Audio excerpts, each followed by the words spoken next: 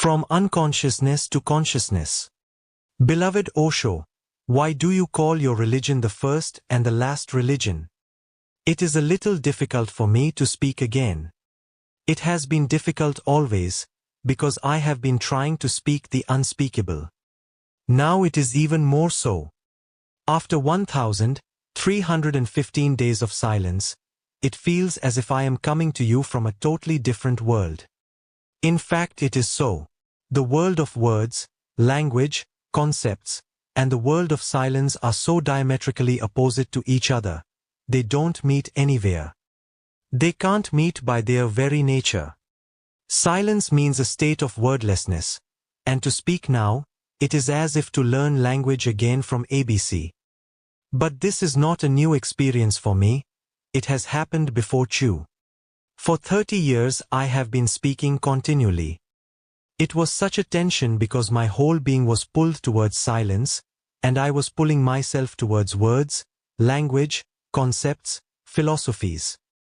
There was no other way to convey, and I had a tremendously important message to convey. There was no way to shirk the responsibility. I had tried it. The day I realized my own being, it was such a fulfillment that I became silent. There was nothing left to be asked. One of my professors in the university, who was a world-renowned man, Dr. S.K. Saxena, he had been a professor of philosophy in America for many years, again and again used to ask me to ask him some question. And those were the days when I was so fulfilled and so content, there was no question, no quest left. So I used to say to him, I have answers. I don't have any questions. He used to laugh and say that I am crazy. How can you have answers without questions? I insisted to him, while you have questions you will never have answers. Unless your questioning drops away, you will not find the answer. And it does not come in the form of an answer, but it answers all. Not answering any particular question but simply answering all questions, possible, impossible, probable, improbable. After my enlightenment, for exactly 1,315 days I tried to remain silent, as much as it was possible in those conditions. For a few things I had to speak, but my speaking was telegraphic. My father was very angry with me. He loved me so much that he had every right to be angry. The day he had sent me to the university, he had taken a promise from me that I would write one letter every week at least. When I became silent, I wrote him the last letter and told him, I am happy, immensely happy, ultimately happy, and I know from my very depth of being that I will remain so now forever, whether in the body or not in the body. This bliss is something of the eternal. So now every week, if you insist, I can write the same again and again. That will not look okay, but I have promised, so I will drop a card every week with the sign, ditto. Please forgive me, and when you receive my letter with the sign, ditto, you read this letter. He thought I had gone completely mad. He immediately rushed from the village, came to the university and asked me, what has happened to you? Seeing your letter and your idea of this, ditto, I thought you were mad. But looking at you, it seems I am mad. The whole world is mad. I take back the promise and the word that you have given to me. There is no need now to write every week. I will continue to read your last letter. And he kept it to the very last day he died. It was under his pillow. The man who forced me to speak, for 1,315 days I had remained silent, was also a very strange man. He himself had remained silent his whole life. Nobody heard about him, nobody knew about him. And he was the most precious man I have come across in this, or any of my lives in the past. His name was Maga Baba. It is not much of a name. Maga simply means a jug. He used to carry a jug, that was his only possession, a plastic jug. From the same jug he would drink, he would ask for food with it. People would drop anything in the jug, money, food, water. And that was all he had. Anybody who wanted to take from his jug was also allowed. So people would take out money, or food, children particularly, beggars. He neither prevented anybody from dropping, nor did he prevent anybody from taking. And he was absolutely silent, so nobody had any idea even of his name, because he had never said what his name was. They simply started calling him Maga Baba because of the jug. But deep in the night, once in a while when there was nobody, I used to visit him. It was very difficult to find a time when nobody was there, because he attracted strange types of people. He was not speaking, so of course intellectuals were not going to him, just simple people. And what can you do with him? In India, to go to a man who has realized is called seva. Literally it means service, but it will not be justified because that word seva has a sacredness about it which service has not. When you go to a realized man, what else can you do than serve him? So people would come and massage his feet and somebody would massage his head, and he would not say anything to anybody. He would neither say yes, nor would he say no.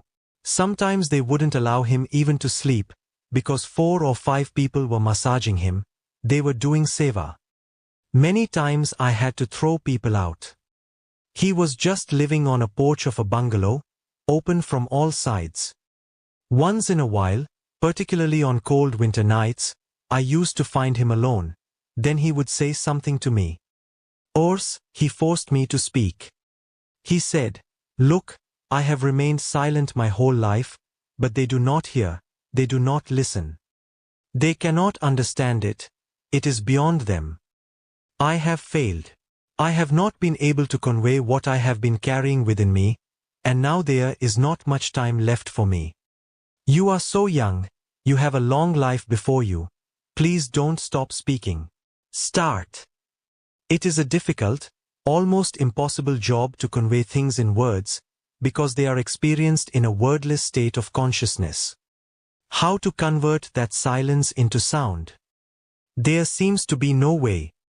And there is none. But I understood Maga Baba's point.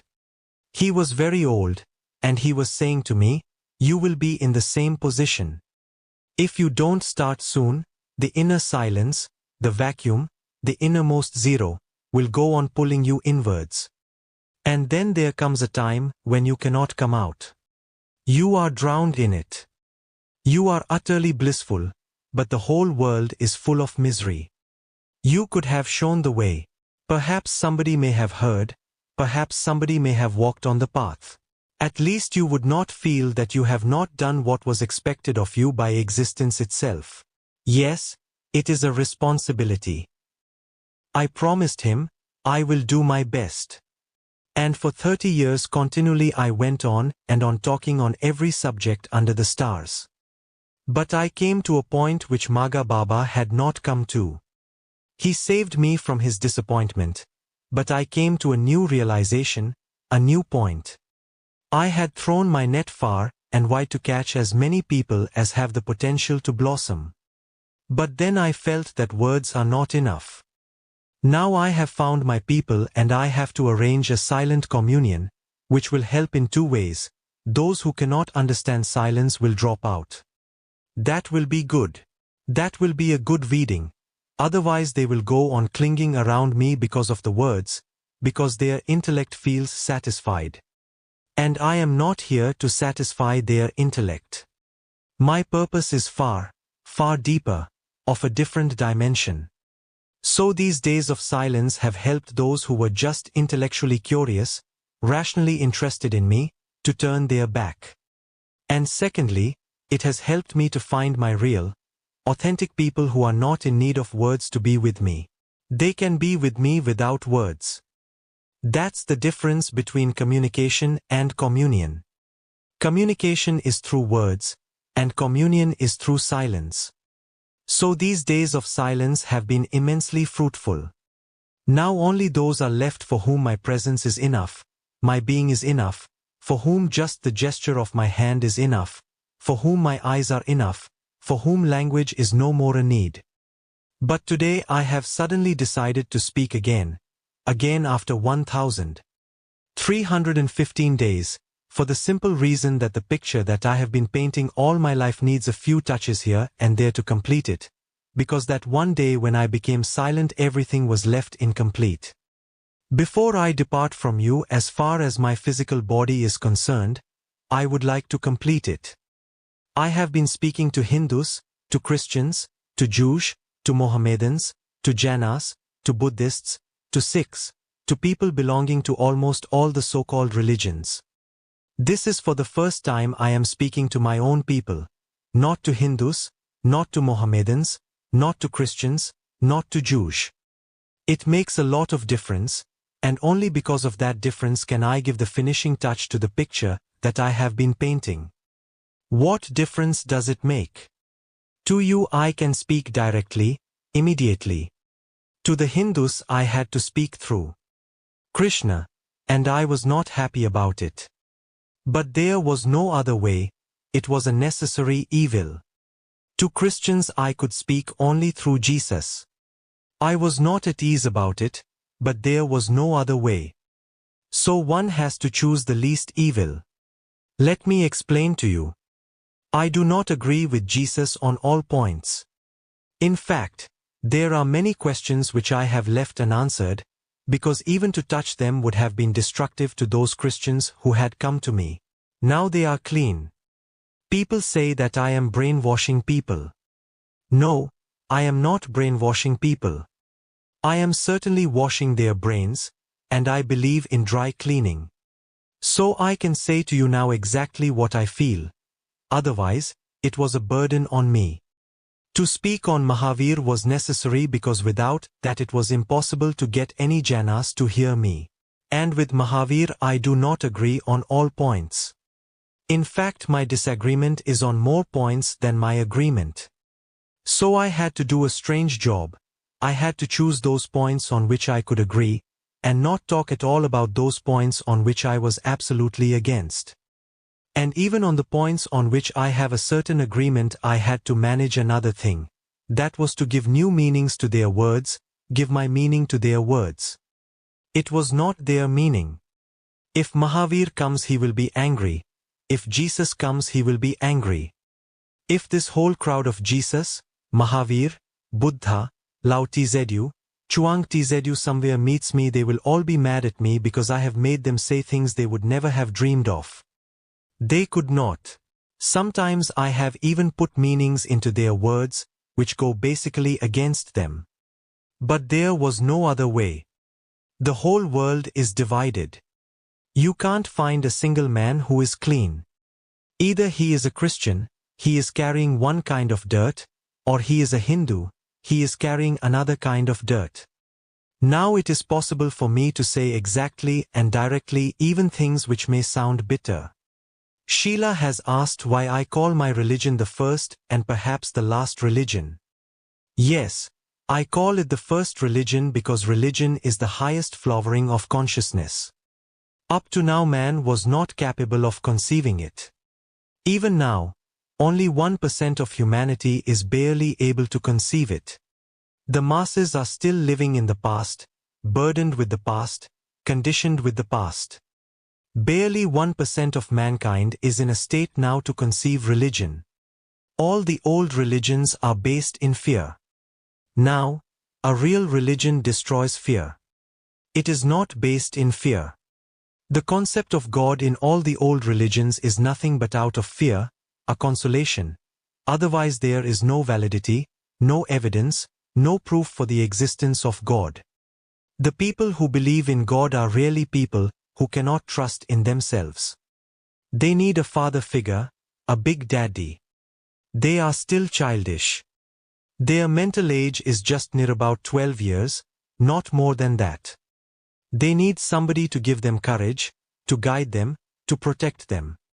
They are simply afraid to be left alone. They are afraid of death, which is coming closer every day. They need somebody to protect them from death. It is a projection of your fear. The moment your fear disappears, you will find there is no God. The moment you are able to trust in yourself, to be yourself, there will be no God. You will laugh at the whole concept of God. Now, Jesus is praying to God, continually raising his hands towards the sky, as if God is there above in the heaven. And not only is he praying, he is receiving answers too, he is hearing voices. Now, these are symptoms of neurosis. To tell you the truth, Jesus is a mental case. He is a nice fellow, he is a good person, but the way he behaves proves many things. He is a fanatic. He carries the same kind of mind as Adolf Hitler. He is a fascist. He thinks that only those who follow him will be saved. Anybody else who does not follow him is going to fall into eternal hell. Now, only a simpleton can say such a thing. Who is he to save anybody? But he says he is the only begotten Son of God. And he truly believes it. It is not only that he says it, he truly believes it. Until the crucifixion, he truly believes it. It is only the crucifixion which brings a little sense to this insane man. Only at the crucifixion he cries, "Why have you forsaken me?" He was certainly waiting for a miracle to happen. He is the only Son of God, and God is not coming. And if he is not coming at the crucifixion, then when? And if even Jesus is not being saved, what is the guarantee that those who are going to follow Jesus will be saved? And the fools are still believing that they will be saved if they follow Jesus. Even Jesus is not saved, and he knew it. He waited for a time for the miracle to happen, but it didn't happen. Miracles don't happen at all. They have never happened. They are only wish fulfillments of people who are dreaming and hallucinating. They are not realities. If you believe in them, they may appear to you almost real, perhaps more than real. It is your belief that creates the hallucination. Otherwise there is nothing, no miracle. But Jesus himself believed that he was doing miracles, and he was waiting for the miracle. These are all very childish qualities. He is a little bit schizophrenic, too. He goes on saying, "Blessed are the meek, for theirs is the kingdom of God." But he is not a meek person. He is very arrogant. If you are burdened with Christian conditioning, you may not be able to see that he is very arrogant. But once you are clean, you can see it clearly. He enters the temple, the great temple of the Jews, and throws out the money changers, turns over their tables, hits them, beats them. And he is talking of meekness, humbleness. He and his followers are hungry, and they have been refused food in a village. He is very angry. They come to a fig tree. It is not the season for figs, so of course there are no figs on the tree. And he becomes so mad at the fig tree and curses it, "You are also against us. You will not provide figs for us." Now, a person cursing a fig tree out of season, what do you call such a person? And it is not only me, his own master. Jesus was a disciple of John the Baptist. John the Baptist was imprisoned, and when he heard these things about Jesus, even he became doubtful about whether he was worthy to be accepted as a disciple or not. He sent a message from the jail to Jesus, "Do you think you are really the Messiah for whom the Jews have been waiting?" Because he became suspicious, the things that Jesus is saying and doing are contradictory, and the way he is behaving is not the way of a religious man. He is behaving very irreligiously. A religious man cannot take the standpoint that, "I am special, the only begotten Son of God." A religious man comes to know that he is as ordinary as every ordinary thing. He is just like the blades of grass or the stars or the mountains. He is not special in any way. The idea of specialness, of being extraordinary, superior, is nothing but the game of the ego which creates all kinds of arrogance. The same was the situation with other religions. I have spoken on Mahavir, but I cannot agree with the man's behavior, nor can I agree with the ideology and the guidelines that he gives to his disciples. They are absolutely against nature. Mahavir lived naked. Now, it is not accidental that man has invented clothes. It is absolutely a natural need. Because other animals grow hair all over the body, and they are protected from winter and cold. Man has not that capacity. Even if he grows hair, it is not as thick as on an animal who lives in the snows. He will not survive, he will die. He has to protect his body. He is not cold-blooded, like cold-blooded fishes which live in the Arctic. Their blood is cold, ice cold, and it has a certain chemical that keeps it from freezing. The outside, to us, is freezing cold. For those fishes it is not. Man is a hot-blooded animal. He needs protection. Now, to make him go naked is absolutely idiotic. And Mahavir prescribes that you should not use any kinds of instruments, even simple instruments like a razor blade, which is not a big machine or big technology. If you want to cut your hair, you have to pull your hair out. So Jaina monks every year pull out their hair. This is so stupid, so ugly, so unnatural. And for what? The whole reasoning is that if you do these things you earn virtue, and you will be in heaven. On the one hand he says, don't be greedy, greed is sin. And on the other hand, he is teaching nothing but greed, greed in the other world. That seems to be far more greedy even than the ordinary greed of this world. Having money or a good house seems to be nothing compared to eternal pleasures in heaven. And Jainas have 7 heavens, so the more you torture yourself the higher you reach. So it seems there is certainly an element of masochism in Mahavir. But I could not say this to the Jainas. So I have been carrying a heavy weight on me, on my heart. My health has been destroyed for many reasons. The most important is this, that I have been speaking on people with whom I do not agree at all. I disagree, not only disagree, but I find them basically psychotic, neurotic, schizophrenic, anti-life. All these religions in the past are anti-life. Nobody is for life, nobody is for living, nobody is for laughter.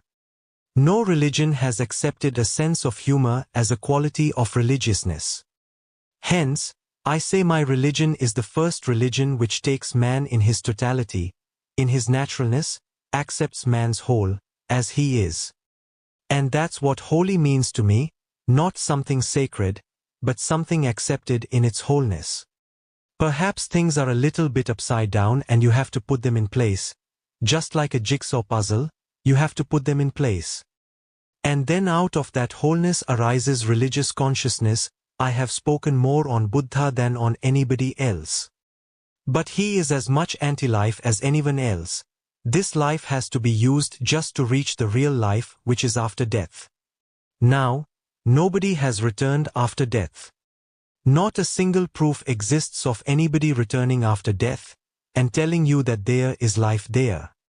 And all these religions are based on this assumption, that there is a life after death.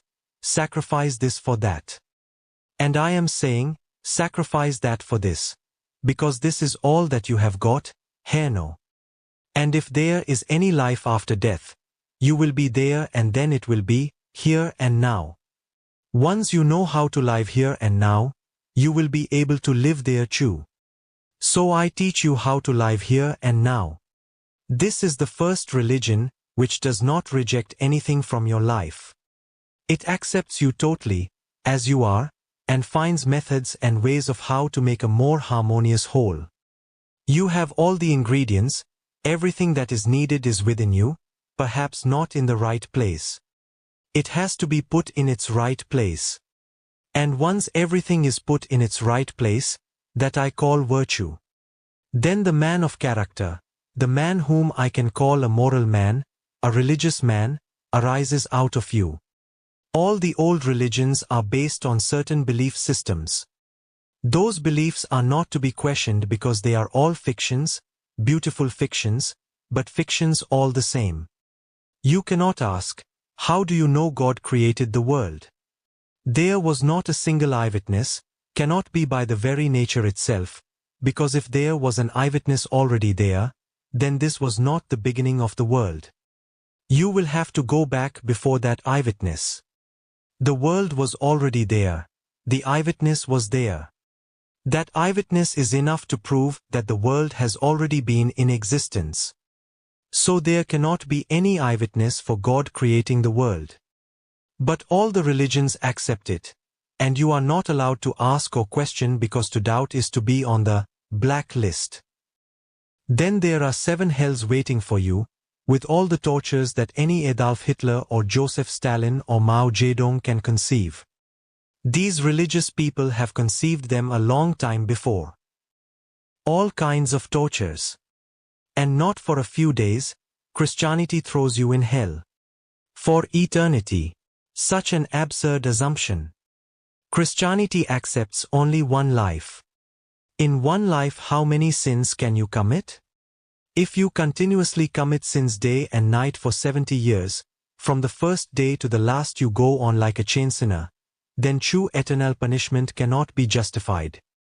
Eternal punishment. Forever? There will be no end to it. And I don't think you commit sins continuously every moment. A man may be committing a few sins. May go to a jail for 4 years, 5 years. It may be justified. But eternal hell? So they are exploiting your fear of hell and greed for pleasure in heaven. That has been their total pattern of working on the human mind. I want to say to you that they are only so-called religions. They are not religions at all. This is the first religion. I don't promise you any heaven, and I don't make you afraid of any hell.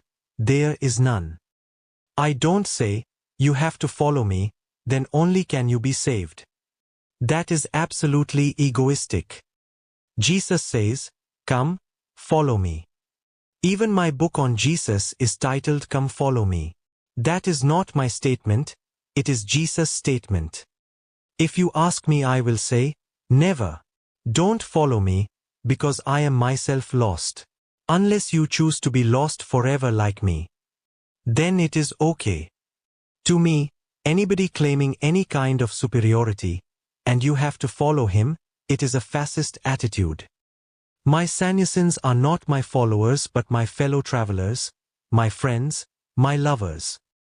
They have seen something in me the way you see something in a mirror. You are not a follower of your mirror, but in the mirror you can see your face. The master is a mirror. You are not to follow him. You have to see your face in his mirror, and that's all. And remember one thing, the mirror does not do anything at all. When you are facing the mirror, you are doing something, you are facing the mirror. The mirror is not bothered whether you are facing it or not. And the mirror does not do a single thing while you are facing the mirror. It simply mirrors you. That is its nature, that is why we call it a mirror. It simply mirrors, reflects. It is not a doing, it is its being. The master does not do anything at all. It is his being, it is his presence that becomes a source of reflecting. Slowly you start seeing yourself in a new light, in a new way, from a new aspect, in a new dimension. The old religions are based on belief systems. My religion is absolutely scientific. It is not a belief, it is not a faith, it is pure science. The word science means knowing. Of course, it is a different science than the science that is being taught in the universities. That is objective science, this is subjective science. Sometimes words are tremendously significant. Have you ever thought about the word object? It simply means that which obstructs you, objects to you, comes in your way, hinders you. Science is trying to observe the objects that surround you. They should not hinder you, they should not come in your way. On the contrary, they should become your way, they should become stepping stones, they should be used. They should not remain enemies surrounding you. So the whole effort of science is to transform the objects into friends, so they no more object to you but allow you, give a welcome sign. And when I say religion, my religion is a science, that means the way science observes objects, religion observes subjectivity. Subjectivity is just the opposite of objectivity, the very diametrically opposite.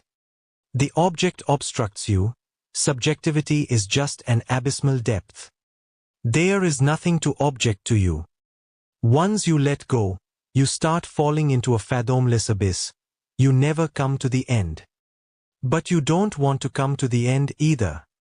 Just that eternal falling is so tremendously ecstatic that to think that it will end is not possible. It is unending.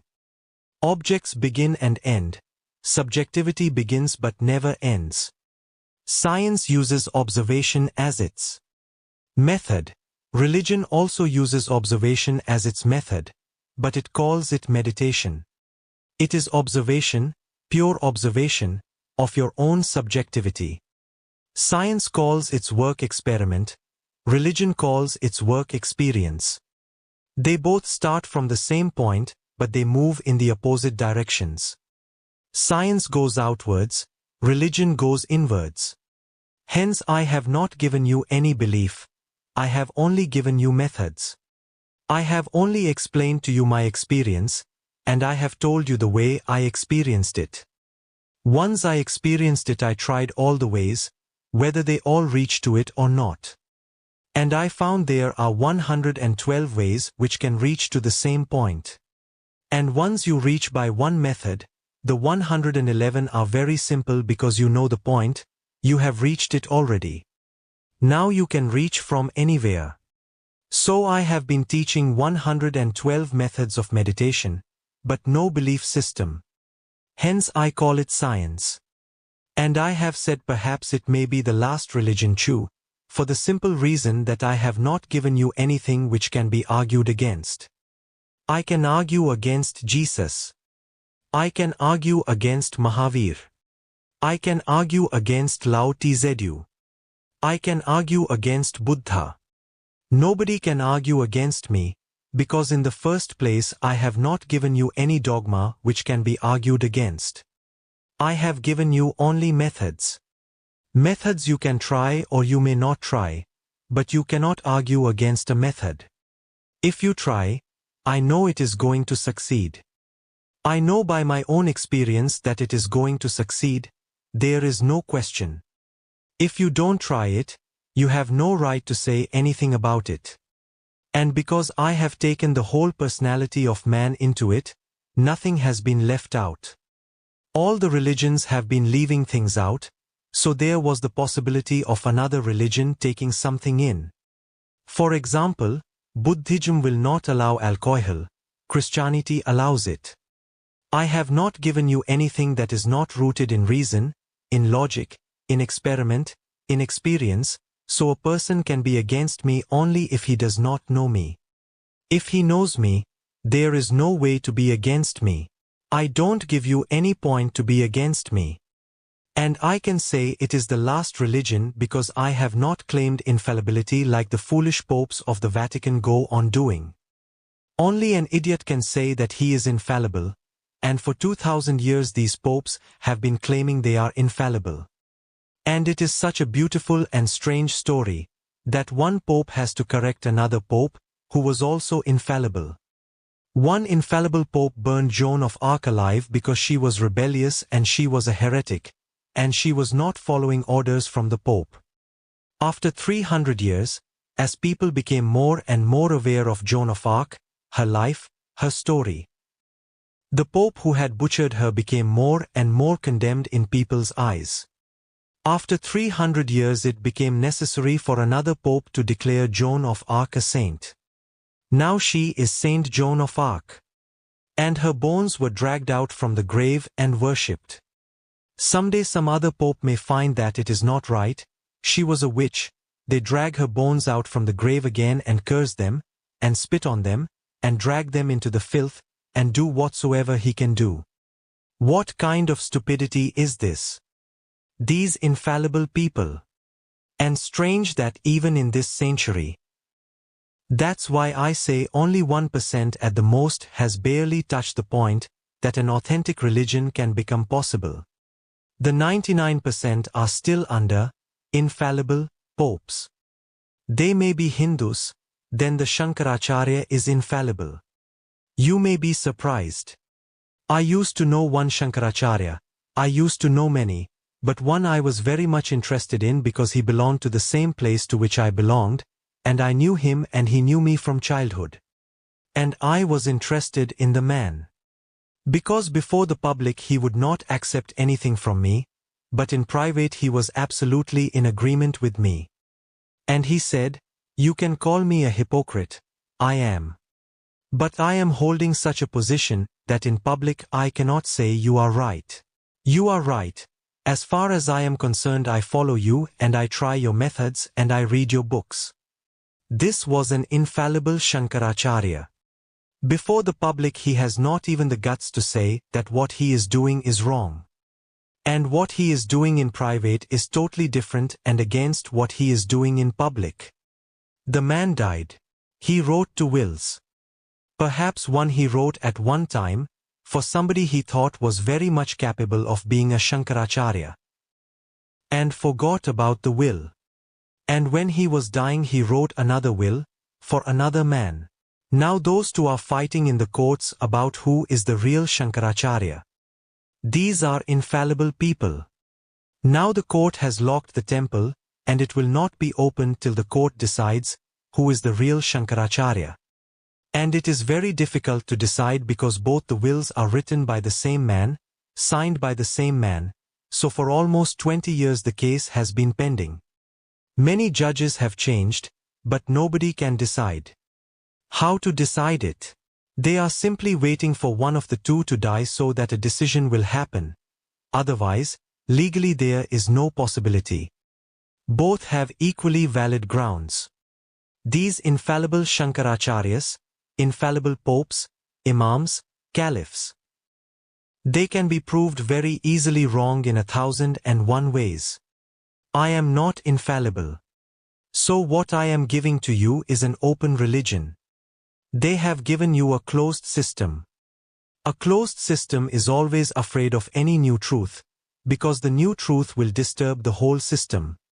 You will have to arrange it again. You know the story. When Galileo found that it is not the sun that goes around the earth, but the earth that goes around the sun, the infallible Pope immediately called him to his court and said, "You have to change it, because the Bible says that the sun goes around the earth, and the Bible cannot be wrong because it is written by God. And if one statement is wrong, then all other statements become doubtful." Galileo was a very intelligent man. I love that man. Very few people have praised that man. Even a man like Bertrand Russell has condemned him as a coward. I don't think Russell understood Galileo's point, because Galileo went to the court and kneeled down before the Pope.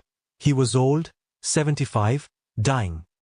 From his deathbed he had been forced and dragged to the court, and he asked, "What do you want from me?"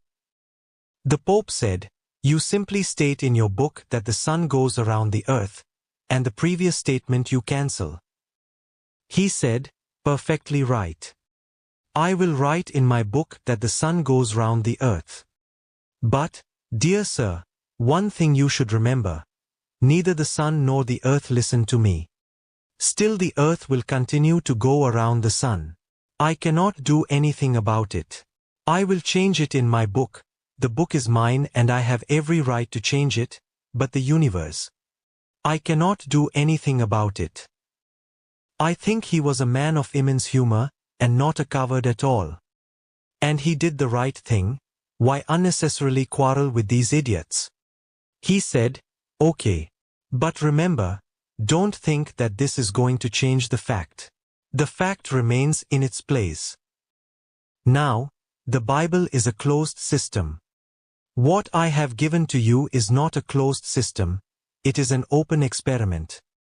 Any truth that may come later on can be absorbed by this system without any conflict, because I have told you again and again that there are no contradictions in life. All contradictions are complementaries. So even something contradicting any statement of mine can be absorbed in the religion without any fear, because this is my position. Every contradiction is a complementary. Just as day and night are complementary, life and death are complementary, all contradictions are complementary, so you can absorb even the most contradictory truth that ever comes in the future, and it will be part of my system. Hence I say this is the first and the last religion. There will be no need for any other religion. Okay, Sheila? From Unconsciousness to Consciousness. Chapter number 2. Chapter title: Don't Follow Me, Because I Am Lost Myself. 31st October, 1984 p.m. in Lao Tzu Grove. Archive code 8410315. Short title: Unconc 02 audio, yes video, yes length, 91 minutes. Beloved Osho, Jesus says, "Come follow me." You are against this statement. What would you like to say about it? Jesus says, "Come follow me." It is not only Jesus who says it, Krishna says it too, Buddha says it too. All the old religions of the world are based on that statement. But that statement is a psychological exploitation of man. I cannot say, "Come follow me." First, those who have said it have crippled humanity, have made humanity helpless. They certainly fulfilled a certain need. People don't want to be on their own. They don't have the guts to create their own path, to walk and create it. They want to be led. But they don't know that if you are being led, slowly, even if you have eyes, you will lose them. You will be seeing through the eyes of Jesus, Krishna, Muhammad. Your eyes will not be needed. In fact, your eyes will cause a disturbance. The leader wants you to surrender your eyes and see through his eyes, surrender your legs and walk with his legs, to not believe in yourself but believe in him. To me it is a crime. It is crippling you, paralyzing you, destroying you. And you can see it all over the world. The whole of humanity is destroyed by such statements and such people.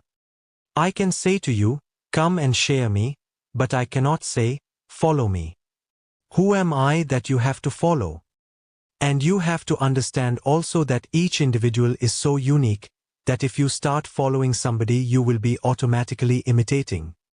You will lose your identity. You will start becoming phony, a hypocrite. You will not be yourself, but somebody else. You will become split. You will have a mask, Christian, Hindu, Mohammedan, Buddhist. That will be just the mask that you and the person you have been following have created. It is not your authentic face. You are going against yourself, and you will be in suffering. And the whole of humanity is in suffering. It sounds very strange to say that such statements are criminal, because they come from nice people like Jesus, Buddha, Confucius. You can understand my difficulty too. I have to say it the way it is. Every child is trying to imitate his parents, his neighbors, his school friends, his teachers. And they are all trying to enforce it. I remember in my own childhood. It was just an accident that I was born in a Jaina family. That is a very ancient religion in India, perhaps the ancientmost religion in the world. But my father was certainly a human being. He used to take me to the temple, but he told me that I need not imitate him. He had followed the ways of his forefathers and he had not found anything. He said to me, "I cannot force you to follow my ways. I can make you acquainted that this is the way I have followed, these are the gods I have been bowing down to, these are the prayers I have been doing, but nothing has happened to me. I will not insist that you do it. On the contrary, I will insist that unless you feel to do something, never do it. I have never followed anybody, and it has paid me tremendously. It has been the greatest benediction to me that can be possible for a human being, not following. I have tried to remain just myself. You will need courage. You will need intelligence. You will need a true search and seeking, then only can you risk. Otherwise there are people all around you, they are all salesmen. Now, Jesus is just a salesman, saying, "Come follow me, because those who will follow me will find God, will find heaven and all the pleasures therein. And those who will not follow me will fall into dark hell for eternity." Now, this man is not going to help anybody. He is exploiting your need for guidelines, your need to find a path, basically, your need to have a certain meaning in your life. And he is promising that, "I am ready to give it to you. All that you have to do is to believe in me, unquestionably, without any doubt. All that is needed on your part is absolute faith." To ask anybody to believe is to cripple his intelligence, is to make him mediocre, is to condemn him to remain an idiot forever. A Christian cannot ask, "What is God? What is all this nonsense about the Holy Ghost?" And he does not seem to be very holy either. He is a rapist, he rapes the Virgin Mary. And this Trinity, God, Son and Holy Ghost, they have not allowed a single woman in it. Without a mother, the Son is born. In the Trinity there is no possibility for a woman. Nobody has asked, "And what are the proofs that you are the only begotten Son?" But you are not supposed to ask, you are supposed to believe. It is a bargain. He will give you, after death, all the pleasures of life. All imaginable fantasies will be fulfilled. And you will be surprised what kind of fantasies these religious people have been offering to fulfill. Muhammad says in his paradise, and remember, the English word paradise comes from the Arabic Firdaus. It is basically Mohammedan, in his paradise, there are rivers of wine. Drink as much as you want, drown yourself, swim in the wine. And there are beautiful women available who remain always young, stuck at the age of 16. They are still 16. Whenever you will go, they will be 16, they don't grow. And not only that, because in Mohammedan countries homosexuality has been a very long tradition, Muhammad promises young, beautiful boys also, for the great saints. It is a bargain. You remain crippled, unintelligent, mediocre, stupid, and after death you will achieve everything. And nobody knows what happens after death. Nobody has ever returned and told what happens after death. So they are doing such a fabulous business, they are selling such a commodity, which is invisible, intangible, and what they are taking in return is your whole humanity, your whole integrity. They are destroying you completely. I can say, "Come and share me." That is a totally different standpoint. I have known something. I have seen something. I have lived something. And I can share it with you. And remember, I am not obliging you when I share it with you. You are obliging me, because when a cloud is heavy with rainwater, the earth is obliging it by receiving the water. I say to you, I am heavy with some ecstasy, some blissfulness. And it is not a question of a bargain after death. I am not promising you something in the future, and I am not asking you anything in return, not even a thank you, because I am grateful to you that you shared with me. My religion is a religion of sharing, not of following. It is a religion of love. The very idea of following makes me sick. It is sickening. You have to be yourself, and when you blossom, you are not going to be like me or like Jesus or like Buddha. You are going to be just like you. You have never happened before, and you are not going to happen again. It is only possible with you. You are unrepeatable. If you start following somebody, you are missing a great opportunity that existence has provided for you, and you will never be happy. No Christian is happy, no Hindu is happy, no Buddhist is happy. They cannot be. How can you be happy? Just think in this way, if the rose flower tries to become a lotus, the lotus tries to become a rose, both will be in tremendous suffering because neither can the rose become the lotus nor can the lotus become the rose. At the most they can pretend, and pretensions are not fulfilling. The rose flower can only be a rose flower. And the unfortunate thing is, when the rose flower starts trying to be a lotus, its energy goes into that effort of becoming a lotus. A lotus it can never become, it has no potential for it. It is not a lotus, and there is no need for it to be a lotus.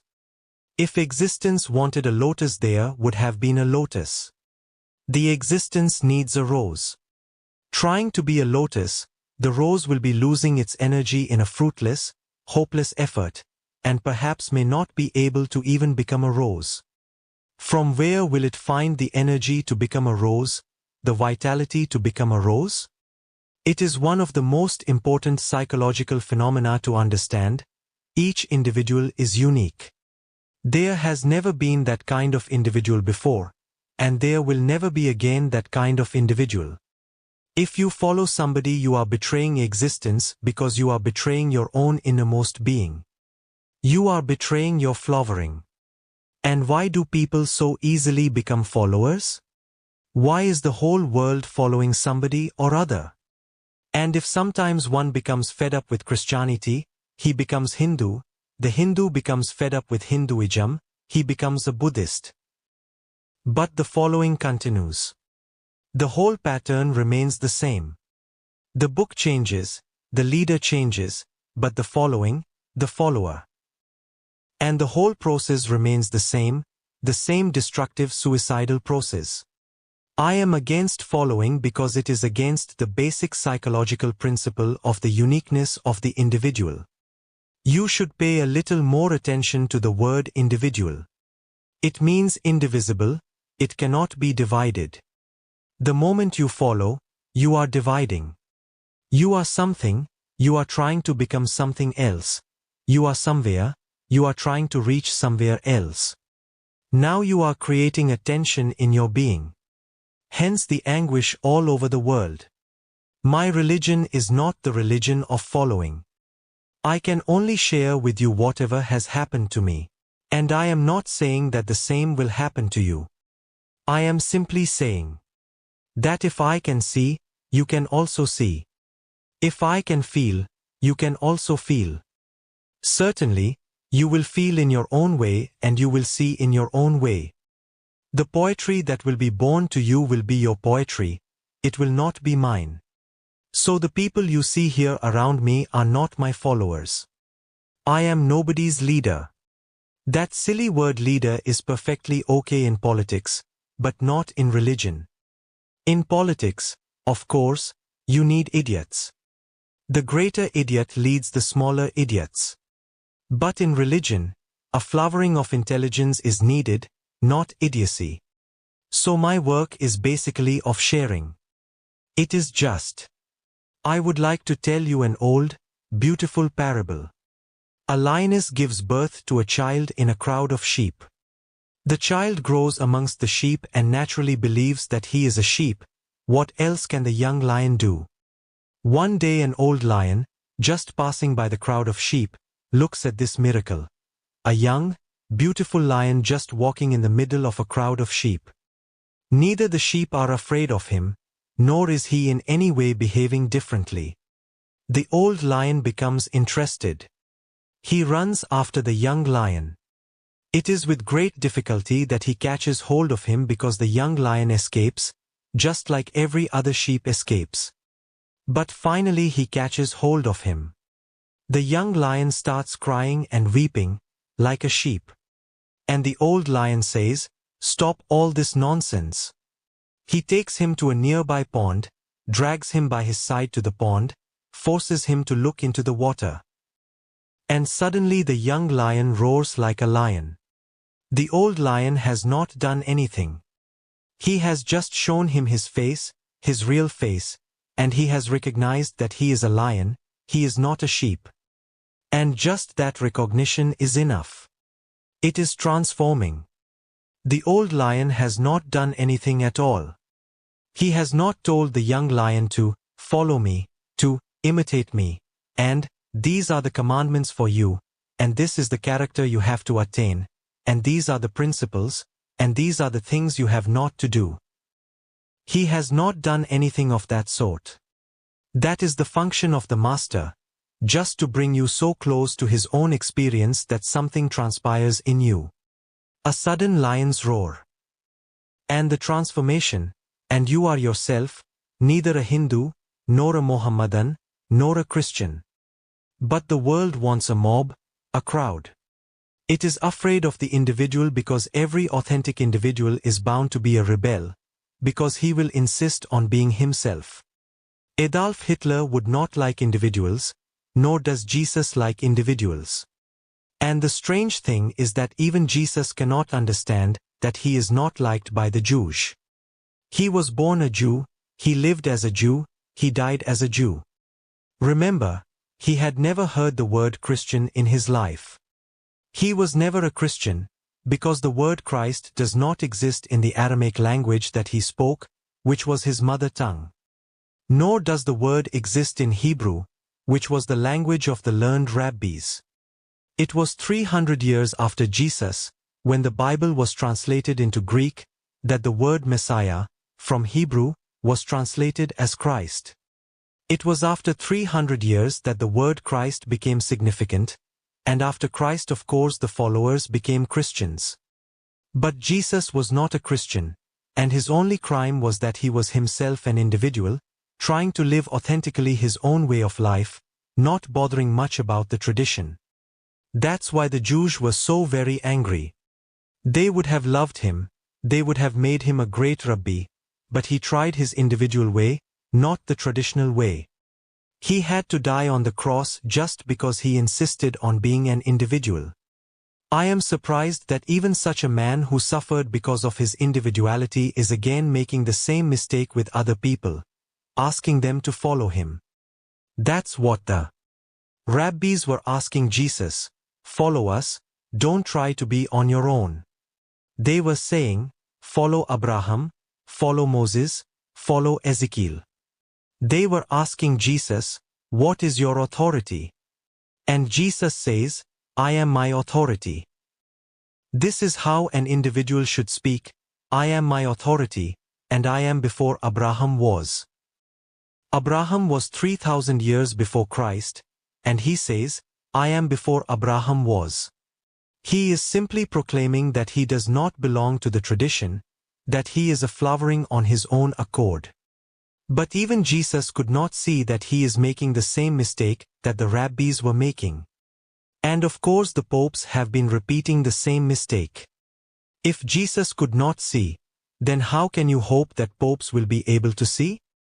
They are just blind followers. They are trying to convert the whole world into a Christian world. They are not satisfied that you already have so many Christians, and what have you attained? What has man gained through it? More blood has been shed by Christians than by anybody else. More wars have been fought by Christians than by anybody else. People have been massacred, butchered, burned alive by Christians. And they are all following Jesus. They are really following those Jews who had crucified Jesus. They have been crucifying other individuals. Whoever asserts his individuality, they have been crucifying him. My way is not the way of following anybody. It is just sick to be a follower. It is just sick to be a leader.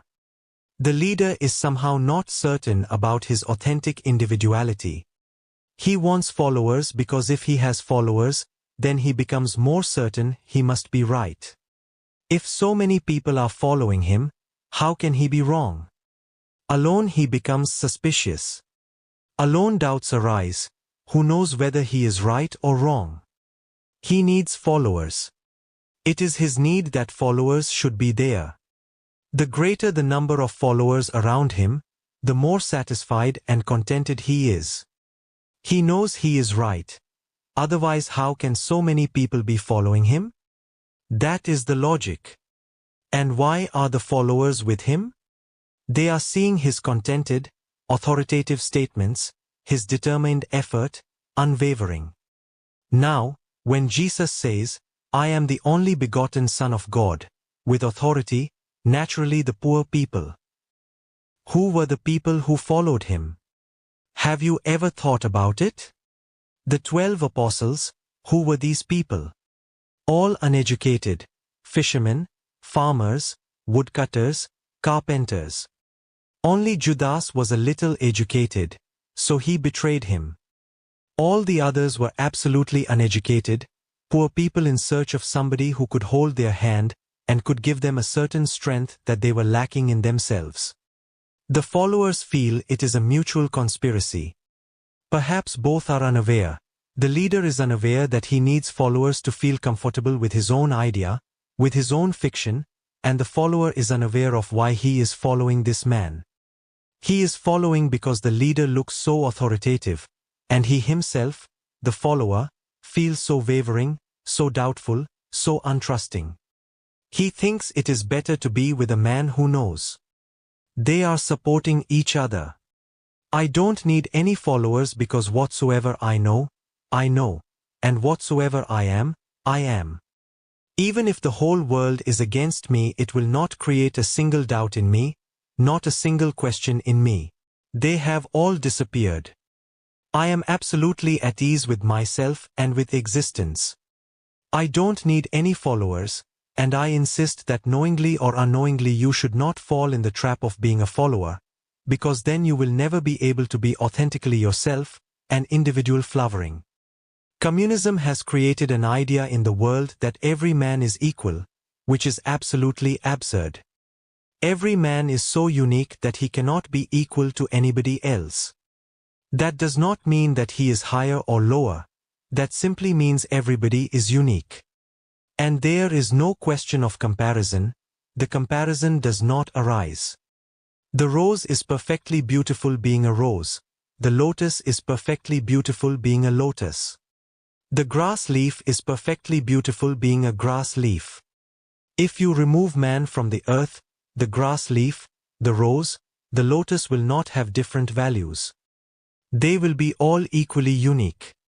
The vines will not behave differently with them, the sun will not shine differently on them, the clouds will not rain differently on them. It is man and his stupidity that brings the idea of comparison, of higher, of lower, and then the question that, no, everybody is equal. Neither man is higher than anybody else, nor is he lower than anybody else, nor is he equal to anybody else. Remember, my third point is of utmost importance. Everybody is unique.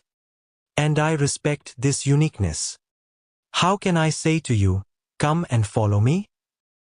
Out of respect I can only say, come and share with me. Share my abundance. And the beauty is that the more you share the inner riches, the more you have them. The more you give, the more you have them. If you hoard them, you will lose them. So nobody who attains to inner blissfulness can hoard it. Hoarding kills it. He has to share it. It is an absolute necessity to share it. Only by sharing it remains alive and flowing. And more it goes on coming to you. One is simply amazed. Ordinary economics do not work here. If you have money and you give to people, of course you will have less money. That is ordinary economics. But if you have silence, peace, love, joy, ecstasy, give it and see what happens. The more you give it, the more existence goes on pouring it in you. So you are not obliged to me, I am obliged to you. Beloved Osho, do you believe in God? I do not believe in believing. That has to be understood first. Nobody asks me, do you believe in the sun? Do you believe in the moon? Nobody asks me that question. Millions of people I have met, and for 30 years continuously I have answered thousands of questions. Nobody asks me, do you believe in the rose flower? There is no need. You can see, the rose flower is there or it is not there. Only fictions, not facts, have to be believed. God is the greatest fiction that man has created. Hence you have to believe in him. And why does man have to create this fiction of God? There must be some inner necessity. I don't have that necessity, so there is no question. But let me explain to you why people have believed in God. One of the significant things to understand about man's mind is that the mind is always seeking and searching some meaning in life. If there is no meaning, suddenly you feel, then what are you doing here? Then why go on living? Then why go on breathing?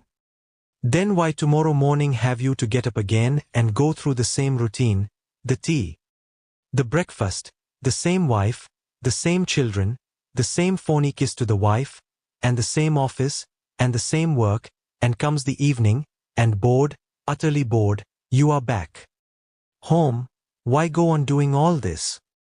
The mind has a question: is there any meaning in all this, or are you just vegetating? So man has been searching for meaning. He created God as a fiction to fulfill his need for meaning. Without God, the world becomes accidental. It is no more a creation of a wise God who creates it for your growth, for your development, or for something. Without God, remove God and the world is accidental, meaningless. And the mind has an intrinsic incapacity to live with meaninglessness, so it creates all kinds of fictions: God, nirvana, heaven, paradise, other life beyond death, and makes a whole system. But it is a fiction, to fulfill a certain psychological need. I cannot say, there is God. I cannot say, there is not God. To me the question is irrelevant. It is a fictitious phenomenon. My work is totally different. My work is to make your mind so mature that you can live with meaningless life, and yet beautifully. What is the meaning of a rose, or a cloud floating in the sky? There is no meaning, but there is such tremendous beauty. There is no meaning. The river goes on flowing, but there is so much joy. Meaning is not needed. And unless a man is able to live without asking for meaning, moment to moment, beautifully, blissfully, for no reason at all. Just to breathe is enough. Why should you ask for what? Why do you make life a business? Is not love enough? Have you to ask what is the meaning of love? And if there is no meaning in love, then of course your life becomes loveless. You ask a wrong question. Love is in itself enough. It needs no other meaning to make it beautiful, a joy. The birds singing in the morning. What is the meaning? The whole existence, to me, is meaningless. And the more I became silent and became attuned with the existence, the more it became clear that there is no need for meaning. It is enough as it is. Don't create fictions. Once you create a fiction, then you have to create 1,001 other fictions to support it, because it has no support in reality. For example, there are religions which believe in God, and there are religions which do not believe in God. So God is not a necessity for religion. Buddhism does not believe in God, Jainism does not believe in God. So try to understand, because in the West it is a problem. You are aware only of 3 religions which are all rooted in Judaism, Christianity, Judaism and Mohammedanism. All 3 believe in God. So you are not aware of Buddha. He never believed in God. I am reminded of H.G. Wells, his statement about Gautam Buddha. He said, he is the most godless person, yet the most godly. A godless person, and godly? Do you think there is any contradiction? There is no contradiction. Buddha never believed in God, there was no need. He was so utterly fulfilled that his whole fulfillment became a fragrance around him. Mahavir never believed in God, yet his life was as divine as life can be. So when I say God is a fiction, please do not misunderstand me. God is a fiction, but godliness is not a fiction. That is a quality. God is a person. As a person, it is a fiction. There is no God sitting in heaven creating the world. And do you think a God will create such a mess that you call the world? Then what is left for the devil? If anybody has created this world, it must be the devil. It cannot be God. But fictions, and old fictions, repeated millions of times, start taking a reality of their own. It has been repeated so much that you don't even ask what kind of world God has created, what kind of man God has created. This mad humanity. In 3,000 years man has fought 5,000 wars. This is a creation of God? And still man is preparing for the total, suicidal, ultimate war. God is behind it. And what kind of foolish fictions can become realities once you start believing in them? God created the world. Christians think it was exactly 4,004 years before Jesus Christ. Of course it must have been a Monday morning, the 1st of January, I assume because the Bible says so. Now there are proofs, 1,001 proofs, that this earth is millions of years old. We have found, hidden in the earth, animals millions of years old and even man's fossilized bodies, thousands of years old. But what has the last Pope said about it? He said, the world was created exactly as it is said in the Bible. 4,004 years before Jesus? That means 6,000 years ago. All the evidence goes against it. In India we have found cities which are 7,000 years old. In India we have the Vedas which are at least 10,000 years old, according to the very scientific approach. According to the Hindus they are 90,000 years old, because in the Vedas there is a mention of a certain state of the stars which happened 90,000 years ago. Now, how can that be described in the Vedas if they are not 90,000 years old? But what has the last Pope said? He said, God created the world with all these things. Everything is possible for him. He created the world 4,004 years before Jesus, with animal bodies looking millions of years old. Everything is possible for God. One fiction, then you have to support it with another fiction, and you can go to the point of absurdity. And why? Again and again man has asked this question.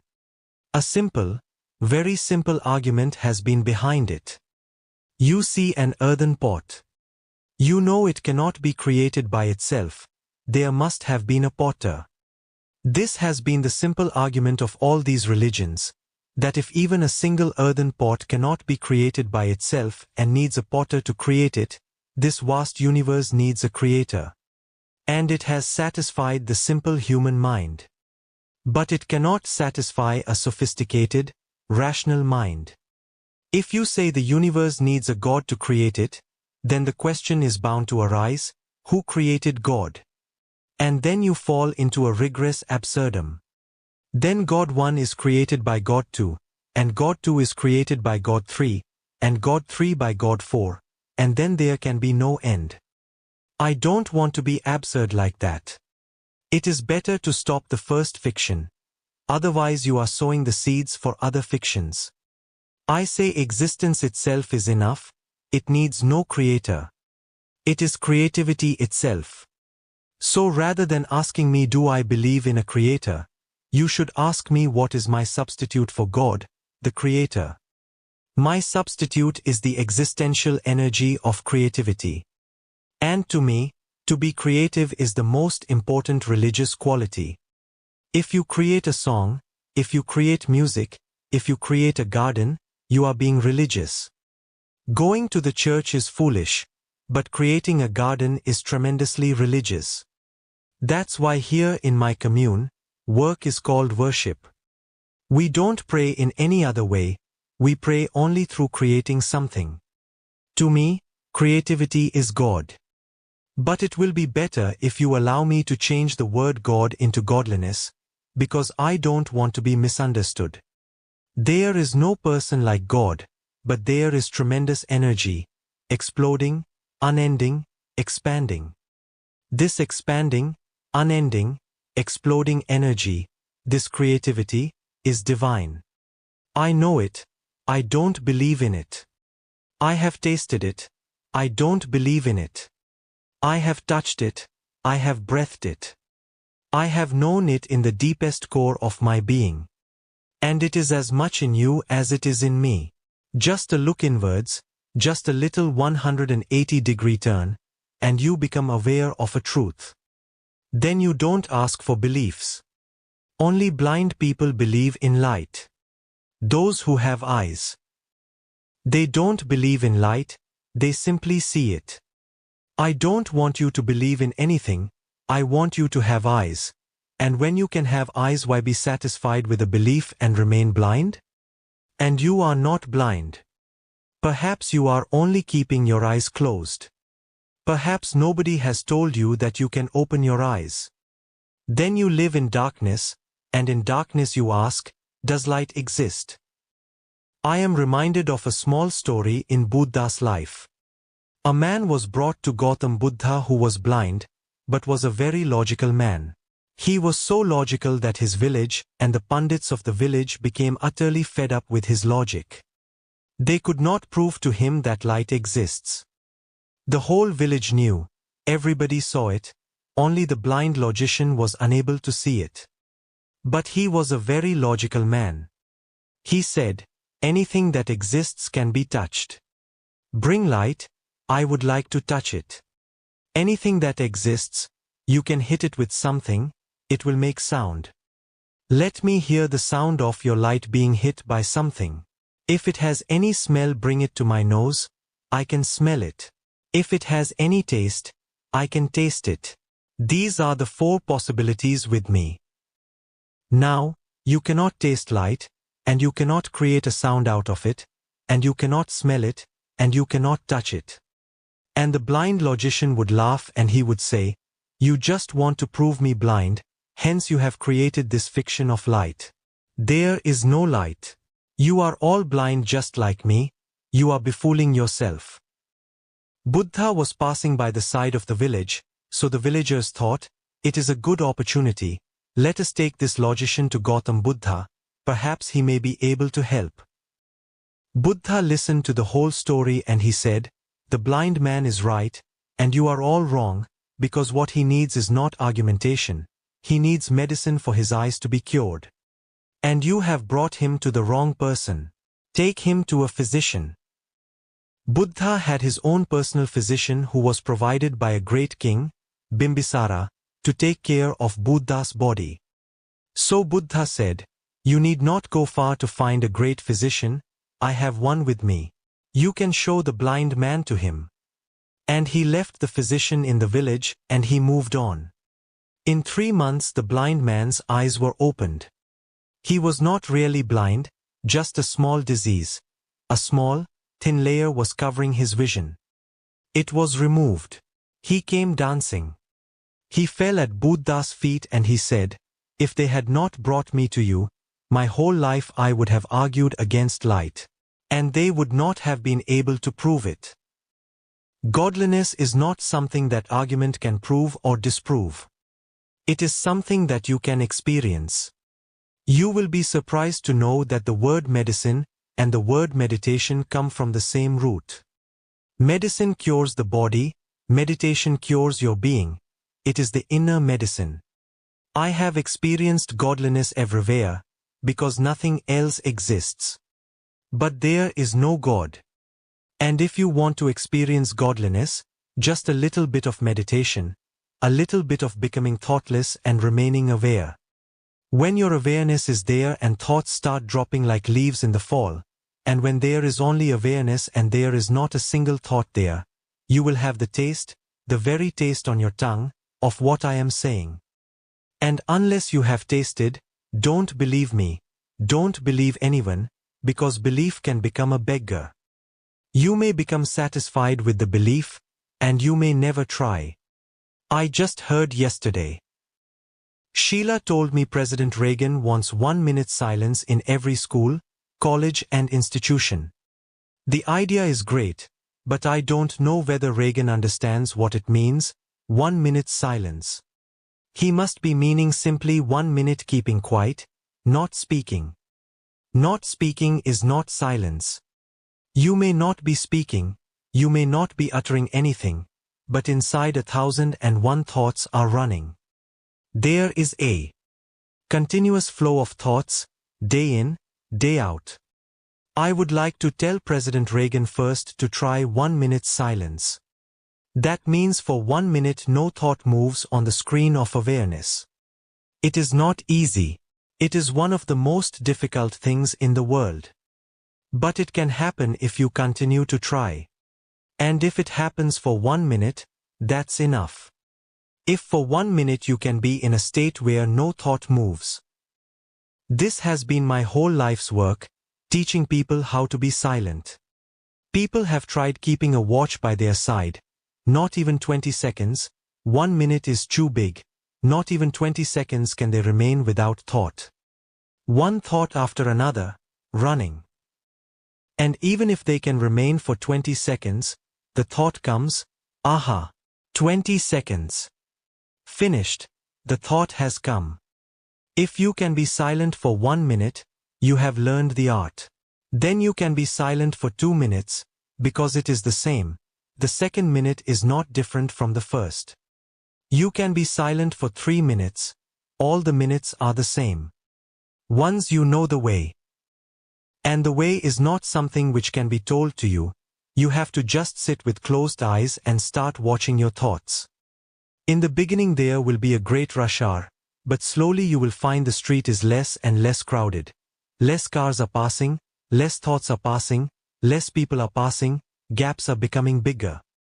If one continues patiently, in 3 months' time he will certainly be able to attain 1 minute's silence.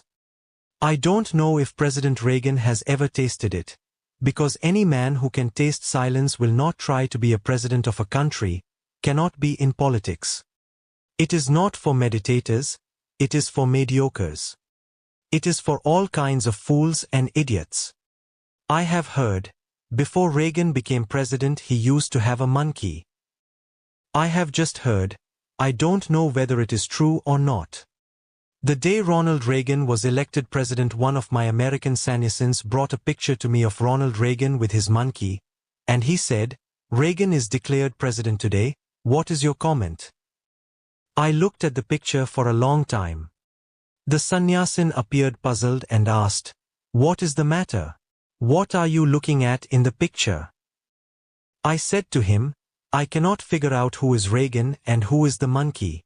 Out of these two fellows, who has been elected the president?" He laughed and showed me a picture of Reagan, and I still remember my comment, that it would have been better if the monkey had been chosen as president. Surely the Kremlin would have followed immediately, and would have chosen a monkey as their prime minister. They cannot tolerate America being ahead of them. And one thing is absolutely certain, that with a monkey in the White House and a monkey in the Kremlin, the world would be saved from a third world war, which is going to destroy the whole of humanity and the whole of life on earth. Politicians are monkeys. In fact, monkeys should forgive me, they are worse. But the idea is good.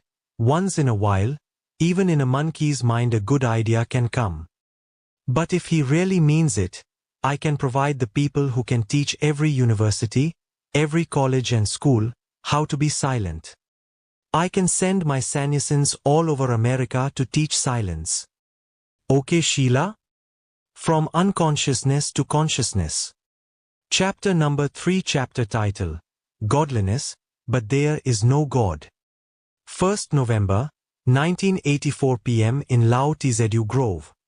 Archive code, 8411015. Short title, Unconc 03 audio, yes video, yes length, 84 minutes. Beloved Osho, if there is no God, why were you being called Bhagwan? There is no God, but that does not mean that I am an atheist. Certainly I am not a theist, I am saying there is no God, but that does not mean that you jump to the opposite, the atheist. The atheist says there is no God also, but when I say there is no God, and the atheists like Charvaka, Karl Marx, Lenin, Epicurus. When these people say there is no God, there is a tremendous difference between my statement and their statement. The statements are absolutely similar, because I say at the same moment that there is godliness. Charvaka will not agree on that point, Epicurus, Marx, other atheists will not agree on that point. To them, denying God means denying consciousness. To them, denying God means the world is simply matter and nothing more, and whatever you see as consciousness is only a byproduct of certain matter put together, just a byproduct. Take those things apart and the byproduct disappears. It is just like a bullock cart. You take the wheels away, you take other parts away, and each time you can ask, is this the bullock cart?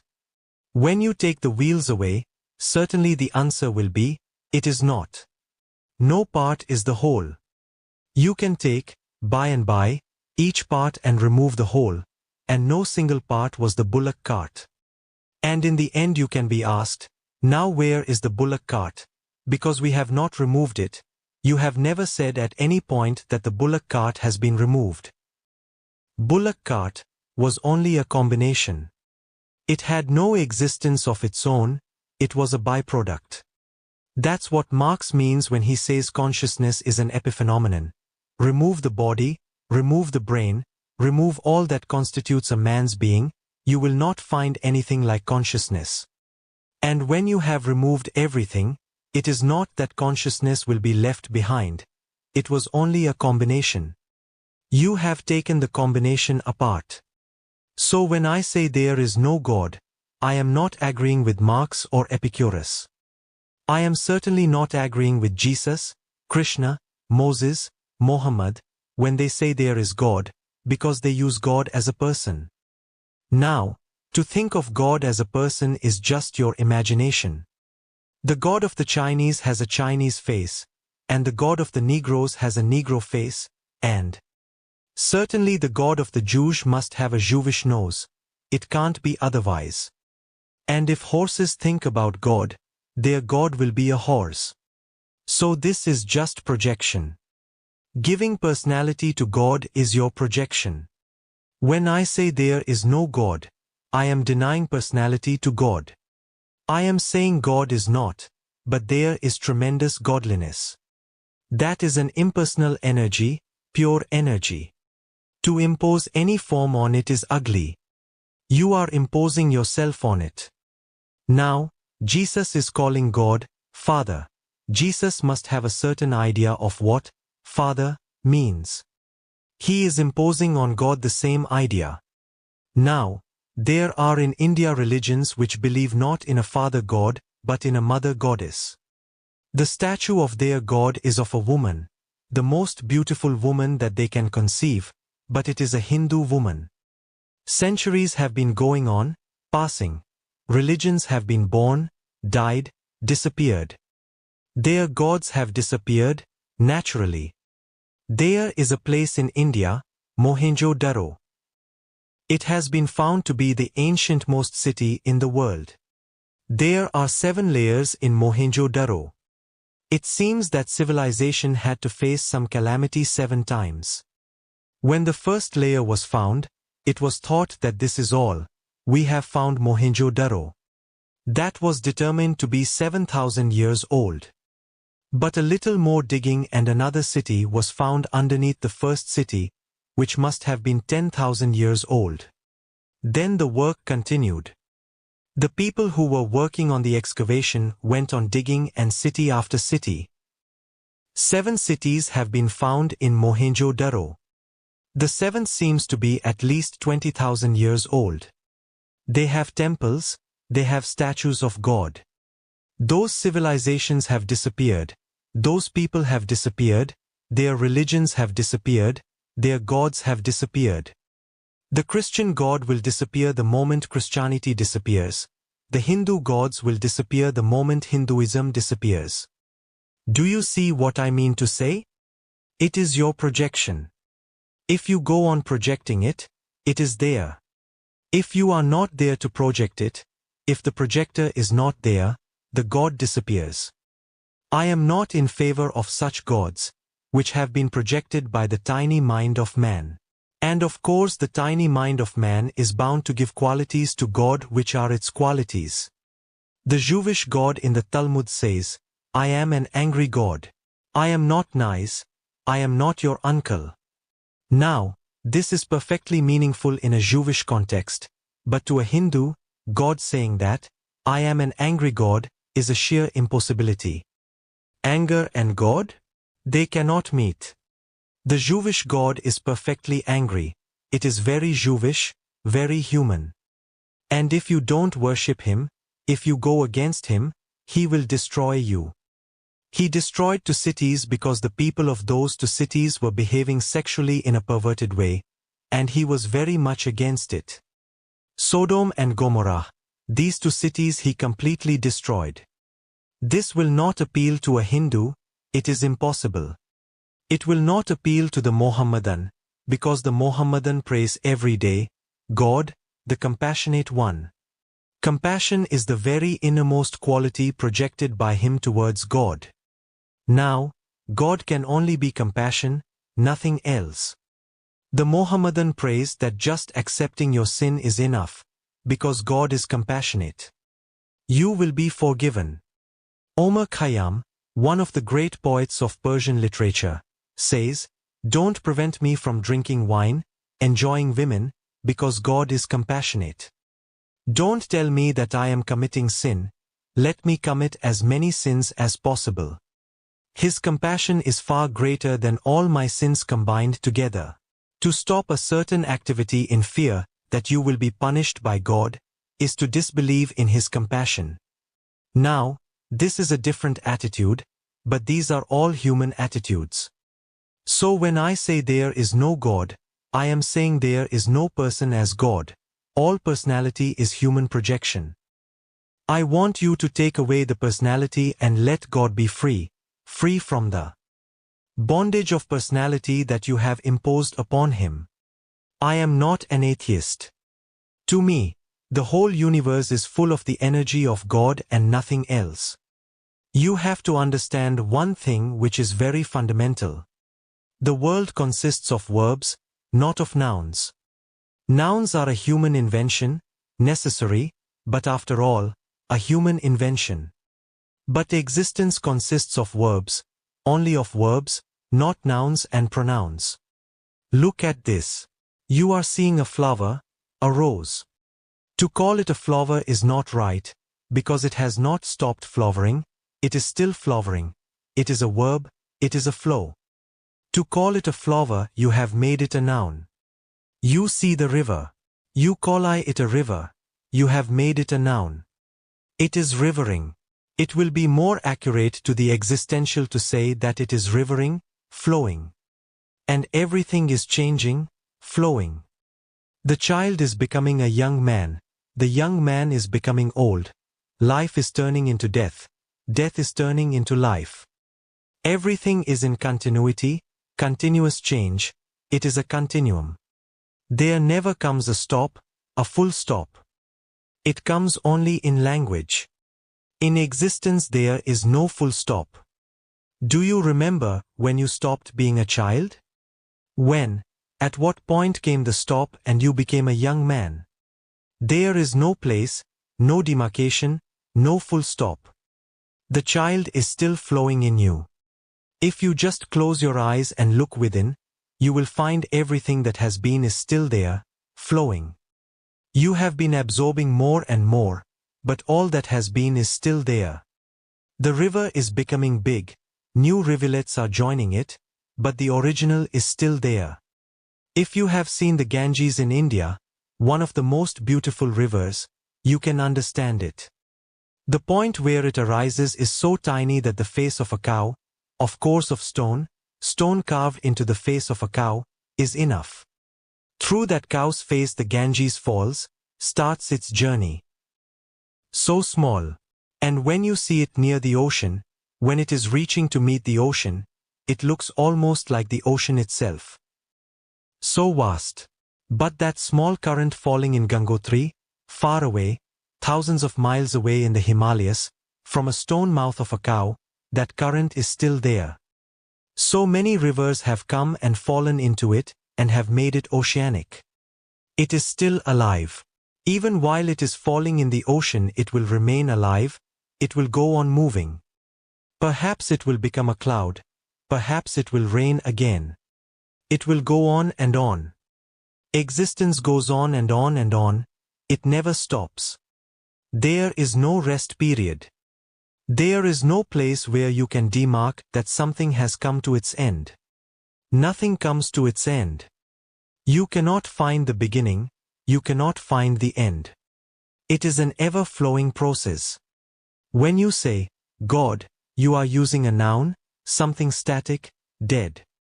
When I say, godliness, I am using a word for something alive, flowing, moving.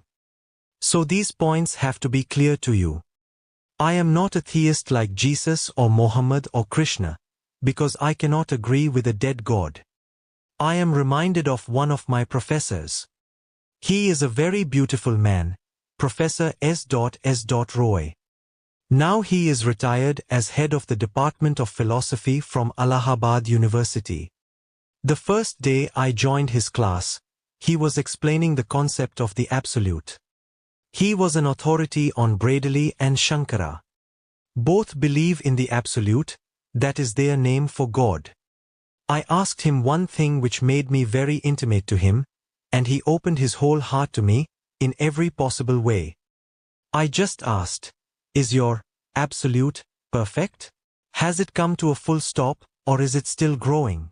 If it is still growing, then it is not absolute, it is imperfect, only then can it grow. If something more is possible, some more branches, some more flowers, then it is alive. If it is complete, entirely complete, that's the meaning of the word absolute, now there is no possibility for growth, then it is dead. So I asked him, be clear. Because absolute represents to Bradley and Shankara, God, that is their philosophical name for God. Is your God alive or dead? You have to answer me this question. He was really an honest man. He said, please give me time to think. He had a doctorate on Bradley from Oxford. Another doctorate on Shankara from Benares, and he was thought to be the greatest authority on these two philosophers because he had tried to prove that Bradley, from the West, and Shankara, from the East, have come to the same conclusion. He said, please give me time to think. I said, your whole life you have been writing about Bradley and Shankara and the Absolute. I have read your books, I have read your unpublished thesis. And you have been teaching here your whole life. Has nobody ever asked you such a simple question? He said, nobody ever asked me. Not only that, even I have never thought about it, that, certainly, if something is perfect then it has to be dead. Anything alive has to be imperfect. This idea has never occurred to me. So please give me time. I said, you can take as much time as you want. I will come every day and ask the same question. And it continued for 5, 6 days. Every day I would enter the class and he would come shaking, and I would stand up and say, my question. And he said, please forgive me, I cannot decide. With both the ways there is difficulty. I cannot say God is imperfect. I cannot say God is dead. But you have conquered my heart. He removed my things from the hostel to his house. He said, no more, you cannot live in the hostel. You have to come and live with my family, with me. I have much to learn from you, because such a simple question has not occurred to me. All my degrees you have cancelled. I lived with him for almost 6 months before he moved to another university. He wanted me to move with him to another university, but my vice-chancellor was reluctant. He said, Professor Roy, you can go. Professors will come and go, but we may not find such a student again. So I am not going to give him his certificates, and I am not going to allow him to leave the university. And I will write to your university, where you are going, that my student should not be taken in there either. But he remained loving to me. It was a rare phenomenon. He used to come almost every month to see me from his university, almost 200 miles away from my university. But he would come at least once every month just to see me, just to sit with me. And he said, now I am getting a better salary and everything is more comfortable there, but I miss you. The class seems to be dead. Nobody asks questions like you, which cannot be answered. And I had told him, this is an agreement between me and you, that I only call a question which cannot be answered. If it can be answered, what kind of a question is it? God, perfect, absolute, omnipotent, omniscient, omnipresent. These are the words used for God by all the religions, is dead, cannot be alive, cannot breathe. No, I reject such a God, because with such a dead God, this whole universe will be dead. Godliness is a totally different dimension. Then the greenness in the tree, then the flowering of the rose, then the bird in flight, all are part of it. Then God is not separate from the universe. Then He is the very soul of the universe. Then the universe is vibrating, pulsating, breathing. Godliness. So I am not an atheist, but I am not a theist either.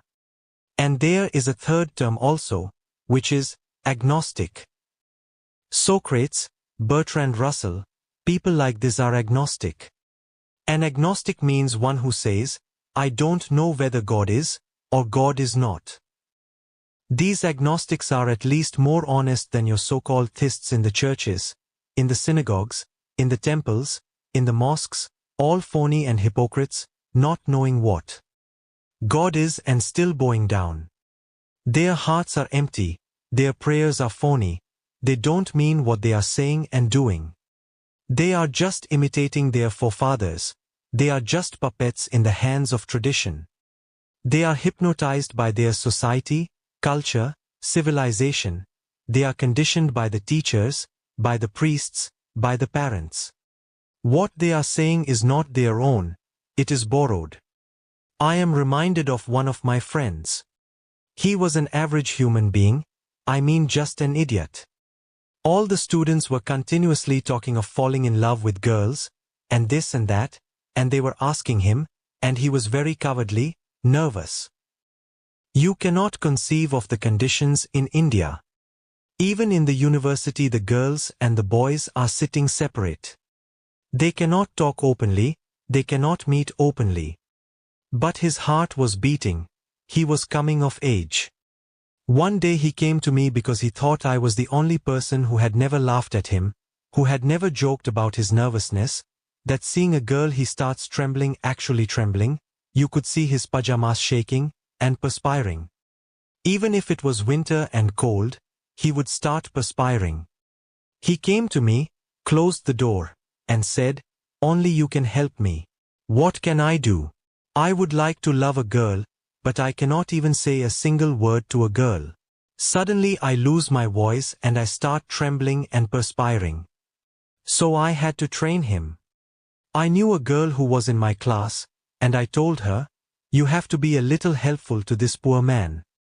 So just be a little kind and compassionate, and when he perspires, don't mention it. Rather you should say, people say that you start perspiring seeing girls, but you are not perspiring, and I am a girl, have you forgotten? And you are not shaking.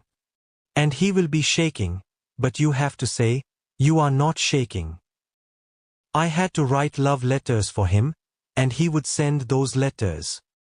And the girl was prepared by me, and just because I have told her, she was answering him.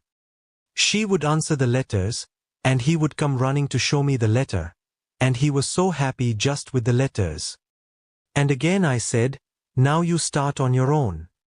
How long am I to be writing letters for you? And do you know, the other letter also I have written. Because the girl says, I don't love him, how can I write? So you please do this one too. And she shows your letter to me and you show her letter to me, and I am the one who is writing both the letters. And this phony business, this love affair.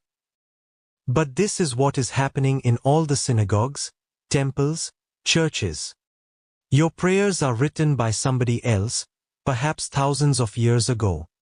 They are not part of your being, they have not arisen from you. They don't carry any love from you, they don't have your heartbeat. You don't know whom you are addressing, whether there exists anybody on the other side or not. That too is written in the same book from which you have taken the prayer, that he exists. It is a very circular thing. The same book says God exists, the same book gives you the prayer, the same book says that if you do this prayer you will receive this answer. And if you are really hypnotized, and millions, almost all, are hypnotized, they start receiving the answer, the same answer. No Hindu receives the answer which a Christian receives.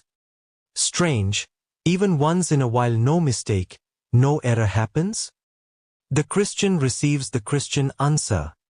The question is borrowed, the answer is borrowed, the prayer is somebody else's, the answer is somebody else's, and you are carrying on a phony love affair. How can it satisfy you? What fulfillment is possible out of it?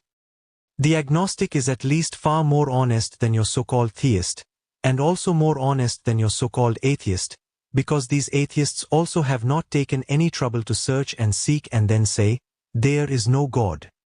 They have read it in Epicurus, they have read it in Karl Marx. Nor has Karl Marx taken any trouble to find out whether God really exists or not, whether there is something in it or it is all fiction.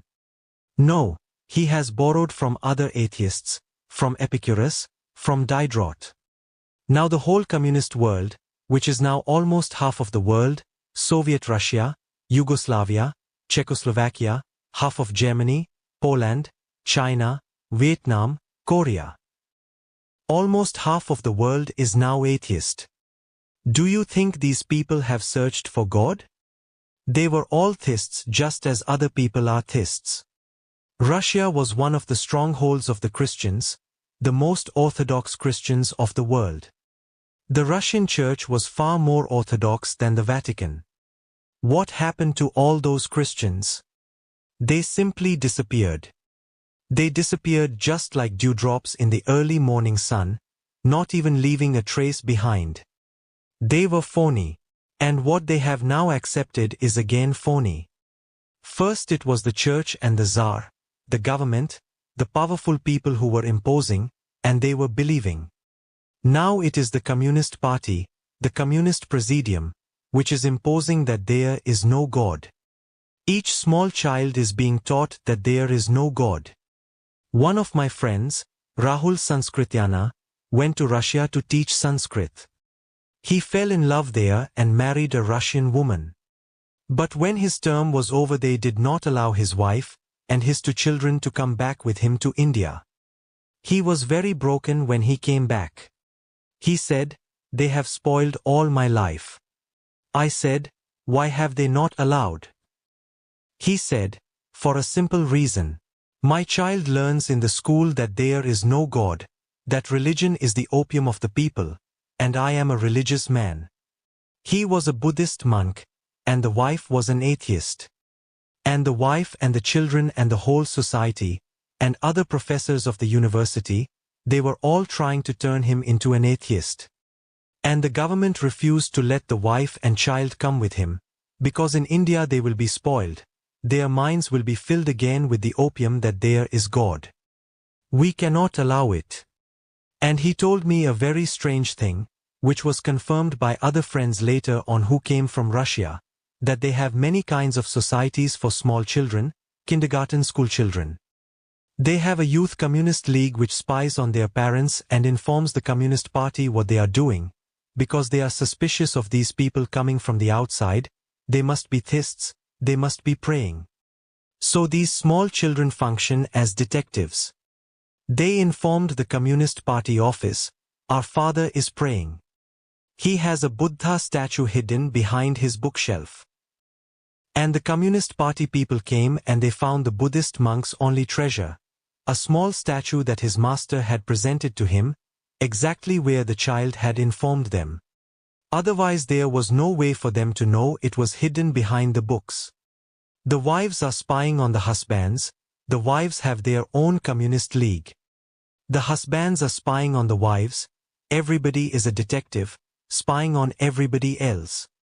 Now, within a few years the whole of Russia, China, Korea, all became atheist. They had to. Theism became a laughingstock. Rahul Sanskrityana told me that he asked a schoolboy, when he first reached Russia, "Do you believe in God?" The boy laughed. He said, "What are you saying? It is a primitive idea." When people were absolutely primitive, even fire was not discovered, there was so much fear that out of fear they started believing in God. We don't see any need for it. Do you believe in God? And Rahul said to me, I could not look eye to eye at that small child. I said, the reason is that your religion is also borrowed, just as his religion is borrowed. Your parents have forced it upon you, his government has forced it upon him. Neither of you has looked into it on your own, throwing out all that others have given to you, cleaning your mind completely of all rubbish and crap.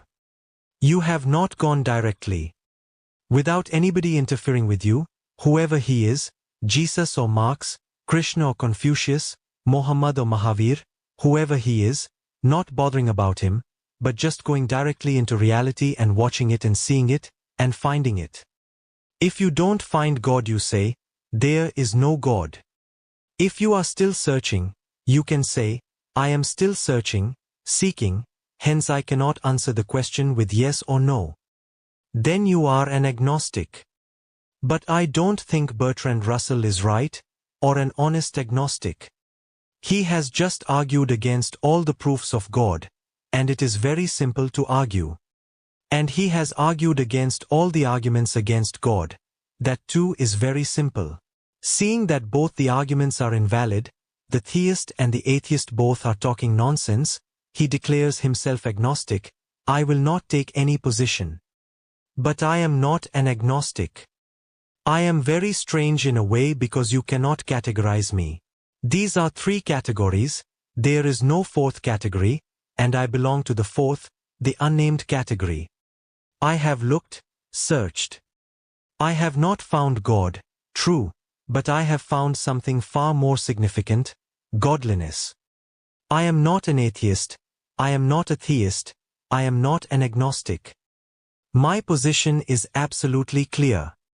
You ask me, Sheila, if there is no God, why was I called by my people, Bhagwan? This question is a little complex. You will have to go into the linguistics of the word Bhagwan. It is a very strange word. In Hindu scriptures, Bhagwan is almost synonymous with God.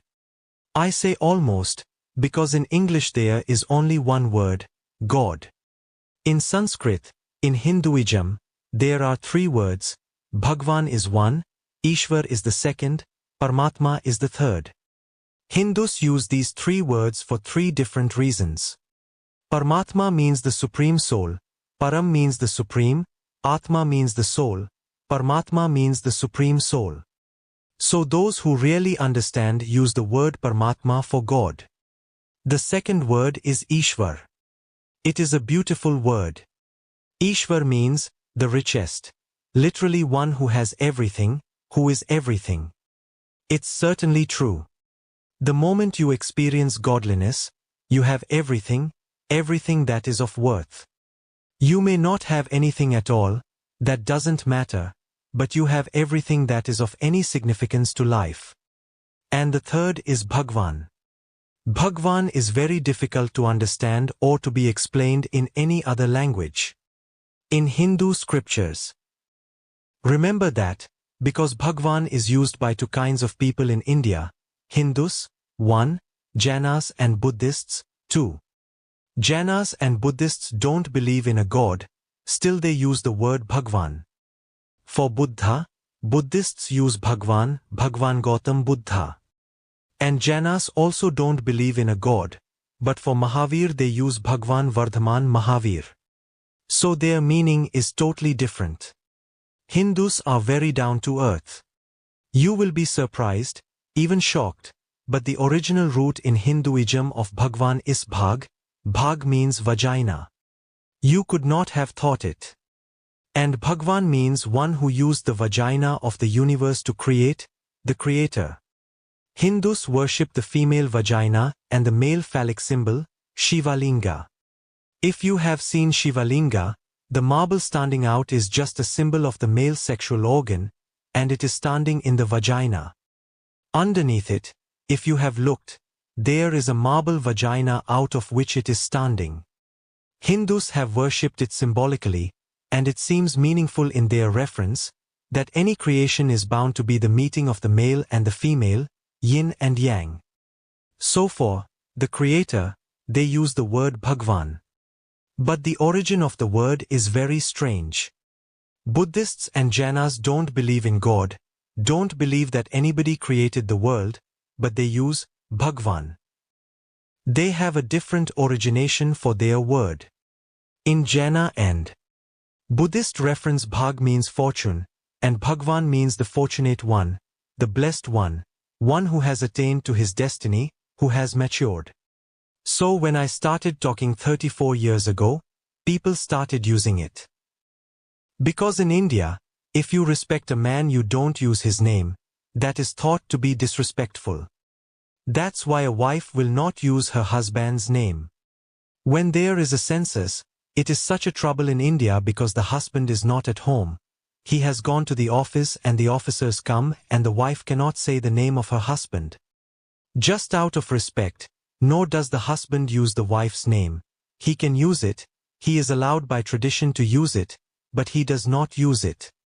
He will simply call, if he has a boy and the boy's name is A, B, C, any name, then he will call, where is A's mother, or B's mother. But he will not directly use her name. That is a simple traditional respect. So when I started speaking and when people started feeling something for me, on their own they began to call me Acharya. Acharya means the master, but not just the master, it is something more. Actually it means the person who says only that which he lives, one whose actions and thoughts are absolutely in harmony. So for almost 20 years people called me Acharya. This was before I started initiating people. They were asking me all over India to initiate them. But I was waiting for the right moment, and I have never allowed anybody to dictate anything to me. I simply live out of my own spontaneity. For years people had been telling me that they would like to be initiated into sannyas by me, and I said to them, wait. Let the moment come when I feel to. The day came. I was taking a meditation camp deep in the Himalayas. In Kulu Manali, it is one of the most beautiful places in the world. It is called the Valley of the Gods. It is so beautiful, so otherworldly.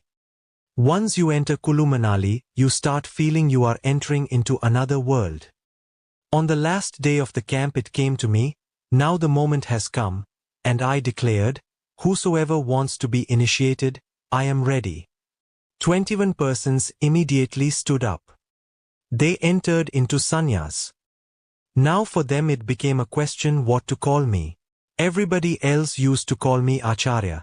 Now it was not enough for them. For them I had become far more important, far more significant, far more intimate. They had come very close to my being, and they decided that they would call me Bhagwan. They asked me. I said, that's perfectly good, because that's a very meaningful word for me, the Blessed One. It does not mean God to me, it does not mean the Creator, it simply means the Blessed One who is at home, has arrived, one who has found, one who has encountered himself.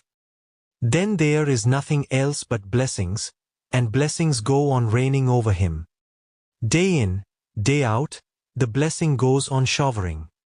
So remember, Bhagwan has nothing to do with God. It has certainly something to do with godliness, because that is what arriving is, coming home. That is what makes you the Blessed One. Okay, Sheila? From Unconsciousness to Consciousness. Chapter number 4. Chapter title, The Opium Called Religion. 2nd November, 1984 p.m. in Lao Tzu Grove.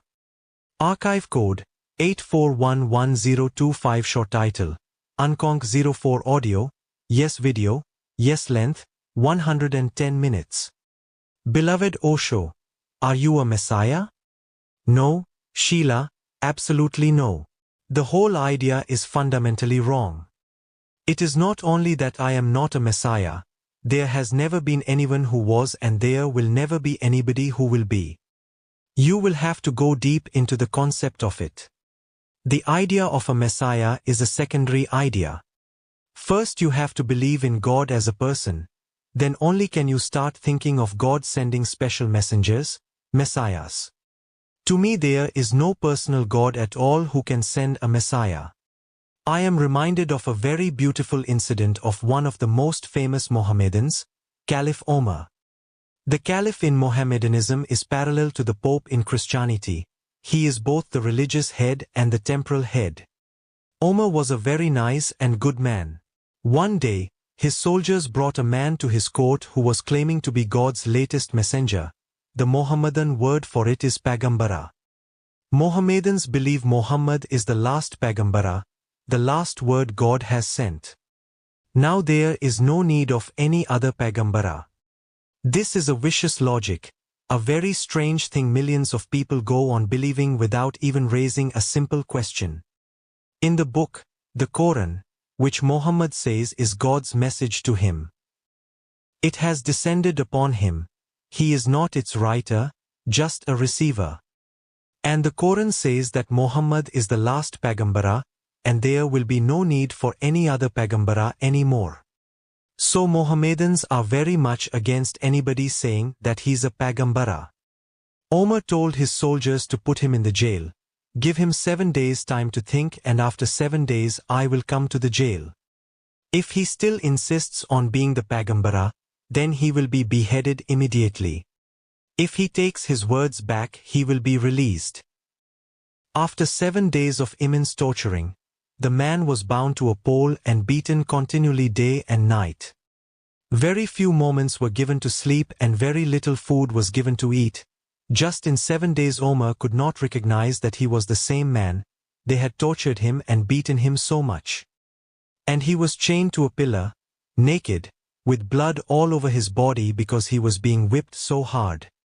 Omar asked, "I hope you have come back to your senses." The man laughed and said, "What are you talking about? This has proved that I am the latest Pagambara, the latest messenger, because when I was leaving God, he said to me, 'You will be tortured, beaten,' and it has come true." Omar could not believe it. And just then another man who was tied to another pole and had been tortured for 1 month continually, shouted, "Omar, don't believe in this man, he's absolutely lying. I have not sent him as my last messenger." Because 1 month before this man had been caught declaring himself God. These people are megalomaniacs. It is a certain mind disease. You want to be superior, higher than everybody else. You would like to be a president of a country, a prime minister of a country, a king, a queen, but it is difficult, there is so much competition. And only one man can become a president in the whole country and the whole country is burning, deep down, everybody desiring to be higher, above everybody else's head, to be somebody special, unique. Now, these kinds of people can find very easy ways. Now, to declare oneself a messiah. There is no election for it, you don't need anybody's sanction for it. You can write a book in which you can declare that you are the Messiah. This is a circular argument. The book is true because it is written by a Messiah, and you are the Messiah because it is written in a true book. What other evidence has Jesus for being a Messiah, except his own statements? What do Christians have to prove that Jesus is a Messiah? Because it is written in the New Testament, and the New Testament is nothing but this man's statements. Do you see the circular argument? They are true because they are from the Messiah, and he is a Messiah because it is written in the true book. Jesus was not such a bad man that he should be crucified, his only crime was that he declared himself a Messiah. That too is nothing to be bothered about. If somebody thinks he is a messiah, he's doing no harm to anybody, let him enjoy. But the Jews could not tolerate it. So I will have to go deep into the whole concept and its history. Moses is responsible for Jesus' crucifixion. Nobody has said it before because the distance between Moses and Jesus is 3,000 years. But I say to you, Moses is responsible for Jesus' crucifixion, for two reasons. First, he declares that a Messiah is going to come and he will solve all your problems, all your difficulties. This was pure politics. Jews were slaves in Egypt. Moses was a great charismatic leader, certainly one of the greatest leaders the world has known. He convinced these slaves that they could be free, not only that, but they were the chosen people of God. These slaves were, in a way, perfectly satisfied the way they were there. It was not a very comfortable situation. They were poor, their humanity was almost crushed. They were not treated like human beings, they were treated worse than animals. And continual labor. A futile kind of labor. You see these pyramids. All these pyramids were created by the Jews.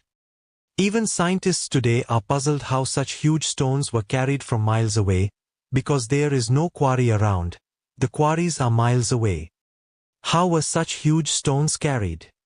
There were no cranes, there was no technology possible. They were carried just by human beings, Jews. And then to put those stones on top of each other and to make a huge, sky-high pyramid was almost an impossible task.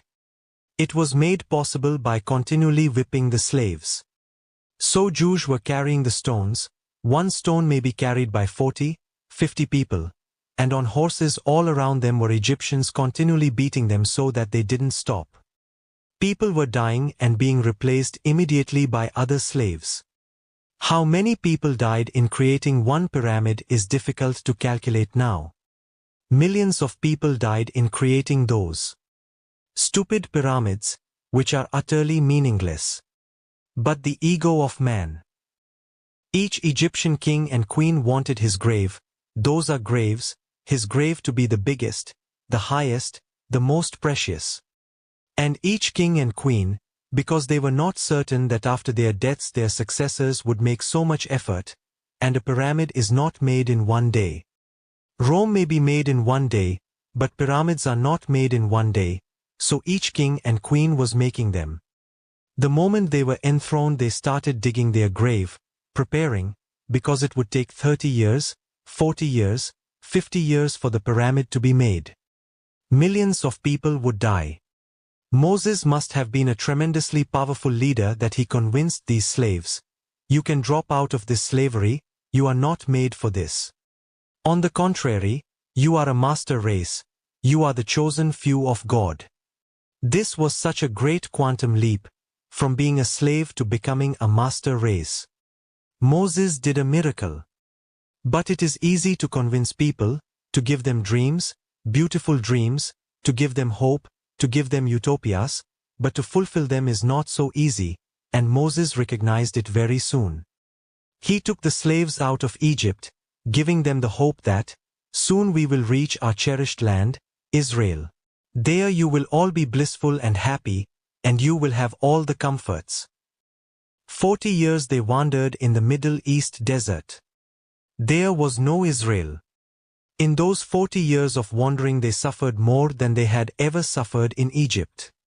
You will be surprised to know that out of 4 persons, 3 persons died. By the time Moses decided to stop near Jerusalem, he had lost almost all the people. Only 1/4 of the original people were left. 40 years is a long time.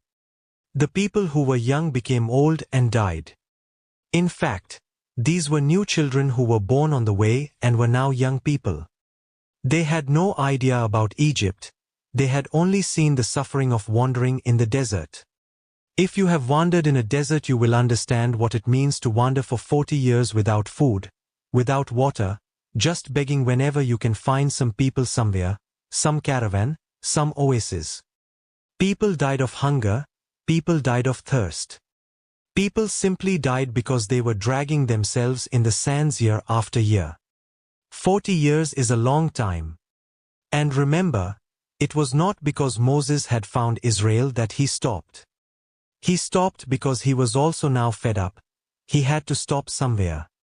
Now he understood it is very easy to provoke people, to give them beautiful dreams, to encourage them, to fill them with hopes, but it is very difficult to materialize them. So he had to give them new hopes again. That is the only opium that keeps people somehow dragging and living. So he said, "Don't be worried, our efforts are not wasted. We have reached the land." And what land had he reached? Jerusalem is nothing. It is a desert. And people were thinking of rivers of honey and rivers of milk. They were thinking of paradise. That's the way Moses had painted it to them. And when they stopped at Jerusalem, almost dead, because they were refusing to move any more. Enough is enough. 40 years you have been dragging them and pushing them and saying, "We are reaching, it is just close by, just a few days more." A few people became so frustrated that they left Moses' group. That is what is called the lost tribe. It was not lost. They simply slipped away, seeing the futility of the whole thing. They slipped away, and by chance they reached a better place. They reached Kashmir, in India. Moses himself was tired, his people were tired. He gave them hope again. That's all that leaders can do, and leaders have been doing always only that, the opium called hope, that tomorrow is going to be better. Forget the yesterdays, they are finished, and don't be too worried about today, it is fading away. Tomorrow, let tomorrow come and everything will be all right, but that tomorrow never comes. Moses did the same. He said, "Don't be worried, we have found the place." He knew deep in his heart that he had failed, utterly failed, that knowingly or unknowingly he had cheated these poor people. They had been in poverty and they had been in suffering, but not in such suffering and such poverty as they were now. But Moses could not confess it. To say it would have been really fatal. So what he did was, he said, "We have found the place. I am now old. The Messiah will come soon, God has promised me. He will be sending the Messiah, who will redeem you, who will be your salvation." And just to hide his face diplomatically he said, "I have to go back and look for the lost tribe." It was a simple strategy to escape from the reality that was in front of them. No paradise had opened its doors and the people were becoming angry. Perhaps they would have killed Moses. There was a danger because this was the man who had created the whole trouble. Otherwise they were living somehow and they were satisfied, and they had accepted their fate. I know poor people, utterly poor, who have nothing. It is so difficult for them to even manage one meal a day. Sometimes they have to just drink water and sleep, water to fill their empty belly so they can feel that something is there. But they are in a certain way satisfied, they have accepted it as their fate, they don't think that things can be better than this. You can provoke them. You can put the fire in their minds very easily, just give them hope. But then sooner or later they are going to hold you by your neck. Where are the hopes? And that was the situation after 40 years when Moses left them. The excuse was, "I'm going to find the people who have got lost somewhere." He never came back, he died in India. I have been to his grave. You will be surprised to know, it is such a great coincidence, that Moses and Jesus both died in India, and the graves of both are in one place in Kashmir. The people who had escaped from the pilgrimage, the caravan was miles long, they found a better place.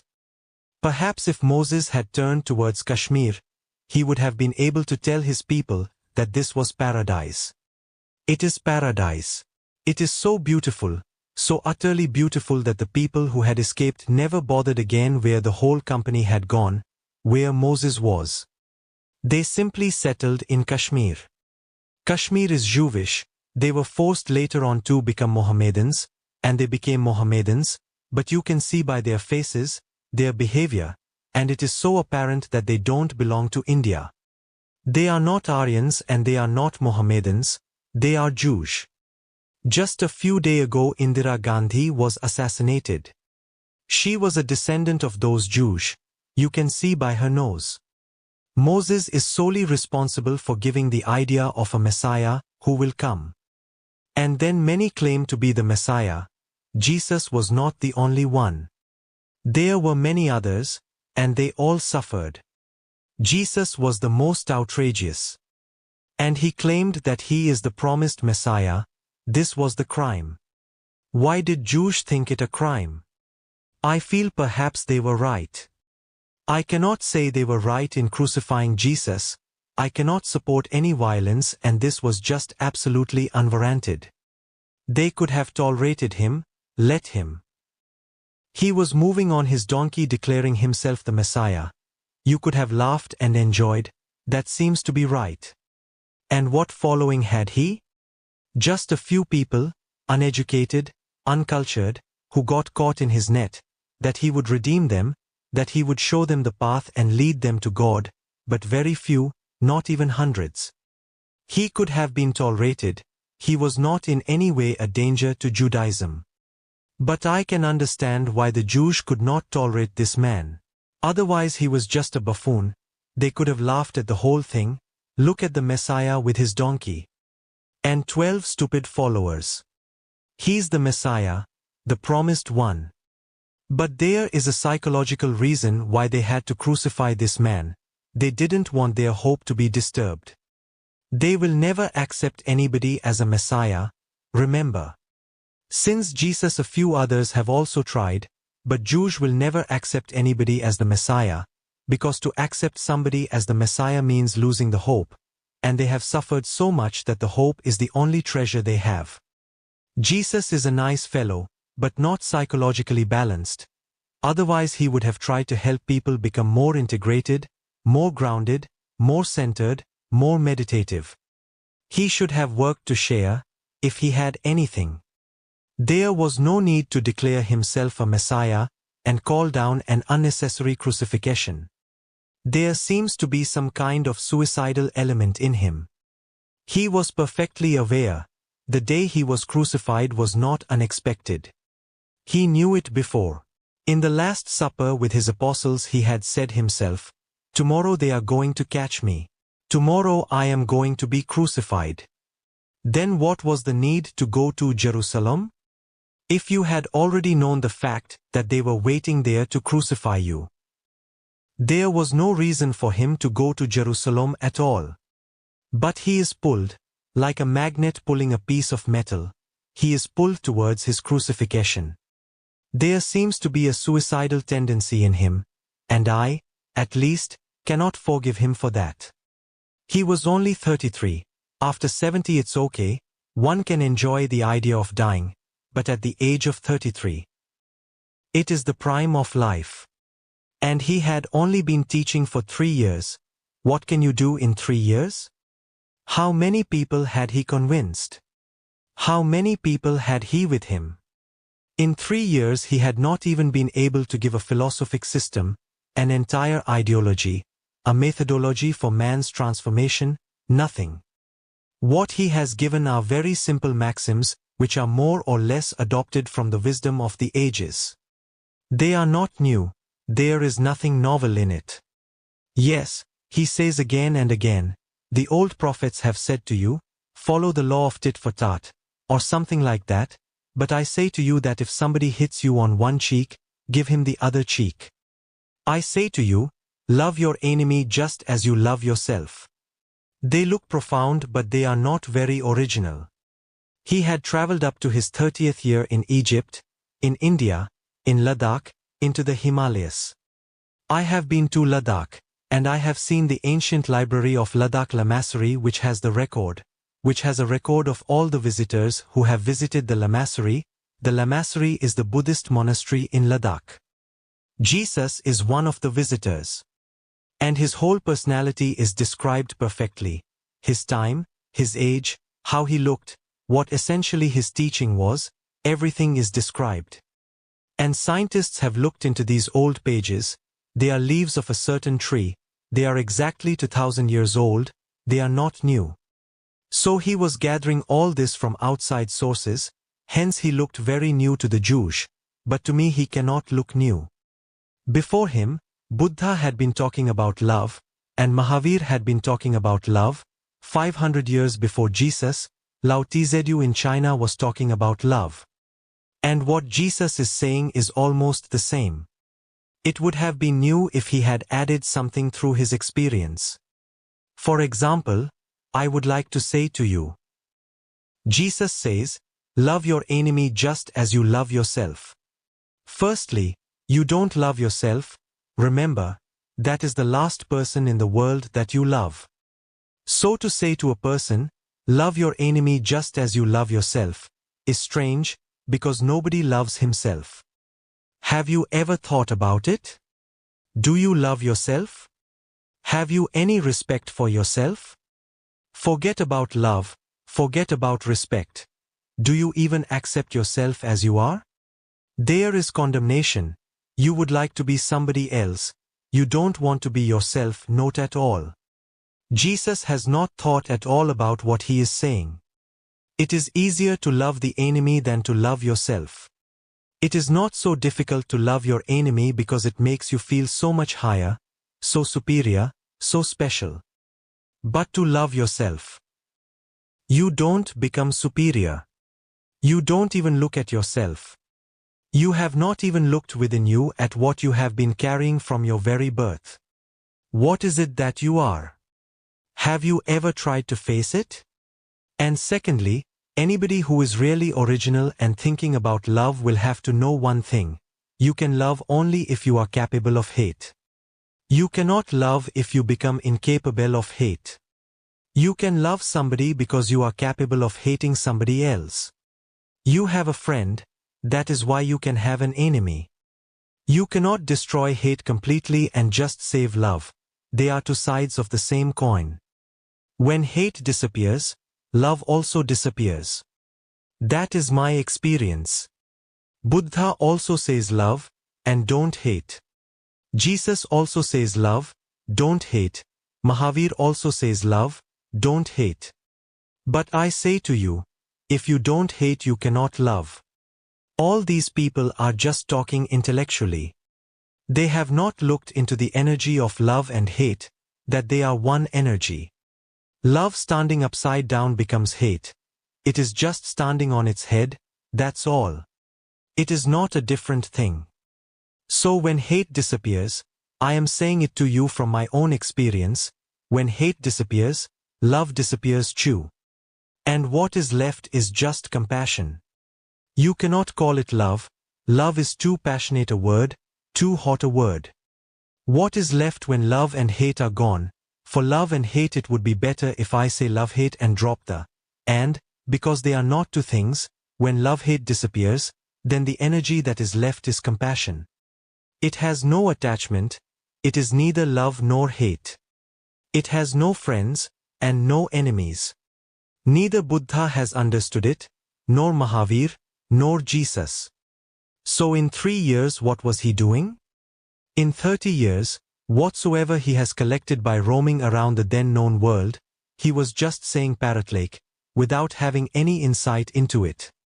But because he was saying so many beautiful words, he became hypnotized by his own words and started thinking that he was the Messiah for whom the Jews had been waiting. And Jews are never going to accept anybody, even if Moses came again, they would not accept him as the Messiah, for a simple psychological reason. To accept somebody as a Messiah means dropping the hope for the future. Then there is no tomorrow. Then there is no more utopia. They had to crucify Jesus just to save their hope. The hope was far more significant than crucifying a Jew who was going to die anyway. But he should not be allowed to disturb the hope of the whole race. So it will not be very correct to be absolutely against the priests of the great temple of the Jews, who decided for the crucifixion of Jesus, because this man was destroying their hope, their dreamland. They had nothing. In the time of Jesus they were under the rule of Rome. They were again slaves. They had escaped from Egypt for nothing. All that suffering, all those 40 years of immense suffering and pain, and what have they gained? Israel was under the Roman Empire. They were again slaves, again paying taxes to the Romans, again being beaten by the Romans, again being treated like slaves, animals, by the Romans. Subhuman. They had only one hope, a hope that the Messiah will come and he will redeem us from all our miseries. Now this man says, I am the Messiah. And they know he cannot redeem them from their miseries. They know him, who he is. And when they crucified him they were asking him, now redeem yourself. Ask your God, ask the God you have been talking about continually, saying, I am the only begotten Son of God. Ask him now, Father, help me. This is the moment to do the miracle. When will such a moment come again, when your only begotten Son will be crucified? But the sky is silent. No answer comes. There is nobody to answer you. They were telling Jesus, it was your hallucination that you are God's only begotten Son. It was your dream in which you started believing, because a few people, a few foolish people, started believing in your words, and you started believing in their belief in you. On the cross it became clear. They said to Jesus, the sky is empty and there is no answer to your prayer. The Jews said, look, this is the Messiah who was going to redeem the whole of humanity. He cannot even redeem himself. I am not a Messiah. I don't give you any hope. And I would like emphatically for you to remember that nobody else can redeem you. The whole idea is wrong. You have created your bondage. How can I make you free? You throw your bondage and be free. You love your chains and you want me to redeem you. You are asking an absurdity. You are the cause of your miseries, sufferings, and you want me to redeem you from your sufferings and miseries. And you will go on sowing the same seeds, continuing, being the same old person, watering the same causes. Who can redeem you? And why should anybody redeem you? It is not my responsibility to redeem you. I have not made you what you are. You have made yourself what you are. My function here is not that of a Messiah who simply says, believe in me and you are redeemed. A very simple strategy. You have nothing to do with your personality change, transformation. You have nothing to do at all. You just believe in me. Don't let any doubt arise. Now, this is the whole strategy of belief. You cannot avoid doubt. Wherever belief exists, doubt is simply suppressed. If there is no doubt, you don't need any belief. It is because of the doubt that you need belief, to suppress it, to cover it. And the condition is that there should be no doubt. You should believe in me without any doubt and I will redeem you. Neither can you fulfill the condition, nor can you ask me, why am I not redeemed? The condition is such that it cannot be fulfilled. And I am free to say that you have not fulfilled the basic condition. The contract has not been fulfilled from your side. What can I do? You agreed to believe in me indubitably, which is absolutely impossible. Nobody can do it. It is not in the nature of things. Belief always exists hand in hand with doubt. It exists for doubt. I have no belief at all in anything because I don't have any doubt at all about anything. If there is no doubt, there is no need for belief. The disease is not there. Medicine is not required. You go on pouring belief, more belief, but you are simply suppressing doubt deeper and deeper into your unconscious. And the deeper it goes, the more dangerous it is because you will become unaware of it. One day you will think that you believe, that you are a believer, that you have attained to faith, because your doubt has gone so deep in your dark unconscious that you cannot see it anymore. I would like you to see your doubt clearly. Rather than repressing it by any belief system, bring it out into the conscious mind, face it. And just by facing your doubt, it dissolves. No belief is needed, it simply evaporates. Doubt is not to be substituted with a belief. If you substitute it with a belief, then you are in a very strange dilemma. Just scratch your belief a little bit, and there is doubt flowing, fully alive. The belief is skin deep and underneath your blood is flowing. So basically my standpoint is, you are responsible for whatsoever you are. If you are miserable, you are responsible. Don't throw the responsibility on anybody else, otherwise you will never be free of it. Because how can you be free if I am responsible for your misery? Then, unless I free you, you cannot be free. It is in my hands. And if it is in my hands, it can be in somebody else's hands. Those who are with me have to understand, howsoever hard and painful it is, that you and you alone are responsible for everything that is happening to you, has happened to you, will happen to you. Once you accept all your responsibility in its totality, you become mature. You stop throwing tantrums, and you stop seeking for messiahs. Then there is no need for any Jesus to save you. Nor can any Jesus save you, he was exploiting your situation. Jews did not allow him to disturb their hope, their dream, their future. Jews have suffered the most in the world, hence they need hope more than anybody else. And they have been clinging to the idea, the Messiah will come, and these are only a few days of suffering, and nothing to be compared with when the Messiah comes and redeems you. And you will be the chosen few of God, and all others, who are enjoying now, and are not suffering now, will be thrown into hell. A good consolation. Jesus was disturbing their consolation, their hope. Naturally they became angry. Otherwise he was not a dangerous man at all. But he certainly has the mind of a megalomaniac. I am just an ordinary man. In the same reference I would like to tell you a few things which are related, and have been asked of me again and again. Hindus have asked me, are you an avatara of God, an incarnation of God? Just as Jews believe in the Messiah, Hindus believe that their sufferings will end, their poverty, their misery, when God descends in the form of an avatara, as Krishna, as Rama. They have been asking me, and I have been telling them, no, not at all. Because you are so idiotic. Rama has been here, your sufferings have not changed. Krishna has been here, your sufferings have not changed. Are you still asking? And I tell you, neither was Krishna an avatara, nor was Rama an avatara. It is their megalomania and your hope mixed together that creates the whole thing. The Jainas have asked me, are you a Tirthankar? That is their hope, their word for Messiah, and you will be surprised. And that's what makes me very sick. Mahavir is the 24th Tirthankar of the Jainas. They have this fixed number of 24. Now, there was so much competition in Mahavir's time.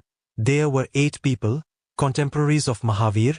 Gautam Buddha is one of the 8, who were all insisting, we are the 24th Tirthankar. And they were all criticizing the remaining 7. Their criticisms are not rational, their criticisms are more abusive. For example, even Buddha.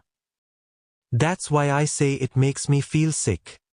Even Buddha, whom I respect in many ways, but in many ways I can't help it, I can't respect him, was claiming that, I am the real Tirthankar, not Mahavir. Mahavir was old, Buddha was young. Mahavir was almost established, Buddha was making the ground. If he had criticized Mahavir rationally, scientifically, I would have loved it. But that is not what he does. Buddha tries to make Mahavir a laughingstock, because Jainas say that the Tirthankar is omniscient, he has all the qualities of God.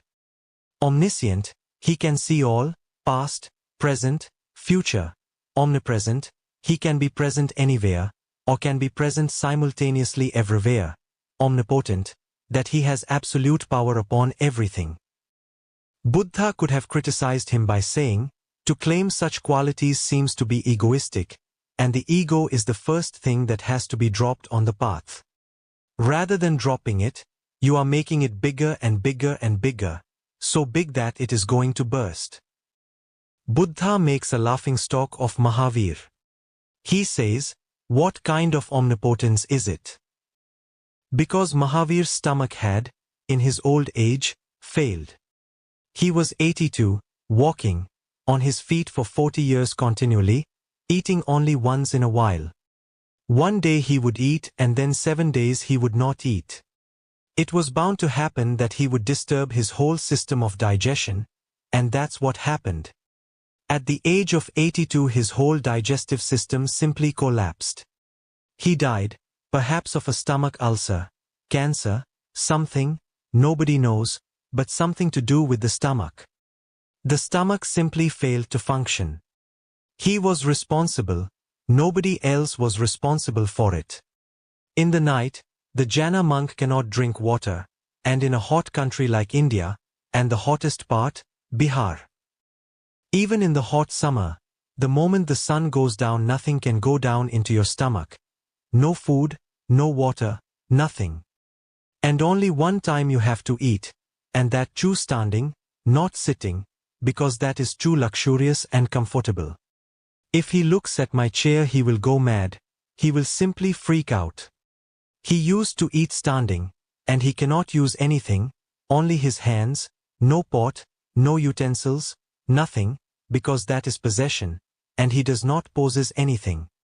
So he has to use his hands as a cup, and the food is given into his hands and he eats it. It is uncomfortable, very uncomfortable, because both hands are full. Now how do you eat? I have tried and not succeeded. Not really, just before a mirror, not with any food in my hands.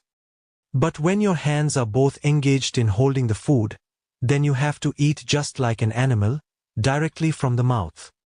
He cannot eat much because he can only have his hands filled once. How much can he hold in his hands? He has to drink water that way. He was naked too.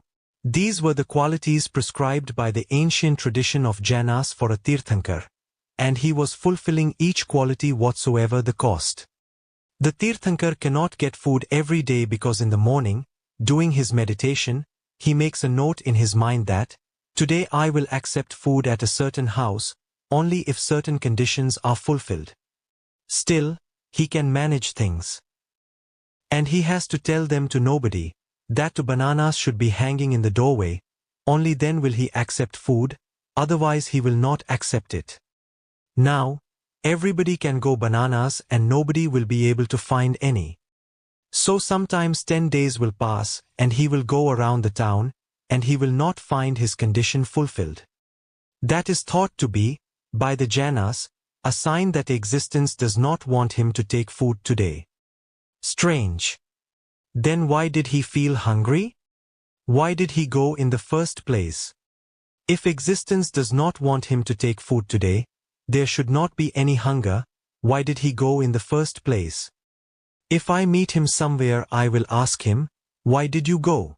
If existence itself does not want it, there will be no hunger and you will not have any urge to go around.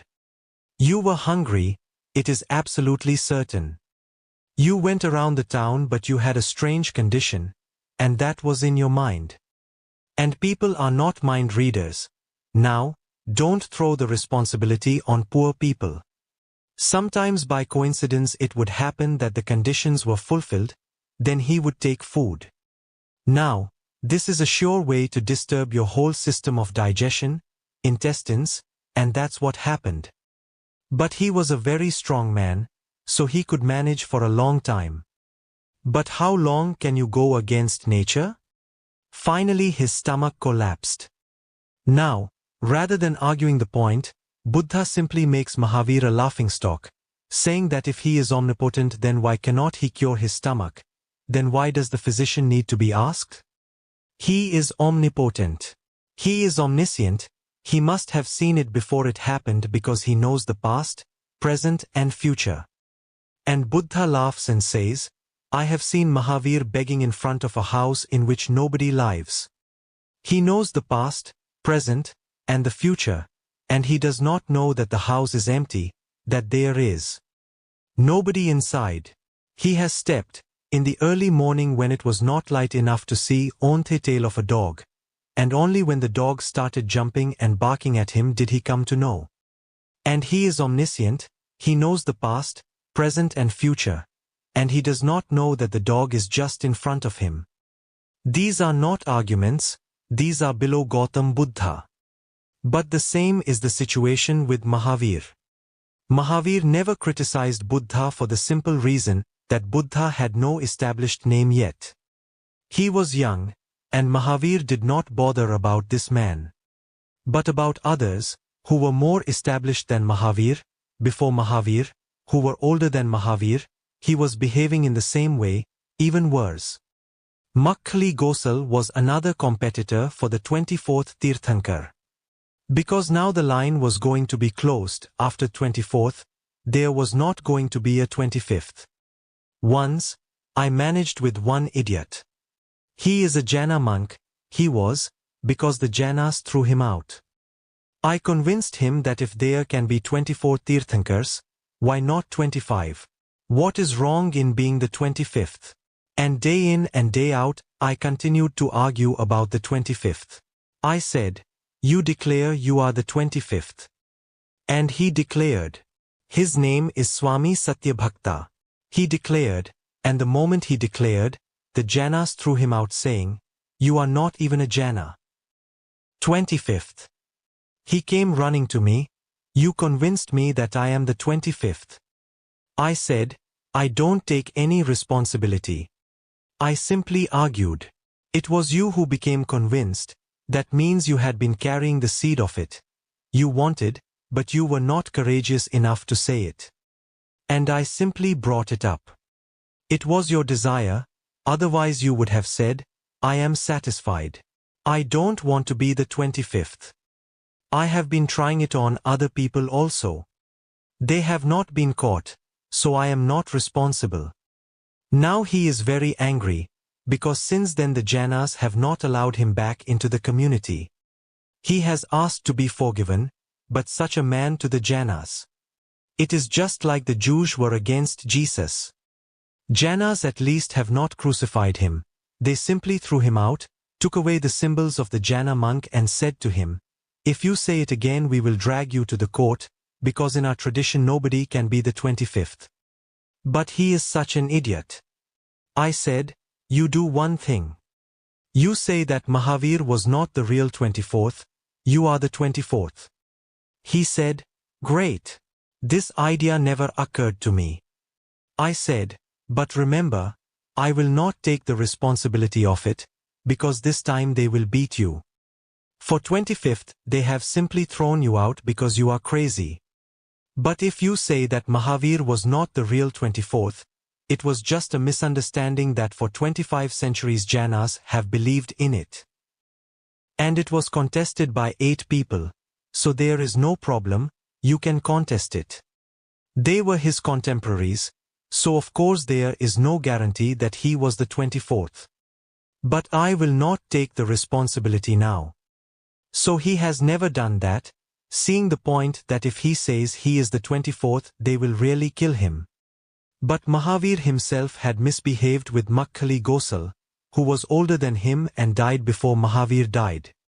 And Mahavir has told a story which is so ugly that I cannot conceive where his non-violence, his love and everything has gone.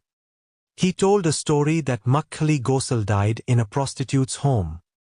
Now, this is absolute fiction, created by him just to defame Makkhali Gosal, that he died in a prostitute's home and that before death he told the prostitute, I am not the real Tirthankar, Mahavir is. But I was egoistic and jealous of him, hence I continued the whole of my life to fight for it. But now, at my dying moment, I want to declare the truth. And only you are here, so I am saying it to you, you declare it to others. And because my whole life I have been lying that I am the Tirthankar when I was not, and I knew it, please make sure, because it is my last will to you, that my body should be dragged naked in the street. It should not be carried on the shoulders. In India, dead bodies are carried. 4 persons carry the body on their shoulders to the burning place. My body should be dragged on the road and everybody should spit on it, so that the whole city comes to know that I was a criminal. Now this is absolute fiction, because Buddha does not mention it when he mentions Makkhali Gosal's life. He had died, so there was no competition with Buddha. He does not mention it at all, nothing of it. And there are other sources of the contemporary times which don't mention it. Makkhali Gosal died amongst his disciples, and he had thousands of disciples, and he received the same respect as Mahavir received when he died. But that is written in other books. What Mahavir says in his statement is fiction, absolute fiction. And what will a man of 85 years old be doing in a prostitute's home? Just think of the absurdity of it. And who is this prostitute? The name is not given, so that she can be asked. Is there any eyewitness who saw his body being dragged? There is none. And it was the greatest city of those days, Vaishali, in Bihar, where Makkhali Gosal died. And the whole city was composed of his followers. Even the king was his follower. The king was one of the 4 persons carrying his body on his shoulders. So it is absolutely wrong and absolutely a lie, and from a man like Mahavir who is talking about truth, non-violence, love.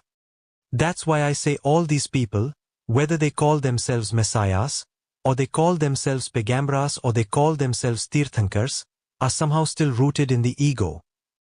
Very sophisticated, very polished, and very subtle, so that unless you have X-ray eyes, you cannot penetrate and see the ego. Mohammedans have been asking me, are you a Pagambara?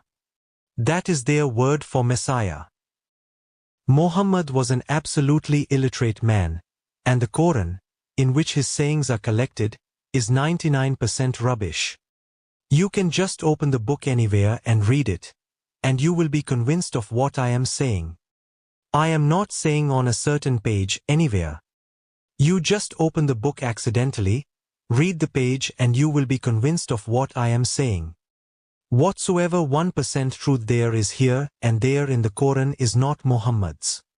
It is just ordinary, ancient wisdom that uneducated people collect easily, more easily than the educated people, because educated people have far better sources of information, books, libraries, universities, scholars. The uneducated, simply by hearing the old people, collect a few words of wisdom here and there. And those words are significant, because for thousands of years they have been tested and found somehow true. So it is the wisdom of the ages that is scattered here and there. Otherwise, it is the most ordinary book possible in the world. Mohammedans have been asking me, why don't you speak on the Quran? You have spoken on the Bible, on the Gita, this and that. I could not say to them that it is all rubbish. I simply went on postponing. Even just before I went into silence, a Mohammedan scholar sent the latest English version of the Quran, praying me to speak on it. But now I have to say that it is all rubbish. That is why I have not spoken on it, because why unnecessarily waste time? And this is from a Pagambara, a messenger from God. I am not to be included in any ego game, Messiah, Avtara, Pagambara, Tirthankar. I have nothing to do with these people. I am just an ordinary man, just like everybody else. If there is any difference, it is not of quality, it is only of knowing. I know myself, you don't know. As far as our beings are concerned, I belong to the same existence, I breathe the same air. You belong to the same existence, you breathe the same air. You just have not tried to know yourself the moment you know yourself. There is no difference at all. It is just like I am standing and looking at the sunrise, and you are standing by my side with closed eyes. The sun is rising for you too, just as it is rising for me. It is so beautiful and so colorful, not only for me, for you too. But what can the sun do? You are standing with closed eyes. That is the only difference. Is it much of a difference? You just have to be shaken and told, just open your eyes. It is morning, the night is over. Okay, Sheila? From Unconsciousness to Consciousness. Chapter number 5. Chapter title: To be rebellious is to be religious. 3rd November, 1984 p.m. in Lao Tzu Grove. Archive code 8411035. Short title: Unconc 05 audio, yes video, yes length, 109 minutes. Beloved Osho, yesterday you were speaking to us about various people asking you if you were an avatara, a tirthankar, a pagambara, etc. Is there anything more that you wish to say to us? Yes, there are a few things. I would not like to be put in the company of these people called messiahs, pagambaras, avatars, tirthankars. I am just an ordinary man, and I feel their company is disgusting. Let me give you a few examples. Hindus believe that Parasurma is one of the incarnations of God. Parasurma murdered his mother because his father was suspicious. In fact, almost every husband is suspicious of the wife. Every wife is suspicious of the husband. The very phenomenon of marriage exists because you cannot trust, hence you have to bring the law in between you. Otherwise, love would have been enough. But nobody trusts love, and there is reason not to trust it. A real roseflower flowers, spreads its fragrance, and dies. Only a plastic roseflower is not born, never dies. Love, to be real, you have to understand, one day it arises, blossoms, flowers, but it is nothing eternal. It fades, it disappears, it dies. You cannot trust it. You have to bring law, instead of love, between you. Law is a plastic thing. That's what marriage is, love become plastic. Now you can rest assured the law will prevail. Love will die sooner than it would have died if there was no marriage. But you will go on pretending that it is there, hence the suspicion. True lovers will understand it, that there was something tremendously beautiful. It fulfilled them, it transported them to another dimension, but now it is gone. True lovers will be grateful to each other. They will not quarrel. They have given to each other a few moments of eternity. They will remember those moments, but they will not have any grudge. And they will depart as friends, tremendously grateful to each other. While love is there, everything is right. When love is not there, everything is ugly. A husband living with a wife whom he does not love, a wife sleeping with her husband whom she does not love, what are they doing? Is it not prostitution? The whole institution of marriage is nothing but the legalization of prostitution. Naturally, Parasurma's father was suspicious. His wife was immensely beautiful. He ordered Parasurma to behead her. While she was sleeping one night, he told him, "Go and cut off her head." And Parasurma, just to follow the father's order, because that is what Hindus call a great religious quality, obedience, cut off the head of his mother. Now he is respected as an incarnation of God. Do you want me to be included in such company? And it is not only the one case that he murdered his mother and proved his obedience, which in Hindu eyes is one of the most religious qualities. All religions believe that you should be obedient. No religion has ever said to you that to be a rebel is to be authentically religious. That's what I say to you, to be rebellious is to be religious. Obedience is a strategy of the priest, of the politicians, to exploit you, to keep you in slavery, in mental slavery. All religions praise obedience. And when he committed this murder, and to kill one's mother is not an ordinary murder, and without even asking why, because true obedience never asks why, then his father made him a professional murderer. His father was a great priest, and there had been a conflict between the priest and the warrior, the priest and the politician. So his father said, "You destroy all the warriors in the country, all the politicians in the country, so Brahmins, the priests, become both temporal heads and spiritual leaders." It is just like the Pope in his tiny empire of the Vatican, which is only 8 square miles. Our commune is far bigger, 126 square miles, but in that 8 square miles of the Vatican the Pope has two things together. He is the temporal head and he is the spiritual head. That was the effort that Parsurma tried to make. Naturally, Brahmins have awarded him the title of Avatara, incarnation of God. If Parsurma is an incarnation of God, then what will be the incarnation of the devil? The story may be exaggerated as all religious stories are. It says that 36 times he destroyed all the warriors on the earth, single-handed. Perhaps Genghis Khan, Tamerlane, Adolf Hitler, Joseph Stalin, Mussolini, Mao Zedong, all put together have not killed so many people as Parsurma has done. But still he is an Avatara, an incarnation of God. I am not an Avatara. I would prefer just to be an ordinary man. And there is so much beauty in just being ordinary, so much peace, so much joy, so much blessedness, that who wants to be a Messiah? Who wants to be a Pagambara? Muhammad is the Pagambara. He had 9 wives. It suits a Pagambara, because in those days a person's prestige was counted by how many wives he had. He had 9 wives, and God has chosen him to be his messenger to the world? This man is behaving with the women as if they are cattle. He has no respect for women, he does not believe them to be human beings. But this is nothing.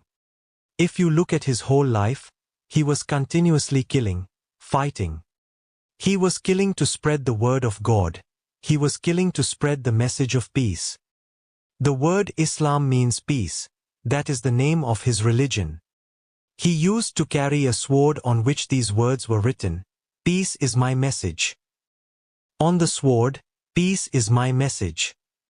But there is a condition. If you are converted to Mohammedanism, to Islam, then you are saved. Otherwise, it is better for your good that you should be killed, because at least by killing you, you will be prevented from committing many sins. He was compassionate in killing you for your own good.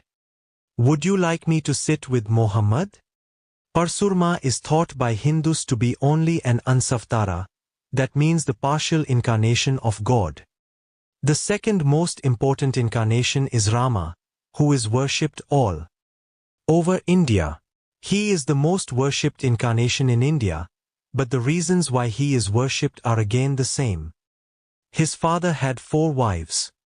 Rama was his eldest son, and when he felt that he was getting too old and death was coming close, he wanted Rama to be enthroned as his successor. But his 4th wife, who was the youngest and the most beautiful, whom he had just chosen. Now this dirty old man, who knows that he is going to die, is almost on his deathbed. Why should he have married at this time? She persuaded him that Rama should be sent, exiled, into the forest beyond the kingdom for 14 years, because her own son by that time would be adult and she wanted her son to be the king. And this old man, so infatuated with that young woman, for no reason at all exiled Rama for 14 years, for no crime he had committed. And Hindus worship him because he obeyed his father. Obedience to tradition, to your father, to your forefathers, obedience to the past, obedience to the dead. Rama's wife, Sita, followed him, because in India a woman is thought to be a true, authentic woman if she simply becomes a shadow to her husband, with no soul of her own. She followed like a shadow, but was stolen from the forest by another king, Ravana. For 3 years Rama had to fight, collect his friends, sympathizers, and fight with Ravana to take his wife back. He recovered his wife.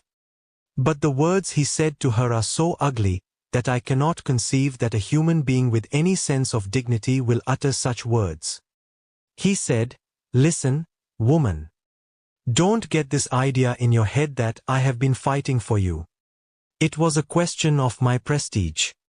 I can get thousands of women like you, and before I can accept you, you will have to pass through a fire test. You will have to pass through fire. If you can come through it alive, I will know that you are pure, that you have not deceived me, that you have not cheated me. If you don't come out alive, it is settled.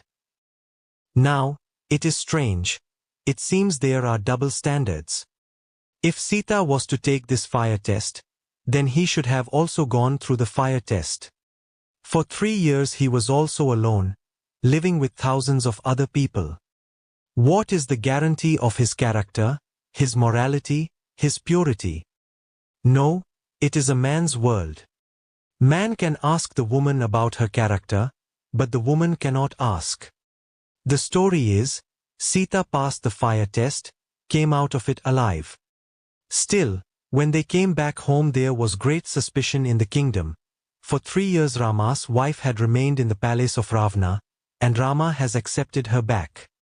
He knows perfectly, she has even taken the fire test, which is absolutely unscientific. You can try and you can find out. 2 + 2 are 4. You say 2 + 2 are 4, you are saying a truth, then put your hand in the fire. Is your statement true or false? It will be decided. Fire will decide it, whether 2 + 2 make 4, or 5, or 6. And if you are burned then 2 + 2 are not 4, you are being untrue. Any small thing can make it clear that it is absolutely foolish. I can ask you, what is the time? You can look at your watch and say, this is the time. And I can put your hand on a candle to find out whether you are saying the truth or not. Do you think your hand will not be burned? And if it is burned, then whatever you were saying was not true. It can be true only if your hand is not burned. Now, fire has nothing to do with your character, your mathematics, your watch. Fire follows its own law, it has nothing to do with your morality. Seeing the situation back in the capital of Ayodhya, Rama threw Sita again into the forest, because people were suspicious and that suspicion was dangerous to his power. This man is a politician, a third-rate politician, and Hindus have been worshipping him as the great incarnation of God. But he is still a partial incarnation. Hindus have a bigger surprise for you. That is Krishna. He is the perfect, total incarnation of God, Purnavatara. And you cannot find a more cunning, more political character than Krishna. You were surprised that Muhammad had 9 wives. Now what will you do when you hear Krishna had 16,000 wives? And don't think that this is just a story. It is not, it is factual. In India, just before India became independent, the Nizam of Hyderabad had 500 wives. If in the 20th century a man can have 500 wives, it is not inconceivable that just 5,000 years before a man could have 16,000, just 32 times more than the Nizam, not much. And these 16,000 wives were not married socially, legally, conventionally, no, most of them were stolen from other people. They were other people's wives, forcibly taken away. And this man is worshipped as a Purnavatara. No, I don't want to be in this company at all. I am perfectly happy just to be an ordinary human being like you. Don't put me in difficulties. If I have to be a Messiah, then I have to walk on water. Jesus must have known where the rocks are in the Lake of Galilee, otherwise there is no other way of walking on water. Then I will have to manage miracles, because without miracles, who is going to accept me as a Messiah? I have a friend who is now in Bangladesh. Before the partition of India into India and Pakistan, he was in Calcutta. He was known as a man of miracles, but to me he was a friend, and he used to tell me how he managed his miracles. Just for example, I will tell you one miracle that he managed, and became famous all over Bengal as the greatest living miracle man. What was the miracle? Very simple. On the station at Havha, he gets into the express train going to Bombay. The ticket collector comes. He inquires of others, he also inquires of this man who is wearing the green robe of the Sufis. he is a Mohammedan. Respectfully the ticket collector asks him, Baba, where are you going? Will you be kind enough to show me your ticket? He becomes angry. He says, nobody asks me for tickets. I have been traveling my whole life. You are the first man who has shown this disrespect towards me. But the ticket collector is adamant, and he says, I will not allow you to travel without a ticket. I was asking you respectfully, and now there is no question of respect. You simply show me the ticket, otherwise get off the train. The Baba says, I will not get off the train unless you drag me off. The ticket collector drags him off the train. He stands there on the platform, and says, now I will see how this train moves.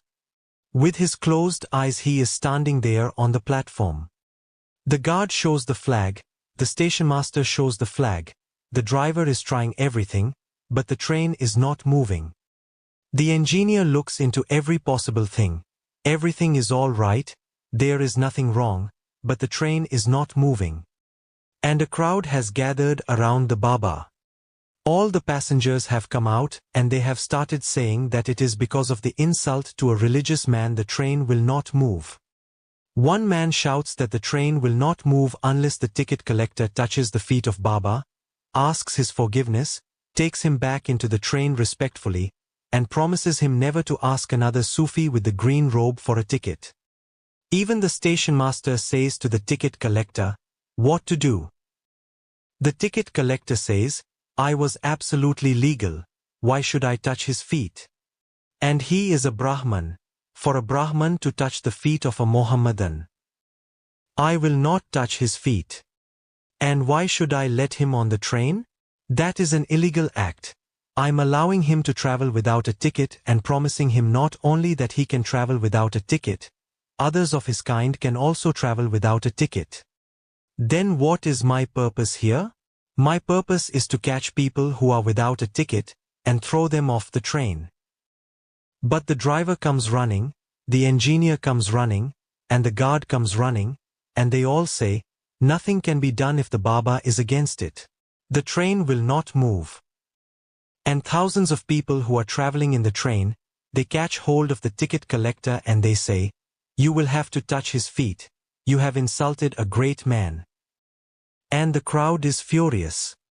So angry, so bloodthirsty, that the ticket collector, a poor ticket collector, touches the feet of the Baba, takes him respectfully onto the train, apologizes and says, I will never ask any Sufi traveling in the train for a ticket. Please forgive me. The Baba opens his eyes and says, okay, now the train can move. And the train moves. He told me, that made me famous all over Bengal. But the miracle was very simple. The ticket collector, the driver and the engineer, 3 people were bribed. How can the train move? I cannot do miracles. Miracles have never happened. Nature never changes its rules. It is indifferent to you, whether you are Jesus, Moses, Krishna, Buddha. Who you are, it does not matter. Nature is impartial, fair, it simply follows its own law. That law I call dharma, Tao, logos. And a true religious man falls in harmony with the law of nature. The person who is trying to do the miracle is trying to deceive nature, deceive you. He is not in harmony with nature. He is trying to prove himself above nature, supernatural. There is nothing above nature. Nature is all and all. It contains godliness in it. You cannot do anything against it. But you can befool the fools who are waiting to be befooled, who are anxious to be befooled. Because they are so empty, they want to cling to someone who is powerful, so powerful that he can ride over natural laws, so powerful that he can go against the current of nature. I am not teaching you to go against nature. I am teaching you to go with it. You dissolve yourself in it, in a total condition of let go. Let nature take over. Don't try to go upstream, let the stream take you wherever it is going, don't fight with it. I teach you non-fight, I teach you harmony. And to me, This is the greatest miracle. To be in harmony with nature, totally in harmony with nature. When it is morning, you are with it. When it is evening, you are with it. When it is pleasure, you are with it. When it is pain, you are with it. You are with it in life, you are with it in death. Not for a single moment on any point do you differ from it. This total agreement, this absolute agreement, creates the religious man.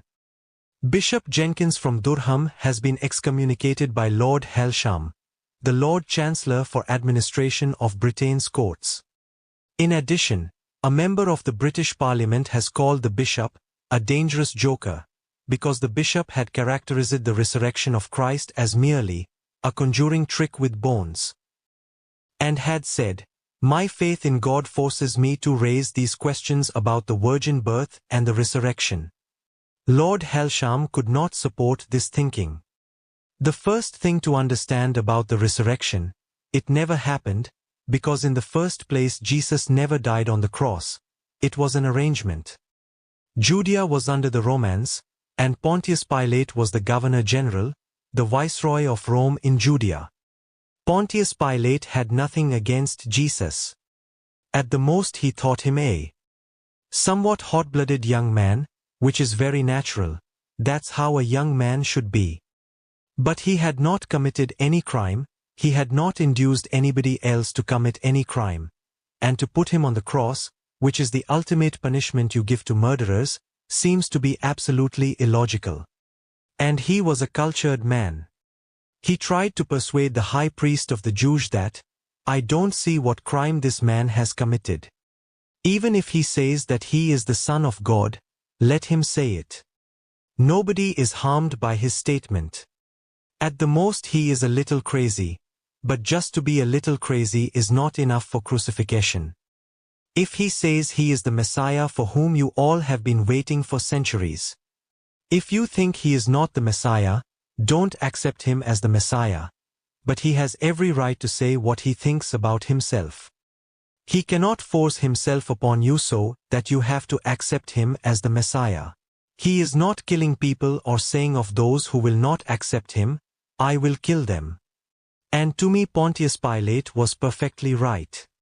So he and a rich follower of Jesus conspired the whole plot. He wanted this young man to be freed. In fact, he had fallen in a certain kind of love for the young man, because he had gone in disguise to many of his meetings, listened, and loved what he was saying. And more than that, he loved the way he was saying it, the authority with which he was saying it. He had heard many orators. He himself was a great orator. Jesus was not an orator. He was saying simple things, but they touched something in the heart. Pontius Pilate was influenced and impressed. His wife also had gone to listen to Jesus, of course in disguise, because viceroys and their wives cannot go to listen to a poor carpenter's son and sit with the ignorant, ordinary people. His wife was also very much impressed just by this man's very style. He had something charismatic, something magnetic, so that one even wanted to believe in his illogical statements. He had a certain kind of hypnotic influence. Don't be afraid of the word hypnotic. The word hypnos simply means sleep. And when I say that he had a hypnotic influence, that simply means that while people were listening to him their reason went to sleep. They could listen to him without their head coming in. Pontius Pilate even called him to the viceroy's palace before the crucifixion, to persuade him that there is no need to use these words, kingdom of God, because they create confusion. You are talking of the kingdom of God that is after death, somewhere in the heavens. But the politicians become afraid, kingdom of God, and say you are gathering people to conquer the kingdom of God. It seems that you are using a code language and you are trying. That's what the priest is trying to tell me, the viceroy told him, that he really is a revolutionary politician and he is trying to take over the country from the Romans. The priest said it just to influence the viceroy and convince the viceroy that the man was dangerous politically too, he should be crucified.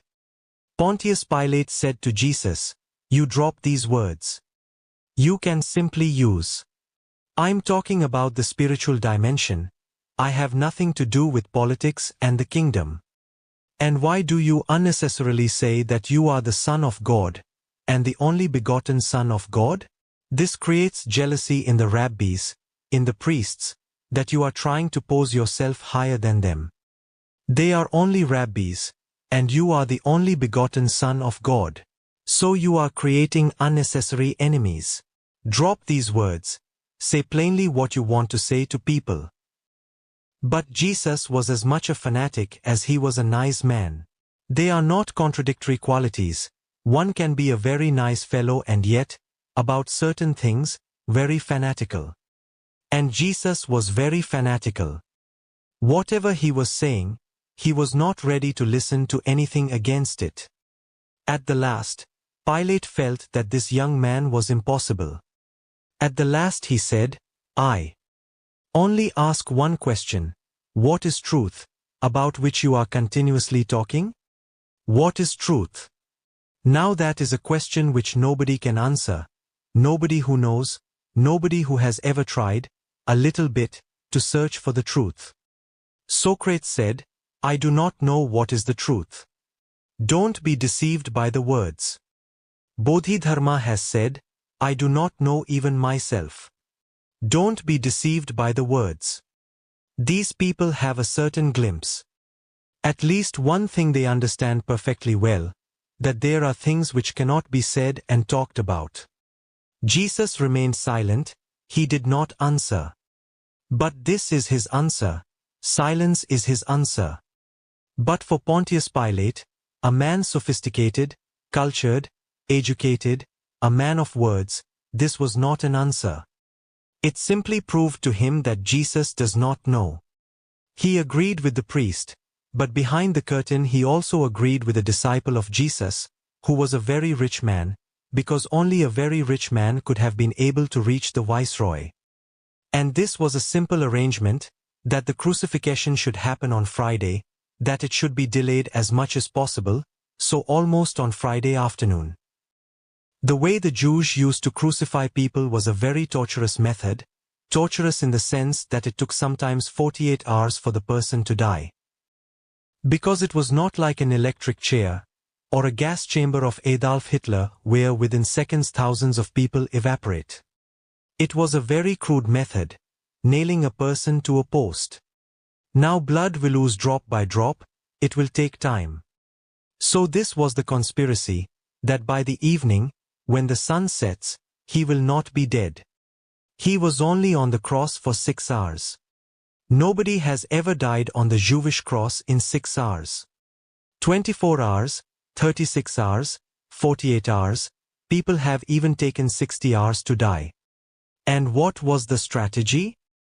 Because Saturday is the Sabbath, everything stops for the Jews, no work can be done. And the body of Jesus had to be brought down from the cross after 6 hours, because the sun was setting. Now all work stopped. So he was perfectly alive, he had just lost a little blood. He never died on the cross. So the bishop in the first place knows nothing. He is saying, "I cannot trust God conjuring with the bones and doing this miracle of resurrection." How can you conjure with bones? He knows nothing about the actuality, the facts. But at least he is an honest man. He risked his bishophood. I respect him for his honesty, but he is stupid also. He does not know the real story behind the facade of the resurrection. Jesus is taken down from the cross, put into a cave, with a big rock as a door so he cannot escape, because the people who brought him down knew perfectly well that he is alive. Even in the Bible it is reported that one soldier poked his sword into his side, and blood came out. Blood does not come out of a dead man, he was just making sure that he was alive. And in the night he is removed from there. Now it will be only on the Monday morning that the cave door will be opened, and the cave was found empty. Jesus escaped from Jerusalem. At last something of sanity has come to his mind. He knew perfectly well that it is foolish. Even his own disciples, when he was being crucified, had escaped. Nobody was there except one disciple. All were afraid they may be caught and thought to be part of Jesus' conspiracy against Judaism and the Roman Empire. At the Last Supper, when Jesus took his departure from his apostles, "To me they are just foolish people. If they had any understanding they would have prevented Jesus. What is the need to go to Jerusalem when you know that they are going to crucify you there tomorrow?" It was known all over that if he comes to this festival they are not going to leave him free. He has done enough damage to the prestige of the priests, rabbis, and the established religion. Now to allow him more is dangerous.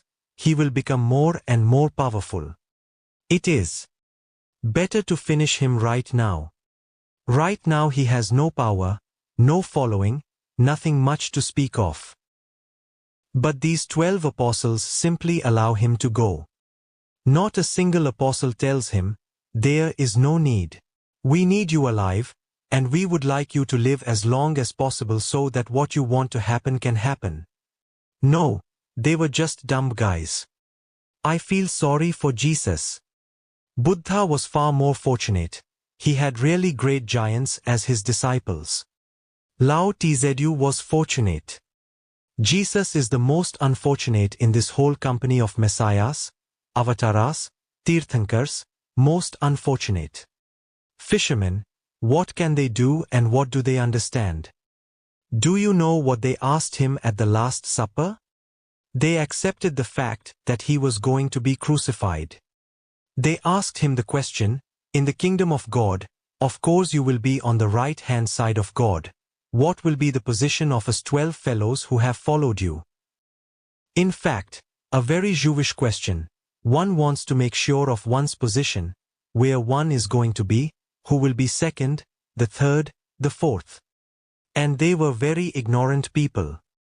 Jesus said, "At least tonight, when I am going to be caught, don't fall asleep.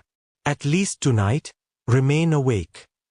And hour after hour he is going to pray in the Garden of Gethsemane.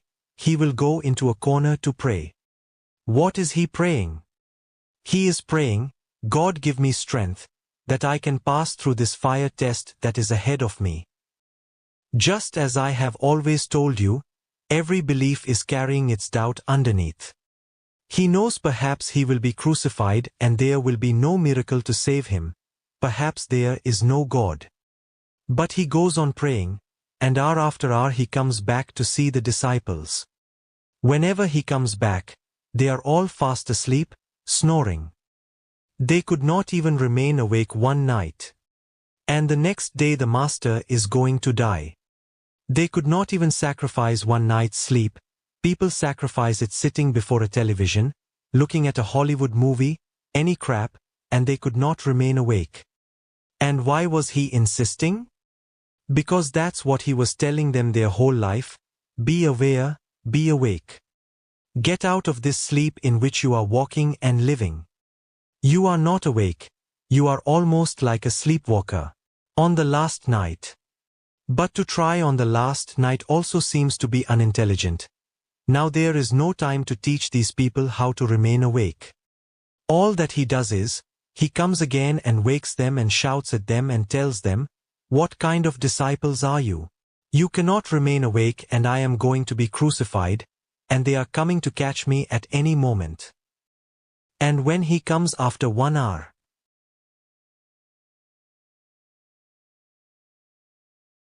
and both are bogus. Neither is there a God who is listening to his prayers, nor are there any disciples who are listening to his teaching of remaining awake. He said to them, "When I am crucified, of course you will not be there." One disciple said, "I will be there, Master." And he said, "No. Even before the cock crows in the morning you will have denied me 3 times. And that's how it happened. He was caught. The people of the priests took hold of him. They had found a stranger amongst them. They asked him, "Who are you? Are you with this madman who thinks he is the Son of God?" He said, "No, I don't know who this man is. I am a stranger in this city. And seeing the light, because they were all carrying torches, I have just followed to find some place. I don't know the city and its whereabouts.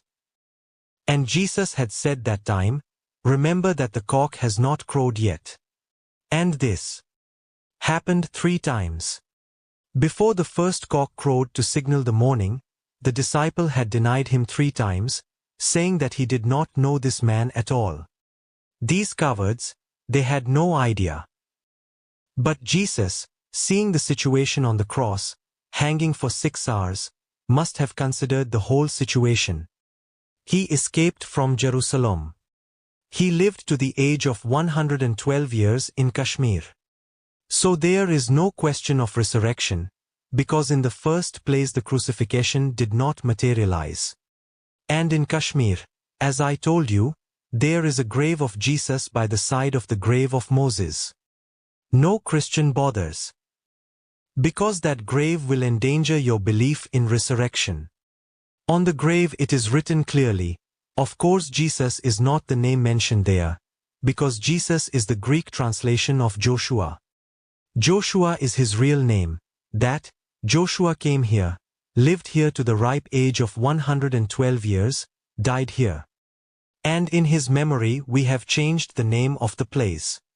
The village where the graves are is called Pahalgam. It means the village of the shepherd. But he remained silent. Only one disciple, Thomas, had followed him there. He was his most beloved disciple. He sent Thomas to South India, the other corner from Kashmir. And you will be surprised to know that Indian Christianity is the oldest Christianity in the world.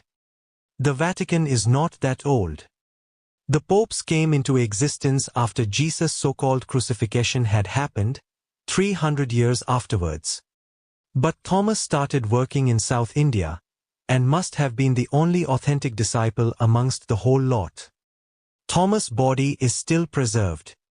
That is the only body preserved like this in the whole world.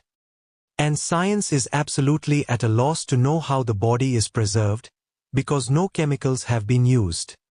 The body is in Goa. Every year it is taken out from the church and remains open for 1 day for the visitors to see it. It has not deteriorated. It seems as if he has just gone to sleep. I have seen Thomas. 2000 years have passed, and he is almost in a deep sleep. This man seems to be the only one, amongst the disciples of Jesus, who had something. Now, in India there are yoga methods, prescribed by Patanjali 5000 years ago, that if you practice them for at least 30 years, certain breathing exercises which can purify you so much.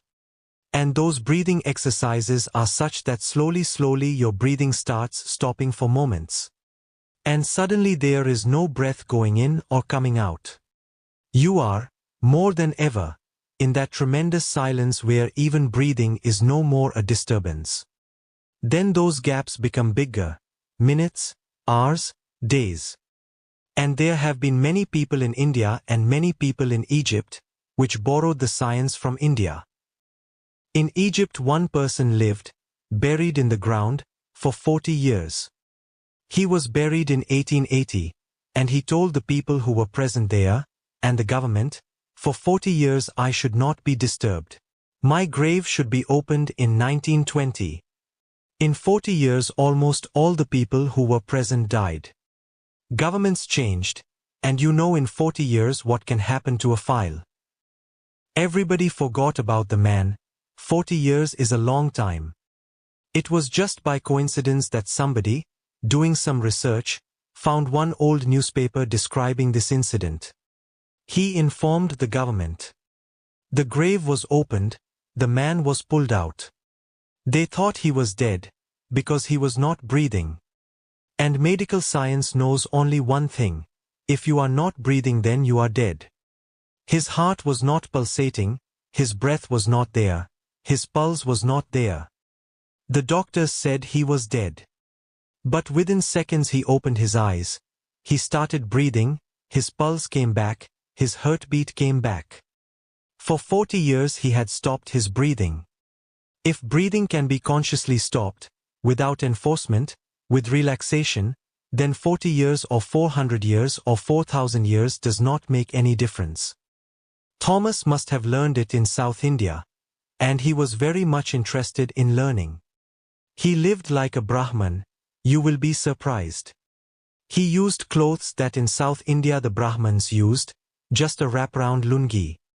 He used the Hindu thread. He had his hair cut in the Hindu style, leaving a small part just on the seventh chakra, with the Hindu skull sikha. He walked on sandals made of wood. Hindu Brahmins use wooden sandals.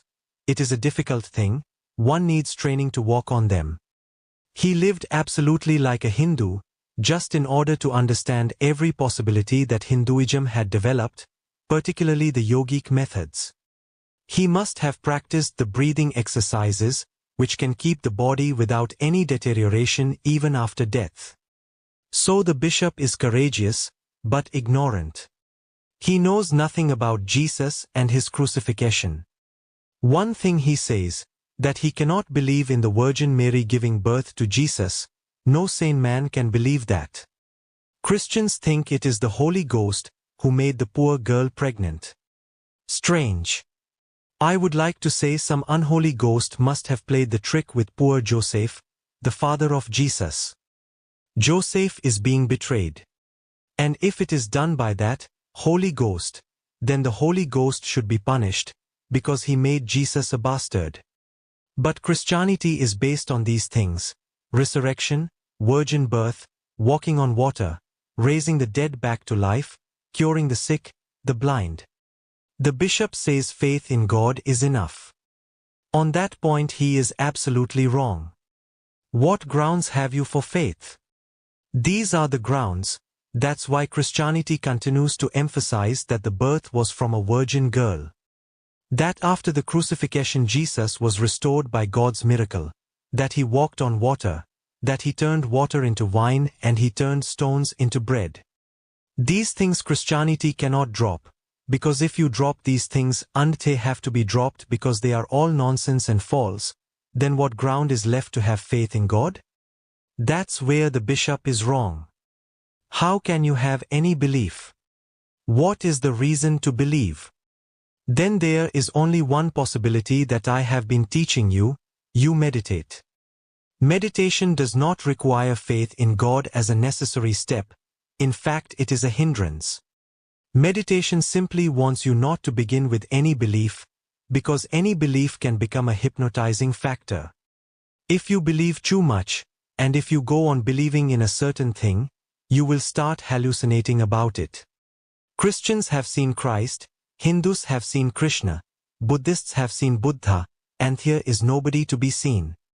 It is all their projection. Their faith creates the image, and then the image strengthens the faith. That becomes a vicious circle. Then you have more faith because you have seen Jesus, then Jesus becomes more alive, then your faith is even deeper, then Jesus starts talking to you. Your faith becomes absolute. But it is just a mind game, you are just playing with your own mind. Meditation is without any faith, without any belief, entering into silence to see what is there. There is no need to assume beforehand what is there. If you have assumed beforehand what is there, you will find it. That's the trouble. If you think Jesus is there, you will find him. Jesus says, "Believe and I am there." Belief creates the phenomenon. Meditation is the most scientific method. It needs no belief, no faith, just inquiry. And the inquiry, to be scientific, has to be without belief. I am reminded of a Hindu professor, Dr. Banerjee.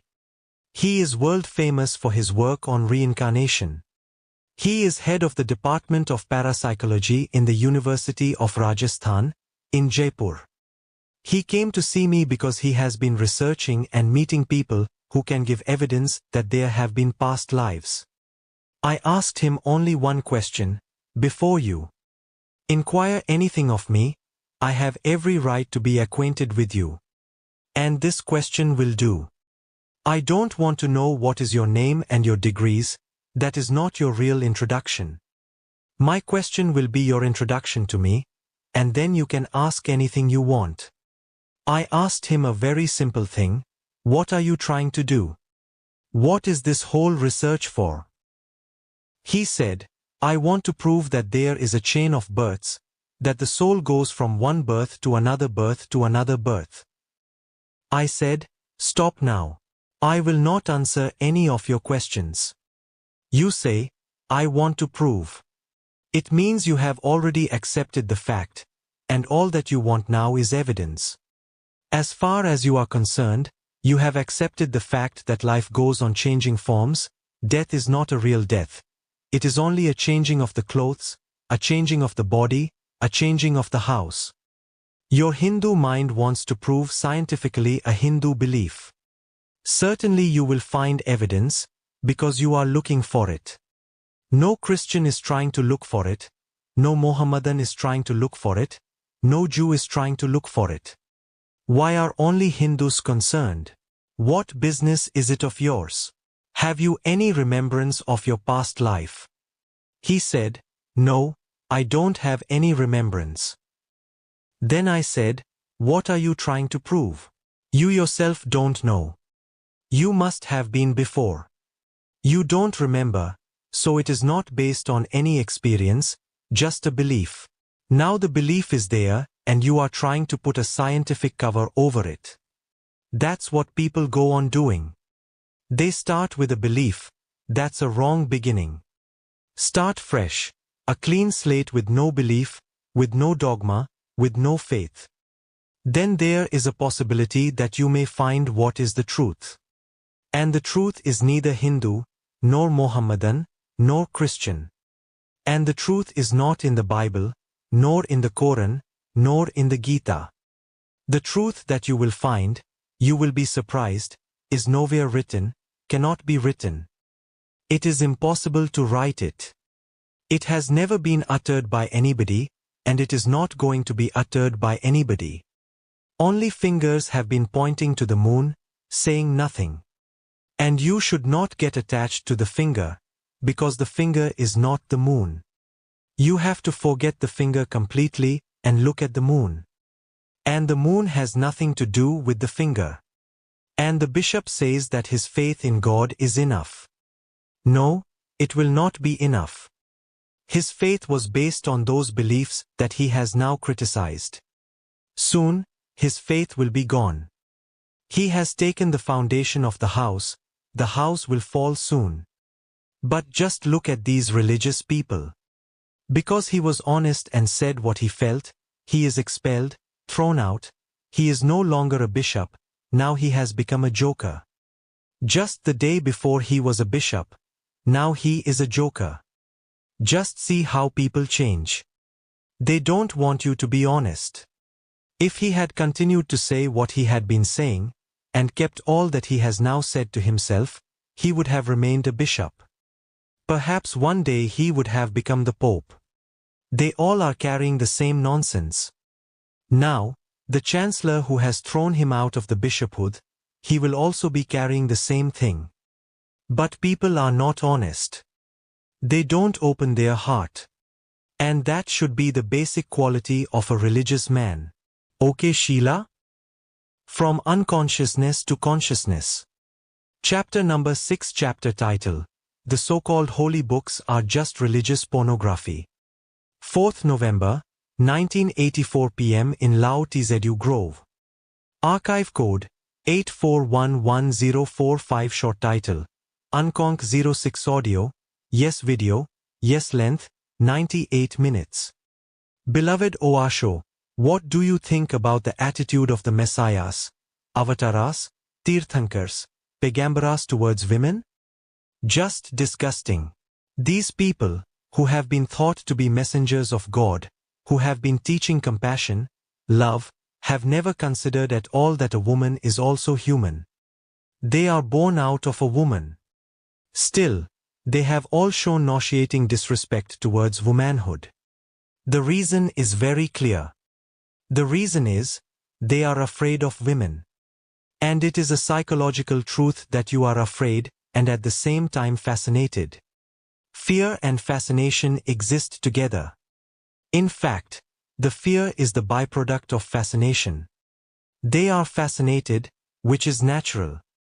There is nothing wrong in it, it is absolutely human.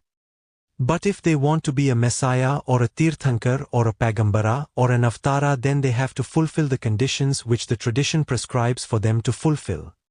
And all the traditions are made up by man. Up to now we have lived in a man-made society in which the woman has not been taken into consideration at all. Confucius, and the whole of China is influenced by Confucius thinking, believes that there is no soul in a woman, she is only body. Killing a woman is not a murder. So for thousands of years in China, if somebody killed his own wife, it was not a crime. It was just as if you want to destroy your chair, your furniture, or anything that belongs to you. You possess it, it is yours, exactly as the woman is yours. You are the possessor, you can kill her. There was no law in China to prevent a husband from killing his wife. And there was no punishment either, because the woman was a thing, not a being. And Confucius is thought to be one of the wisest men in the world. Now, what kind of wisdom is this? He is the founder of Confucianism, but all that Confucius has done is to confuse the human mind and nothing else. Every religion is afraid of women, because every religion is afraid of sex. Every religion is repressive of sex, against sex.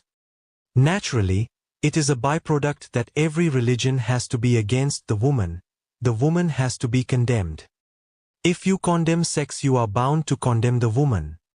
If you respect the woman, it is a corollary, you will respect sex also. As a natural thing. And why were these people against sex? They are different in their attitudes about everything except sex. About sex all religions agree. That seems to be the only agreement amongst religions.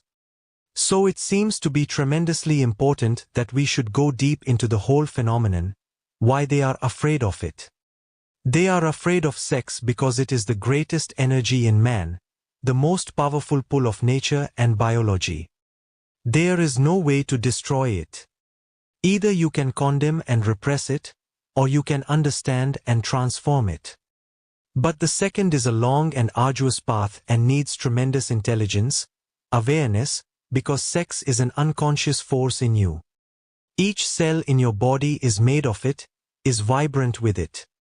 Your conscious mind is nothing compared to your unconscious sexual energy, hence the fear that the unconscious can take possession of you any moment.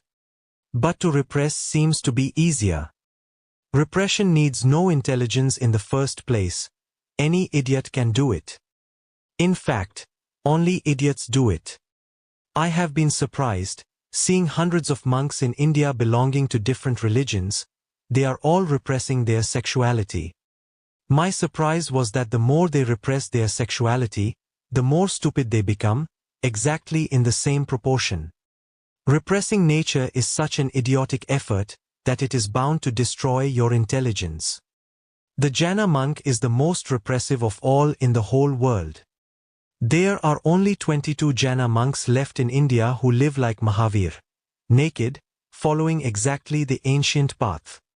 I have met all the 22, because I was roaming all over India, so it was not difficult to meet these people or anybody I wanted to meet. Sooner or later, somewhere or other it was bound to happen. Strange. All 22 are in the same way, stupid, no sign of intelligence.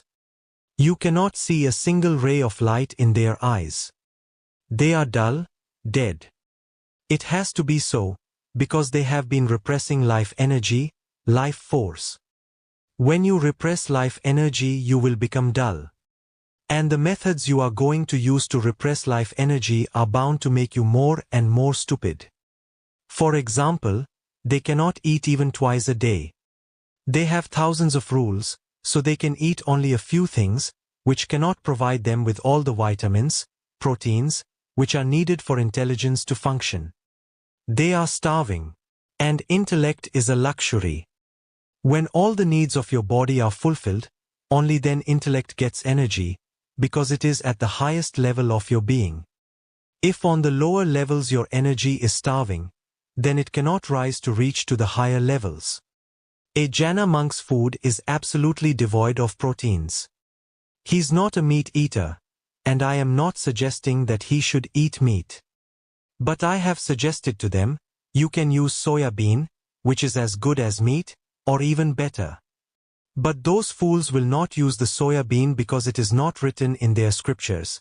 At that time the soya bean was not discovered. I have argued with them that it is not non-vegetarian, it is vegetarian. They say, it is vegetarian, but it is not written in the scriptures.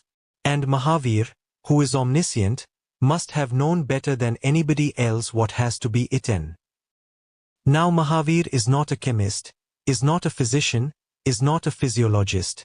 He knows nothing about the inner working of the body. He knows nothing about vitamins or protein, or anything that is absolutely necessary as a nourishment for intelligence. They cannot take milk because it is animal food. They cannot take anything made of milk, it is animal food. And their logic is, you are depriving the animal's kids, that is violent. Naturally, they become dull, they lose gusto for life. In fact, they want to lose it, they are afraid of it. If it is there, then who knows, in some weaker moment it may take possession of you. Hence, the fear of the woman.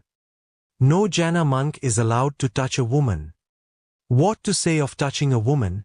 The jhana monk is not allowed to sit in the place where a woman has been sitting before, because she leaves her wives there. What to say to these fools? 9 months they have been in their mother's womb, continually showering in the woman's vibe. Then for years they have been nurtured and nourished by the mother's milk. Their whole body is made up by the woman. The father is almost an inactive partner in the business. I say almost, any injection can do his work. He can be easily removed from the whole process of reproduction, and he will be removed, sooner or later, because we can find better methods, better seeds. Right now it is all accidental. Now science has come to a certain maturity. About animals we are not so accidental now, their breed has evolved. But about man we are not scientific, the breed is not evolving, because everybody and anybody is allowed to reproduce children. This is not going to be for long. This should not be continued for long. Man's business is finished. He only triggers the process, then the whole burden falls on the woman. These fools are saying that you cannot sit in the same place where a woman has been sitting before. Jhana monks carry their own small rug with them, because who knows, by mistake you may sit in a place where a woman was sitting before. So they carry 2 things. A small brush with which they clean the place, as if with a brush you can remove the vibrations, then they spread their small mattress that they are carrying with them. Always carrying, you cannot touch it, you are not allowed to touch it, and then they will sit on it. I have asked these monks, if you are really a little bit alert, then please, I will show you 2 places. In one place a man has been sitting and in the other place a woman has been sitting. You decide by feeling the vibration which one is the man's and which one is the woman's. Even science has not been able to discover any such detector yet. And of course they decline, we are not going to do any such thing. But I said, the reality is you cannot do it. You have just learned gibberish. Vibrations. What do you know about vibrations? And what can those vibrations do to you? Now, the fear is the fascination. The woman fascinates, it comes into their dreams. They have been able to throw her out from their waking hours, but in their nights. Mahatma Gandhi was very much impressed by jhana monks. He was a strange fellow, born a Hindu, but not much of a Hindu, 90% Christian, 9% jhana, 1% Hindu. Many times in his life, he was on the verge of converting to Christianity. One time he was ready to convert to Jainism. He accepted 3 persons as his masters. One is a jhana, Srimad Rajchandra. The second is Leo Tolstoy, who was a fanatic Christian, and the third is Henry Thoreau, who was also a fanatic Christian. I have been talking to these Jaina monks and telling them the story of Mahatma Gandhi, what happened to him. In his ashram no love affair was allowed. Even husbands and wives, if they wanted to become inmates of the ashram, had to take the vow of brahmacharya, celibacy. That was a basic rule. So there were husbands and wives, but they were both celibate. It was not being followed. They were caught again and again. And Gandhi was a masochist, just as I have told you that Mahavir had masochism in him, enjoying torturing oneself. There is a certain mind disease which gives you pleasure out of pain. So what Mahatma Gandhi used to do, whenever a couple was found that had broken celibacy, and it was such a sensitive affair that there was no need for an actual sex relationship to happen. Just holding hands, if somebody had seen them, that was enough. Or hugging each other, one's own wife. What Mahatma Gandhi would do is, he would go on a fast, he would torture himself. He would not punish those people, but it was really a greater punishment than any you could have invented, because the whole ashram would condemn the couple.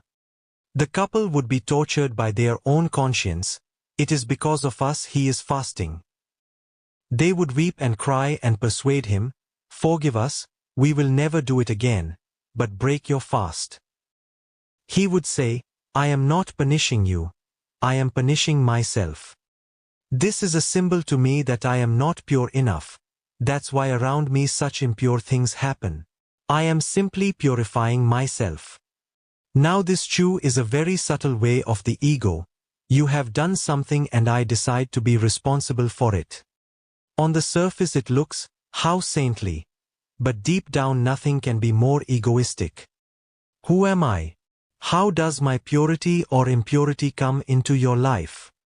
But he was just thinking in terms of the old scriptures, that if you are a real saint then around you nothing impure can happen. But what is impure? A man loving a woman, what is impure in it? His own woman, not against her will, what is impure in it?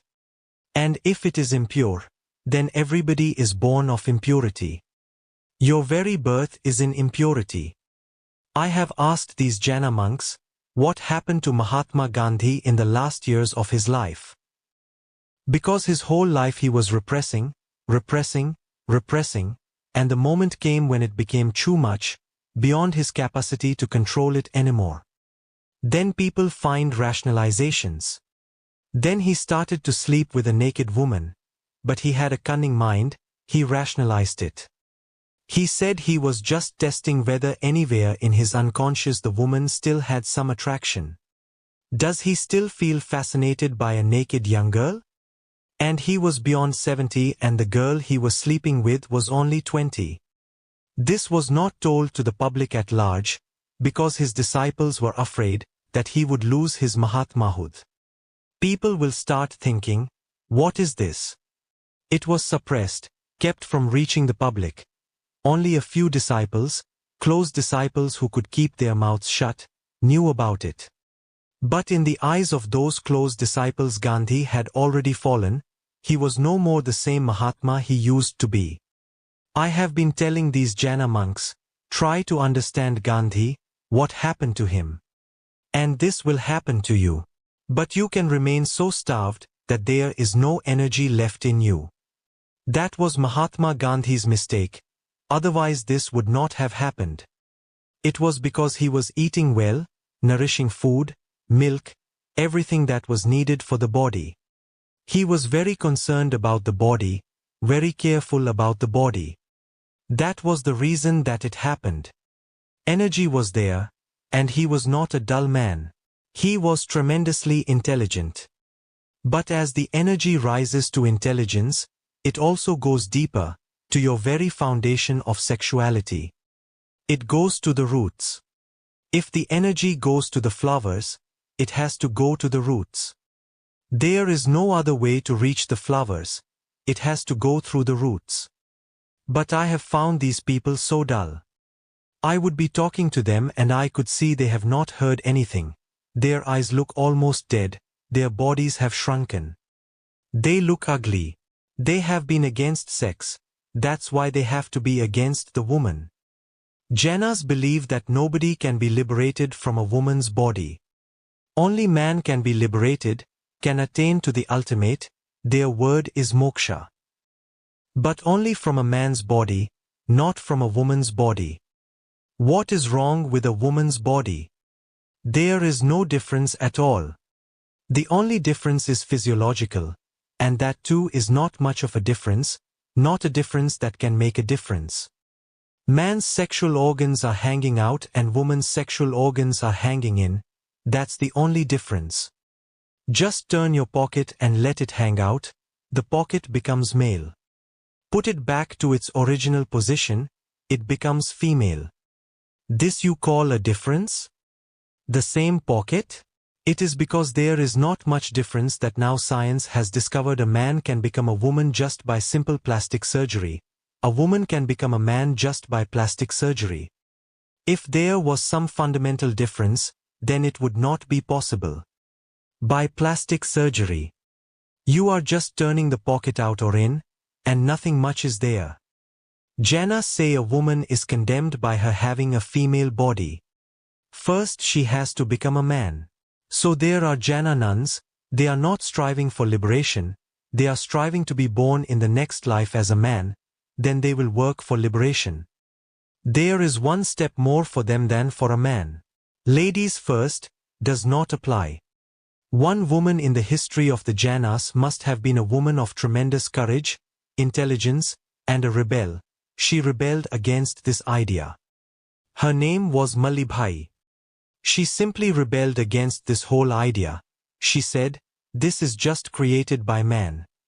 And she must have been a charismatic woman, certainly, to become a Jaina monk. She was not going to become a nun, because a nun has the goal to become a monk in the next life. She became a Jaina monk.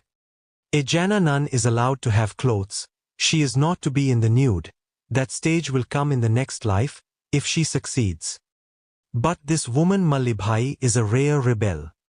I have looked all around the world, I don't find another woman of the same rebelliousness. She became a monk. She dropped her clothes and she declared to the Jainas, I am a monk and I am striving for liberation, and I don't care a bit what your scriptures say.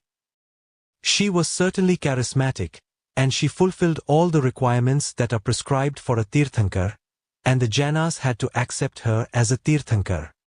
But they played a trick. When she died they changed her name, Mallibhai, Bhai designates a woman, they made the name Mallinath, Nath designates man. So if you read the history you will not find in 24 Tirthankars that there has been a woman, because for her name they don't say Mallibhai, they say Mallinath. And they have deceived the whole world, and they have continued on the old trip. One woman has proved it, and one woman's proof is enough for all women. But the cunning priesthood changed the name when she died. They not only changed her name, they changed the statue. It is a man's statue in the temples. In Jaina temples there are 24 Tirthankar statues, all men. I used to go to Jaina temples and ask, who is Mallibhai? And the priest would become shaky and he would say, Mallibhai? Are you a Jaina? I said, no, I am not a Jaina. But I am not a male chauvinist. Who is Mallibhai out of these 24? And he would show me. But I would say, this is a man's statue. The sexual organs are hanging out and I am absolutely certain there was no plastic surgery at that time. Soon they became aware, so whenever I would go to a Jaina temple they would say, the temple is closed. You are not allowed in the temple. In Indore, in India, there is one of the most beautiful Jaina temples, perhaps the most beautiful in India. It is made all of glass, the whole temple. When you enter it you see yourself reflected in a million mirrors around you, because the whole temple is just small pieces of mirror. I love the place for its beautiful land, it's quiet, but they would not allow me to enter. Once I had been in, then the door was closed on me. I approached the man who had made the temple and said, "This is strange. You allow even spectators who are not jhanas, you allow visitors. Christians can come. Anybody can come in the visiting hours, because the temple was such a unique piece of art. Up to 12 in the morning only jhanas could enter it to worship, but after 12 visitors were allowed, I am not even allowed in with the visitors. The moment the priest, and he is always standing at the door, the moment he sees me, he says, 'You are not allowed.' I asked the man who had made it. And it was a very precious gift that he had given to the country. He told me, 'I know, and I myself wanted to meet you. The priest has informed me.' And it happened because for 6 months I had to stay in Indore, because my father was very sick and he would not let me go. So I had to stay, and the hospital was just 5 minutes walk from the temple. So whenever I had time I would knock on the door and the priest would hit his head with his hand and he would say, 'I have told you again and again that for you, this temple is closed forever.' The man who had made it said, 'I wanted to meet you. I can tell the priest you should be allowed in, but please don't ask questions which we cannot answer. Your question is valid. I know you are right. Actually Mallinath was a woman. But why disturb things? For 25 centuries we have maintained that he was a man, and now nobody asks about it. All history books have accepted it. You are a strange fellow. From where have you got this idea? We have made it absolutely clear in all the history books, in every possible way. In every temple the statue is of a man." I said, "Don't be bothered from where I got the idea. The question is, on the temple door you have written, 'Truth is the highest religion.' Inside, where the shrine is for 24 Tirthankars, you have written Satyamev Jayate, 'Truth is always victorious.' I am not concerned. Who cares? What business is it of mine to be bothered whether this was a man or a woman, whether this person existed or not, even? I am not interested in that. But you should erase these words, Satyamev Jayate. And just underneath you have the statue of Mallibhai as Mallinath, and truth is the highest religion. Erase these 2 sentences, and I will never come to this temple again. If you don't erase them, I am going to continue this every day. You go on refusing, I will go on continuing." And by many people became aware. Because at odd hours I would go there, sometimes in the morning when jhanas were worshipping, and he would be closing the door and saying, "You cannot come in," and sometimes when spectators were going in he would close the door. And for 6 months I had no other business. My father was sick, and the temple was just 5 minutes away. I could go 2, 3 times, 4 times, as many times as I liked. Even in the night sometimes I would knock and the priest would wake up and he would say, "What? Even in the night?" I said, "Unless you erase those 2 sentences I am not going to leave." Finally they had to erase those 2 sentences. I said, "I am finished with your temple. Now you can do whatsoever you want. You have accepted that even in the name of truth there is untruth. Even in the temple of truth, you have been lying for 25 centuries. One rebellious woman, and you have destroyed her completely. And you have been repeating the same again, that the woman cannot achieve salvation, and the woman has proved that she has become a Tirthankar. Jainas had to accept Mallibhai. She must have been a tremendously strong woman to say that she is going directly to moksha, she is not going to be born in a man's body. Because bodies are left behind, a man's or a woman's, they will be burned on the funeral pyre and the soul is not feminine or masculine. And it is the soul, the innermost consciousness, which is being transformed. The woman had proved it absolutely and you had accepted her. And still, when she died, you started lying again. It is a male chauvinist world. All Hindu avatars are men. Not a single woman is accepted. Not that there have not been women of much more strength, of much more power than these so-called avatars, but they have not been accepted just because they are women, and it is a man's world. A Mohammedan can marry 4 women, he is allowed to by the Quran. A woman is not allowed to marry 4 men. Now this is unjust. A woman cannot enter into the Mohammedan mosque, she has to pray from the outside. She is filthy, just because she is a woman. She is not even allowed to pray inside the mosque. In a synagogue there is a separate place for the woman, partitioned, she cannot sit with the man. Mostly at the back she has a place, or on the balcony she has a place. I am reminded of a story, I don't know whether it is right or wrong. When Gold Meir was Prime Minister of Israel, Indira Gandhi, who was Prime Minister of India, went on a visit to Israel. She wanted to see a synagogue and how the Jews worship and what they do. So Gold Meir took Indira Gandhi and they sat on the balcony.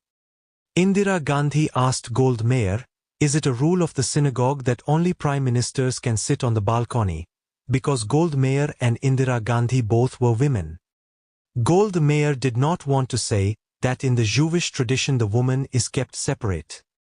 But Indira Gandhi thought, it is because we are both prime ministers, so a special place is being given to us.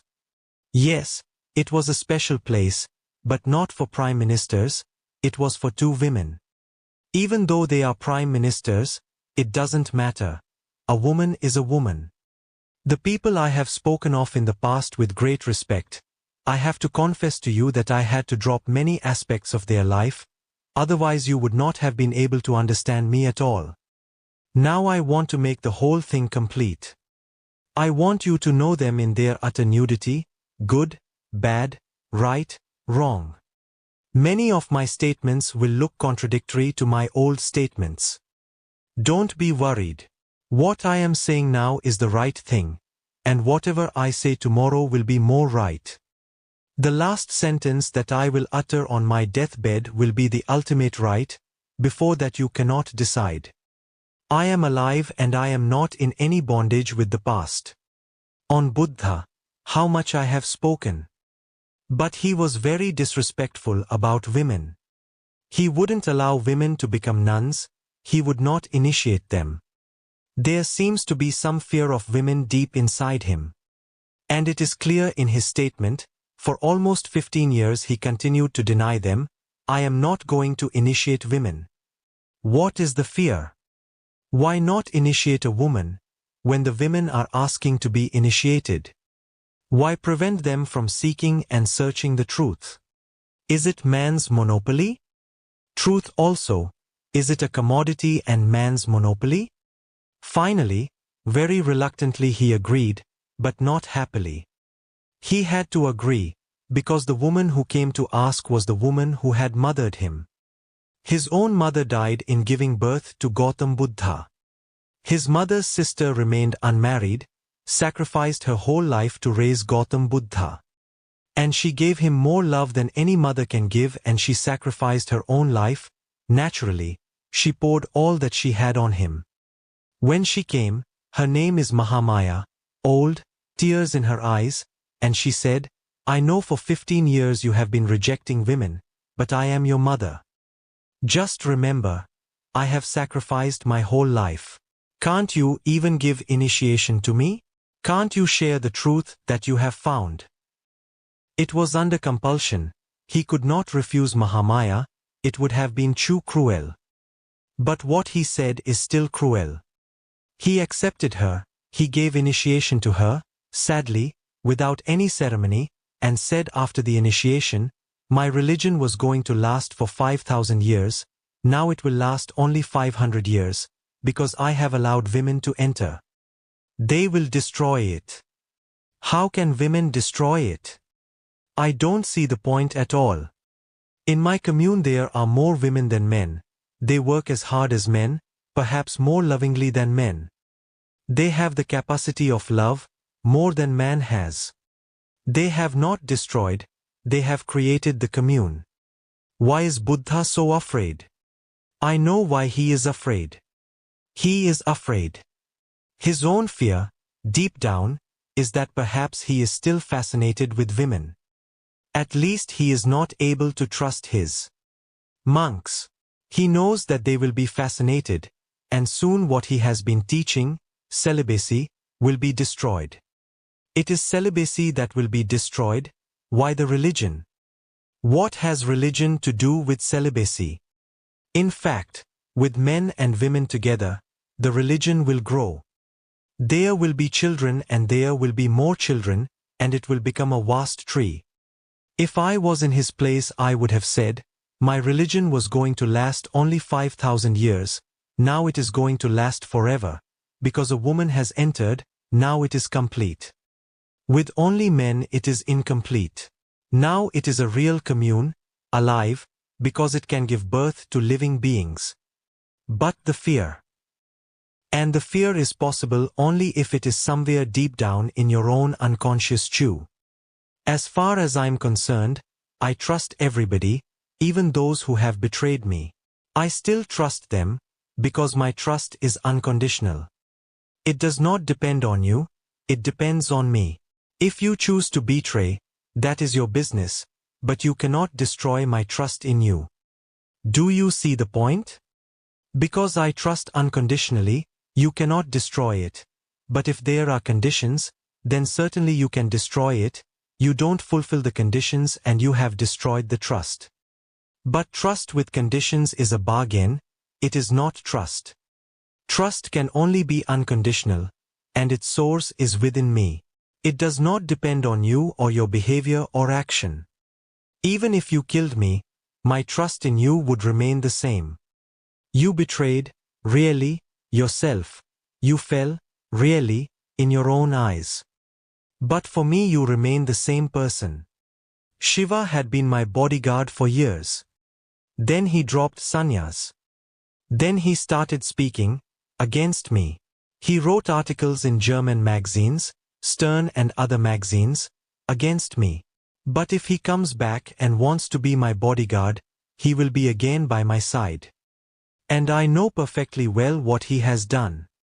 That does not matter at all, it is his doing. He should be worried and concerned about it. As far as I am concerned, I have remained exactly the same. He can come again and be my bodyguard. Nobody else will accept him as a bodyguard, because that is the easiest place from which to kill a man. Just now Indira Gandhi has been assassinated by her own bodyguards. 3 bodyguards shot her, 8 bullets, creating 16 wounds, because all the bullets passed through her chest, belly, from the back to the other side. And if the bodyguards want to kill, that is the easiest and the safest place from which to kill a person. But if Shiva comes back and wants to be my bodyguard, I will be immensely happy to have him. It does not matter. He has to take responsibility for whatsoever he is doing, whatsoever he has done. He has to take the whole responsibility for it. But it is none of my business to interfere in his doings. If he feels it right to write against me, perfectly good. If he feels happy to write against me, perfectly good. But for 10 years he was sitting by my side. He must have a tremendously idiotic mind. In 10 years he could not see anything wrong. It took 10 years for him, and now, after dropping sannyas, he becomes suddenly articulate. So what was he doing for 10 years? Sleeping? No, it is not against me that he is writing those articles. It is just to console himself that what he has done by dropping sannyas is right, because the man was wrong. He has to prove it to himself that the man was wrong. That's why I have dropped sannyas. Otherwise it will continuously be a wound, that I loved him so much, trusted him so much, so unconditionally, and this is what he has done to me. I can understand his difficult situation. So writing against me, he is simply trying to cover up the wound that he has inflicted upon himself. So remember that if Buddha is afraid of women, women are still fascinating to him. That's why he projects the idea. A simple arithmetic. He knows that, if even to me, 1's in A While the woman becomes attractive, then what about my monks? They will be spoiled. But the idea of their being spoiled arises only if you deny sex. Otherwise there is no spoiling. I don't see anybody spoiled. No natural instinct spoils you. But repress it, then it is perverted, and slowly you are spoiled by the perversion. You will be surprised. There are Catholic monasteries where women have not entered for 1,000 years. What to say about a woman? A 6-month-old baby girl is not allowed to enter with her father or brother into the monastery. A 6-month-old baby. Inside the monastery, what do you think? Monks are living or monsters are living, who are afraid of a 6-month-old girl? What kind of people are living inside? So sexually perverted. All sexual perversion has come through your religions. 90% of mental diseases have come through your religions, because of sexual perversion.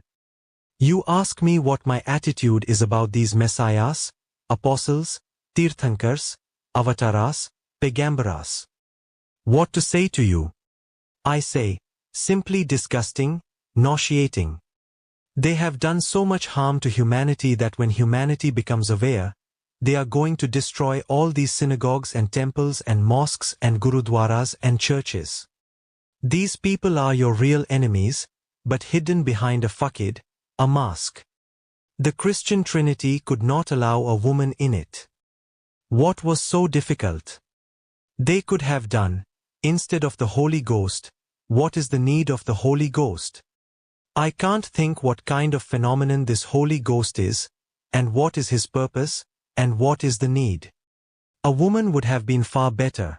Father, mother, son, it would have looked more logical. This Holy Ghost, is he man or woman? But no, even though millions of Christians worship Mary, she is not accepted in the ultimate hierarchy. A woman is, after all, a woman. Jesus had not a single woman among his 12 apostles. And you will be shocked to know that when he was crucified, all those apostles escaped. Only 3 women did not escape. One was his mother Mary, another was Mary Magdalene, a prostitute, but she had fallen in tremendous love with this man Jesus, and the third was also named Mary, sister of Martha. These 3 women proved far more courageous, not afraid. Thousands of enemies all around, everyone against Jesus. They were shouting, rejoicing in his crucifixion. All the apostles had escaped, afraid that if they were caught perhaps they would be crucified too. They may have said sometime to the Master, "We will live with you and we will die with you." Saying is one thing, doing is totally another. Only these 3 women were ready to dare, to be crucified. If that is what is going to happen, then it is okay. It is worth dying with the Master rather than to live without him. But this loving heart is very rare to find in a man. When it happens in a man, then there is no difference. Still they were not apostles, they should have been the only apostles. Those cowards who had escaped should have been rejected. But just the other day the Lord Chancellor in England, who has thrown one bishop out of the church, said, "I would believe more in Matthew, Luke, Mark, the apostles whose words are in the New Testament, because they were eyewitnesses." He's absolutely wrong, they were not eyewitnesses, they had escaped. The eyewitnesses were 3 women, but he does not mention them. Those 3 men have written the story, but they were not eyewitnesses. Those 3 women have not written, they must have thought, who would bother about their writing? Who would listen to them? But the Lord Chancellor is absolutely wrong in making those 3 fellows eyewitnesses. They were not. And what they have written is different from each other. If they were eyewitnesses, it would have been exactly the same. To me, what Thomas has written, which is not included in the Bible because Thomas was not available there, he had gone to India with Jesus, he had written his gospel in India, I have spoken on it. His words seem to be truer, more authentic, closer, for the simple reason that he himself must have attained to a certain state of light. That light filters through his words. It is not in the New Testament that you find that light. Okay, Sheila? From Unconsciousness to Consciousness. Chapter number 7. Chapter title: From Christianity to Jonestown. 5th November, 1984 p.m. in Lao Tzu Grove. Archive code 8411055. Short title: Unconc 07 audio, yes video, yes length, 96 minutes. Beloved Osho, I have been asked again and again by journalists and politicians, is there some possibility of another Jonestown in your commune? It is absolutely impossible. Even to think of it is absurd, because my whole philosophy of life is just the very opposite of Jim Jones. What happened in Jonestown can happen anywhere in the world, but not here. One thing is completely forgotten: Jim Jones was a Christian priest. He was a reverend, and nobody has tried to discover the roots of his philosophy in Christianity, where they are. If he is related to anybody, he is related to Jesus, not to me. Because you have been brought up conditioned in Christianity. To me, Christianity is not Christianity, but Christianity. Its symbol is the cross, not Christ. It is based in the crucifixion. If there had been no crucifixion, there would have been no Christianity. Nobody would have remembered even the name of Jesus. It was the foolishness of the Jews that they crucified him and created Christianity. If he had been simply ignored by his people. And there was nothing much in it. What he was saying were very simple truths, which have been known for thousands of years. There was nothing new in it, there was nothing dangerous in it. To crucify him was absolutely baseless. But it seems Jesus wanted it to happen, because before the crucifixion he was aware that he was going to be caught if he went to the festival. If he went into Jerusalem, he was going to be caught and crucified. He was fully aware, it was known to everybody. There was no need to go there, but he was pulled towards Jerusalem as if pulled by a magnet, irresistibly. He was filled with this idea that crucifixion will prove my messiahhood. You have to understand the background. Jews have certain things that a Messiah has to fulfill. One of them is crucifixion and resurrection. But resurrection is possible only if crucifixion happens. And Jesus was declaring himself to be the Messiah, the awaited one, for whom the Jews have been waiting for centuries, who will redeem them from their suffering, their misery, and who will open the doors of heaven for them. They could not believe that this poor carpenter's son, utterly uneducated, is the Messiah, that he is going to redeem us. He is going to redeem the whole of humanity from suffering. And that's why they were insisting that the only test will be the cross. Jews were insisting for the cross, because that would prove whether he is a Messiah or not. And Jesus was hankering for the cross and crucifixion, because unless crucifixion happens, resurrection is impossible. It may happen, it may not happen after crucifixion, but it cannot happen without crucifixion, that much is certain. So when he heard the news that he is going to be crucified at this year's festival, he started moving towards Jerusalem. He was a fanatic. In fact, all old so-called religions are fanatic because their faith is not based in reason, in science. Their faith is based in absolutely unprovable beliefs. Faith requires that you should not ask why. But the question why is absolutely natural. So to force the why into your unconscious, to destroy your reason completely, you have to be a fanatic, utterly stubborn. Otherwise those questions will arise. If you are flexible, those whys will come up, and they will destroy your faith. What grounds has Jesus got to prove that he is the Messiah? He has not got any certificate from God. Just because he says so. Jews wanted to bring this stupid young man to his senses. If he had a little intelligence and rationality, he would have not gone there. There was no need. But then there was no need even to declare yourself a Messiah or Son of God, which are all foolish. You cannot prove you are the Son of God. Nobody can prove it. Nobody can prove that God exists. What to say about the Son? God is an unproved hypothesis. From one unproved hypothesis, another unproved hypothesis, the Son. A fanatic mind is needed, almost a madman.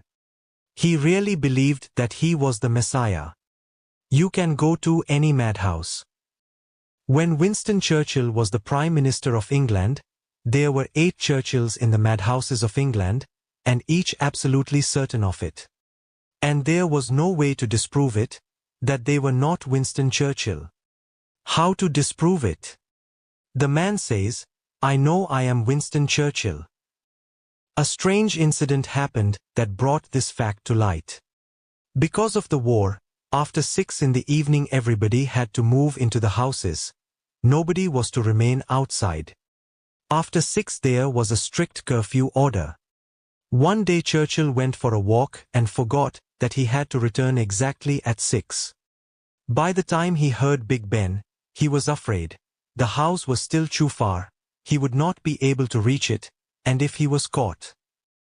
So he thought the best would be to knock on the first house rather than to be in a police station.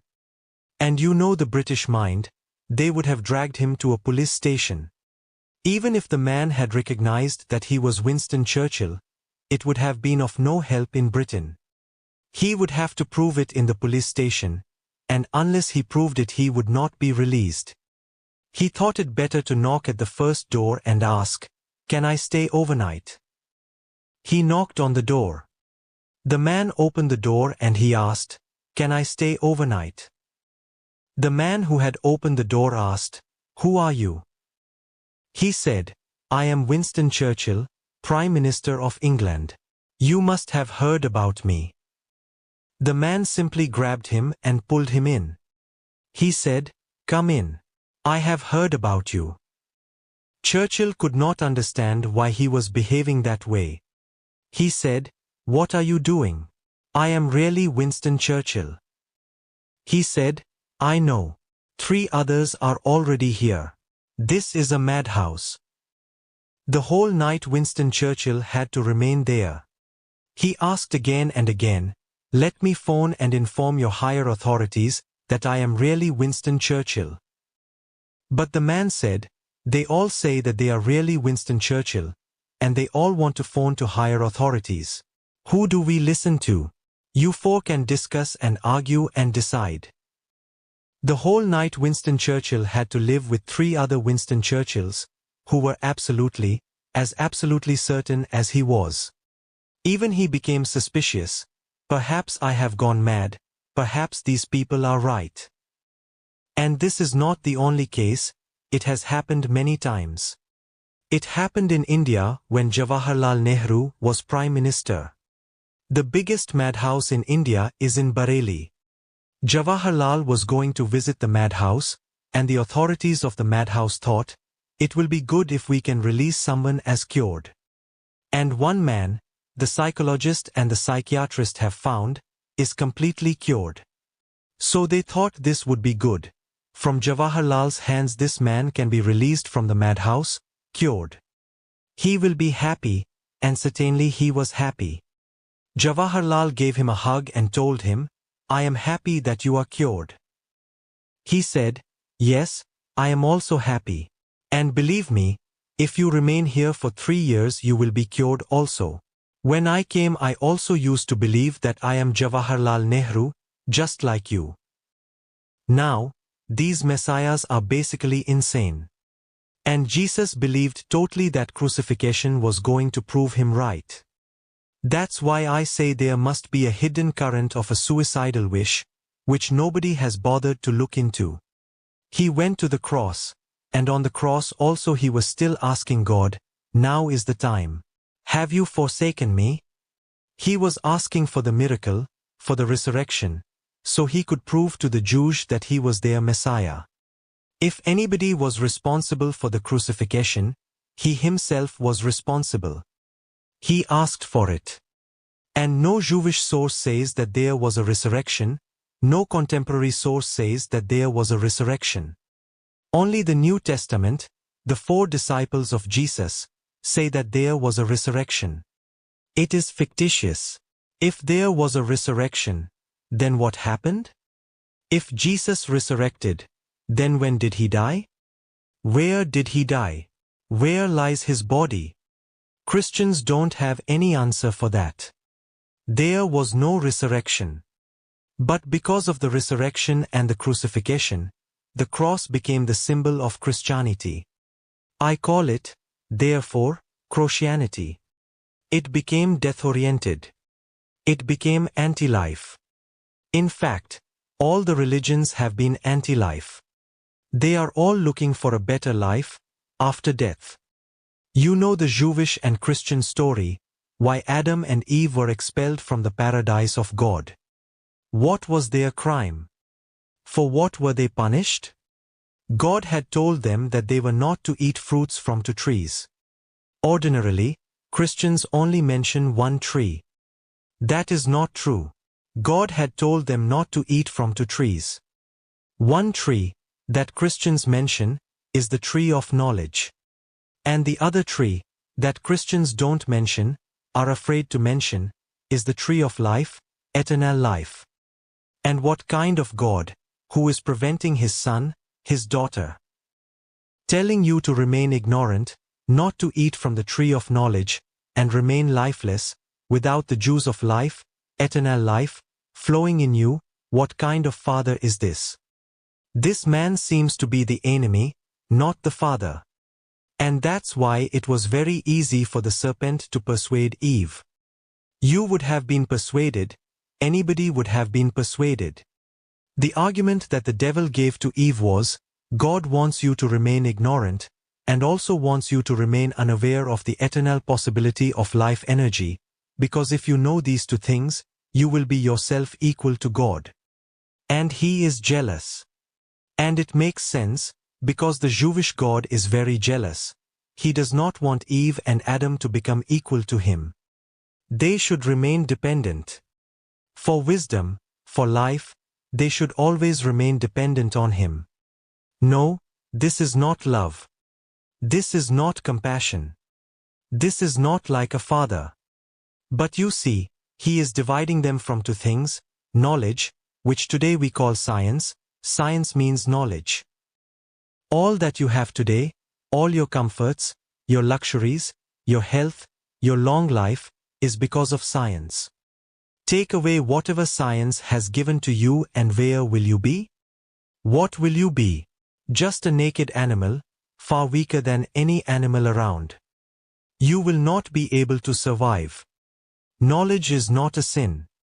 And to feel life and to live life in its totality, and to live it with such passion and intensity that each moment becomes a moment of eternity, that should be the goal of a religion. And that is what I have been teaching to you, eat from the tree of knowledge. Become a knower. All ignorance and darkness should disappear from you. You should become more conscious, more knowing, more aware. That's what I have been teaching. And live life so passionately, so lovingly, so totally, that you can taste something of eternity in it. And whenever you live any moment, forgetting the past, forgetting the future, that moment gives you the taste of eternity. Exactly what God has told to Adam and Eve, I am telling you just the opposite. Those are the 2 trees you have to search for and eat their fruit. If I have to write the Bible, then I cannot make God say, don't eat the fruit of knowledge, the fruit of life. Then what is left? Just to vegetate like animals? Then what is the difference between animals and man? But God was very angry.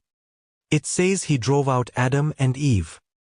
I don't know what model of car he was using, must have been a Ford, Model T. He drove them out. What was their crime? Disobedience. But it was worth it. I teach you that disobedience. If Adam and Eve had not disobeyed, there would have been no humanity. You would have been still in the jungles, naked animals. You would not have been able to create the world that you have created. Reverend Jim Jones is a Christian priest. He is against knowledge, he is against life, as all Christians are, whether they know it or not. You can look at the whole tradition of the popes. They have been fighting, at each step, any progress of science. They have been trying to cripple science, to destroy science. This is the same story. The fruit of knowledge should not be eaten. The popes are all criminals, because to stop knowledge, to stop the growth of science, is far more criminal than to murder man. Nothing can be more criminal than that. But even today, any progress in science and every effort is made to stop it, because it is dangerous to the vested interests of politicians and the priests. It has to be stopped. Man should not become too wise, otherwise you will not be able to make humanity a feeding place for slaves. On small things the popes have been reluctant. Very small things. The Bible says the earth is flat. Of course, it looks flat, because it is so vast you can't see its roundness. Just standing on the earth you can see it is flat. Don't believe your eyes, they can deceive you many times. So when for the first time it was said that the earth is a globe, it is round, immediately the Pope comes in, that it goes against the Bible. So what? If it goes against the Bible, throw the Bible away. It proves the Bible is wrong. It proves that the Bible is not written by God, otherwise he would not have been so stupid. At least God sitting in heaven could have seen the roundness of the earth. Human beings cannot see it, they are standing on the earth itself, their vision is not so vast. But God, sitting in seventh heaven. You can see the roundness of the moon, the roundness of other planets. Cannot God see the roundness of the earth? It is a planet. If the Bible was listened to, America would not have been discovered. It was discovered. Against the Bible, remember, it stands as proof against the Bible. This man Columbus did not listen to the priests, to the popes, did not listen to all the advisors, and jumped and risked his life. Because, he argued, if the earth is round, then how many days it takes does not matter. If I go on and on and on, I will come back to the same point, if the earth is round. It was through tremendous courage, rebelliousness, disobedience, that he discovered America. He thought it was India, hence the Red Indians. He thought he had discovered India. It was only later on that he found that this was not India. This was absolutely a new place, a new world. The Bible says the sun goes around the earth. Yes, it appears so, because we are on the planet Earth, and the earth is moving so fast we cannot feel its movement. And to feel movement you have to see something unmoving. Only in comparison can you feel the movement. When you are moving in a train, you know that you are moving because the trees are standing by the side, the stations are standing there, and you are passing them by.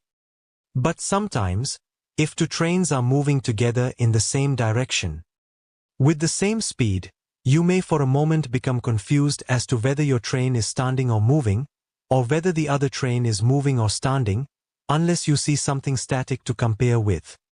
Because we are on the planet Earth and everything is moving with us, the trees, the mountains, the oceans, everything is moving with us with tremendous speed, we cannot feel it.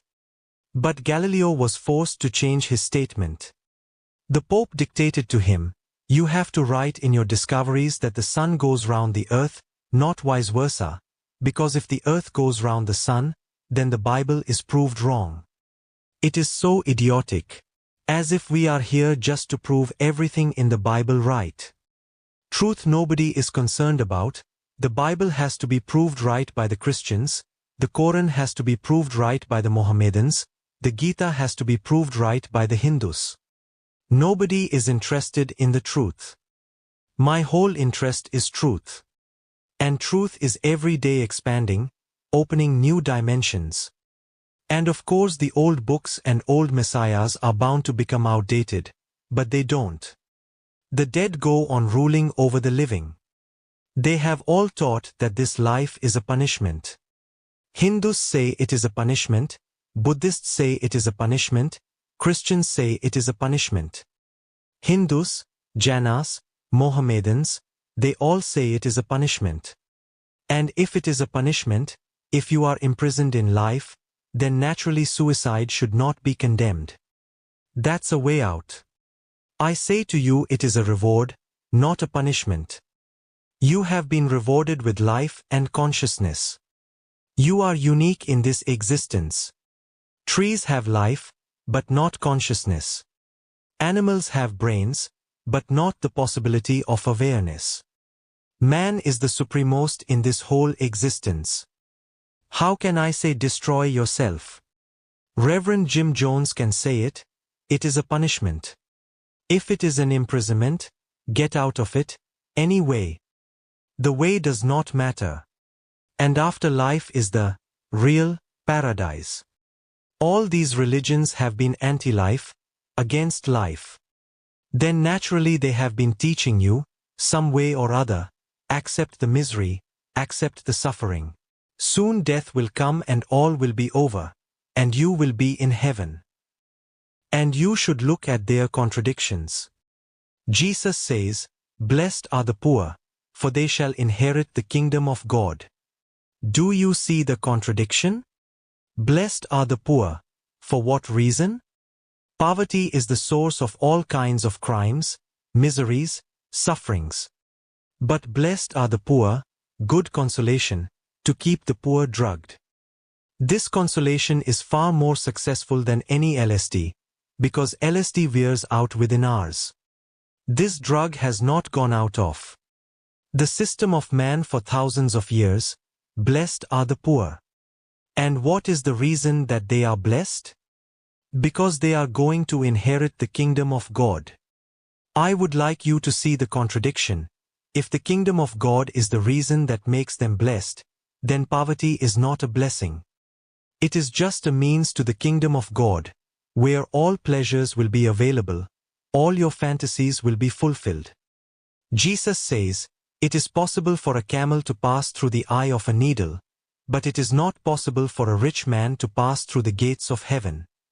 99% of the people on the earth have been poor. And these people, Jesus or Buddha or Muhammad, have no idea how to destroy this poverty.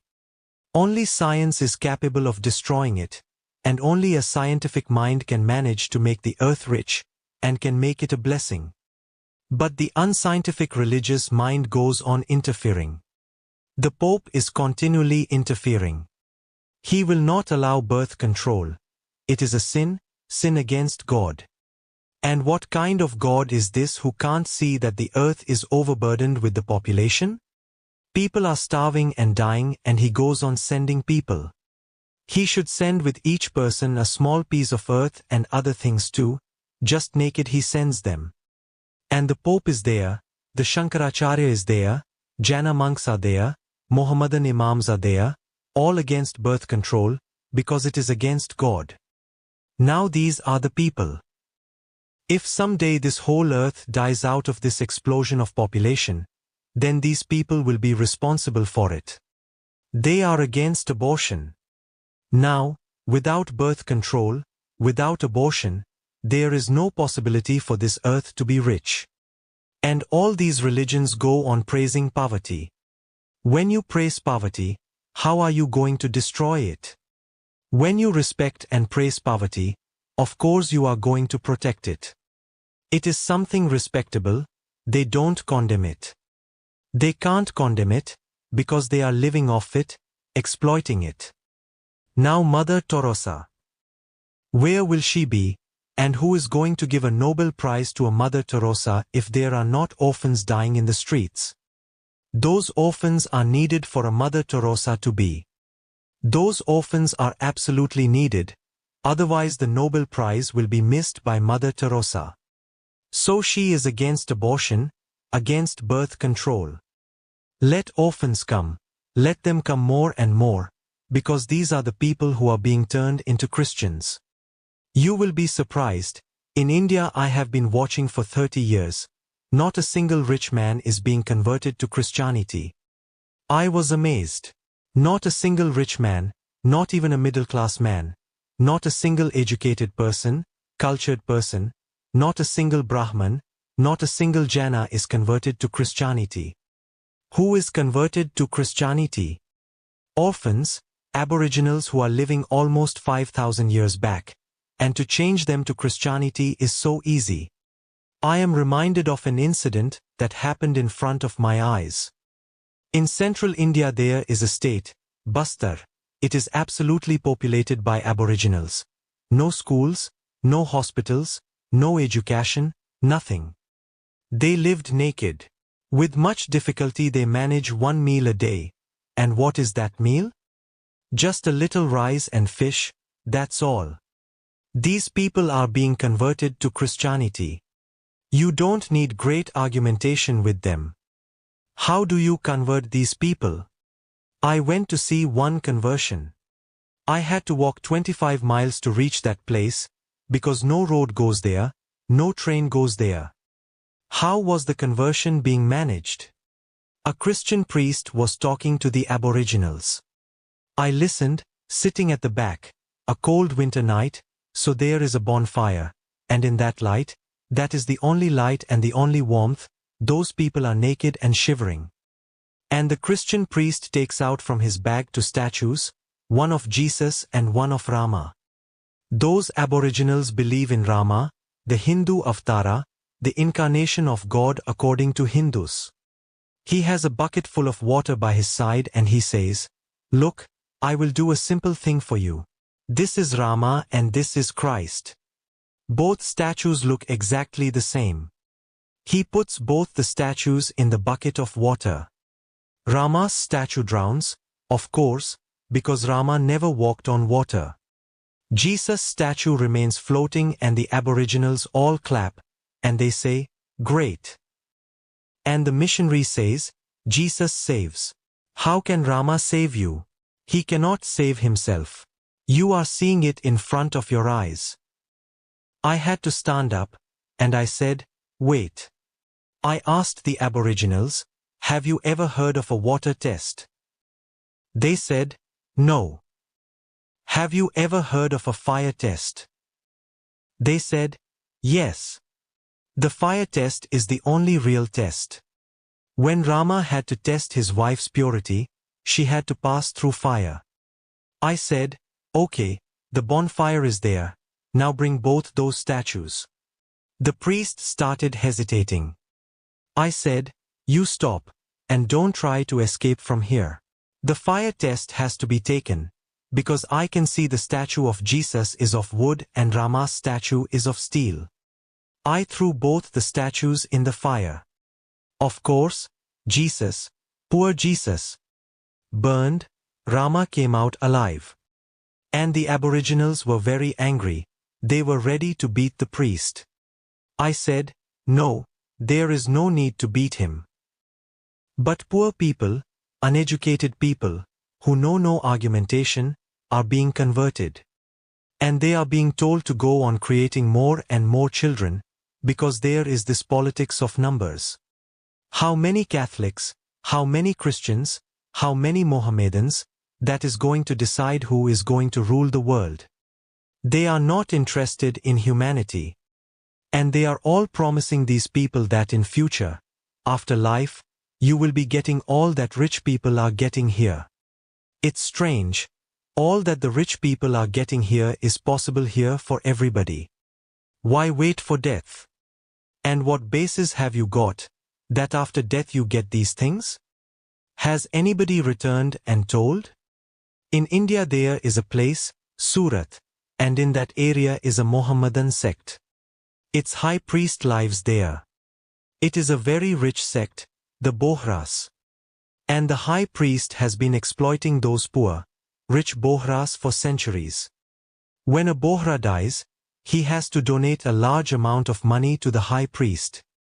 And the high priest gives him a certificate, and promises him, just like a promissory note, promises him, "You will get back 1,000-fold when you will show this note to God." And people have been giving millions of rupees and getting those certificates. Those certificates are put with them in their pocket, and they go into the grave believing that when they show it to God. I was staying at a Bohra friend's house. His father had died just a few days before, and they had donated a lot of money. They were really rich people, and he said that this type of certificate had been given. I said, "Do one thing, take me to your father's grave tonight, and we will see whether the certificate is still there or not." He said, "But what is the point of it?" I said, "I will tell you the point later on. First let us see." Of course, the certificate was there. I said, "Look, your father is gone, this is only the dead body. And he has not taken the certificate with him. Now what is he going to show to God? And you are an educated person, and putting a certificate in a dead man's pocket." But it continues, it goes on. "I have met the high priest who is a Ph.D. D.Lit. from Oxford, a very educated man." I said, "At least a man of your education should not do such exploitation." He could not look me in the eye. He said, "Whenever you come to me, you disturb my sleep. For a few days it becomes difficult to sleep, you create such inconvenient questions." I said, "It is not me creating them, it is you. You drop all this nonsense. A man of education, a cultured man, should come out, should say to people, you have been deceived. There is no life after death, as you know life. And if there is any life you have to learn to live now, and you have to live it so totally and intensely that if there is any life after death you will be able to live there too. If there is not, there is no question. That should always be the rational person's approach. I don't say anything about heaven or hell, punishment or reward. I simply say to you, go on dying to the past so it is not a burden on your head. And do not live in the future, which is not yet. Concentrate your whole energy here now. Pour it in this moment, with totality, with as much intensity as you can manage.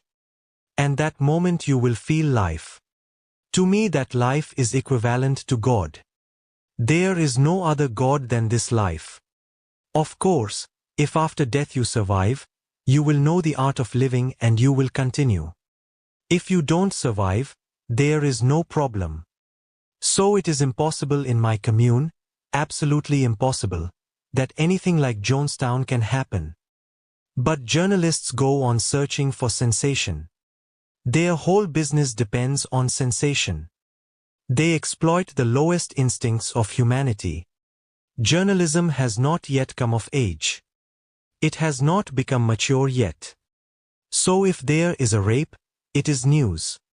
If there is murder, it is news. If there is suicide, it is news. Anything ugly, disgusting, criminal, is news, and anything beautiful is not news.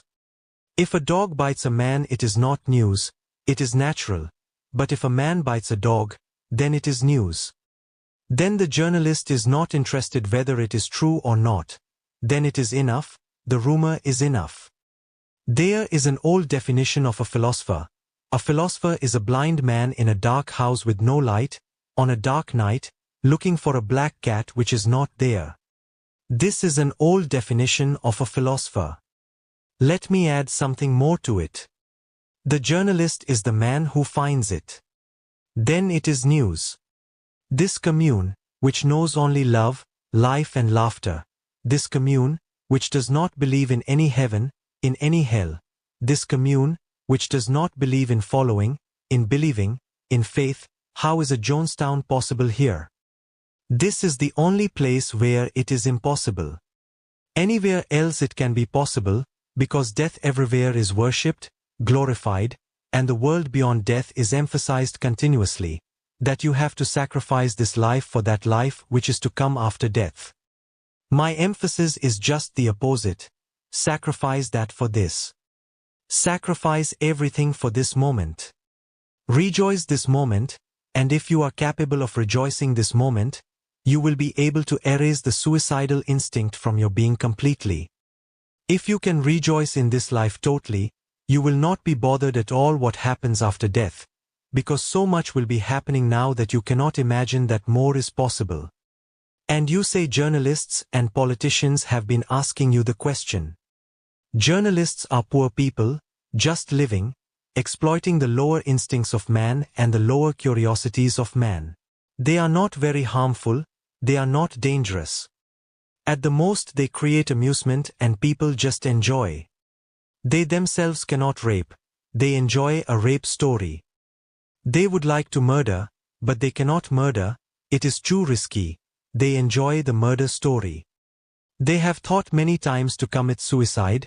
Remember, it is very difficult to find a man who has not at one time in his life thought of dropping it all, and being finished with it all, but they have not been able to gather courage. It needs a little courage to commit suicide, just a little courage, not much. Real courage is needed to live. Just a little courage is needed to commit suicide, a momentary emotional courage, just for a moment, for a flash. But they have not been able to do it themselves. Somebody else has done it, they enjoy the story. People enjoy only that which they would like to do but are not capable of, their circumstances don't permit, whatsoever the cause, but they can at least enjoy it. They can get identified. In a movie, in television, in a story, in a novel, in a newspaper, they get identified with those people that they would like to become but they cannot. They may condemn, that is their mask, deep down they are enjoying it. Otherwise, why so much interest in Jonestown? He was mad. And who were his followers? All uneducated, mostly black people, not understanding anything. What kind of congregation had he got? But he managed to draw the attention of the whole world just by committing suicide. Otherwise nobody would have ever known the Reverend Jim Jones and his people. By committing suicide he has managed good publicity. And that's all he wanted, to become famous. One university has done research in my commune. 60% of people are graduates from some university. 20% have postgraduate degrees, 1 MA, 2 MAs, 3 MAs. 10% of people have PhD, S, 1 PhD, 2 PhD, S, 3 PhD, S. 3% of people have D.Lit.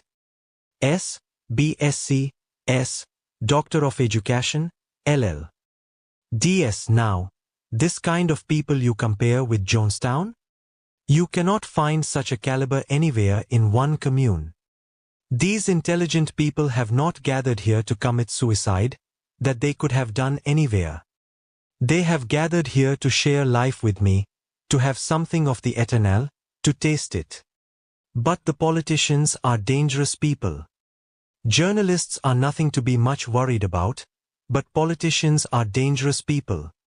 It can never become a Jonestown, but politicians can make it a Dachau, Auschwitz, Buchenwald. Politicians can do that, they have already started doing it. They declare the city illegal.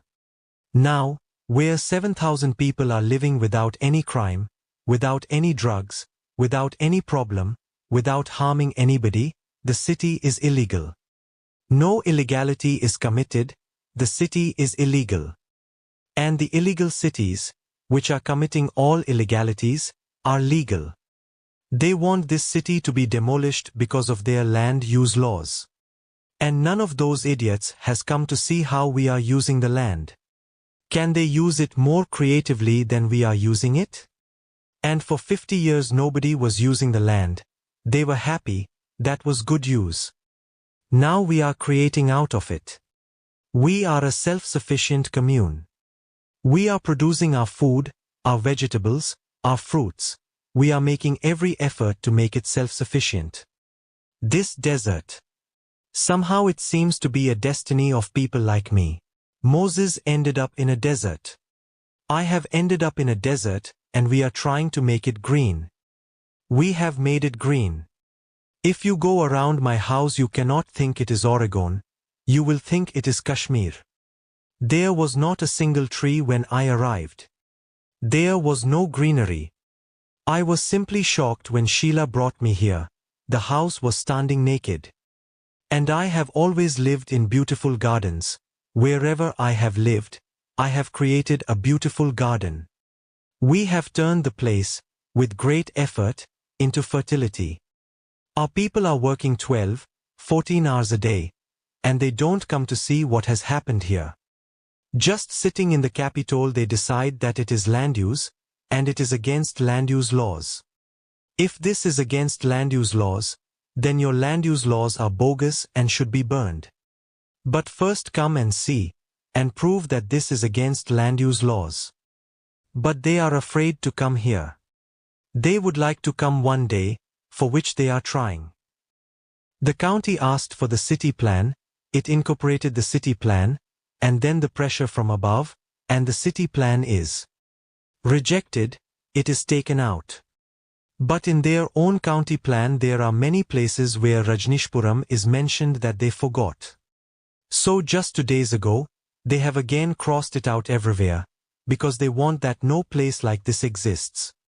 7,000 people are living here, and no place like this exists. First they will cross it out from their books, from their maps, because it has come onto their maps, because for 2 years it has been a legal city and the government has been giving it every support that a city needs. But now suddenly it has become illegal.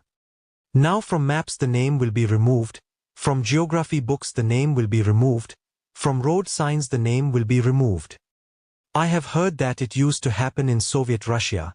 Stalin removed all those names that he did not want.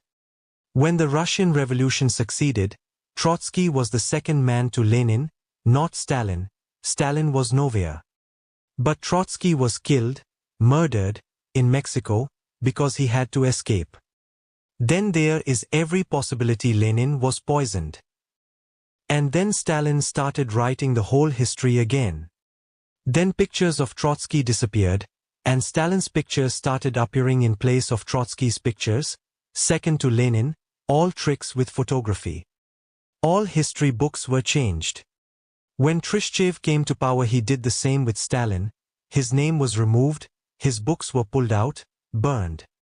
Not only that, his grave, which was made by the side of Lenin, near the Kremlin wall, was removed. His bones were taken out and sent back to his village where he was born. I have heard, Khrushchev was addressing the Presidium, and was telling them that Stalin has committed a great crime against communism. He has murdered millions of men. One man from the back said, "But you were with Stalin all this time, why did not you say anything?" Khrushchev said, "Please stand up and tell your name." Nobody stood. Khrushchev said, "Do you know now why I was silent?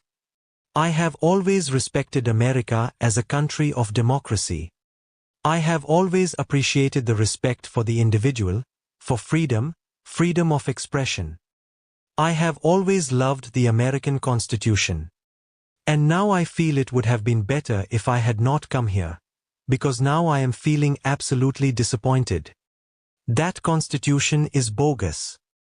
These words, individual, freedom, capitalism, freedom of expression, are all just words.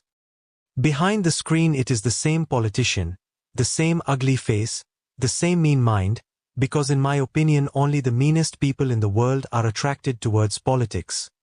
The meanest, the lowest, because they know they can only do something if they have power. You need power only to do something harmful. Otherwise love is enough, compassion is enough. And for compassion you need not be a president of a country.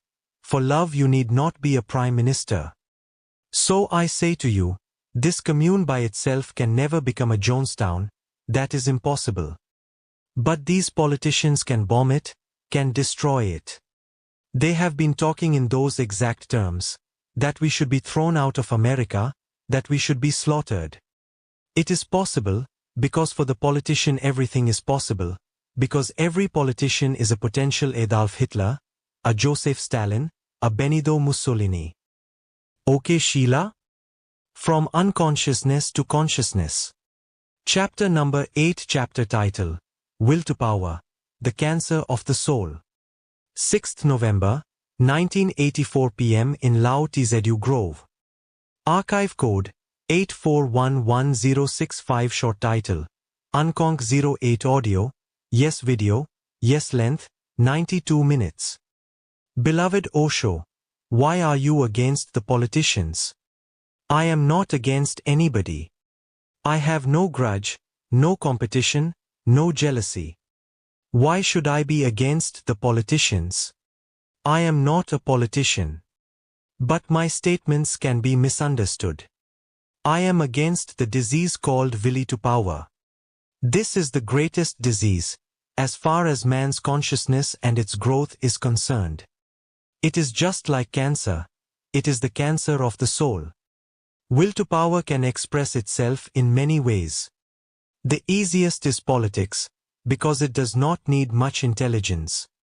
All that it needs is the capacity to create false hopes in the masses, hopes which have never been fulfilled, which were never meant to be fulfilled.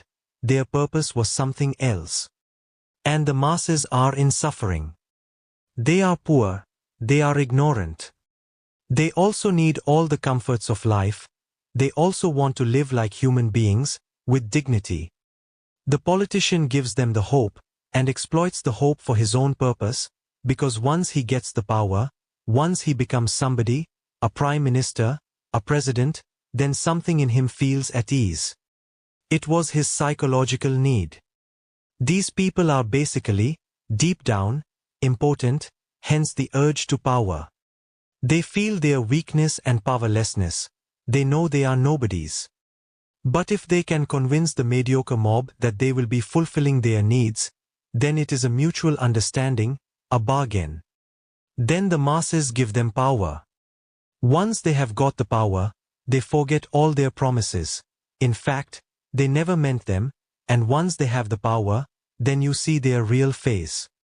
Lord Acton was absolutely right when he said, "Power corrupts, and absolute power corrupts absolutely." But he was not aware of why power corrupts, how power can corrupt. The man must be carrying the seeds of corruption already but was incapable of doing anything. He needed power.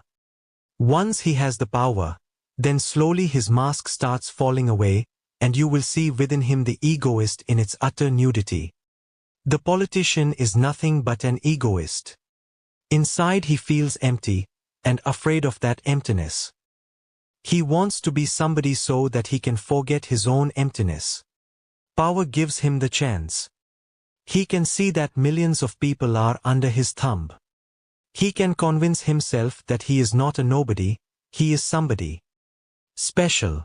And he starts behaving that way. He starts misusing the power. Once he is in power, then he never wants to be out of it. Then he always wants to remain in power, because now he knows perfectly well that out of power he will be more aware than ever of his emptiness and his impotence. What I am against is the game of the ego. Who plays it, in what subtle ways one plays it, is a totally different matter. The politician is the most apparent player of the game. The religious messiah, Avatara, Tirthankar, Pagambara, Jesus, Muhammad, Krishna, Buddha, they're on the same trip. It is the same number, but it will need tremendous intelligence to see their power game. The politician is nothing compared to them. The politician is playing a very trivial game. But when Jesus says, "I am the Son of God, the only begotten Son," what is it, if not a power trip? He says, "I am the awaited Messiah of the Jews and I have come to redeem the whole of humanity from suffering, misery. Those who follow me will enter into the kingdom of God, and those who do not follow me will fall into hell's darkness for eternity." This is the same will to power, but in a religious garb. It is difficult to detect it. It is more subtle, more refined, more polished. When Krishna says to Arjuna, "Leave everything aside and come to my feet, I am your deliverance," what is he saying? What is he asking? It is the same need. When Muhammad says, I am the messenger of God, and I am the last messenger, after me no messenger will be coming again. I have brought you the ultimate word. Yes, before me there have been a few messengers, but because humanity was not prepared, their messages were incomplete. I bring you the complete message, the absolute message. All that you have to do is to believe in me. One God, one messenger of God, that is Muhammad, and one book of God, that is Muhammad's written book, the Quran. These are the three fundamentals of a Mohammedan. One God, one messenger, one book, nothing has to be added. These power-hungry people have always been afraid that somebody later on may prove better. Mahavir says, I am the last Tirthankar of the Jainas. Now the message is delivered in its total completeness, and there will be no more Tirthankars. What is he saying? 2500 years ago he closed the door. Darwin had not happened yet, Freud had not happened yet, Marx had not happened yet, Einstein had not happened yet, and he closed the doors. The message was complete. In fact, the whole of science has happened within 300 years, and the last religion is Sikhism, which is 500 years old. After Sikhism there has not been any great religion. And in these 300 years everything has gone upside down. Up to 300 years ago, Aristotle was the father of logic and the last word in logic. Not anymore. His logic has not proved true to the latest discoveries of science. It was such a great problem for the scientists when they discovered phenomena which went against Aristotle's logic. They had never thought that anything could happen contrary to Aristotle's logic. But Aristotle cannot dictate to existence. These people tried in every way somehow to fit things into the Aristotelian system, but it was impossible. And then, finally, they had to accept non-Aristotelian logic. They had to accept a simple fact, that nature, existence, has to be listened to. What we impose upon it may be true for the time being. Tomorrow we may discover more, it may be proved wrong. 300 years ago, Euclid's geometry was the only geometry, and a complete science. It is not anymore. Non-Euclidean geometry has taken its place. Because of the great discoveries in science, it became absolutely necessary that we think contrary to Euclid, contrary to Aristotle. Mahavir, Krishna, Buddha, Jesus, Moses, Muhammad, they all happened before science had even started scratching the very beginning of things. But they all thought that with them evolution stops, with them time stops. No, time does not stop with anybody. Evolution does not stop with anybody. These are all egoistic claims. The ego would like to say that everything stops with me. I am the ultimate happening. Nothing more, nothing better, nothing higher is going to happen. Even Gautam Buddha forgets completely. He declares, I am the highest awakened person, the supremost awakened person. Nobody has been so awakened before, and nobody will be so awakened again. Nobody is higher than me, and nobody will ever be higher than me. And these people, on the other hand, go on teaching, be humble. Drop the ego. It seems to be a beautiful arrangement. To the people say, be humble, and you be the only begotten Son of God. To the people say, be egoless, and you declare yourself the supremost awakened person. Not only are you the highest up to now, you are even closing it for the future. Nobody can transcend you. In India there is a religion, Radhaswami. They have a list.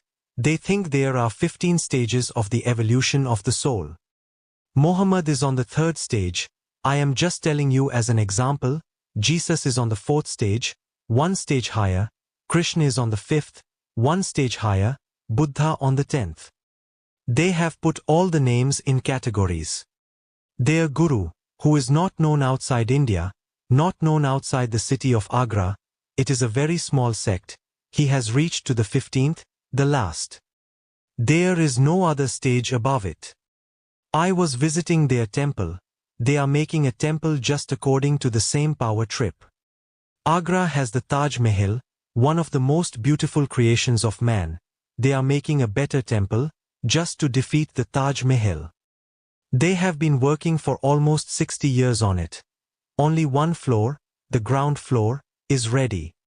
It will take at least 200 years more. But the way they are doing it. Even from the incomplete structure you can see that, if they succeed, which seems to be difficult, if they succeed in making it they will defeat the Taj Mahal. You can see, just whatsoever they have done is superb. That was their Guru's wish, that his Samadhi, his memorial, should be better than the Taj Mahal, otherwise don't make it. If you make it, then it has to be better than the Taj Mahal. If you cannot manage. It was difficult. The Taj Mahal was made by a great emperor, Shah Jahan, who ruled over India. Perhaps at the time Shah Jahan ruled, India was 4 times bigger than it is today, because his empire spread beyond, far beyond the boundaries of today's India. Afghanistan was part of it, Burma was part of it, Ceylon was part of it. Shah Jahan's empire was certainly 4 times or more bigger than India is today. And he was making this memorial for his wife, that too, again, the same game. You will be surprised, it was not out of love. He had many wives, Mumtaz Mahal was just one of them. Perhaps she used to meet him once a year, because if you have 400 or 500 wives. And I don't think he would have recognized her if he had suddenly met her in the marketplace. He may not have seen her more than a half a dozen times in her whole life. But she died. She was the first one in the whole army of his wives, so he decided to make a memorial which would be the best in the world. He forgot at the time. What about his memorial? 20,000 people continued to work for 20 years to make the Taj Mahal. All the best artists who could work on marble, from all over the known world, were brought to Agra. And when the Taj Mahal was complete. Taj Mahal is so named because the wife's name was Mumtaz, hence Taj Mahal, the palace of Taj. Taj, he used to call her lovingly. Then he started making his own memorial before he died, because he was absolutely certain that his son would not be able to put so much energy and so much money into it. And now it was a great problem before him. He recognized it only when the Taj Mahal was complete, that, my memorial has to be better than the Taj Mahal. Of course the husband's memorial has to be better than the wife's, the male chauvinist is everywhere, but it is the same power trip. So on one side of the river Yamuna is the Taj Mahal, it is made of white marble. He started to make another memorial on the other side of the river with black marble, and it was going to be better than the Taj Mahal. It is only half complete, but you can see it would have been better if Shah Jahan had lived to complete it. He died, he was old and his son simply dropped the whole project, it was too costly. So there lies an incomplete memorial, which was going to be bigger than the Taj Mahal. And then, with these Radhaswamis, there is again another which is certainly better, if it succeeds, which is almost impossible because it is such a small sect. Very rich, very creative, but to compete with Shah Jahan is not possible. And do you know what Shah Jahan's son Jahangir did? Not only did he discontinue the project, he cut off the hands of the best artists so that nobody could make anything comparable to the complete Taj Mahal or the incomplete memorial of his father. That was the reward given to those people who had worked almost 3 generations. Ego trips. So I was invited to this temple. They told me, our master has taught us that there are 15 stages, and this is the way he has described who is where, who is who and who is where. What do you think? They asked me. I said, your master is right, because from the 15th I can see him trying to reach to the 16th, but he goes on slipping, it is very slippery, this is the last. The poor fellow goes on falling, I know him. These stupid people. But, in the name of religion, it is the same will to power. You will find it very refined in the poets, in the painters, in other artists, singers, dancers, but it is the same. So I am not against the politicians, I am against the will to power, because the will to power is nothing but ego projection, and that is the greatest barrier between you and existence. The bigger ego you have, the farther away you are from existence. If it is not there, the meeting, the merger. But I will not tell you to drop the ego. I am fully aware how cunning the ego is. It can even play the game of dropping itself, and you can say, look, I am the humblest person in the world, the most egoless. It has come in from the back door again. Now you are the humblest, the most egoless, but you have to be somebody special and extraordinary. I only say to you, if you try to drop it, it will come in from the back door. Just try to understand its games, that's enough. Just try to see how many games it can play, in how many ways it can deceive you. Just be alert. And if you are aware of all the possible ways of the ego, it disappears just like darkness disappears when you bring a lighted candle in. And you start looking with the candle where the darkness is. And you go on looking. And wherever you go it is not. Wherever you go it is not. When the light is there, the darkness disappears. It is not that darkness escapes, darkness does not exist at all. It is only an absence of light. Ego is just like darkness, it has no existence of its own. It is only the absence of awareness. So I don't say drop the ego, I say watch it. Be watchful, observe it, and you will find it in so many layers that you will be surprised. The politician is a gross egoist. The saint may be a very subtle egoist. He is in more danger than the politician, because the gross can be caught very easily. I know both. I know the grossest politician, and I know the subtlest saint, and I know all the categories in between. I have met all these people. My whole life's work is to find out the basic problem of humanity. And once we know the basic problem of humanity, it is not difficult at all to dissolve it. In fact, in the very finding it dissolves, because your awareness becomes a light unto itself. I cannot say I am a Messiah, I cannot say I am the Avatara, because I know those are subtle ego games. All that I can say is, I am just as ordinary as anybody, or as extraordinary as everybody. In existence, the smallest blade of grass has the same significance and the same beauty as the greatest star. There is no hierarchy. There is nobody higher, nobody lower. I am not against anybody. But my basic work is to expose before you all the diseases, the bondages, so that you are not caught in them, so you can remain free, so you can have a merger with existence, without any barrier. And ego is the only barrier. It can come in so many ways that unless you are really alert it will deceive you.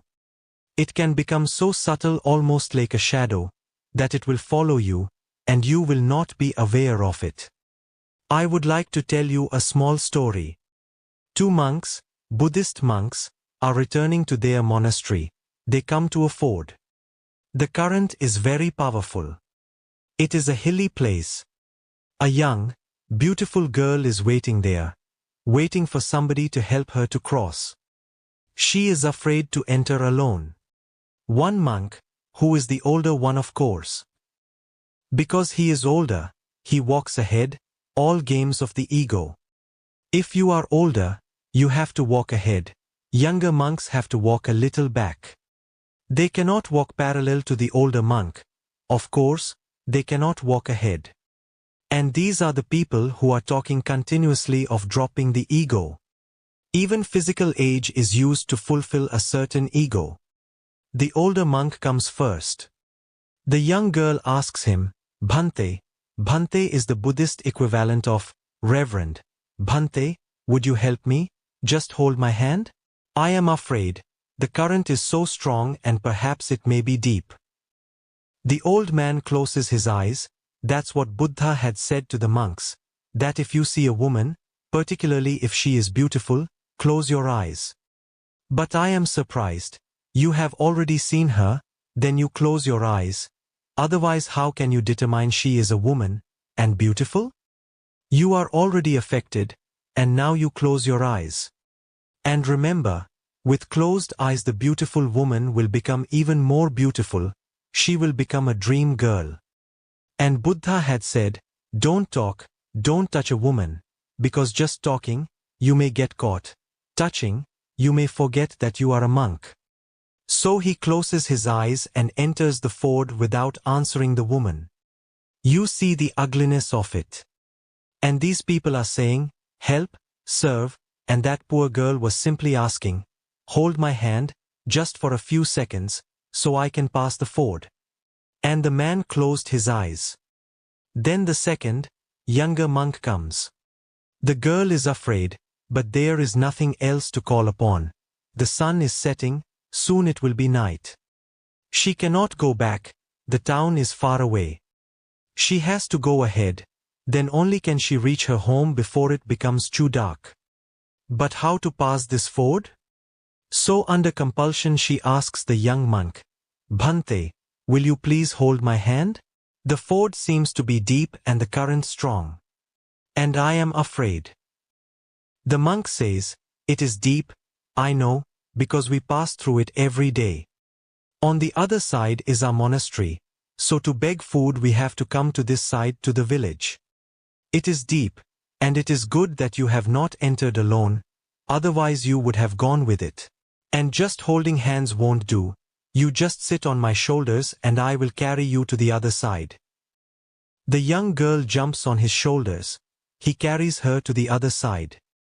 When they are just in the middle of the ford, the old monk remembers that a younger fellow is coming behind, and he is too young and too new, he may get caught in the devil's net. The woman is the devil's net. Perhaps it is the devil himself standing in the form of a young, beautiful girl.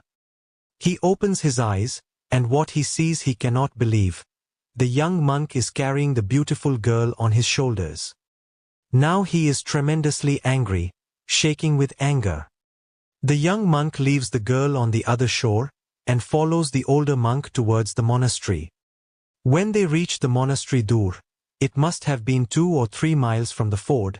On the steps the older monk stands and says to the young one, you, fellow, you have committed a sin and I am going to report to the Buddha that not only you touched a woman, not only you talked with her, you carried her on your shoulders.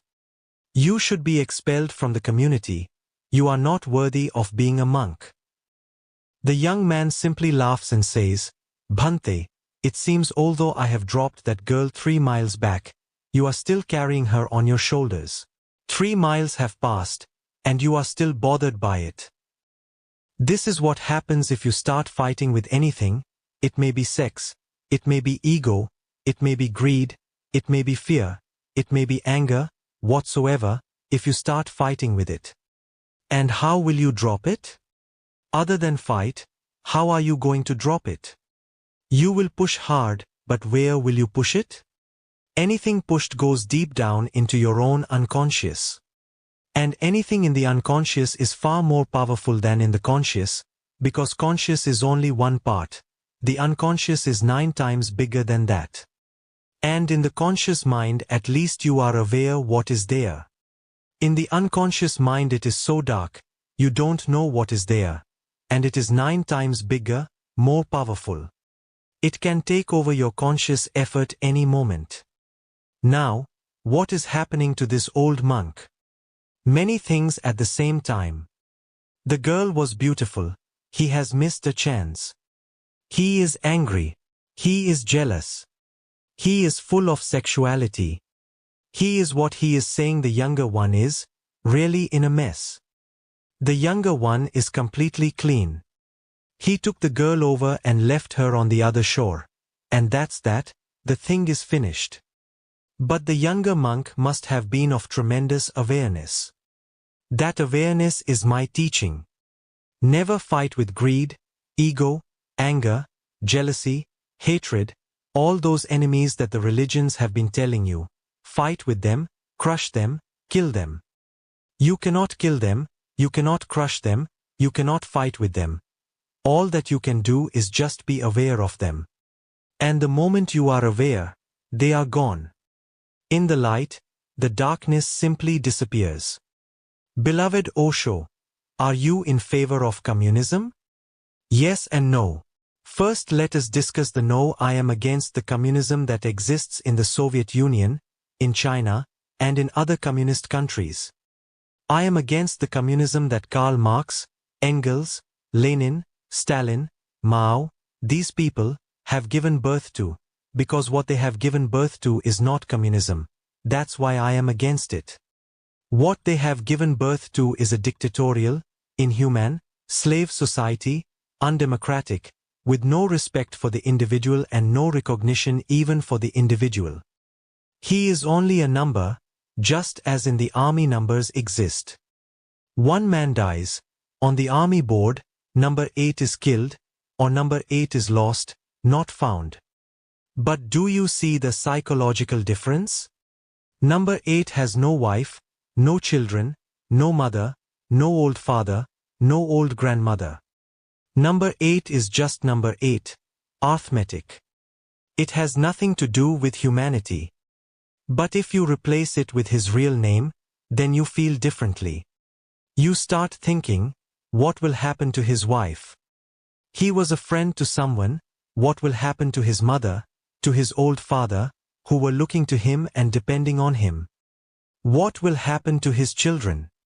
Hence, in the army they don't use names, they will create psychological disturbance in other people, only numbers, and numbers are replaceable.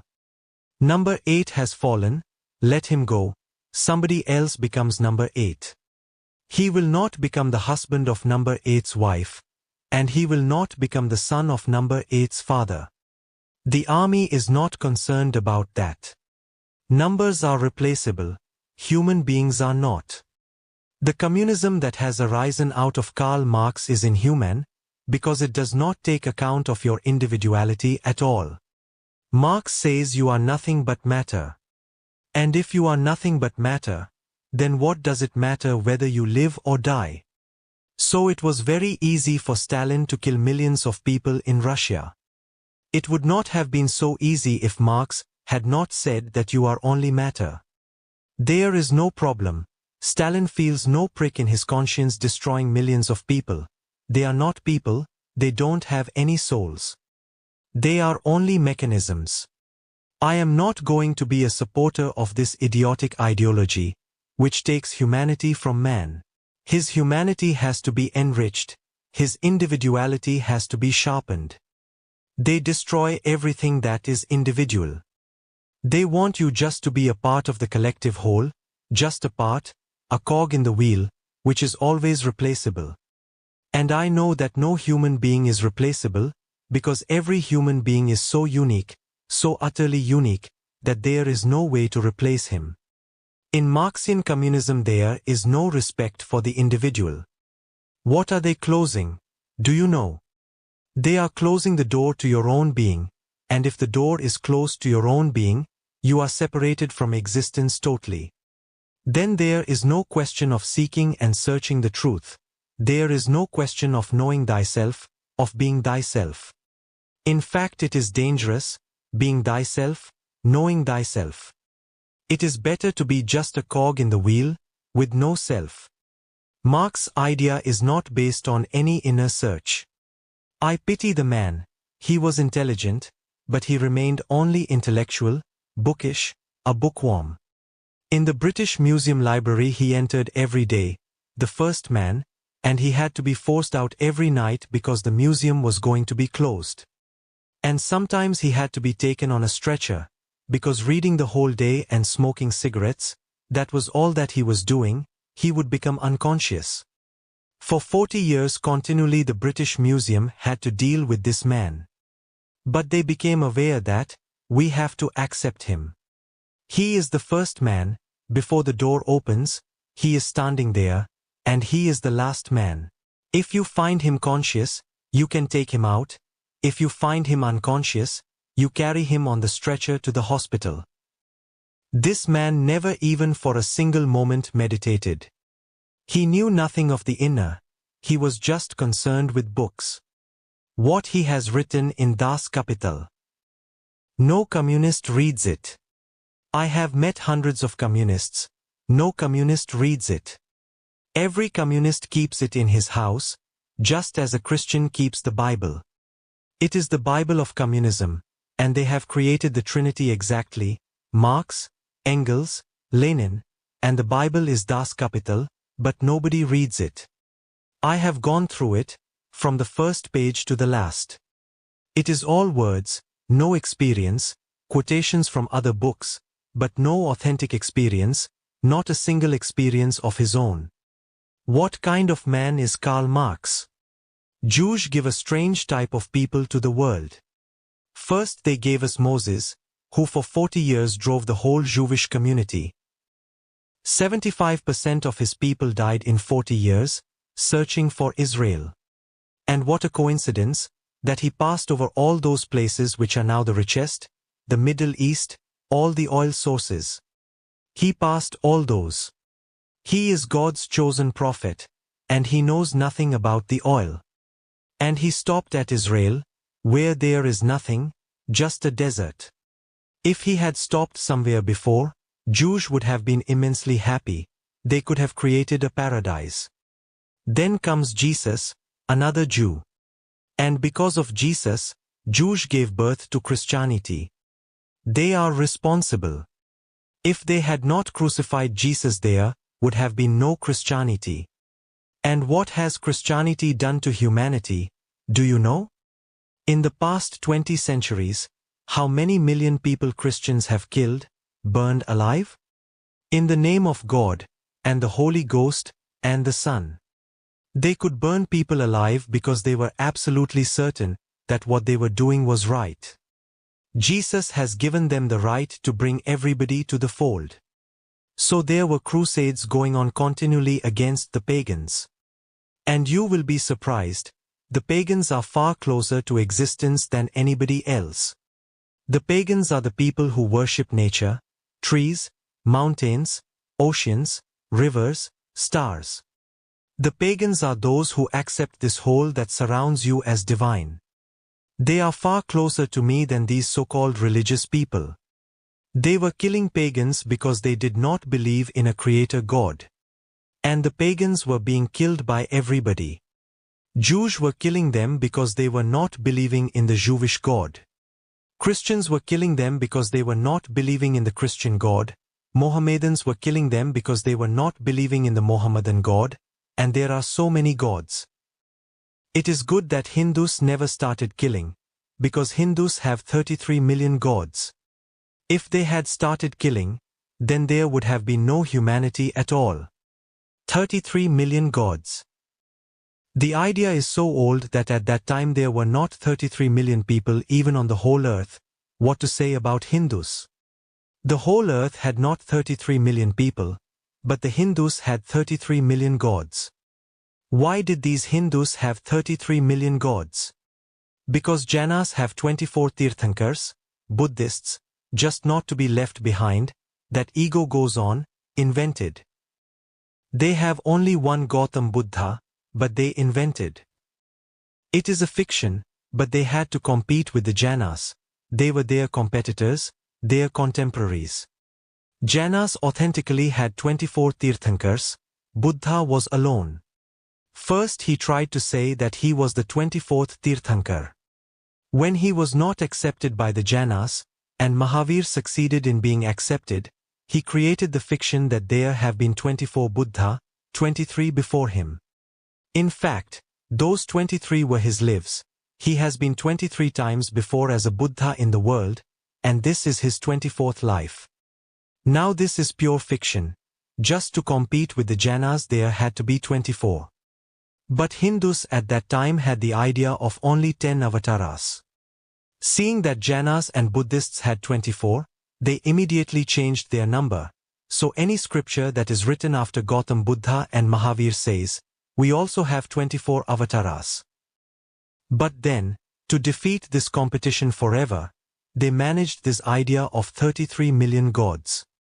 Marx is another gift of the Jews to the world, and really a Jew. And the reason that he is the founder of communism is not any compassion for the poor. No, not at all, it is jealousy of the rich. This you have to understand clearly, because that will change the whole attitude. His father was poor, his father's father was poor. He was poor, he remained dependent on the support of a friend, Friedrich Engels, who was a rich man who went on giving him money. Friedrich Engels is not a great intellectual or anything, but because he was supporting him financially, Marx went on putting his name with his own on every book he wrote. Nothing is written by Friedrich Engels, it is just Marx showing his respect. In fact, it is in a way right, because without him Marx would not have been able to write, he would have starved and died. And to be a Jew and poor is a very difficult situation. I know because I was born in a Jaina family. Jainas are the Jews of India. You will not find a single Jaina beggar all over India. All the beggars are Hindu, not a single Jaina beggar. I have searched all over India. I have not been able to find a single Jaina beggar.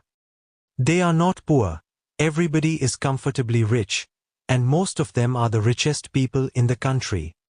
Now, to be a Jew and poor, when all other Jews are rich, naturally creates jealousy. It is not compassion for the poor. Nowhere in Das Kapital, the Communist Manifesto, and other books of Marx can you find a single statement which shows compassion for the poor. No, not at all. It is jealousy of the rich. So if I have to define it exactly, the definition will be, Marx's communism means, destroy the rich, divide the riches equally. That's what they have done in Russia, in China. The poor are still poor, but in a way satisfied because the riches have been distributed. The rich people have been destroyed. The comparison has disappeared. Now there is nobody rich to make you feel poor.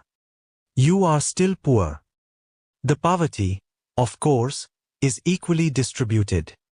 Everybody is equally poor, so nobody can compare, nobody can feel jealous. Nobody can think that things can be better than they are. I am not in favor of distributing poverty, of destroying the rich. So I say no to the communism that exists today, the Marxian communism. But I say yes to a totally different concept of communism. To me, communism is the last and the highest stage of capitalism. It is not against capitalism that communism can succeed. It is in the fulfillment of capitalism that communism happens. Capitalism is the first system in the world which creates capital, wealth. Before, there was feudalism, it never created wealth. It exploited people, it robbed people. The wealth that the kings had in the past was a crime. It was exploited, forcibly taken from the people, from the poor. It was not their creation. Capitalism is the first system which creates wealth. It needs intelligence to create wealth. And unless we create so much wealth that wealth loses all meaning, unless we create a standard of wealth so high that the poor automatically start becoming richer, nobody can eat wealth. What are you going to do with it? There comes a point of saturation. And when capitalism comes to the point of saturation, then only comes the flowering of communism. Hence I call my community a commune. Communism, the word communism, is made from commune. I believe in capitalism. Perhaps I am the only person in the whole world to say so clearly that I believe in capitalism. Because this is the first time in the history of man that a system is there which creates wealth, and can create so much wealth that with science and scientific technology added to it, there is no need for poverty. There is no need for distributing wealth, it will be distributed automatically. There is no need for any dictatorship of the proletariat. Capitalism can remain perfectly in tune with democracy, with individuality, with freedom of speech. It destroys nothing. So my approach is that we have to spread the idea of creating wealth rather than distributing it. What are you going to distribute if you don't have it in the first place? Even Marx never said that communism would happen in Russia or China, because these countries are so poor. What are you going to distribute? Even Marx's idea was that communism would happen first in America. But it happened in Russia. Of course, it is something false. It is something not exactly making people happier and richer and freer, but spoiling all that they have and giving them a false hope that, soon you will all be rich. When will that, soon, come? 60 years have passed, more than 60, since the revolution. All the revolutionaries have died.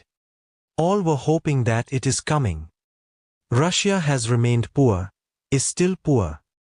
Even the poorest man in America is in a better position than a well-salaried person in Russia. And what they have lost is of immense value. They have lost freedom, they have lost individuality, they have lost freedom of expression. They have lost everything. They are living in a vast concentration camp. No justice available, nowhere to appeal, no possibility to be heard. I am against this kind of communism. This is so destructive. But I have my own idea of communism. Hence I say yes and no. No, for the communism that you are aware of, and, yes, for the communism of which I am continually talking to you. Create wealth, richness. And now that science and technology have given you all the means to create it, it is simply foolish to think of distribution. Forget about distribution.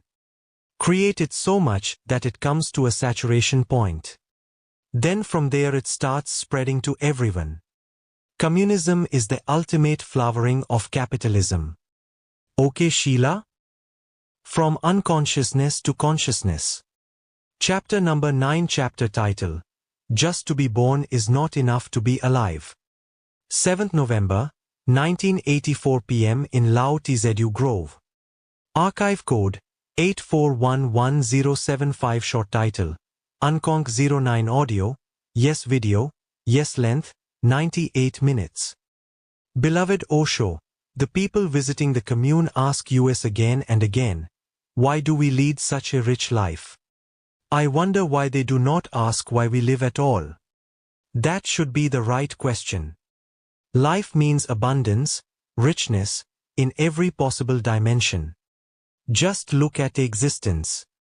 Do you think it is poor?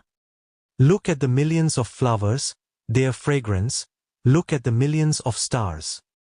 Man has not been able yet to count them, and I don't think he is ever going to be able to count them. With your bare, naked eye you only see, at the most, 3,000 stars, and that's nothing. And these stars are expanding.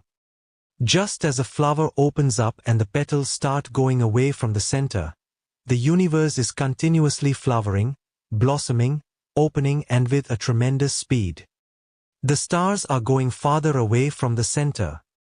We don't know exactly where the center is, but one thing is certain, that the whole universe is running fast, moving, alive. Those people who come to visit here don't know what life is for. They have never lived. Yes, they have been born, but just to be born is not enough to be alive. They will vegetate and think they are living. And one day they will die, without ever having lived at all. These are the miracles that go on happening all around the world. People who have never lived, die, such an impossibility. But it happens every day.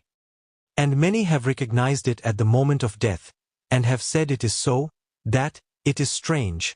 For the first time I am realizing that I missed life. If you live, for what? To love, to enjoy, to be ecstatic, otherwise why live at all? And what is richness? Just making life more and more enjoyable, more and more lovable, more and more comfortable, more and more luxurious. The man who knows nothing of the great world of music is poor. He is missing one of the greatest luxuries of life. The man who does not know how to enjoy Picasso, Van Gogh's, does not know anything about the colors. If he cannot enjoy Leonardo da Vinci, how can he enjoy a sunrise, a sunset? Millions of people go on living, never recognizing a sunrise, never stopping for a moment to look at a sunset and all the colors that the sunset leaves behind in the sky. Millions of people never raise their eyes towards the sky and the splendor of it. Living can only mean one thing, living life multidimensionally, the music, the poetry, the painting, the sculpture. But it is all luxury. I am not a worshipper of poverty, I worship luxury. And existence is luxurious, abundantly luxurious. Where one flower will do, millions of flowers blossom. Have you ever felt that existence is miserly? What is the need of so many stars? If these fools who ask you the question, if they meet the Creator they believe in, they will ask, what is the need of so many stars? Why this luxury? A few less won't do? What is the need of so many birds, animals, human beings? And do you know, now the scientists have recognized the fact that on at least 50,000 planets life is existent. We don't know what colors it has taken there, what shape, what beauty, what kind of beings have evolved there, but one thing is certain, that existence is overflowing. With everything it is luxurious. It is not a poor existence, no. Poverty is man's creation. And the people who come here to see the commune must be coming with a certain idea in their mind. Perhaps they have just seen the film, Gandhi, they have heard about the ascetics of the East. I am not an ascetic. I am not that stupid. I am not a Mahatma Gandhi. I am absolutely against him. People like Mahatma Gandhi are responsible for poverty in the world. Yes, nobody can ask such a question in Gandhi's commune. If you go there you will simply feel sad and sorry. Still the small ashram exists where Gandhi used to live. Gandhi's son Ramdas was very much interested in me, so once he invited me. I went there, it was after Gandhi's death. 35 people were there, the whole group was there that had lived with Gandhi, and I told Ramdas, why are you torturing these people? This is sheer masochism and nothing else. In the name of poverty, in the name of simplicity, you have deprived these people of life completely. What they were eating was absolutely tasteless, because taste, in India, for the religious man, is one of the things to be abandoned. Mahavir has given 5 great principles. One of the 5 great principles is tastelessness. Great principles. With truth, non-violence, non-possession, non-stealing. Tastelessness. And of course Mahatma Gandhi improved upon it. It is not only tasteless, it is nauseating. In India there is a tree called the neem, which is the bitterest tree in the whole world. Its leaves are so bitter, once you have tasted it you will never forget it for a few lives at least. Now, it was a rule in Gandhi's ashram that neem chutney, neem sauce, should be provided for everyone. Another rule for the ascetic in India is that nothing should be left on your plate. You cannot leave anything, you have to eat everything. So it was not possible that you could leave that big cup full of neem. When one American, Louis Fisher, was visiting Mahatma Gandhi, and he was very much attracted to his philosophy, he wrote the most beautiful book on Gandhi. He was a special guest, so Gandhi himself took him to the kitchen. That was a great privilege, somebody sitting by the side of Gandhi to eat. He saw this cup full of something green. He asked, "What is it?" Gandhi said, "This is the most precious thing. Taste it." He tasted it. He had never tasted anything like this. And he saw Gandhi eating it so happily, and everybody else eating it happily. So he thought, it is better to keep silent about it, not to say anything. It will look bad. And he thought that rather than spoiling the whole food, because all these people were dipping their bread in it and eating, he thought, It is better to finish it in one gulp and then take the food. That is easier. So he took one gulp, with closed eyes, with closed breath, just somehow to finish it, because nothing could be left. And do you know what Gandhi did?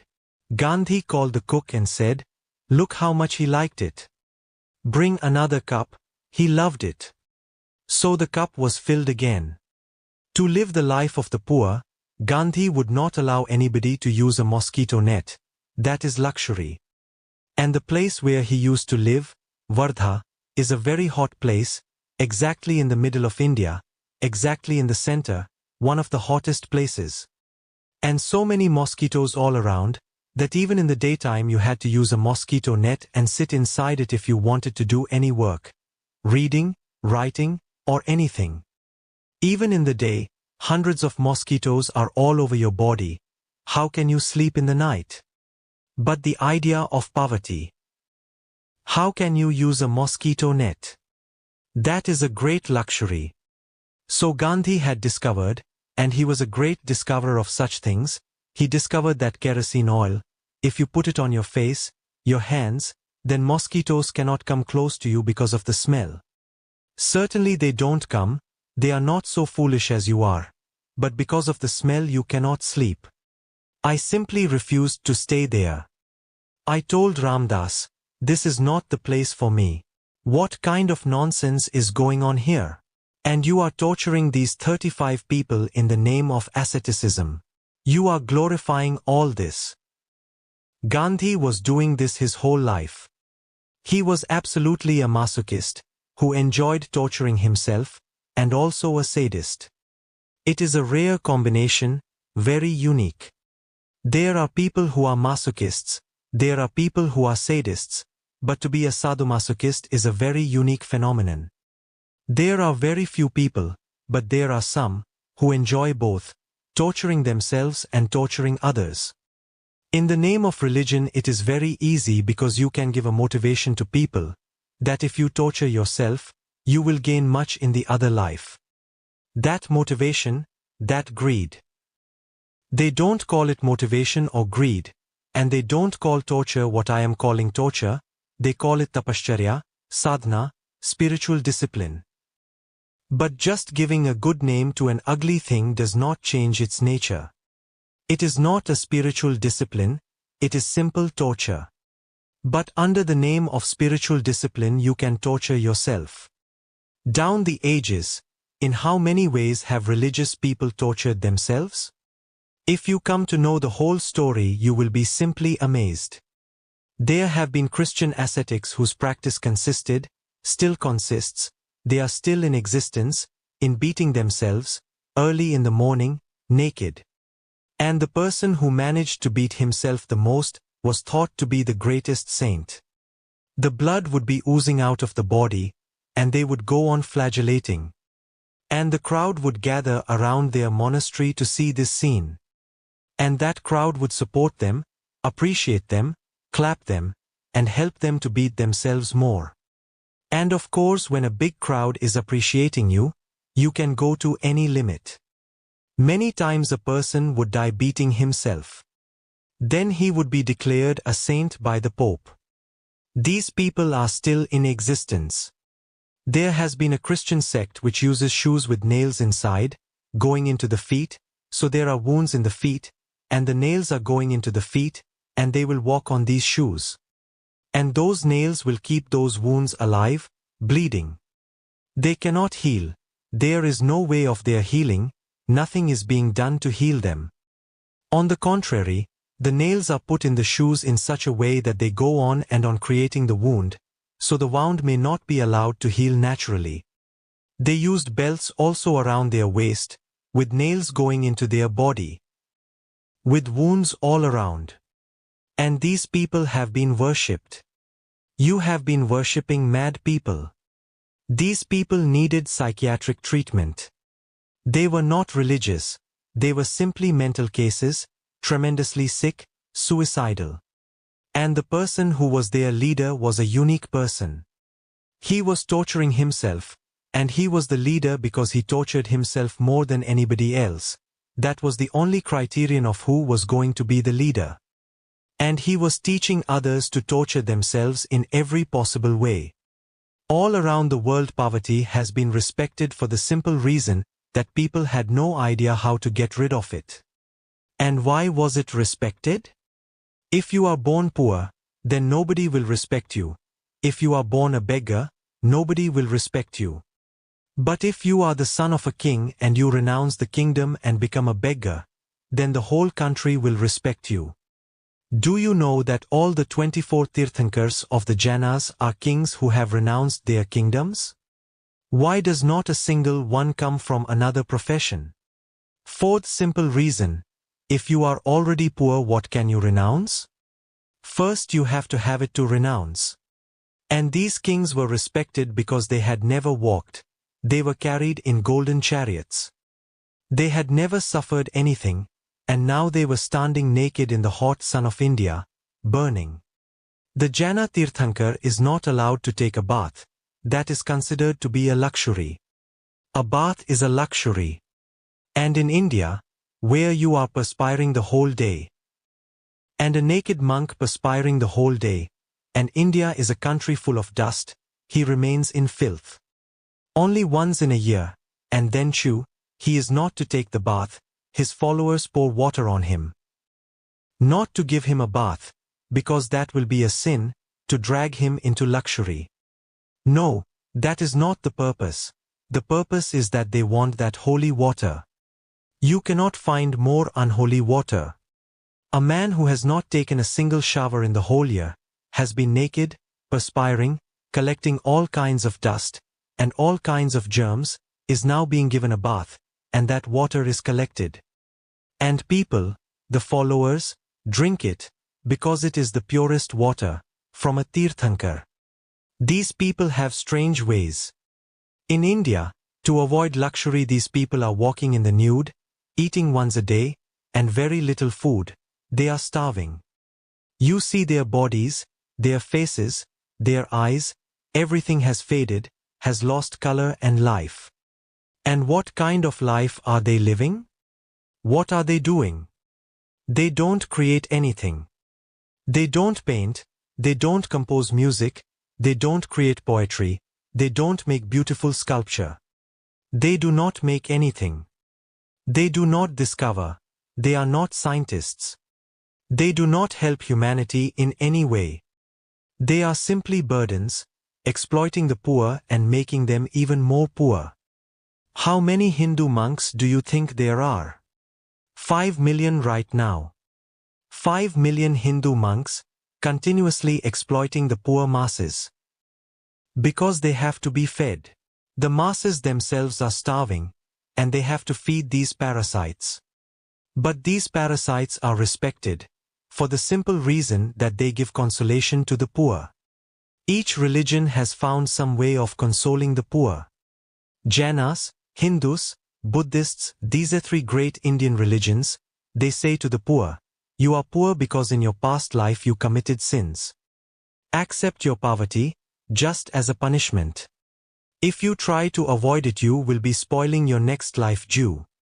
It is better to be finished with this in this life so that in the next life you will not be in such pain, in such suffering. The rich people are not rich because they have created wealth, or exploited, or done something. They are rich because in the past life they were virtuous. And what is virtue? To be poor, to torture yourself, to commit a slow suicide, that is virtue. So you are fortunate that you are born poor. You have been given a great opportunity to exercise virtue. Don't miss it, accept it. Hence, there has been no revolution in India. India must have been the oldest country which has been suffering for thousands of years in poverty, but not a single revolution from the poor, not even the idea of a revolution. Nobody in 10,000 years has even mentioned the idea that the poor should rebel against their situation. No, if you rebel against your situation you are missing an opportunity. You will be surprised. There is a Jaina sect still alive, and very prominent. Terrapant is the name of the sect. They have 700 monks and one head, Acharya Tulsi, who is just like a pope to the sect.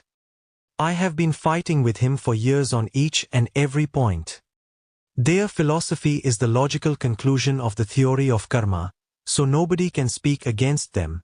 I must have been the only person who has challenged Acharya Tulsi. He was surprised. He said, "But this is what the whole country believes, we have just brought it to its logical conclusion." What is the logical conclusion? You will be surprised.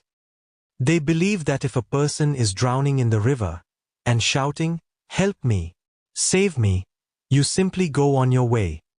He is suffering because of his past life's bad actions. Don't disturb him, because if you save him he will have to suffer again. Let it be finished, once and forever. If you save him, in his next life maybe he will again have to fall in a river and drown. So why prolong his suffering? Let him close the chapter. He had done the bad action, now he is reaping the crop. He has sown the seed somewhere in the past. Who are you to disturb and interfere? You simply go on your way. And moreover, they say, if you save him you have disturbed his life pattern. You have disturbed his whole opportunity of being finished with a bad, evil act. And you have done something more. If this man saved by you tomorrow commits a murder, you will be also responsible. Naturally, if you had not saved him, who would have committed the murder?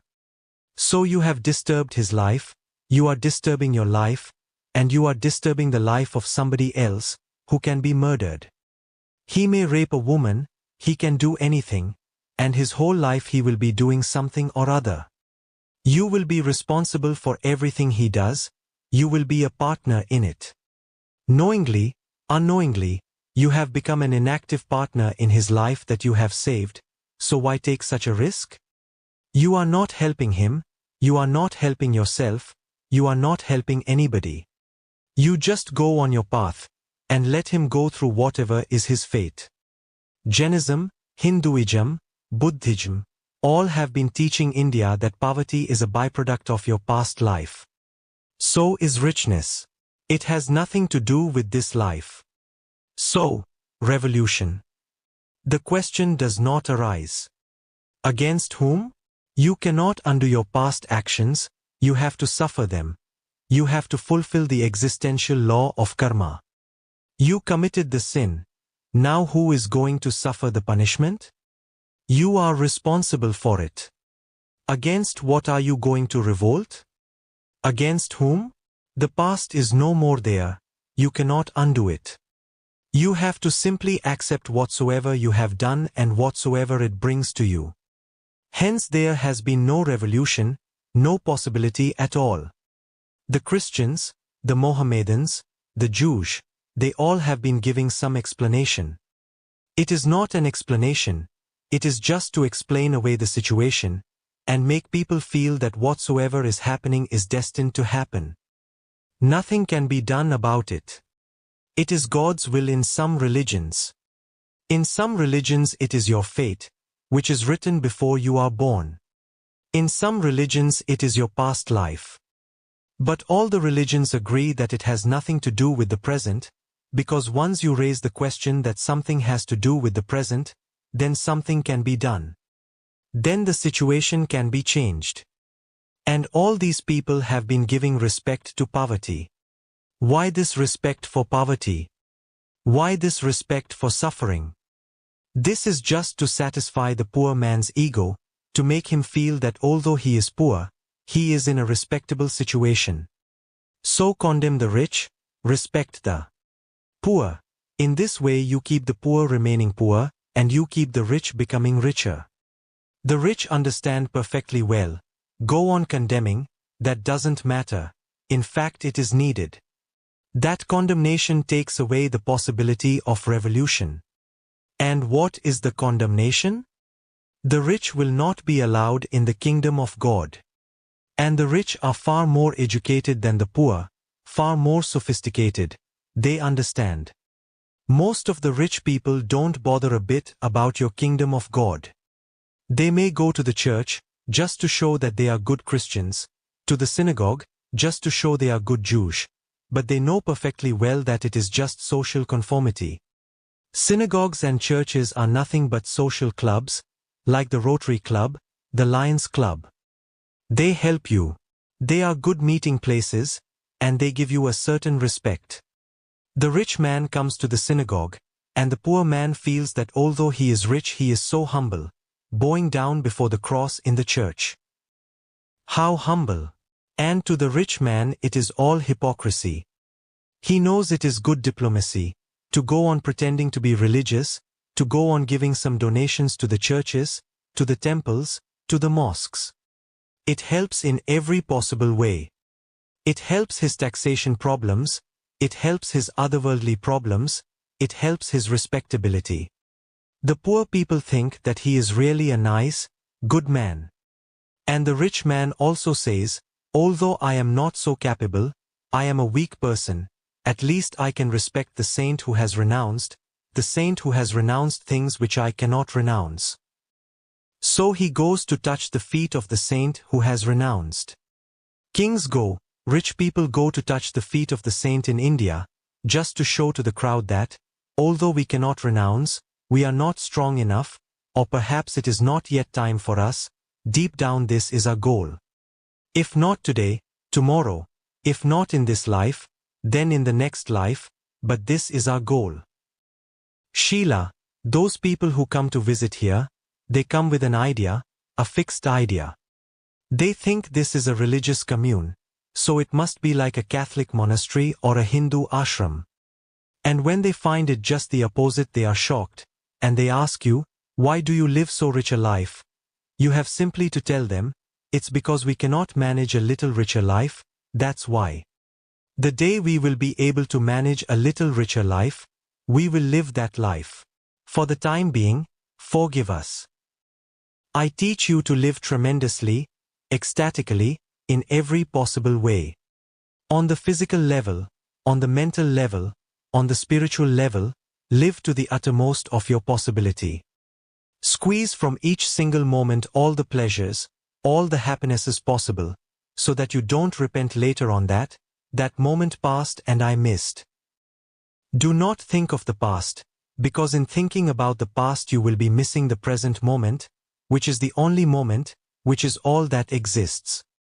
And don't think of the future, of another life, of the kingdom of God, all sheer nonsense. Tomorrow does not exist at all. It is always today, always and always today. It is always this moment. So squeeze it. Don't leave any juice in it. Once you learn to squeeze all the juice out of it, you will never think of the past. What is there left to think of? Then the past leaves no traces on you. It is only the unlived past which becomes your psychological burden. Let me repeat, the unlived past. Those moments which you could have lived, but you have not lived. Those love affairs which could have flowered, but you missed. Those songs which you could have sung, but you remained stuck to some stupid thing and missed the song.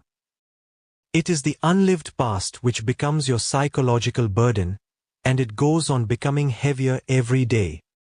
That's why the old man becomes so irritable. It is not his fault. He does not know why he is so irritable, why everything and each thing irritates him.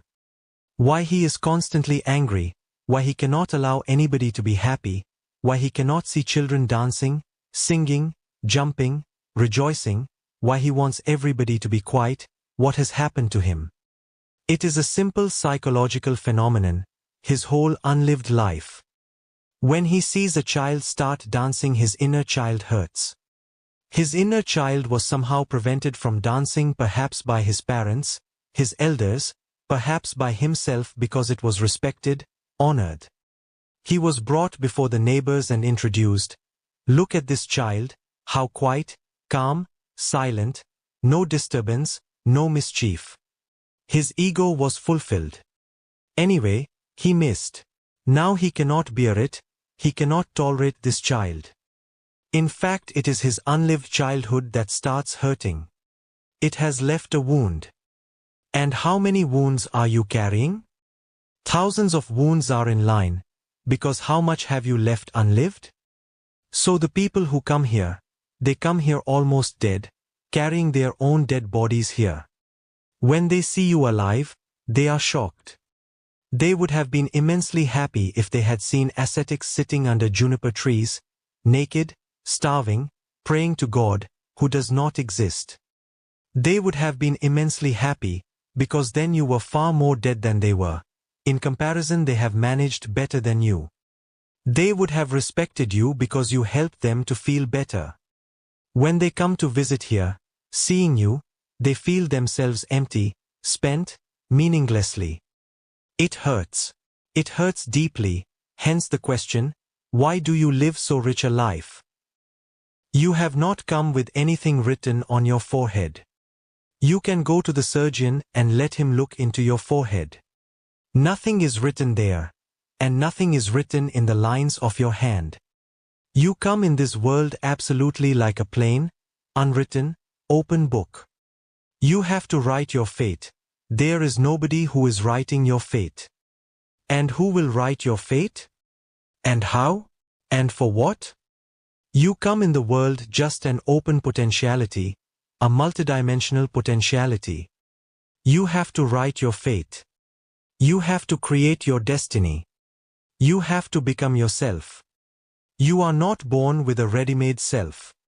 You are born only as a seed, and you can die also only as a seed. But you can become a flower, can become a tree. And out of one seed there can come millions of seeds. Do you see the abundance and richness of existence? One seed can make the whole earth green, the whole universe green. What to say of the earth? Just one seed. How much potential is carried in a single small seed? But you can keep it in your safe, bank account, and live a life which is not life at all. I am all for richness in every possible way. And remember that richness is possible only if you allow it in all the ways. Do not be deceived by the old idea that you will be spiritually rich if you starve your body. If you physically torture your body you will be spiritually rich. No. It is absolutely unscientific. I have seen people who have tortured their body their whole life, but I have not seen their soul being enriched by it. In fact, their soul has died long ago. Your body and soul are not enemies. They live in harmony. You are a harmonious whole. Everything is integrated with everything else. You cannot make one part rich and another part poor. The whole becomes affected, becomes either poor or rich. You have to accept your wholeness. So live, and live intensely. Burn the torch of your life from both the ends together. Only such a man can die blissfully, smiling. A master was dying. It was just the last moment. His disciples had gathered. One disciple asked, "Master, you are leaving us. What is your last message?" The master smiled, opened his eyes, and said, "Do you hear the squirrel running on the roof?" Then he closed his eyes, died. The disciples were at a loss. What kind of message is this? Do you hear the squirrel running on the roof? But that was his whole life's message, just the moment. At that moment he was enjoying the squirrel. Who bothers about death? And who bothers about the last message? He was in the moment, here now. And that was his message. Don't move anywhere else, just remain here and now. Even at the moment of death. The sound of the squirrel on the roof, and he enjoyed it. Now, such a man must have lived immeasurably, immensely, incredibly. No regret, sheer gratitude. Smiled. What else do you want as a last message? A smile is enough. And to smile at the door of death is possible only if there are not unlived moments standing in a row behind you, pulling, asking you, "What about me?" Those incomplete moments. But if there is nothing incomplete, every moment has been completed, there is nothing. It is just silence. And if every moment is completed, there is nothing in the future either, because it is only the incomplete moment which asks for tomorrow. If you have not been able to fulfill it yesterday, fulfill it tomorrow. But if there is no yesterday incomplete, then there is no projection for tomorrow. Then this moment is all. Beloved Osho. Why do people attempt to explain away the natural joy and happiness of those around you? By trying to attribute it to such things as brainwashing, hypnosis or drugs. The same thing that I was saying to you, they cannot believe that people can be so happy. They cannot believe it, they have to find some explanation. Perhaps these people are drugged? Perhaps they are hypnotized? Perhaps they are only pretending? Perhaps they have been trained, so that when visitors come they suddenly enjoy themselves, dance, sing, hug each other, become immediately loving. And the moment visitors go you are in your hell again. So once in a while, just to deceive the visitors, you come out of your hell. That's what they are doing. They project the same thing onto you. The husband and wife quarreling. A neighbor knocks on the door, immediately something changes. The quarrel stops, they start smiling. The neighbor cannot see that they were just a moment before ready to kill each other. He cannot conceive of it. And he knows that's what he has been doing, but still he cannot conceive of it. He is deceiving his neighbors. Everybody is deceiving everybody else. He kisses his wife every day when he goes to the office, and he knows the kiss is phony, it does not mean anything. He has to do it. If he does not do it, then there is trouble. So it is better to do it and get finished with it, the sooner the better. He rushes to the office, as if there is something great going to happen. There is nothing great going to happen, only an escape from that ugly home, the wife, the kids, and the whole business of continual quarreling, nagging, jealousy, fighting. He is not going to the office, he is escaping from the house. The office is good, a tremendously good help. At least he can fool around with the secretary, who looks as if she is of another world. No nagging, no quarreling. But get married to her. And people do that. In America, I think 3 years is the average time for people to change their job, to change their wives, to change their husbands. In fact, even 3 years is a long time. The honeymoon finishes very soon. And after the honeymoon it is all hypocrisy. Those people smile, those people laugh, those people go to parties with beautiful clothes. Hiding, just wounds inside. When they come here and see you all happy, how can they believe it? And when they stay here for longer times, 2 days, 3 days, 4 days, then they are even more puzzled, because for 1 hour you can pretend, they know how to pretend, and how to be nice, but 2, 3 days continuously? And 3,000 people? Impossible. There must be some trick behind it. These people are hypnotized. But if hypnotism can give so much happiness, why don't you get hypnotized? It is strange, because if hypnotism can give so much happiness, then what is wrong with hypnotism? It is a simple process. Get hypnotized. Who is preventing you? You want to be happy, and hypnotism is a very simple method. But have you seen people who are hypnotized? They walk like zombies, their eyes don't have any luster. They may smile, but their smile will be just like Jimmy Carter's, just an exercise of the lips. I don't know whether it is right or not, but I have heard that his wife used to close his mouth every night, because even in sleep, the whole day practicing, the muscles have become accustomed. Have you seen his picture lately?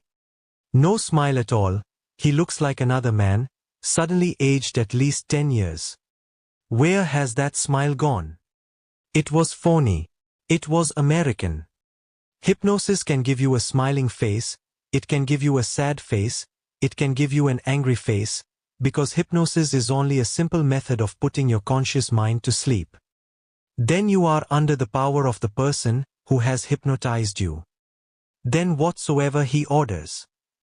He says, smile, you smile. He says, weep, you weep. But who is hypnotizing anybody here? Who is ordering anybody? You smile, you laugh, you weep, you do this, you do that? They don't know what hypnosis is. Drugs can make you happy. They can also make you unhappy, because no drug is guaranteed to give you happiness. The drug can only magnify your mood. If you are unhappy, you will be more unhappy with the drug. You will have nightmares. If you are happy, you will be more happy, madly happy. But a man who is happy under a drug you can immediately detect, for the simple reason that his happiness will be tense. It is just forced by chemicals on him. His face will be smiling, but as if somebody is putting a gun behind him and ordering him, smile, otherwise I am going to fire. Chemicals can force you, but the forced smile, the forced happiness will show the tension. And it can last only for hours, and then you will fall back into a ditch, deeper than you were before, because all that tension has tired your whole system. All that happiness, which was false and forced and chemical, has taken even the little bit of natural happiness which was in you. And once it is gone you will fall into a deep darkness. And with drugs you will become addicted, so soon you will need more quantity, then more quantity, then more quantity, and a moment comes. In India, we have experienced everything in these thousands of years. There are monks in India who can drink any amount of alcohol and it does not affect them, any amount of marijuana and it does not affect them at all, they remain just simply the same. The only thing that in the end they have to try, when nothing else affects them, is a cobra snake bite. So they keep cobra snakes with them. On their tongue they will take a bite by the cobra which can kill you, but to them it just gives a little. What drugs give to you, only cobra poison can give them, and sooner or later they become accustomed to it. In ancient India every kingdom used small girls, beautiful girls, they were called Vishkanyas, poison girls. From the very first day of their birth they started to give them poison, small doses with the milk. By the time they became young women their whole blood was poisonous. Snake bite will kill the snake, not the girl. And these girls were kept as detectives, or as murderers. If the king wants to kill another king, the neighboring king, he simply sends the girl, and the girl is so beautiful that the king is bound to get interested in her. Just one kiss from the girl and that is enough. The king is finished, not even a bite, just a kiss. These people in your question cannot believe it, for the simple reason that they have never known happiness, simple happiness. They have known happiness which is caused by something. They win a lottery, for a few moments they are happy. They fall in love with a beautiful woman, for a few days they are happy. But they have never seen anybody happy without any reason, no lottery, no falling in love. And people are simply happy. Yes, I can understand their difficulty. But you have to help them to understand that happiness needs no reasons. Unhappiness needs reasons. Happiness is simply natural. It is one's very nature that one should be joyous. To be unhappy, reasons are needed, but just to be happy, no reasons are needed. Happiness is enough unto itself. It is such a beautiful experience that what more do you need? Why should you need any cause for it? It itself is enough. It is a cause unto itself. But it will take time for them to understand. Don't be angry with them if they cannot understand. Just feel compassion for them, be loving to them. Help them to be happy with you, so they can have a little taste of happiness without drugs, without hypnosis, without any reason. And remember, happiness is infectious. So just, if you are happy, pull them within yourself. When you are dancing, pull them within yourself. And perhaps, without their knowing, they may start dancing, and may catch themselves dancing, and be surprised by what has happened. When you are singing, pull them within yourself. Let them stand. If they stand like a dead pole for few minutes, don't be worried. They are not dead, life is still there. You just dance around them, then fresh life may start arising in them. They may start dancing and singing with you. And unless you make them experience that happiness happens without any cause, they cannot understand. There is no way to convince them logically, but existentially you can convince them. And that's the whole purpose of the commune. 3,000 people are a tremendous force. Pull those people within yourself. In the beginning they will be resistant. Don't be bothered, don't take any note of their resistance. They are doing it without knowing that they are doing it. Don't take any notice, don't pay any notice. They think that to be serious is something respectable. Let them think that. You just dance and sing and enjoy, and soon they will be taken over. That's how we are going to take over the whole of America. Okay, Sheila? From Unconsciousness to Consciousness.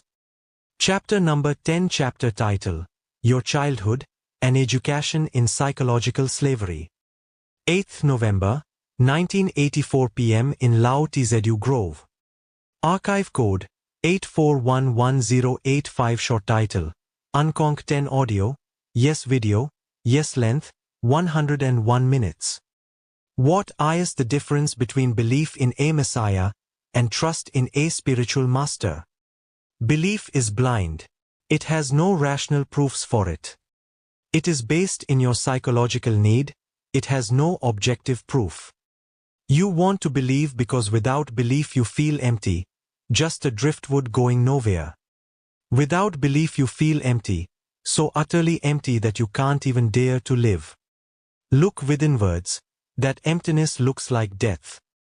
It is your psychological need that somebody should give you a hope, a belief, some kind of opium, so you can go to sleep.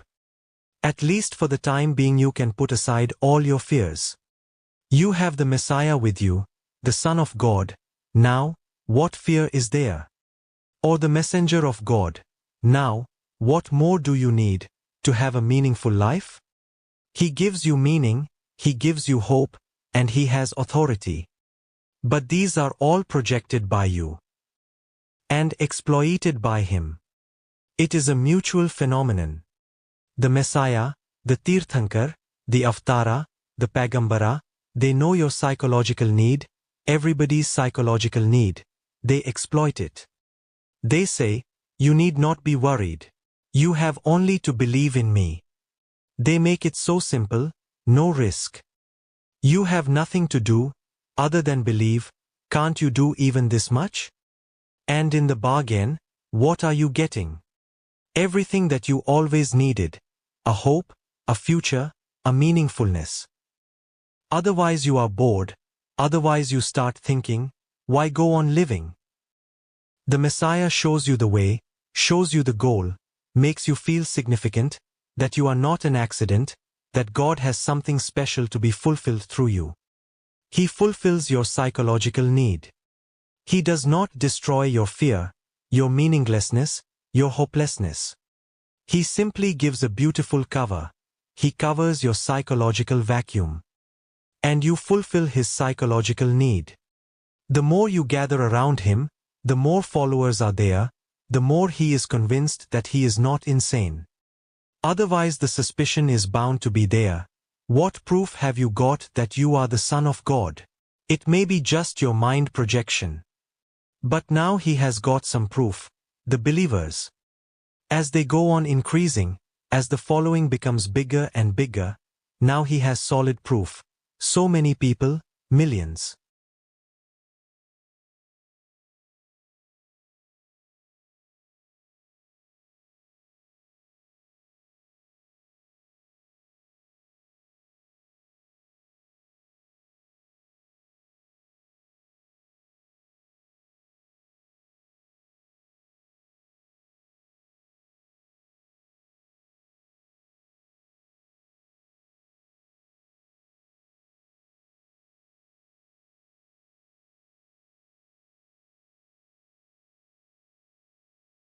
of people cannot be wrong. Do you see the vicious circle? He becomes more authoritative, more determined, more fanatic. And the more he becomes authoritative, determined, fanatic, the more people are bound to fall in the trap because they need authority. They need a father figure, somebody to lead them.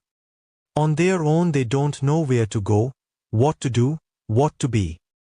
That's the way every child is being brought up, so that the psychological need arises, is bound to arise.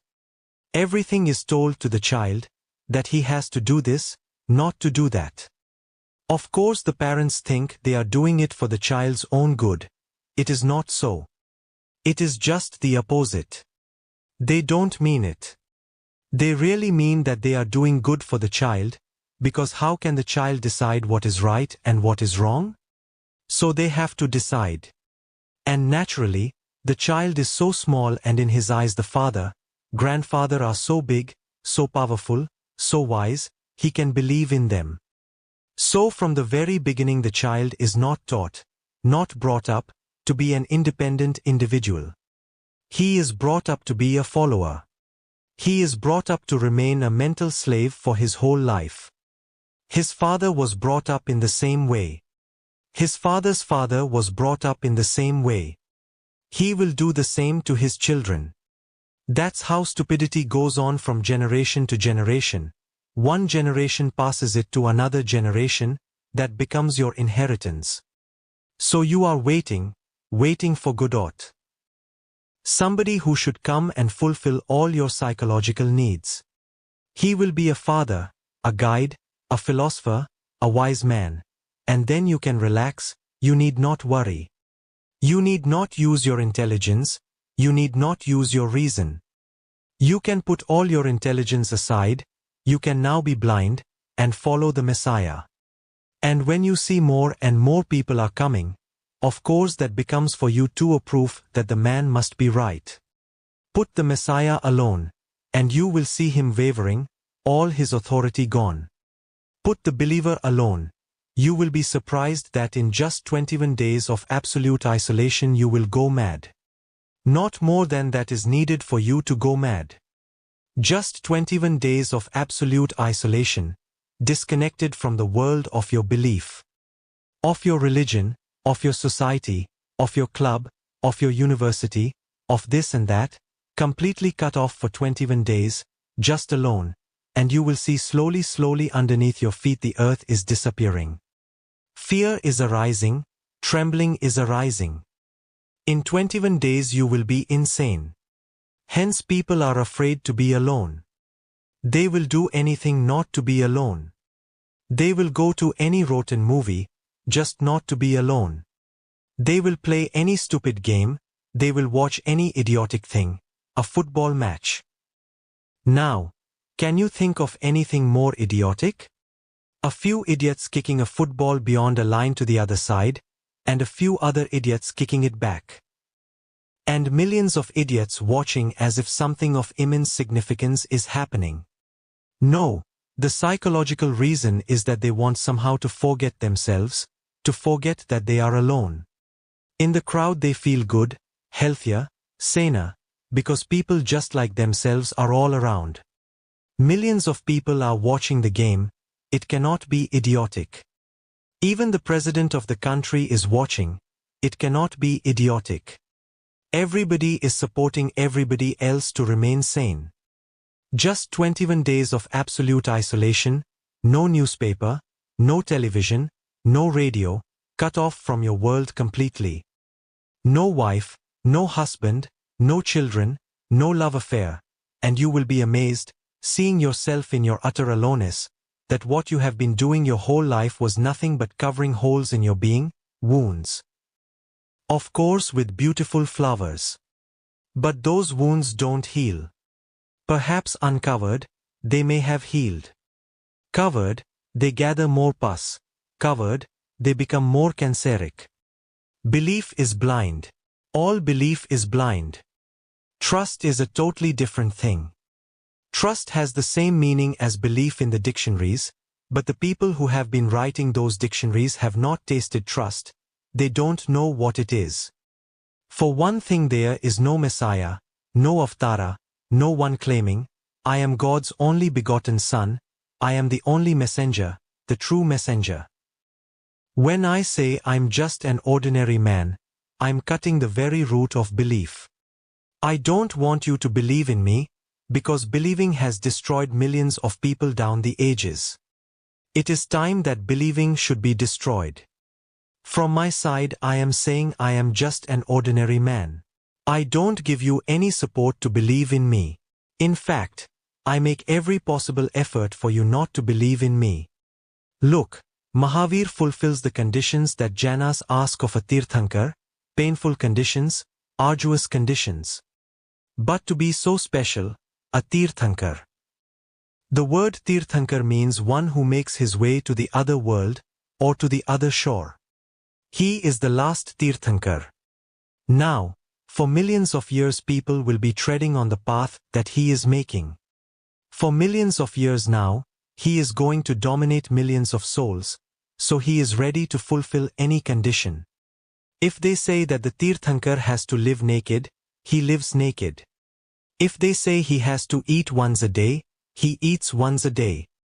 If they say he has not to take a bath, he does not take a bath. If they say he should not clean his teeth, he will not. He must have been stinking. I have known Jaina monks. It is so difficult to talk to them. And you know, I am a straightforward man. I will say simply, you stink. You sit 20 feet away. I cannot talk sitting that close to you. Their breath smells, it is bound to. Their whole life they have not cleaned their mouth. Their body stinks.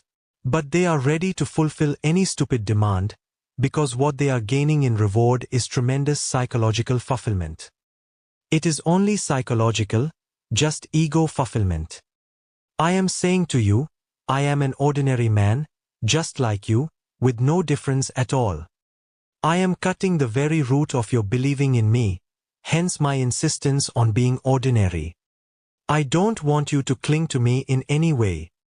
I am not your enemy. I don't want you to remain crippled, blind, dependent, a slave, because of me. I don't want to take that responsibility. So from my side I am completely clear. I don't give you any support. And from your side I am continually hammering you, sometimes even hurting you, because whatever you think is meaningful may not be so, and I have to destroy it. Before I can make you completely clean, I have to remove many rocks that are in the way of my reaching you and are not allowing you to reach me. Trust is a totally different matter. It has two steps. First is hypothetical trust. Hypothesis is a scientific term. When you start an experiment, you hypothetically take it for granted that it will succeed. Only hypothetically, there is no guarantee. It is not a belief, you are not risking anything on it. Just to do the experiment you hypothetically accept that perhaps this is the case, let us look into it, go deep into it, experiment with it. It may turn out right, it may not turn out right. The hypothesis does not close the door. The hypothesis is not the answer, it is only the beginning of the search. It is a question mark. Belief begins with no doubt, hypothesis is full of doubt. A man who has no doubt cannot experiment. For what reason is he going to experiment? It is the doubt, he wants to find the truth. Now, the doubt can be covered by a belief, or it can be removed by the search for the truth. These are the only two ways.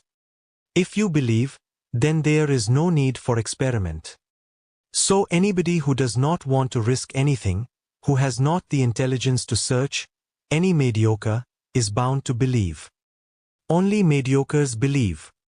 The greater their stupidity, the bigger is their belief, the greater their mediocrity, the stronger is their fanaticism. The other way is to start with the doubt, don't cover it. But to start you need a hypothesis. If I say that water is composed of oxygen and hydrogen, now, Either you can believe me or you can take it as a hypothesis.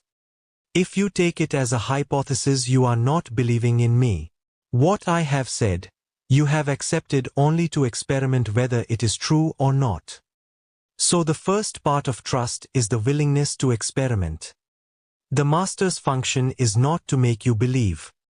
His function is to create the atmosphere around himself, the vibe, that attracts a person to experiment, that pulls you towards him, not to believe but to go with him, not to follow but to go with him, because, he says, I have seen something. I have seen a door, and through the door I have seen the vast sky. The master has to be a certain magnetic force, a tremendous impact. And this comes easily.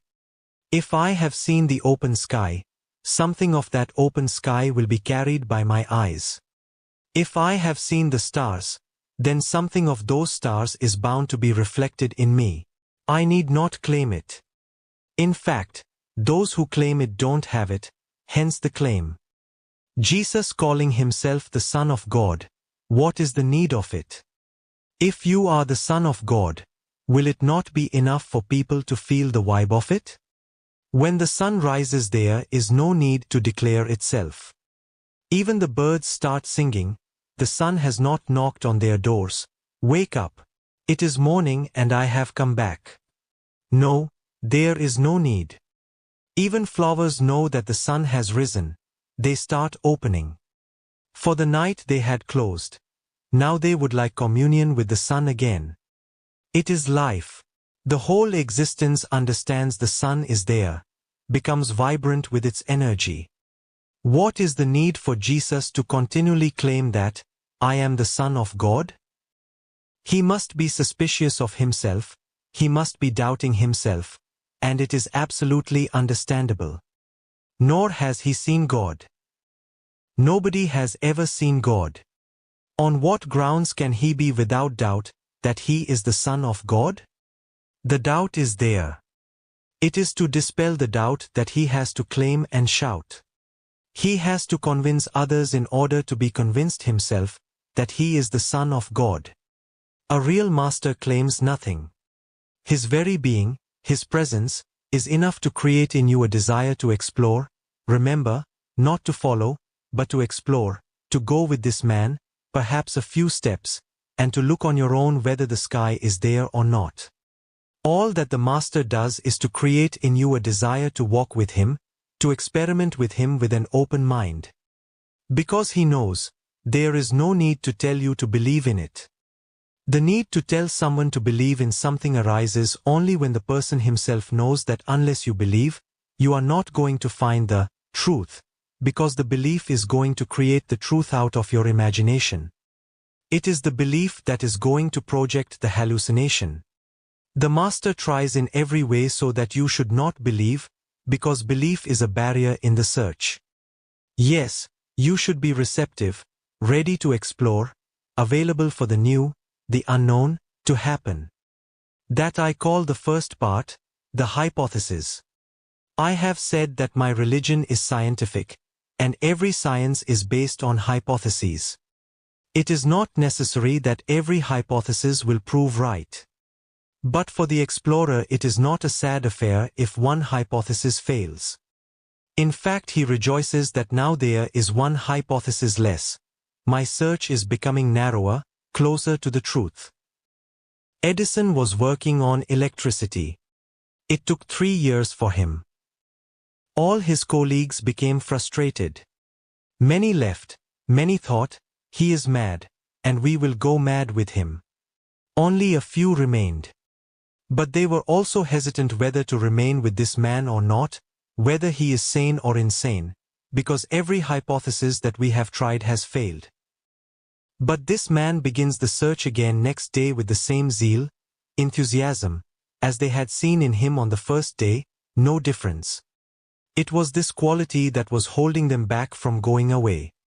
It is said that 999 times they failed. And the last colleague, because ill others by that time had left, it was enough, the last colleague said, now what? 999 times we have failed. In 3 years it has been nothing but failure, failure, Failure. But you are a strange man. You begin next day again with the same gusto. Edison said, I am more enthusiastic than the first day we began. You are wrong. It is not the same gusto. It is much more, because I am aware that 999 hypotheses are rejected. Now truth is very close. If there are 1,000 doors, 999 doors we have knocked on and found empty. Now only one is left. He was just saying it as an example, and by coincidence it was so. That day they succeeded. Hypothesis simply means readiness to experiment. That is the half part of hypothesis. Readiness on the part of the disciple, openness, acceptance that, we don't know, perhaps we may discover, perhaps we may not. Perhaps we are moving in the right direction, perhaps we are not. But in any case, whether we succeed or fail, we never failed, because even if we fail, that simply means one direction is not right, try another direction. One method has not worked, try another method. Somewhere, someday, in some moment, the door is going to open. On the master's part, the business is not to create belief in the disciple, but only this enthusiasm, this gusto to go on searching in spite of any failures. A master is an inspiration. He is not a belief. He does not support any of your psychological sickness. He simply shows you how he has arrived. He explains to you the way, the method, the experiment that has been fulfillment to him. His being gives you the feeling of fulfillment, contentment, the feeling that he has arrived, that is something in the air around him that you breathe. And he gives you the way, the method, how it has happened to him. He never says that it is going to happen to you exactly in the same way. All that he says is, it has happened to me, so there is no impossibility of it happening to you. I am just an ordinary man, just as you are. If it can happen to this ordinary man, then why not to you? Perhaps from a little different angle you will have to move, perhaps a little different method you will have to use. Perhaps you will have to go a little longer, perhaps from your side the mountain is a little arduous, but it happens. So it can happen. The second part of trust arises when you experience something that the Master has given you through his vibe, which is invisible. So only those who are very sensitive and very receptive will be able to feel it. What the Master had given you as something felt in the heart, that is not the end, that is only the beginning of the journey. Now you can accept some hypothesis. The second part of trust will happen the day you also taste something the Master has been telling you about, talking about, being about. The day you taste something, that day it will not be a belief, it will be a trust. Now you know. Now you know that you were with a man who knew it. And that was the only difference. Now that difference has disappeared. The trust is complete when the difference between the Master and the disciple disappears. When the disciple knows the same way as the Master knows. He has seen the light, he has smelled the flower. This is the moment of gratitude. No believer has real gratitude towards these messiahs, avatars, no, because what have they given to you? Just beliefs. Unfounded, ungrounded. How can you feel grateful to them? You may pray, and you may praise them, and that is just a policy.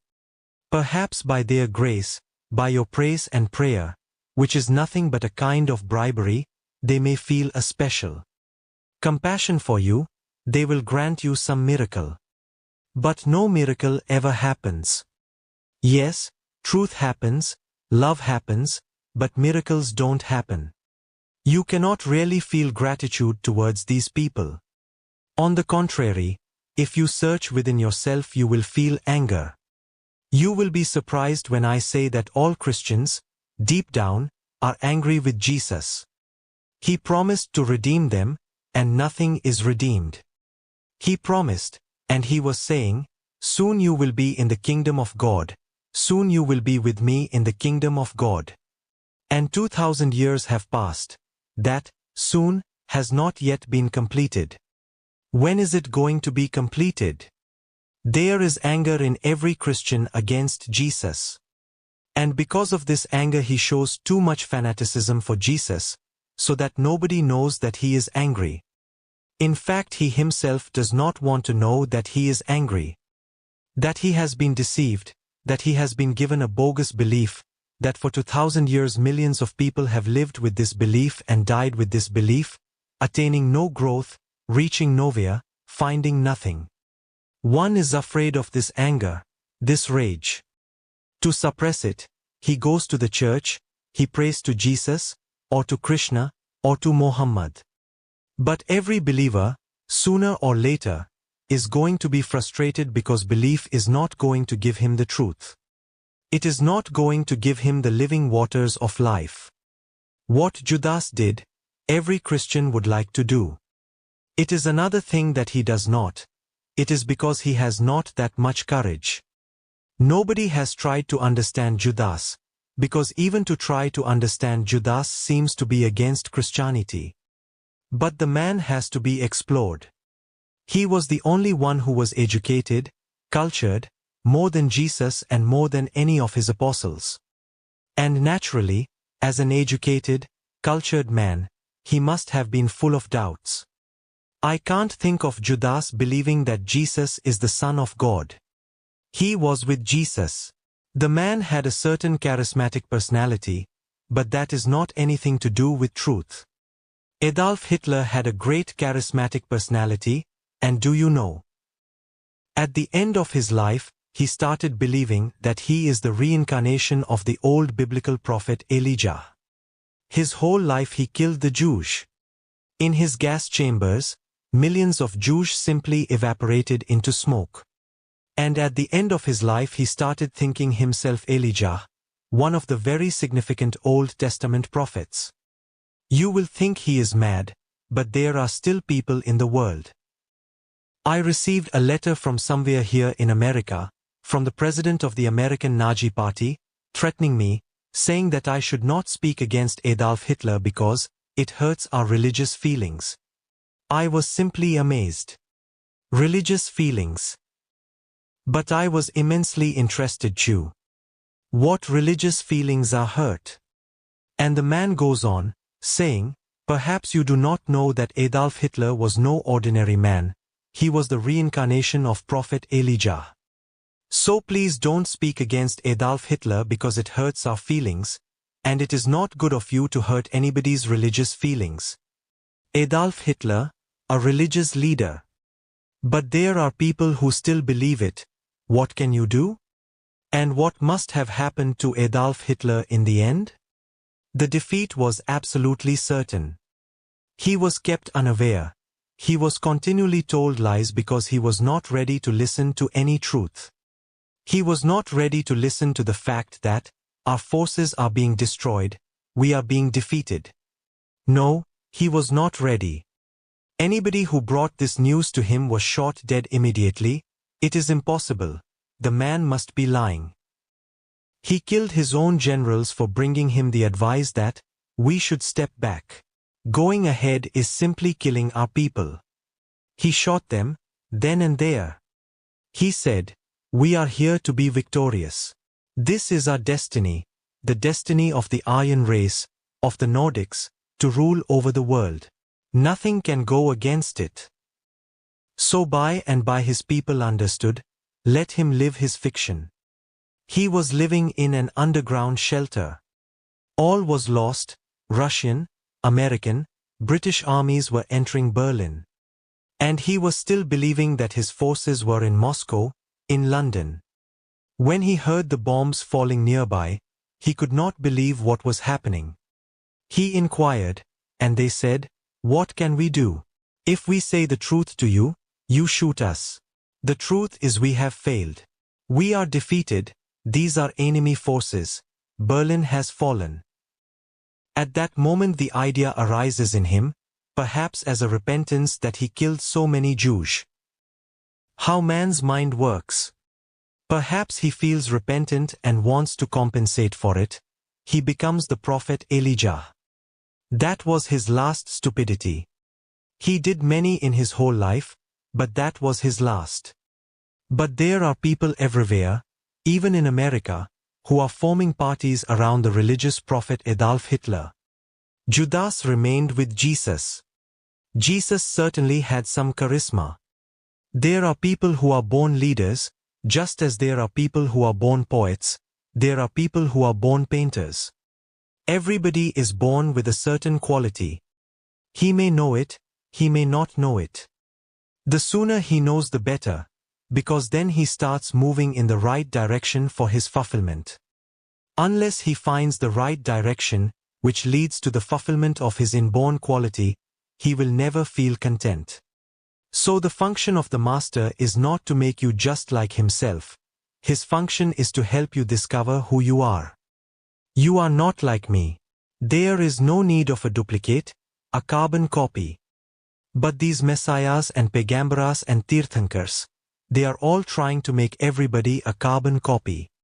They are the original. And by belief, you can become a carbon copy very easily. Judas remained with Jesus, but he was full of doubts. Again and again he raises questions which are full of doubts. And Jesus always pushed away his doubts, because nobody else was creating doubt. All were believers. They were unsophisticated people, ready to believe, and very happy that they have become apostles. A really great achievement, God's only begotten Son, and they are his apostles, his messengers. What more can you expect? So they were simply believing, no question of doubt. But Judas was continuously doubting. And Jesus nowhere tried to understand this man, his doubt. Rather than giving him a belief, he should have been given a way, a door, so that he could trust. My own feeling for Judas is very different from anybody else's feeling in the world. I am sorry for that man. He was perhaps one of the most genuine seekers amongst Jesus' followers. But Jesus never gave any rational ground to him. It was Jesus' fault if the man became frustrated, fed up with all this game of believing. And in this game of believing he was being defeated by fools, because those fools were absolute believers. It was his doubt that forced him to deliver Jesus into the hands of the enemies, because this was the only way now, to know whether he is really the Son of God or not. He gives no proof, he gives no way to experience. Now, this is the only way, deliver him to the enemies and let him be crucified, and that will be the proof. He will be resurrected, and then there will be no question of doubt. Jesus is responsible for forcing him to take this drastic step. But the resurrection did not happen. And Judas felt really sad, repentant that he had unnecessarily committed a sin, he unnecessarily betrayed him. There was no need. If he was not ready to believe in him he could have left him. What was the need to put him to the cross? He became so repentant that after 24 hours he hanged himself, he committed suicide. Nobody bothers about his suicide. It is as significant as Jesus' crucifixion, perhaps more significant. It has much more mystery in it. Why did Judas commit suicide? If he was really an enemy, there was no need to repent. He should have been happy and rejoicing. But he was not an enemy, and this was not his purpose, that Jesus should be killed. He had not imagined it. But Jesus never gave him any rational ground, and pushed him to take this drastic step, because this will be the only proof whether he is the Son of God or not. If resurrection happens, then he is the Son of God, and that will prove everything. Then whatsoever he says is true, then there is no need to doubt, then there is no need to think about it, then there is no question. In fact, he was not thinking to help the enemies crucify Jesus, he was trying to find a rational ground to trust, which Jesus has failed to provide. The Master never gives you belief, he gives you a sharing of his atmosphere, so that a hypothesis arises in you, a desire to experiment. And once that desire is there, he gives you the way that he knows, that he has walked. And you will not find another crazy master like me, for the simple reason that I have traveled on almost all the paths. It is simply crazy, because one path leads to the goal. There is no need to travel on other paths. There have been masters that traveled a path. They reached the goal, they helped a few people to imbibe their spirit, and if there was somebody ready to experiment, it was okay. I have never been a follower of anybody, in any of my lives. But I have been traveling with many people, on many paths. One path is enough to know the truth, but my search was not only for the truth, but whether there is only one path to truth, or whether there are many paths also which are as valid as this. So I have gone to the goal, come back, moved from another direction, come back, moved from another direction, come back, and I have not left a single path untraveled. Hence I say to you, it is simply crazy. I don't want you to follow all these paths, unless that urge arises in you and is authentically yours. Otherwise one path is enough. The moment you experience, then the trust is complete, then it is no more hypothetical, then it is existential. In that moment there is no master, no disciple. Just two flames have come so close to each other that they have become one flame. The disciple starts smelling of the same fragrance as the master. His eyes start showing the same raw light as the master. His vibe becomes the same as the master. And then the tremendous gratitude. The gratitude that this man did not give me a belief, otherwise I was lost. This man did not make me dependent on him, otherwise I was lost. This man did not exploit me psychologically in any way, for his own ego, otherwise I would not have been able even to find what is happening. Because I was sick, I was needful, he could have easily exploited my needs for his own ego. He could have created the vicious circle of fulfilling the ego. You fulfill the master's ego, the master fulfills the disciple's ego. It happened that I was invited by one of the Shankaracharyas in Faridabad. He was holding a big, world religious conference. He must not have known me at all. I became aware of it, he became aware of it. The moment I spoke, within 2 minutes it was clear he did not know me.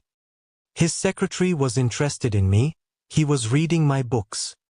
He had persuaded him to invite me, and of course it was going to be a world religious conference, so many religious leaders were invited, there was no harm. And the secretary must have done the whole paperwork, and the Shankaracharya may not have been actually aware of who I am, or what was going to happen. But when I reached there, I reached in the early morning, the Shankaracharya wanted to see me, because in the evening the session would begin and there were at least 50,000 people gathered, so then there would be no time. And he was to preside at the conference. So I went to his temple where he was staying, from the guest house where I was staying. He was sitting on a wooden platform, 3 feet higher than everybody else was sitting. By his wooden platform there was another platform, 1.5 feet above the floor, 1.5 feet below his platform. There, another monk was sitting, very dignified. And on the floor, all the guests who had come to participate in the conference, and address the conference, Hindus, Mohammedans, Christians, Sikhs, Jainas, Buddhists, all were sitting there. I was also sitting there. The Shankaracharya said, he started the conversation, "Do you know the man who is sitting by my side, on a lower platform, who he is? He was the Supreme Court's Chief Justice. As he retired, he renounced everything. And he is so humble. I asked him to sit by my side on the same platform, but he refused. He says, 'No, you are my guru, my master. How can I sit with you?' That's why he sits on a lower platform." I asked the Shankaracharya, "I understand, he must be very humble, as far as you are concerned, because he is 1.5 feet below you, but what about me and all the people sitting in this room? He is a great egoist, 1.5 feet above us. Why cannot he sit with us? If he is so humble, then what is the need of this middle stage? He can sit with us. But he is not sitting with us, he is sitting higher. and don't be deceived that he is humble. He is just waiting. When you die, he will be sitting where you are sitting. He is just waiting for your death. And I said to the man, if you have any sense of dignity, come down from that platform and sit with everybody. And I told the Shankaracharya also, it is not a meeting which you are going to address.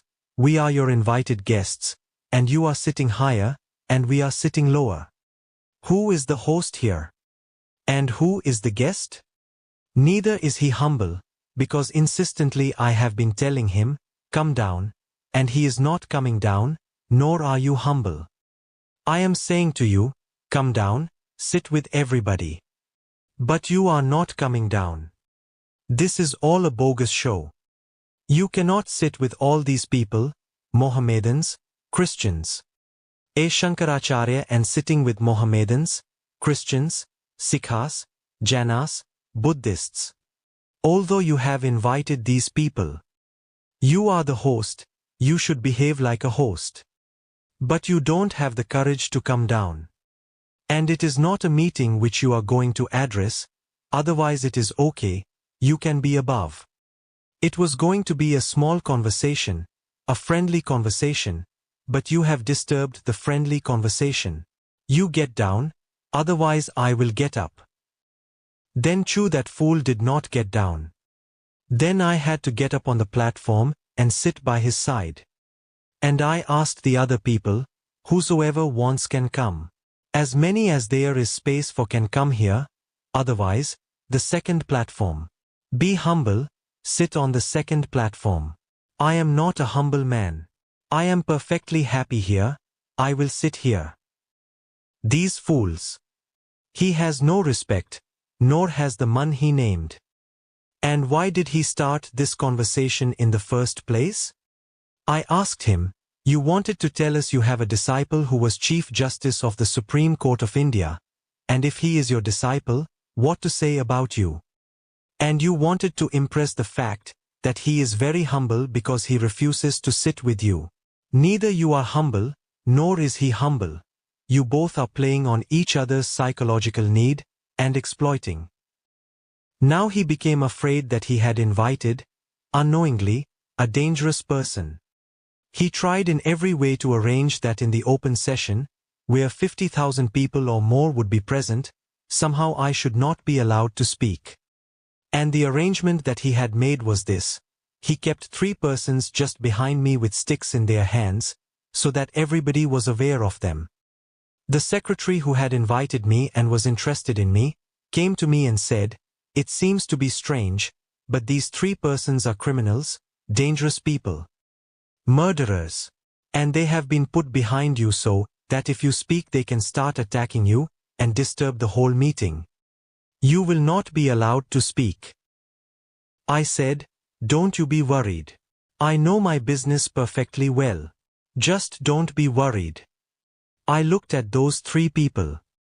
I told them, are you all ready? They looked at each other. I said, be ready, I am going to start. And without the Shankaracharya announcing my name, I went to the mic and said to the public, you can see 3 persons standing behind me with sticks. And you must know these 3 people, they are from this place, Faridabad. They are criminals and murderers. They have been put there by the Shankaracharya so that I cannot speak. If I start speaking they will start attacking me. I would like you to raise your hands. Do you want to hear me, or don't you want to hear me? 50,000 hands were raised. Then I told the Shankaracharya, I don't care about you at all. Now you are no more the chairman of this conference. These hands have refused you. And I told those 3 people, be alert. If you do anything, neither you nor your Shankaracharya, nor anybody, will leave this stage alive. These 50,000 people are there. And they shouted, we are here. If any harm is done to you, we will burn everybody on that stage. I spoke. I said whatsoever I wanted to say, and those 3 criminals simply slipped away.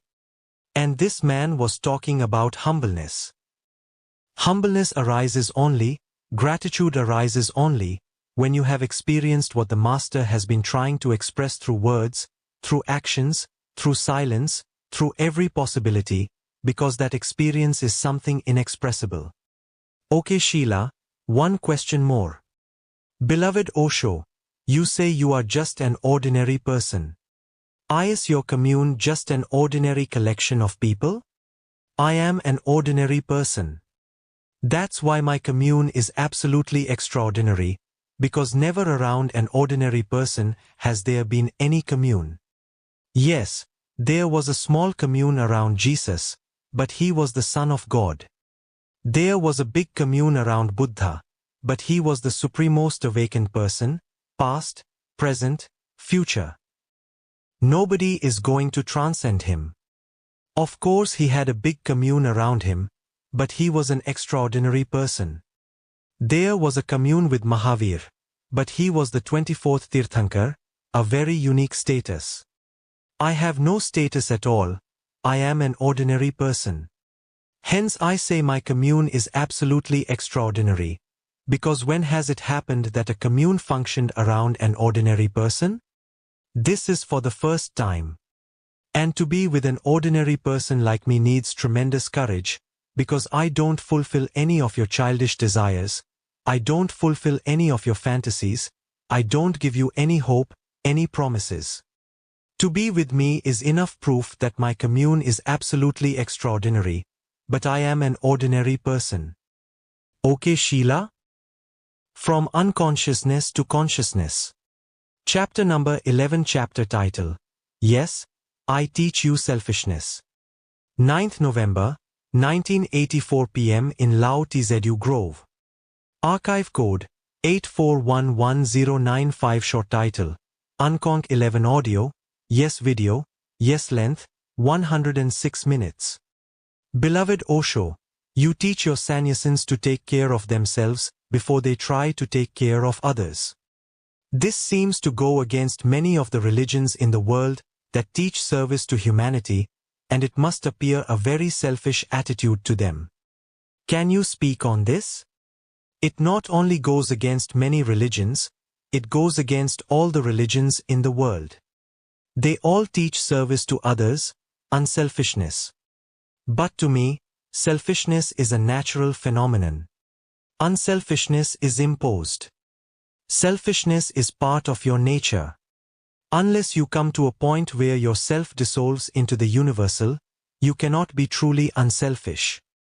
You can pretend. You will be only a hypocrite, and I don't want my people to be hypocrites. So it is a little complicated, but it can be understood. First, selfishness is part of your nature. You have to accept it. And if it is part of your nature, it must be serving something very essential, otherwise it would not have been there at all. It is because of selfishness that you have survived, that you have taken care of yourself. Otherwise humanity would have disappeared long ago. Just think of a child who is unselfish, born unselfish. He will not be able to survive. He will die, because even to breathe is selfish, to eat is selfish. When there are millions of people who are hungry and you are eating, when there are millions of people who are unhealthy, sick, dying, and you are healthy. If a child is born without selfishness as an intrinsic part of his nature, he is not going to survive. If a snake comes close to him, what is the need to avoid the snake? Let him bite. It is your selfishness that protects you. Otherwise, you are coming in the way of the snake. If a lion jumps upon you and kills you, be killed. That is unselfishness. The lion is hungry, you are providing food, who are you to interfere? You should not protect yourself, you should not fight. You should simply offer yourself on a plate to the lion. That will be unselfishness. All these religions have been teaching things which are unnatural. This is only one of the things. I teach you nature. I teach you to be natural, absolutely natural, unashamedly natural. Yes, I teach you selfishness. Nobody has said it before me. They had not the guts to say it. And they were all selfish. This is the amazing part of the whole story. Why is a jhana monk torturing himself? There is a motivation. He wants to attain to moksha and to all the pleasures therein. He is not sacrificing anything, he is simply bargaining. He is a businessman, and his scriptures say, you will get 1,000-fold. And this life is really very small. 70 years is not much. If you sacrifice 70 years' pleasures for an eternity of pleasures, it is a good bargain. I don't think it is unselfish. And why have these religions been teaching you to serve humanity?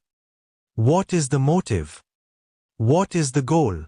What are you going to gain out of it? You may never have asked the question. It is not service. I have loved a very ancient Chinese story. A man falls into a well. It was at a big gathering, a big festival time, and there was so much noise, and people were enjoying, dancing, singing, and all kinds of things were going on, so nobody heard him fall. And at that time in China, wells were not protected by a wall surrounding them, at least 4 or 5 feet high, so nobody falls in. They were without any protection, just open. You can fall in the darkness without being aware that there is a well. The man starts shouting, "Save me!" A Buddhist monk passes by. Of course, a Buddhist monk is not interested in the festival, is not supposed to be interested. I don't know what he was doing there. Even to be there means some unconscious urge to see what is going on, how people are enjoying. All these people will go to hell, and I am the only one here who is going to heaven. He passes by the well and he hears this man. He looks down. The man says, "It's good that you have heard me.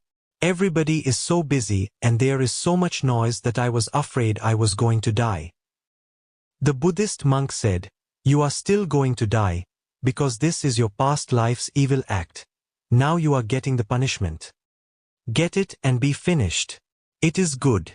In the new life you will come out clean, and there will be no need to fall again into a well." The man said, "I don't want any wisdom and any philosophy at this moment." But the monk had moved on. A Taoist old man stops. He is thirsty, and looks in the well. The man is still crying for help. The Taoist says, "This is not manly. One should accept everything as it comes. That's what the great Lao Tzu has said. So accept it. Enjoy. You are crying like a woman. Be a man." The man said, "I am ready to be called a woman, but first please save me. I am not manly. And you can say anything that you want to say afterwards. First pull me out."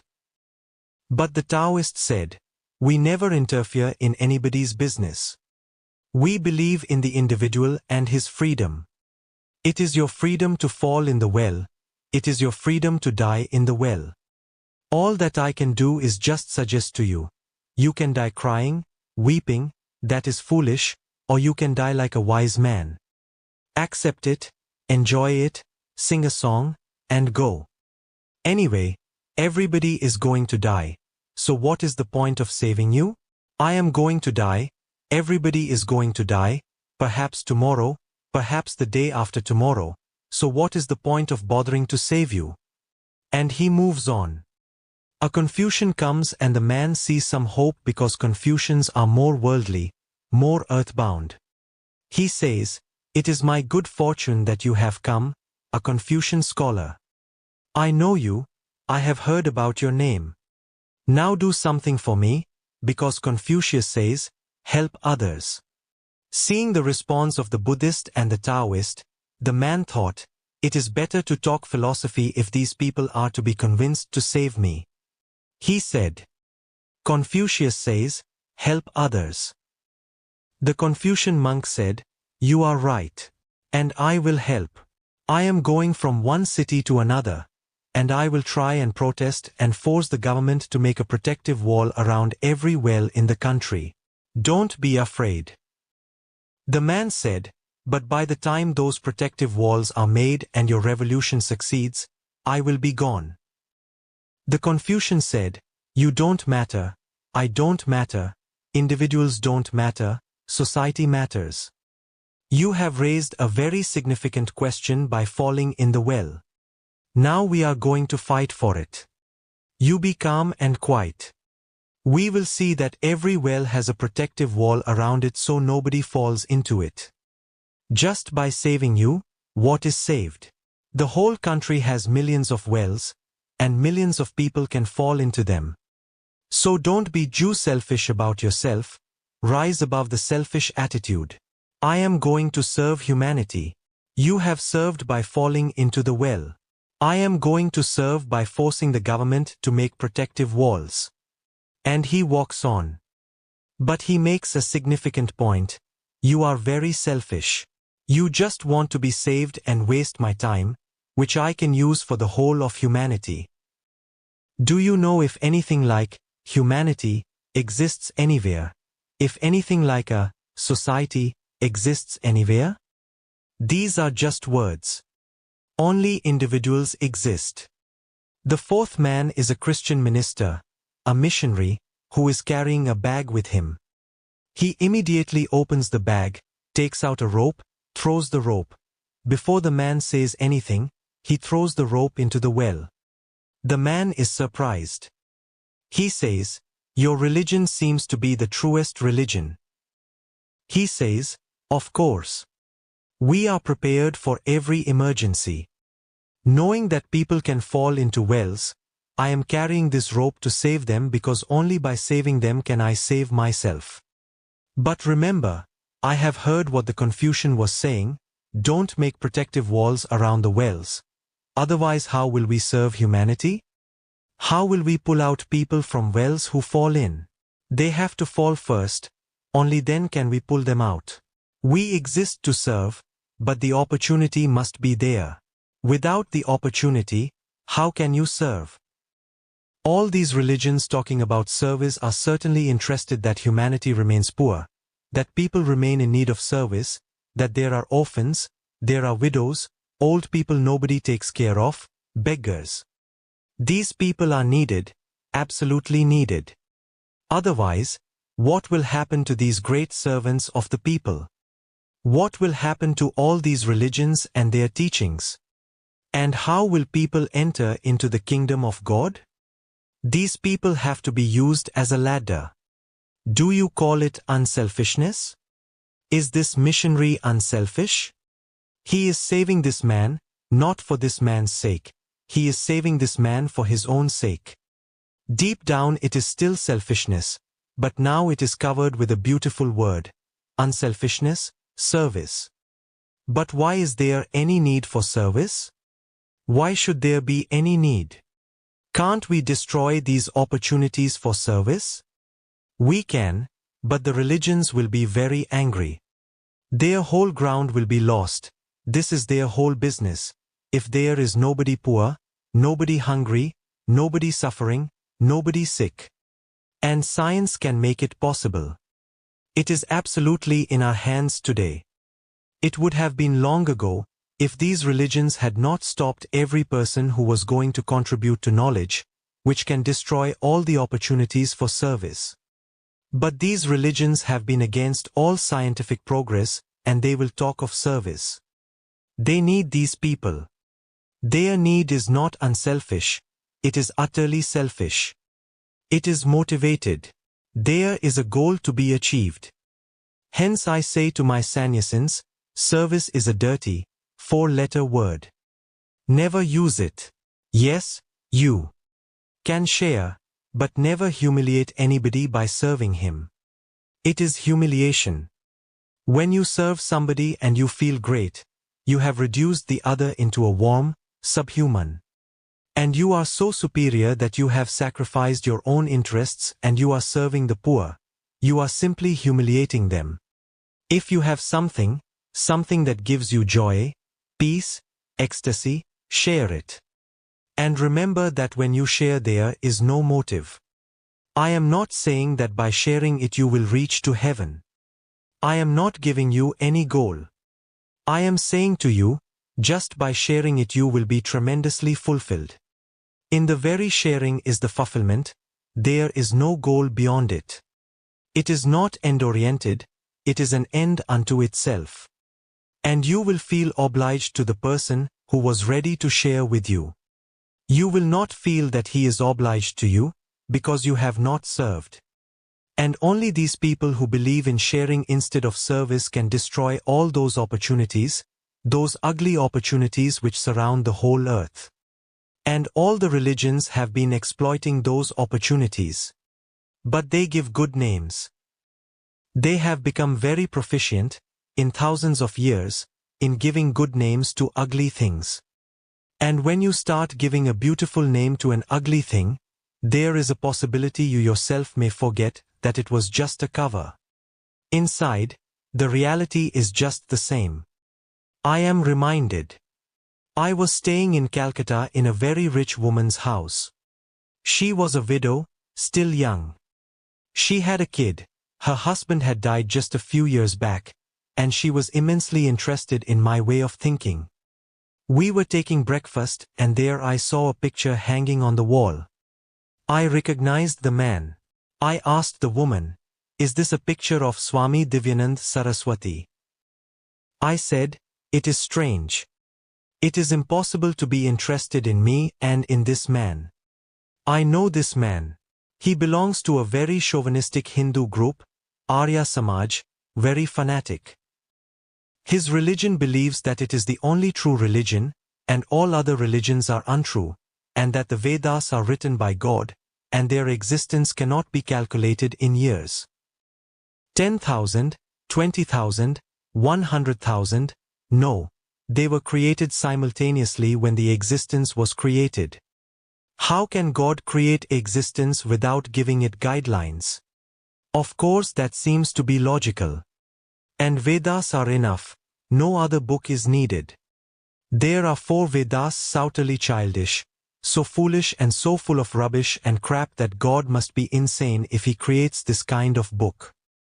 So I had met this man and immediately we became enemies forever because I said, "It is all crap that you are thinking God created. And if this is what God created, then your God is in urgent need of psychiatric treatment. The Vedas say God created the woman. Of course, he is the father.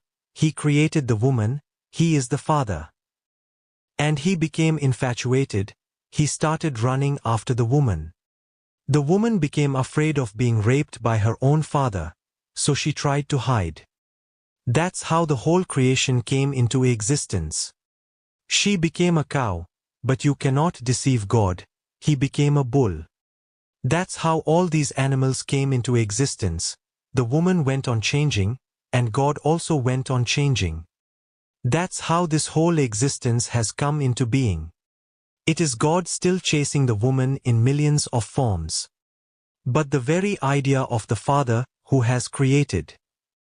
He is a rapist, and no ordinary rapist, an eternal rapist, he still continues to chase. And this you call a book created by God? So I asked the woman, "If you are interested in me, then how is it possible that you are interested in this maniac?" She said, "I am not interested in him at all." You are right. It was my husband who was interested in him. And because he had put the picture there, and he has died, just out of respect to my husband I have not removed the picture. But I never look at that picture. But what my son did to him, I always enjoy. I said, "What did your son do to him?" She said, "Swami Divyanand used to come here and stay with us. They had a beautiful meeting hall for at least 500 people, so he used to deliver lectures in their home. One day, the child must have been at that time not more than 5 or 6 years old. The woman was certainly sitting in front, the child was sitting in front, they were the hosts, the husband was sitting in the front. And in the middle of the discourse of Swami Divyananda, the child said loudly to the mother, 'I want to piss.' Now this is in front of Swami Divyananda and the whole hall, and everybody started laughing. In fact, everybody was wanting the same thing. The lecture was such that it created the urge, the desire to go to the bathroom. And because everybody laughed, Divinanda felt very angry. These so-called religious people are carrying such rage, such anger. He called the woman close to him and said, "This is not good. You should teach your son." She said, "What can I teach him?" He said, "You can do a simple thing. You can tell him that whenever he wants to go to urinate, he can simply say, 'Mom, I want to go to sing. I want to sing.' You change that word piss to sing. Nobody will understand, only you will understand the code language." So the mother said, "Okay." After 6 or 7 months, he came back again to Calcutta and stayed there. The mother had to go out because some very close relative was just on the deathbed, and she wanted to see him and be with him. So she told the Swami, "I am going out. My husband is not at home, he always comes back late, and I don't want to take this child with me. The person is going to die, perhaps within an hour or two, and I don't want the child to go through that agony of death there. And he will not sleep alone, he never has slept alone, so will you be kind enough to let him sleep with you on your bed?" The Swami said, "There is no problem, he can sleep on my bed with me. And when you come back, you can take him to your bed."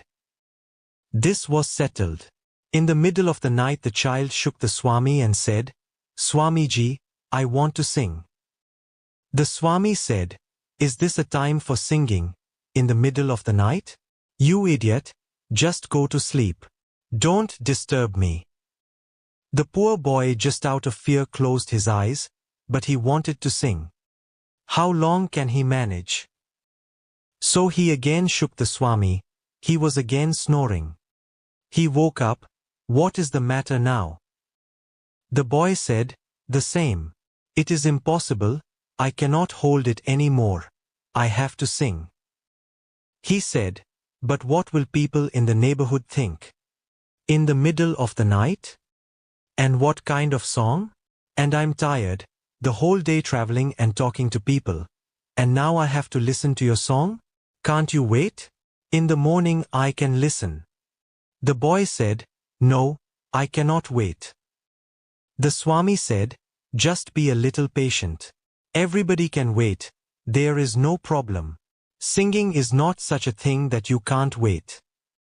The boy had to listen to him because he was shouting loudly. And he was alone there, the father was not there, the mother was not there. And this man says it can be controlled, you have to be patient. He said, "Okay, I will try." He closed his eyes but within a few minutes, the Swami was snoring again. He woke him. He said, "Now, whether you stop me or not, I am going to sing, here, in the bed." The Swami said, "Then you do one thing. You simply sing softly in my ear so nobody will hear it. You devil, just whisper in my ear." The boy said, "Do you really mean it?" He said, "Yes, I mean it. You whisper, and then go to sleep and let me sleep. And never again in the night, this singing business, in the morning." So the boy whispered in his ear, but then it was too late. Then the Swami remembered what singing means, and why the boy was incapable of controlling it. It was his own doing. He had changed a reality into a phony, false word, and he himself forgot about it. All these religions have given good names, beautiful names, to ugly realities. Why serve the poor when poverty can be destroyed? No religion says, destroy poverty. They are in deep conspiracy with the vested interests. They don't say destroy poverty. They don't suggest any measures for how poverty can be destroyed, stopped. But serve the poor, serve the widows. They don't say, why force the woman to remain a widow? So simple a phenomenon. In India the man is allowed to get married as many times as he wants. In fact, the moment the wife dies, her body is being burned on the funeral pyre, and people are beginning to talk about marriage, where to arrange this man's marriage. So ugly, so inhuman, the body of the wife is not yet burned completely. But sitting around there, what else to do? They have to talk about something, and this is the most hot topic. Now this man needs a woman, and they are suggesting where it will be good to marry, which woman will be suitable for him, and not a widow. Nobody is ready to get married to a widow. She is a used woman. Woman is a thing, used by somebody else. How can you use it?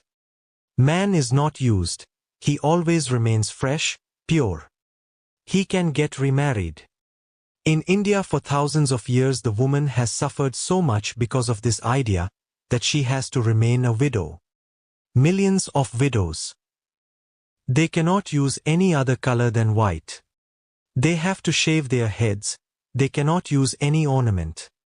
In every possible way it has been made clear to them that they have to live almost a dead life. They cannot move in the society as other women do, particularly in festivals they are not supposed to. At marriages they are not supposed to be present, because their very presence, their very shadow, is a calamity. And the widow is told that she has eaten her husband. It is because of her fate that the husband died. If he had not married her he would be alive. She is responsible for his death. The whole life she carries this burden, and now she has to remain in every way ugly. Serve the widows. In India there are institutions especially for widows, because in homes they are not even equal to the servants. They do all kinds of work, the whole day they work. But they don't get any respect, no salary, no respect, and continual condemnation that because of them somebody's son has died, somebody's brother has died. Everybody is against the woman. And she has to remain hidden like a shadow. She is not allowed to be there when guests are there. She lives like a ghost. So institutions are opened by religions. This is service for the widows. But why have widows in the first place? It is such simple logic. Make it a law that any man who wants to marry a second time has to marry a widow, not a virgin, simple. And the whole problem disappears. Rather than making the problems disappear, you help them to continue. Now the same thing is happening in the West, in other ways, in other directions. Medical science has evolved so much that the scientists say that there is no intrinsic necessity for the human body to die for at least 300 years. And this is a very conservative estimate, 300 years. They say for 300 years there is no intrinsic necessity for the human body to die. For 300 years everybody can live fully young. And if one can live 300 years, can you think what the implications of it will be? Just think, Albert Einstein living 300 years. What blessings would he not have showered on humanity? Such a mature mind. At the age of 26, he was able to present the theory of relativity, which transformed the whole of science and its shape. Just think, if he was able to live for 300 years, all that seems impossible would have been possible through him. And I am taking just one example. If Bertrand Russell can give so much in 100 years, in 300 years, it is not possible for a man like Bertrand Russell to sit and not do anything. Even when he was 100 years old he was far younger than your so-called young people, in his vision, in his approach, in his reasoning, in his clarity about everything. And if this man had been able to live 300 years, I can say with absolute certainty that he would have changed many things that he had said when he was 50, 40, 30. He may have turned inwards, he may have become a meditator. He may have proved to be one of the greatest religious men on the earth. He had every capacity, and he had every courage that is needed to use that capacity. But the time was short.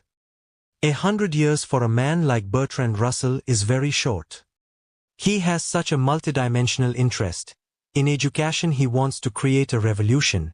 In philosophy he brings new concepts into existence, in mathematics, which was not his subject, but he was so interested in logic that he was compelled to go into mathematics, because they function on the same lines. Mathematics is logic applied. With one of the great mathematicians and philosophers of America, Whitehead, Russell joined hands, and together they wrote a book, Principia Mathematica. It is so far ahead of its time. It was written 50, 60 years ago. Even today there are only perhaps a dozen or 2 dozen people who can understand it, what it is. If he had lived 300 years, he would have given you a totally new mathematics. Perhaps a higher mathematics about which Gurdjieff, Ouspensky, mystics like these people, were interested, a high mathematics which does not deal with ordinary material experiments but which deals with ultimate problems. And your mathematics that you learn in the universities cannot deal with the ultimate problems. Ultimate problems are beyond it.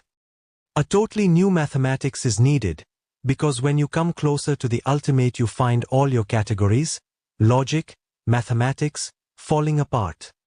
Existence behaves differently, so differently that sometimes 2 plus 2 can be 3, sometimes 2 plus 2 can be 5.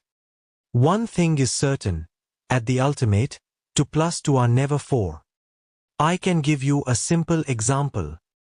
Why can 2 plus 2 never be 4 at the ultimate core of existence? It is because no 2 things are exactly similar. 2 chairs are not exactly the same. 2 other chairs are not exactly the same.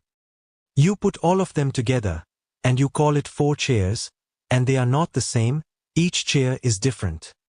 To be absolutely right, you cannot use 4.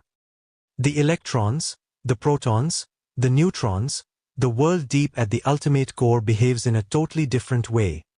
If you go out of a room, we know that you can only go out of the room if you pass through a certain passage, maybe 10 steps, then you reach outside. But you will be there, in each of the 10, each time you take a step. But at the ultimate level, the electron jumps without being in between. It is at point A, then it is found at point B, which is far away from A, but it is not found between the 2 at all. From A it disappears and appears at B, and between the 2 there is no passage. Now, how can your ordinary mathematics, measurements, geometry, function? Something totally different is needed. And as man's life has grown longer, we have been able to discover science. You may not have thought about it. Science has come into existence only in the last 300 years. Why? Why not before? We have not been able to find a single skeleton of a human being who lived 3,000 years ago, to say nothing about further back, which is older than 40 years. The man must have died at the age of 40. 40 must have been the age limit sometime, because we have not found a single skeleton which proves that the man died at 50, 60, 70, 40 is the oldest. So there is nothing strange when the Vedas say, and Hindus think it is something of tremendous glory to them, that people never get old. Hindus think that in the times of the Vedas science must have been so advanced that nobody was ever old. That is not the truth. The truth is everybody was dying at 40, so how could one get old?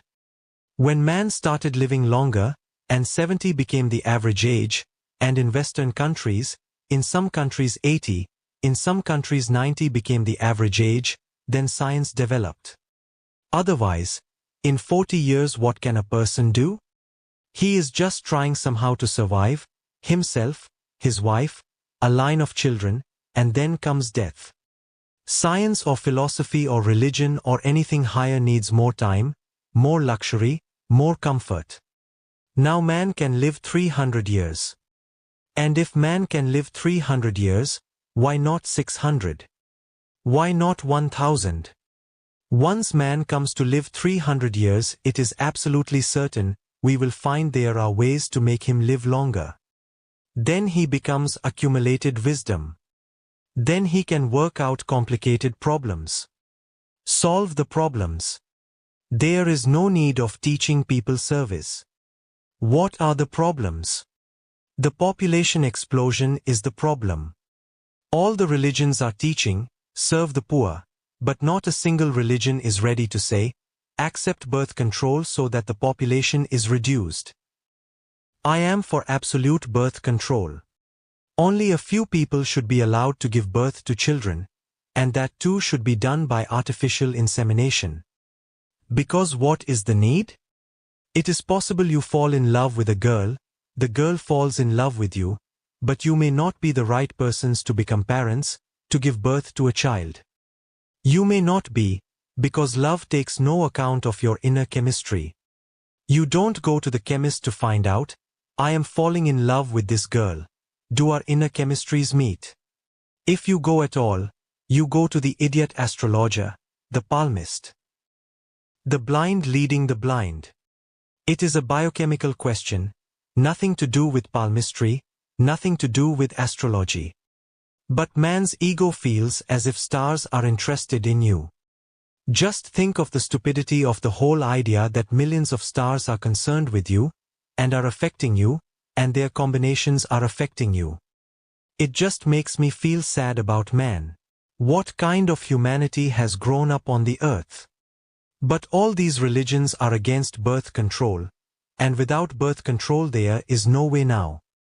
I am in support of absolute birth control, remember, not just birth control, because with birth control people, if not religions, then governments, are compelled to accept that they should have only 2 children or 3 children. No, that won't do. Even 2, 3 children won't do. Absolute birth control. Nobody is to be allowed to give birth to children. Anybody who is interested in children can go, contribute his semen to the scientific lab, and the lab should decide who is going to be the woman for your child's mother. It need not be your wife, there is no relationship in it. You love your wife loves you, but that does not mean burden the earth with a crippled, blind child. You don't have that power, you don't have that permission from existence. Why are you taking such an irresponsible burden on yourself and on the whole of humanity? You give birth to a child who is crippled, or blind, or mad, or insane, and he will give birth to other children. That's how the idiots are always in the majority in the world. They are bound to be, because the right combination can happen only through a scientific lab. You cannot. You don't know what you are carrying in your genes, you don't know what your potential is, what kind of child you are going to give birth to. You love the woman, there is no harm in that. Love should be absolutely available to you, that is your birthright.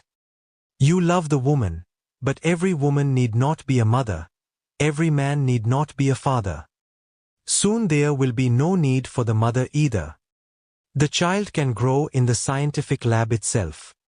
You want a child, and if you really love children, you would like the best child possible. So who contributes the semen, and who contributes the mother's womb should not be your concern.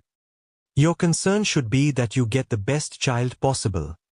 So I suggest artificial insemination and test tube babies. And I also suggest euthanasia.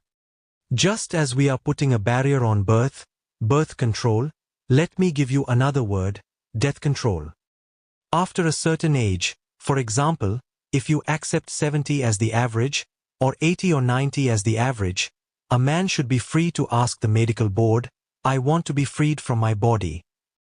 He has every right, if he does not want to live anymore, because he has lived enough.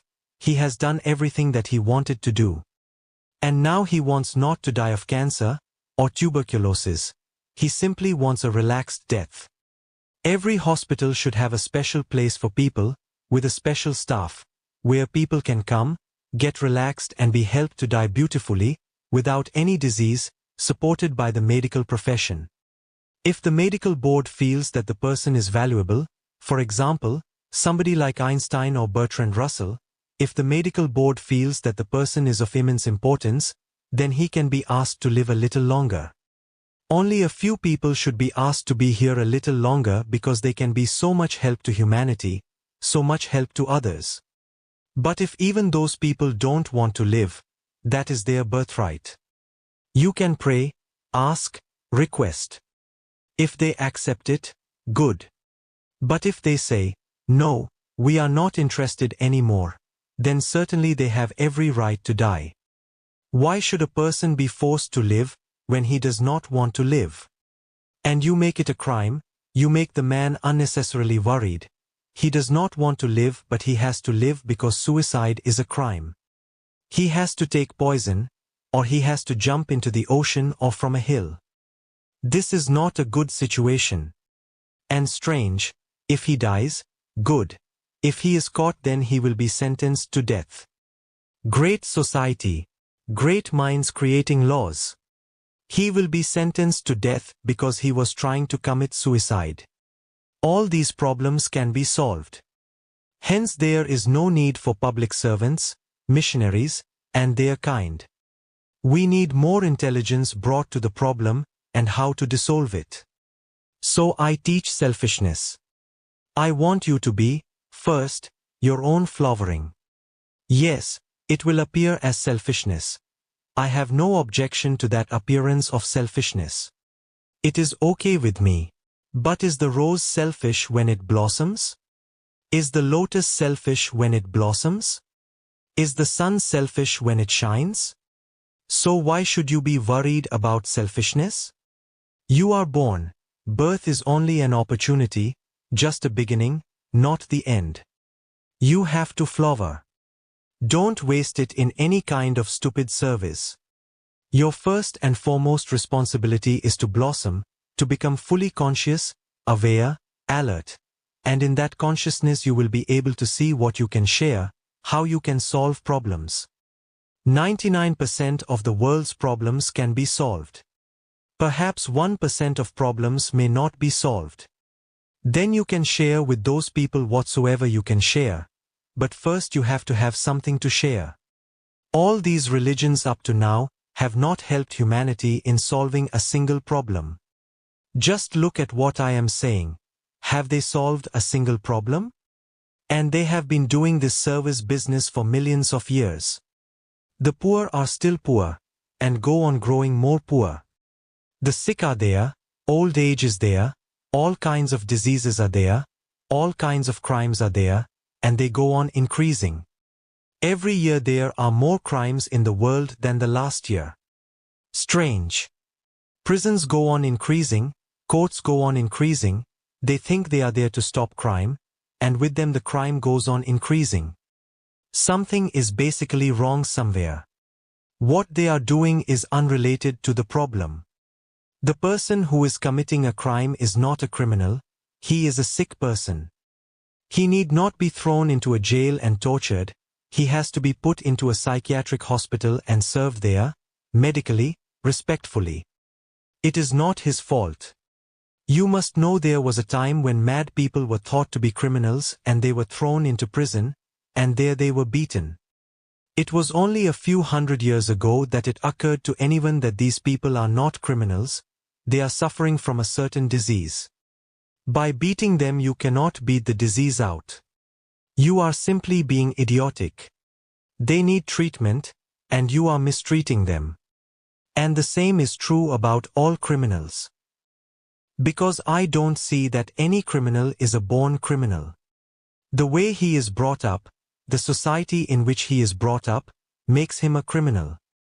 And once his mind starts becoming criminal, then you have to change the whole way of his mind. It is no use chaining him, throwing him into jail, starving him, beating him, it does nothing. It is simply reinforcing in him that when he comes out he will be a confirmed criminal, a graduate criminal. Your imprisonments, your prisons, are universities for criminals, from which they graduate. So once a man goes to the jail, he comes out having learned many things from old criminals with whom he has been there. And all that he learns from your behavior is that to commit the crime is not the crime, but to be caught is the crime. So he learns ways not to be caught. You have to change the track of his mind which moves into criminality. And that can be done. Biochemistry can be of much help, medicine can be of much help, psychiatry can be of much help. Now we have every resource to make that man a dignified human being. Service is not needed, What is needed is a sharing of your consciousness, your knowledge, your being, your respect, but first you must have it. To me, the greatest problem with humanity is that they don't know anything of meditation. To me, that is the greatest problem. Neither the population, nor the atom bomb, nor hunger. No, these are not basic problems, they can be easily solved by science. The only basic problem that science will not be able to solve is that people don't know how to meditate. To my people I say, first you be selfish, utterly selfish, blossom. Come to flowering and fragrance, and then spread it. Then share it with those unfortunate people who had the same potential as you, but life has not given them a chance to go inwards, to have a taste of their own godliness. I am against all the religions because to me, what they have done is absolutely useless. But they do, with beautiful words, and they hide things in beautiful words. For example, Jesus on the cross says to God. And Christians have been quoting that for centuries as one of the most profound sayings, and it appears so, but only appears so. Don't be deceived by the appearance is not the reality. Jesus says on the cross, to God, as his last prayer, Abba, that is Aramaic for Father, Abba, forgive these people because they do not know what they are doing. Such a beautiful statement, such forgiveness. That they are crucifying him and he is asking his God to forgive those who are crucifying him. But I have looked deeply into Jesus' life and into his sayings. He is not a man to ask forgiveness of. He could not even forgive a fig tree, which was out of season. He cursed it because he and his followers were hungry and the tree was without fruits, as if the tree was inimical to them. He cursed the tree. And it was not the season for figs. And even if it was the season and there were no figs, what can the tree do? And what responsibility has the tree for them to be fed? And this is from a man who is thought to do miracles and change stones into bread, and water into wine. What is the need? Such a man, if these miracles are true, could have simply ordered the tree, out of season, be full of figs, ripe figs. In fact, there was no need for the tree. Stones could have become figs. But all those miracles are bogus. This incident proves that all those statements are bogus. Why should he go to beg in the town in the first place, if he can turn stones into bread? And if this man was capable of turning stones into bread, why did poverty remain in Judea at all? I am only talking about Judea. In fact, I should say why on the whole earth? Turn the whole Himalayas and Alps into big loaves of bread. If this man is capable of that, then why go on turning small stones into pieces of bread? Then turn these mountains into bread people can cut and take away and eat forever. And why turn a little water into wine? Why not turn the whole ocean into wine? When you know the secret, when you know the miracle, then turn all the oceans into wine and let the people drink. There should not have been any poverty if Jesus' miracles are true, but they are all false. And Jesus says, those who are not going to follow me will fall into the seventh hell for eternity, and they will be tortured in every possible way. This man does not know forgiveness. And if he cannot forgive you just because you have not followed him, how can he forgive those who are crucifying him? A simple logic, nothing much is needed. Who are you to throw somebody into the seventh hell because he does not follow you? You cannot forgive a simple thing, that he did not follow you, and you are asking God to forgive all these people who are crucifying you? No, it is not forgiveness that is being asked, but something else. Even on the cross he wants to show to the Jews, look, I am the Messiah, and you are all ignorant. He is asking God, forgive these ignorant people. They know not what they are doing. It is not forgiveness on which the emphasis should be laid, because this man is not forgiving, his whole life is against it. It is to prove all these people ignorant. At the last moment also he is insisting, I am the knower, the knowing one, and you are ignorant. But I will ask God for you to be forgiven. He is still trying to be the Messiah, because that is what the old scriptures say, that the Messiah will be crucified and on the crucifixion he will pray to God, forgive these people, they know not what they are doing. He is stubborn, just adamant.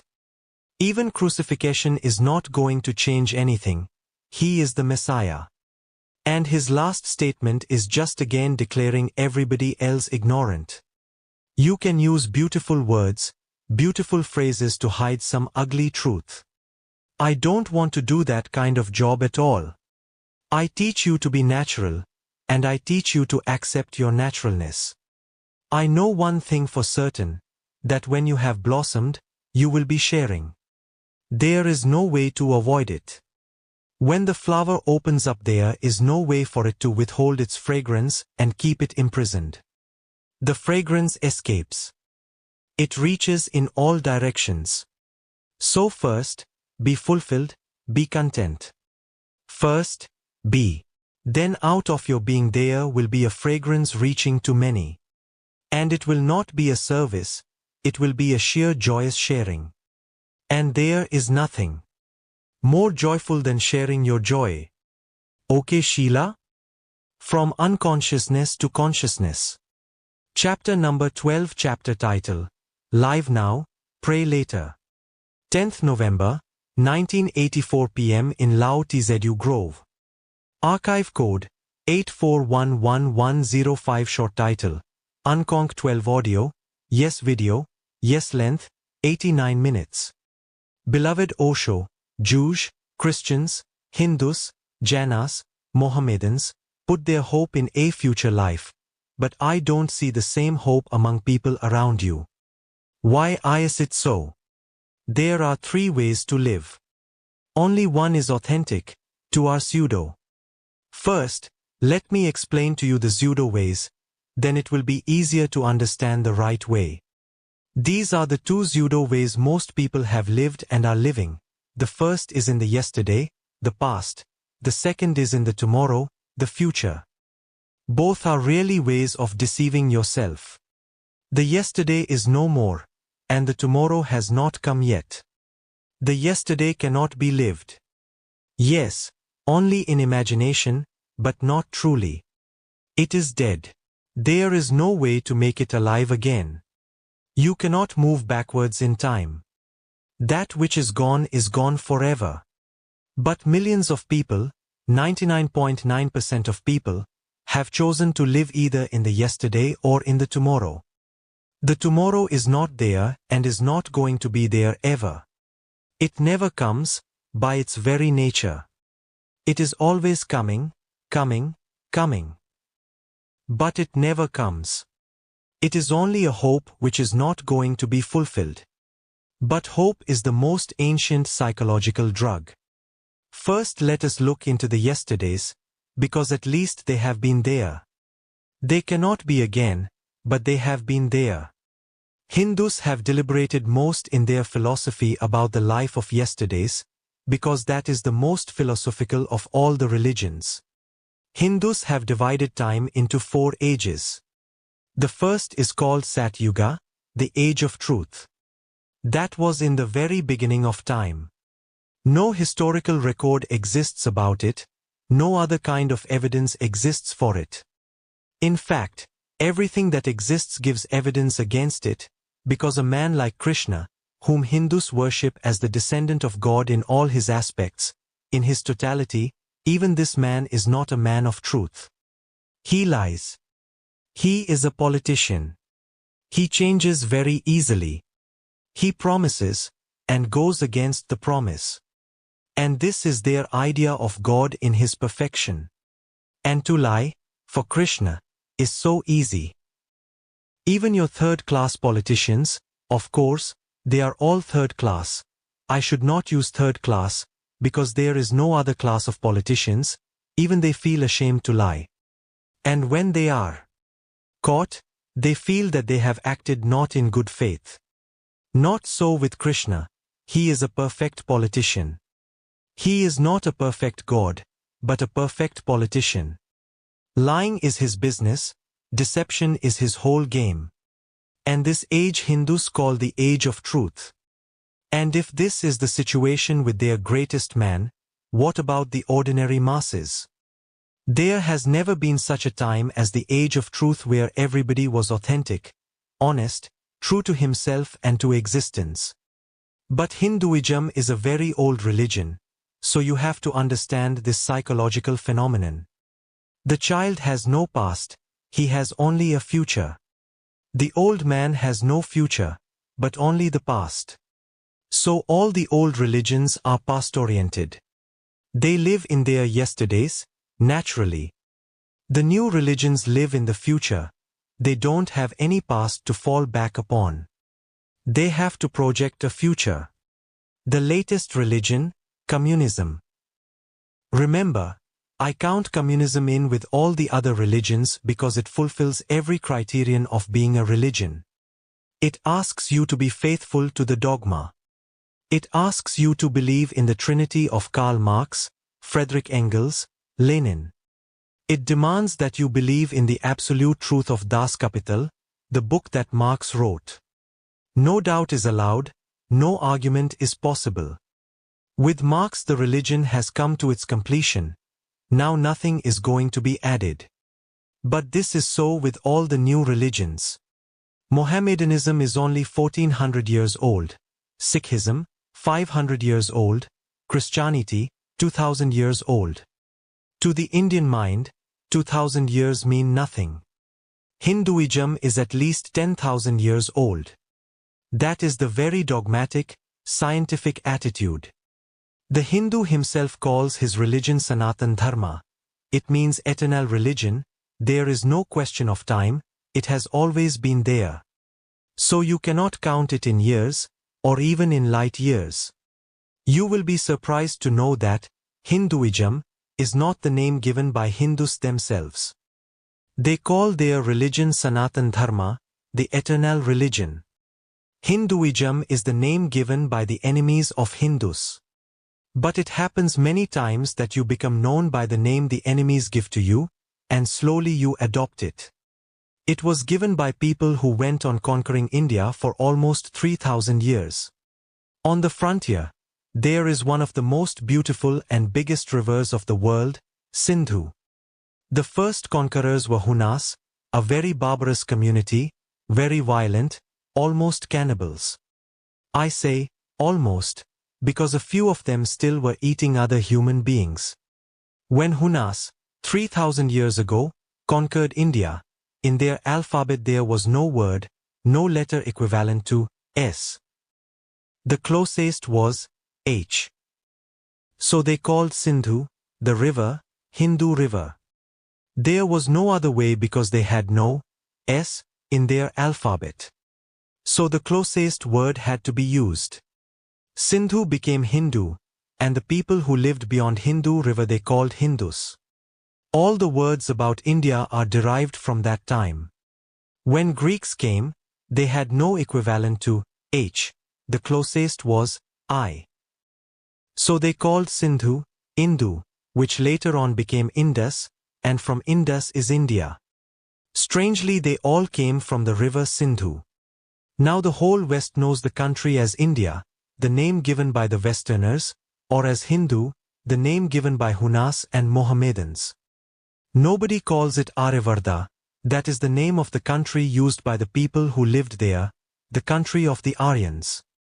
And their religion was called Sanatan Dharma. It is certainly far more ancient than 10,000 years. But there is no proof that there has ever been an age of truth, that is imagination. That is the old man, the old country, the old religion. It cannot project in the future is only death. The future is dark, it can only glorify the past. So the first age, the best, the golden age, is Sat Yuga, the age of truth. You will be also surprised. Charles Darwin was not acquainted with the idea. When he started to work on the theory of evolution, It would have been of great help if he had been aware of the Hindu concept of devolution, not evolution. Man has been falling down, not growing up. There is no evolution, because evolution means future. What evolution is there for a dying man, for an old man? Of course for a child there is evolution, but for the old man everything is shrinking, drowning in darkness. So before the word evolution ever became prominent in the world of thought, Hindus had already made another word, just the opposite of it, very significant, involution. Things are going down every day. The second stage they call Treta Yuga. Treta means the third. Because what I have called the first stage, Sat Yuga, they call the fourth stage, the highest. If you call it the first, then the second will be evolution, then the third will be evolution, then the fourth will be evolution. Hindus are very philosophically minded. They have called the first, the oldest, the fourth, the second they have called the third, the second, the fourth, the first, the lowest. Sat Yuga is the best, the golden age, when everything is just as it should be, nothing can be improved upon. There is no crime, there is no immorality, there is no death, there is no sickness, there is no poverty. You name anything bad, and it is not there. They also call it the fourth stage because it is absolutely balanced, just like a table with 4 legs. It is completely balanced, there is no possibility of falling from it. People don't lock their doors. They don't have locks because nobody steals, that's what they are projecting. It is not true. But if you hurt anybody's imagination, on which he is living, which is his only joy, he becomes angry. When I started telling them that there were not locks because locks need a certain technology to develop, and there was no technology to make a lock. And people were so poor there was nothing to be stolen from them anyway. We know even Rama's wife, one of the other Hindu incarnations of God, is stolen. So if even the incarnation of God's wife is stolen, what about other people's wives? And we know about Krishna who stole 16,000 wives from other people. They were wives, mothers. They were taken away from their husbands, their children, forcibly. And you call this Sat Yuga? We know, I have told you, Parsurma murdered his own mother, and you say there was no crime? And Parsurma was one of the incarnations of God. And not only did he murder his own mother, his father had ordered it. The father must have been like an ordinary, mediocre husband, who is always suspicious. Perhaps he was getting old and important, and the wife was young and beautiful, and he was suspicious. And there was every reason to be suspicious too. Because Hindu scriptures themselves describe that even gods, and remember, for Hindus there is not only one god, there are 33 million gods, become interested in women of the earth, because they get tired with plastic beauty. In heaven there is plastic beauty. Those girls there never grow old. They don't perspire. They remain just the same always. And they are immensely beautiful, but something is inhuman about them. You can have a plastic girl, absolutely beautiful. Even arrangements can be made that she breathes. Arrangements can be made that she smiles, says hello, at least till the battery runs out, she kisses you, she says, I love you. Everything can be recorded. And that's how it is, recorded. It is just that the battery is running for 70 years, that's the only thing. But we can make batteries, even better batteries, which can run 100 years, 200 years. Only once in a while you may have to go to the repair shop, change the battery or something. Those girls in heaven are plastic. So naturally people must be getting bored. You may not have thought about it, that you can be bored by beauty too. How long can you see a beautiful face? And those gods are living eternally with those girls. The same faces. They must be utterly bored. If anything can be said with certainty about heaven, it is that it must be boring, utterly boring. And not only of one religion, of all religions. I will discuss each. Their heavens are bound to be boring. To keep you unbored, to keep you excited and alive, change is needed. Nothing changes there, everything is permanent. So gods come in disguise and rape women on the earth. Of course, they are gods. It seems all the gods of all the religions are rapists. And if they can be caught, they should be either punished or cured. So gods used to come, in Hindu Puranas, that is their ancient stories, and the rishis, the sages, of course had the lion's share. The greater the sage, the more beautiful the woman he could get. Hindu sages of the past were not bachelors. They were not Catholics, they were not Jainas, they were not Buddhists. This idea of remaining bachelors, celibate, is a very new addition. Hindu sages, they were far, far away from this idea. This idea had not occurred yet. And because somebody was a sage, wise, well-known, respected, naturally he would get the best, the most beautiful woman of the society. Even kings would offer their daughters to them. So Parsurma's father was a great sage, he may have got a most beautiful woman. And he was suspicious. And these gods used to come in disguise, gods can do any kind of miracle. Just the other day I have received a Christian woman's angry letter to me saying, "Do you understand, you are here in a Christian country and you are saying such dangerous things, that the Holy Ghost was a rapist, and the Holy Ghost is part of God, it makes God a rapist. And it was not a rape with Virgin Mary, it was a miracle," she writes.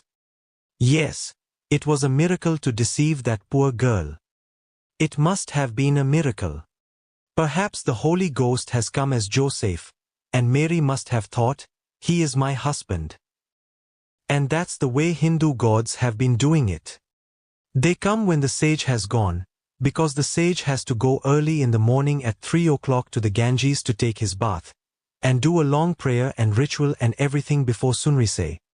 So at 3 o'clock he goes to the Ganges, and at 3 o'clock the god comes disguised as her husband. And the poor woman cannot even say no. She cannot say, "I have a headache today." That is not allowed in Hinduism. A Hindu woman has to worship her husband as a god. His order is an order, it has to be fulfilled, no question of disobedience. So Parsurma's father must have been suspicious, and he may have had some grounds for it. He told Parsurma, "You go and cut off the head of your mother. Bring your mother's head before me." And Parsurma went and cut off his mother's head. Obedience to father. And then begins his history of violence.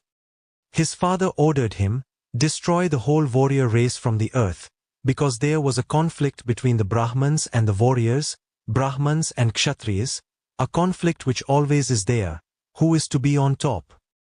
The intellectual, the scientist, the Brahman, the wise man, the sage, or the politician, the soldier, the general, who is. The conflict still continues. It must have been there. Parsurma was ordered to destroy all the warriors once and for all. It is said, the story must be exaggerated, but some truth must be there to be exaggerated. It is said that 36 times he destroyed all the warriors, erased them all from the earth. But there was one difficulty, and that was that his father has not said to destroy the women of the warriors. The women were there. And Hinduism allows a woman to go to a sage and ask to be made pregnant by him, and the sage cannot refuse. That is his religious duty. So all those women must have been going to the sages. India is full of sages, and at that time it must have been fuller. So they were getting pregnant again and there were warriors again, 36 times. By the time Parsurma became very old and was not able to kill anymore, he had done as much violence as one man can do. And now these people say, there was no violence, and their own books describe nothing but violence. In Mahabharata, the great Indian war, that is the meaning of Mahabharata. It must have happened somewhere around 5 to 7,000 years ago, or perhaps 10,000 years. It certainly happened, there is evidence, and it destroyed the whole backbone of the country forever. It was certainly a great world war. Almost all the known nations participated in it. It was a family war in a way. Cousin brothers were quarreling over the kingdom.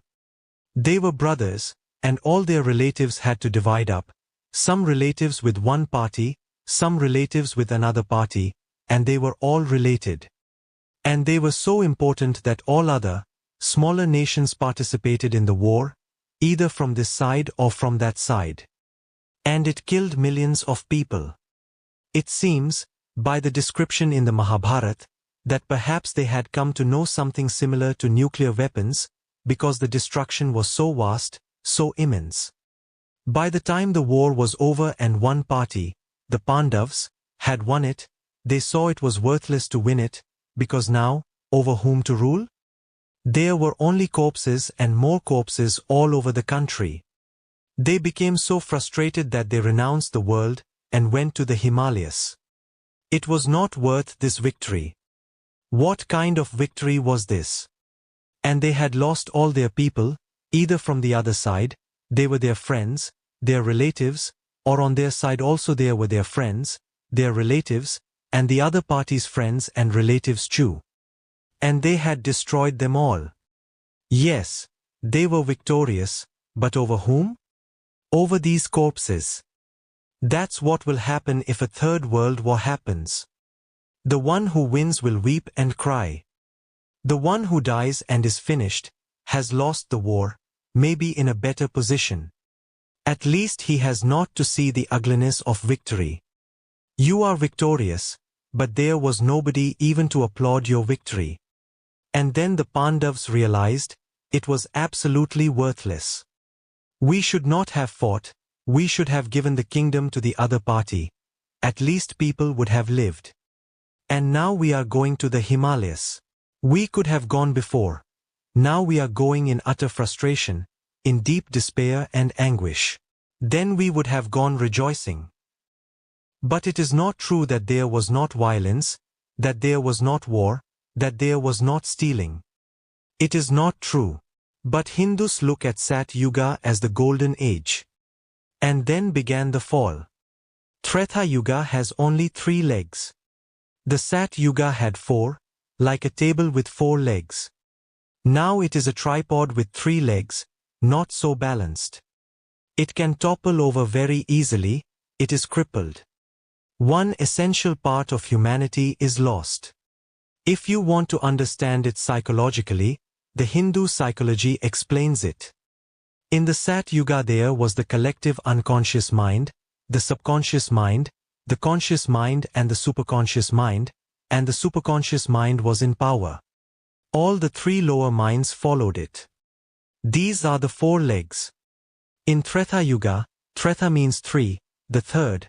The English word third comes from the same root as Treta, 3, that has become 3, the superconscious disappeared, the best part in man. Now there was conscious, subconscious, unconscious. Still, things were good. Not that good. Before that time they were just divine. Now they were human, but good, tolerably good. But a few things started happening which were not good. It is in the Treta that Hindus think Jainism, Buddhism, this type of religion, arose, because to them these religions are very destructive. They destroyed the belief in God, they destroyed their very foundation, they destroyed the belief in the Vedas as created by God. They started joking and laughing about the Vedas, criticizing, and started asking for proof. They started creating doubt. Doubt enters into humanity, faith disappears. And doubt, to the faithful, is one of the greatest diseases. It destroys his belief. So Jainas and Buddhists are called atheists by Hindus. They are not accepted as theists or religious people. No, they are the cause of destroying the religion. But still, although they denied God and they denied the Vedas, they valued immensely the qualities of truth, non-violence, non-stealing, non-possessiveness. So things went down, but still there was something valuable. Then that age also disappeared. Man fell still more. Then comes Dwapar. Dwapar means the second. DWA is exactly TWA, too. The word has the same root. English has almost 30% of its roots in Sanskrit. It is a Sanskrit-oriented language, so is German, so is Swedish, so is French, so is Italian, so is Russian. All European languages have from 30 to 70% Sanskrit roots. In Dwapar, only 2 legs remained. Man became really sick. Now the table has lost 2 legs, and on only 2 legs, how can you make it balanced? It became almost impossible to have balance. In Dwapar, man lives subconsciously. The conscious mind has disappeared. Now he lives instinctively. He does not know why he is doing it, why this desire is in him, why a certain thing makes him happy or unhappy, but he goes on groping in the dark. But the dark is still not too thick. There is a little light, hence subconscious. A candlelight perhaps in the dark night. But most of it is covered with darkness. There is just a little light that you call your intelligence, rationality, but just a little light which can be gone within a second, just a blow of the wind and it is gone. Somebody hits you and your intelligence has gone, and you are behaving completely like an animal. Somebody steps on your feet, and that's enough, your intelligence has gone, and you are holding the man by the neck to kill him. Your intelligence is just a flickering light, at the mercy of any accident. It can go.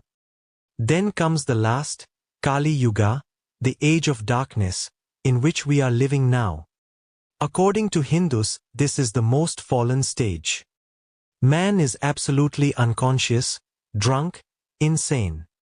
There is no future. There will be more and more darkness. All the best has passed.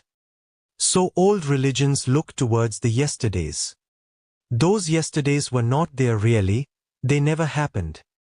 They are projected on the screen of yesterdays by the human mind, because the human mind cannot live unless one feels something beautiful, ecstatic, blissful. How can he live? And he is so empty that he finds it easy to fill that emptiness with a long, beautiful past. That is true about the old countries and old religions. Jainas have the same status, the past. The future holds no hope in this world. The future holds hope for them in the other world, after life, in heaven and paradise, but not here. Here everything is finished. That's the reason why countries like India and China, the oldest civilizations in the world, the greatest civilizations in the world, the ancient most cultured civilizations in the world, have remained in suffering.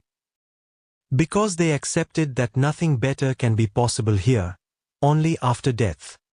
So the past. Cling to the past, that is a treasure. Keep your eyes focused on the past and prepare for a future in the other life, not in this life. This life holds no hope. For the new religions, there is no past in which to spread their wings of imagination and dreaming. They have only the future, and that future is in the other world. Or, a communism-type religion has it here, but not today, somewhere tomorrow, which is always hanging there like the horizon. But the more you come closer to it, the farther away it goes on moving. In 1917, Lenin was absolutely certain that within 10 years we will achieve utopia. More than 60 years have passed. Utopia is farther away than it was in 1917. Now, nobody talks about utopia. No communist leader in Russia talks about it because they know that it is not going to happen. It was just a hope that you drug people with. Hence I call it the ancient-most drug, far more dangerous than any LSD, marijuana, or anything that science is going to discover, hope for the future. And that is beyond life, so there is no way to find out whether it happens or not. People go on dying, Nobody gives any sign from the other shore, any indication that what you were hoping for is really here. At least one person in millions and millions of people. And such beautiful people have died, a Buddha, a Jesus, a Muhammad, a Krishna. Can't they make any effort, in some way, to give a little indication? And now many scientists have died, Einstein. People of immense intelligence, they can find some way to signal, to give us an indication. Keep up your courage, we have arrived safely. At least this much of a telegram would do. But in millions of years, not a single indication from the other shore. So it is very beautiful for the priest that there is no indication from the other shore, otherwise there would be immediate trouble. He can go on exploiting you because nothing can be said about what happens after death. So whatsoever he says, on the authority of the other priests, other old scriptures, that is the only thing there is, you have to believe in it. And you have to believe because otherwise you feel ungrounded, uprooted. Then there is only death. Life you have never known, and death is coming every moment closer. Nobody knows whether he will be here tomorrow or not. Death is going to happen some day or other, and it is going to be some tomorrow, for you, for me, for somebody else. Millions of people are dying every day. Before death they have not thought about it, that they are going to die.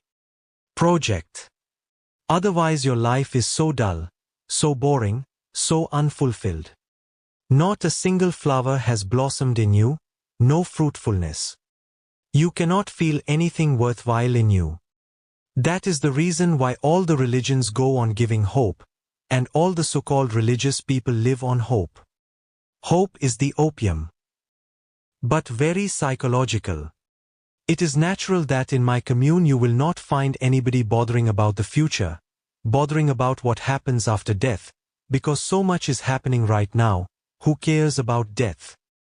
So much joy and so much peace and so much silence is available right now. Who has time to think about tomorrow? The tomorrow will take care of itself. We are so busy living here and now. That's why you don't see my people talking about the past or the future. They don't bother about the past. If it was not, no harm to us. If all these people had not happened at all. If all these history books are just inventions and fictions, so what? If there has been no past, no yesterday, so what? It does not take anything from us. We are not living on it. We are not in any way rooted in it. We are free of it. If it all disappears, so far, so good. It carries no meaning for us. And why should we be bothered about the future? If you know the art of living. And that's what I call religion, real, authentic religion, the art of living. If you know the art of living. And it consists of small things, not of big, great commandments. Very small things. Just sipping your tea joyfully, meditatively, tasting each sip as if this is the last sip. Perhaps you may not be able again to hold the cup in your hands, there is no guarantee. When you are meeting a friend, meet. Who knows, you may not be meeting again. Then you will repent. Then that unfulfilled past will haunt you, that you wanted to say something and you could not say it. There are people who want to say to somebody, I love you, and they are waiting for years and have not said it. And the person one day may die, and then they will cry and weep and they will say, I wanted to say to the person, I love you, but I could not even say that. My people are living so fully that there is no space for any tomorrow, for any yesterday. And only fools bother about death. In fact, only people who don't know how to live bother about death. They are afraid. They know they have missed the train of life. Now only death is there. Now, what is death? What happens after death? They are thinking to catch the train after death. Here they have missed. These fools who can miss here, Do you think they will be able to catch the train after death? While they were living, fully alive, and they missed the train. When they are dead, I don't think they will be able to catch the train. But if you are living fully, joyously, there is no reason at all to think of the future. It does not arise at all in your being. And your contentment, moment to moment, goes on making you more and more fulfilled, so fulfilled that you could not have imagined, dreamed of it. With this fulfillment, if death comes, you will live that death moment too, with joy and ecstasy, because it will be opening a new door, a new possibility. You will be thrilled. It will be an adventure and a challenge. And you will not be afraid of death, because what can death take from you? What can death disturb? What can death stop? But a person who has not lived, he is afraid of death, and trembling. An ancient story, Yayati, a famous Indian king, became 100 years old. It was enough, more than enough. He had hundreds of wives, 100 sons. His death came. The story is immensely significant. Yayati, seeing death, said, "What? So soon? So many things are incomplete. I have not done this, I have not done that. I have done only half, a part. Some things I have just begun, and many things I have not even started. What? Is this the time to come? I need 100 years more, at least. Be kind enough." Death said, "I have no problem. You do one thing. But I have to take someone, just the bureaucracy. If you are not going, then I will take somebody else, and fill in the file and the forms and be finished, but somebody I have to take. You have 100 sons, ask any one of them. Give one of your sons, and I am ready to trade for it. I give you 100 years more, you give me one son." Yayati looked at his sons. Some were 70 years old, some were 65, 68, 60, 50. The youngest was 20. The youngest son stood up. All the others started looking at each other. Naturally, when you have not completed your living in 100 years, how can I complete my living in 70 years? And why should I die for you? I have yet 30 years left for me. And the man who was 50, he said, "I have lived only half my life, and if you are unsatisfied, what about me?" They all looked at each other. They had so many times told the father, "If there is a need, we are ready to die for you." But when the need comes, then it is very difficult. The youngest, the most innocent, who had no experience, stood up and told death, "I am ready. You can take me." Even death felt sorry for the boy, because all these 99 older sons, whose death is not far away anyway, they are not willing. And this young boy. Even death said to the son, "It is not right for you. You are too young. And can't you see not one of your other brothers has stood up? Your father does not want to die, at the age of 100. The boy laughed and he said, "That's why I am ready. If at the age of 100 he is begging, what is the point? That's why I am ready, because I can see my 99 brothers. If they have not been able to taste life in 70 years, 65 years, 60 years, 50 years, how am I going to manage? At least I have lived 20 years. And I have really lived. And it has been such a fulfillment that I don't think that any more time is needed. I have tasted the cup of life. Perhaps they have forgotten when they were young. And I am fresh. I can still feel the taste on my tongue of youthfulness, of life. You can take me without feeling sad for me. I am not sad. In fact, I am thrilled by the very adventure. Life I have known, it was beautiful. Let me know death too. And if life is so beautiful, how can death be anything else? Because death is the crescendo of life, the very peak of life. It is not the end. It is the highest, the omega point. Don't waste time. I am so excited to know death, to feel death, to taste it. The story is so significant. The boy was taken away. Death was absolutely certain that this is not the type of person who dies, ever. He cannot die, death is impossible for him. He is ready to live death, then how can he die? Death happens only to cowards, to those who have not tasted life, whose cup is empty. Death does not happen to those whose cup is overflowing. Yes, there is a tremendous opening, but it is not death. It is a door that opens to the beyond, to the unknown, to the unexplored, uncharted. 100 years again passed and death came back. And Yayati said, "What? 100 years have passed? But I am still where I was." Death said, "You will be the same, but I will give you a chance. Let it be an example to all. Just give me another of your sons, and after 100 years I will come back." This happens for 1000 years continuously. The last time death comes, Yayati says, "I am still at the same point, but I am ready to go, because one thing I have understood, I don't know how to live. And how long can I postpone? And how long can I go on begging you? And I am tired, utterly tired, 1000 years of sheer wastage. I have not tasted a single moment, so what is the point now?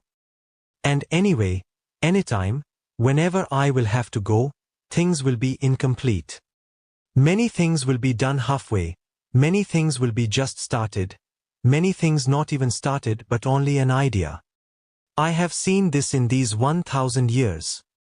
I am jealous of those sons of mine who had the courage to go with you. I am jealous. They proved courage, intelligence. Now I understand. My sons were slapping my face each time one of them was taken. They were saying, "You are a fool. You don't know how to live, and you are postponing death. You will remain afraid of death till you start living." But I don't know how to live, so it is better to die. Let others live. Death said to Yayati, "This is the first sign of intelligence in you. And not only are you jealous of your sons that I have taken, even I have been jealous. They were rare, unique, really alive people. I have not been able to destroy them. They have moved from life to more life. They have moved from life to abundant life. And that's what I am teaching here. Life so totally that you transform even that phenomenon of death into a door, a new opening for more abundant life. That life is just waiting, but only for those who know how to experience it, how to live it. And this is the time. Only today is the time. Neither yesterday nor tomorrow is the time to live life, only today. This moment, here and now, is the time to taste life. Then there is no death. Yes, a kind of death will happen. Your body and you will be separated, but you will not be dying, you will be expanding. You will be throwing away the bondage of your body, the imprisonment of your body, and you will be coming in contact with the unlimited, the unbounded, the universal. That universal life is godliness. Okay, Sheila? From Unconsciousness to Consciousness. Chapter number 13. Chapter title: Ready to Wear Religion at the Second-Hand Store. 11th November, 1984 p.m. in Lao Tzu Grove.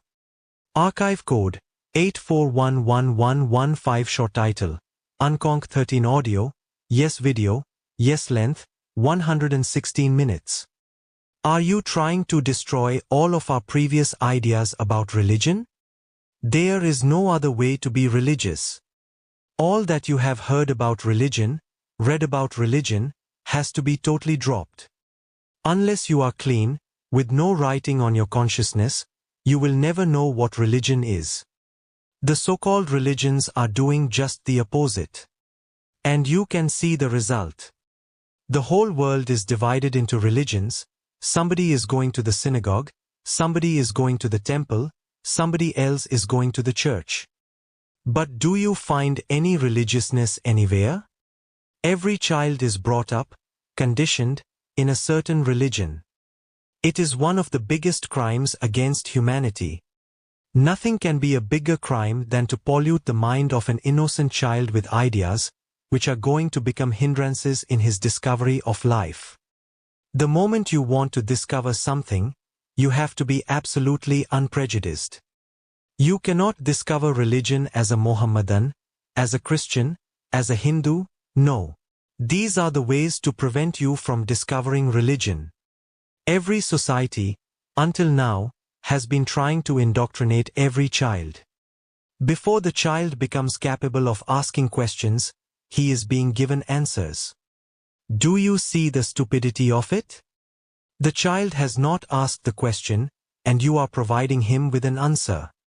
What you are in reality doing is killing the very possibility of the question arising. You have filled his mind with the answer. And unless he has his own question, how can he have his own answer? The quest has to be sincerely his. It cannot be borrowed, it cannot be inherited. But this nonsense has continued for centuries. The priest is interested, the politician is interested, the parents are interested in making something of you before you can discover who you are. They are afraid that if you discover who you are, you will be a rebel, you will be dangerous to the vested interests. Then you will be an individual, living in his own right, not living a borrowed life. They are so afraid that before the child becomes capable of asking, inquiring, they start stuffing his mind with all kinds of nonsense. The child is helpless.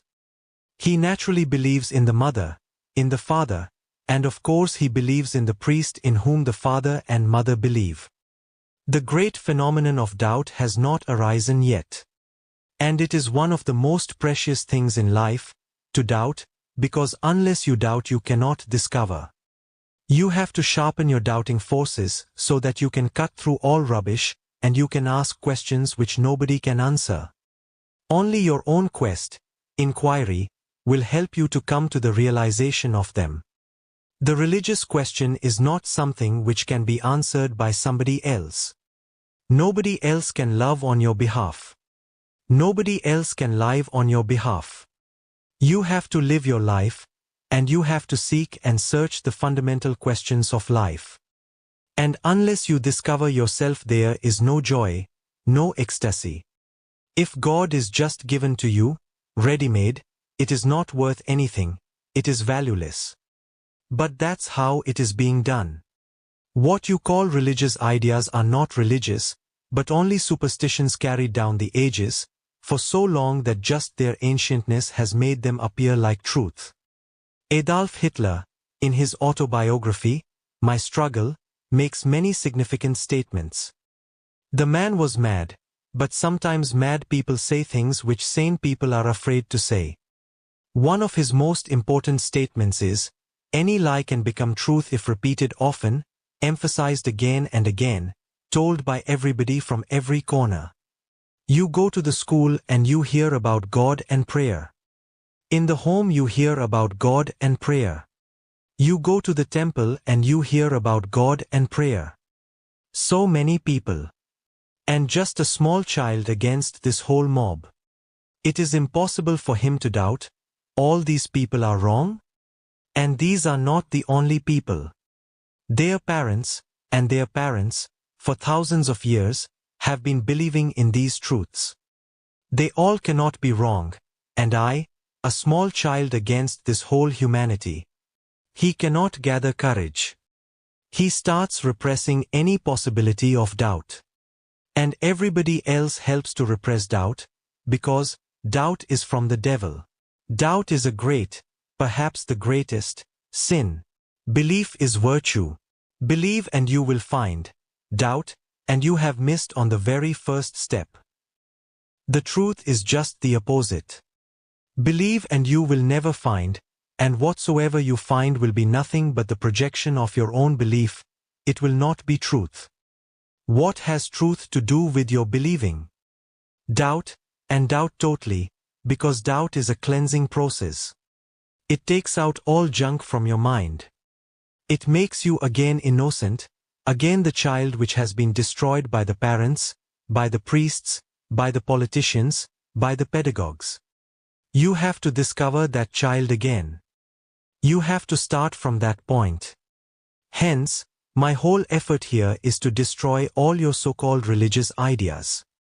It will hurt you because those religious ideas have become so intimate to you that you have forgotten they are not your discoveries, they are not your experiences. You have not lived them, you have not even loved them. Somebody else has forced you to believe in them, and whosoever has done it has committed an inhuman act against you. I am not saying that those people are knowingly doing it. They are themselves victims of the same process. Their parents did it to them, their teachers did it to them.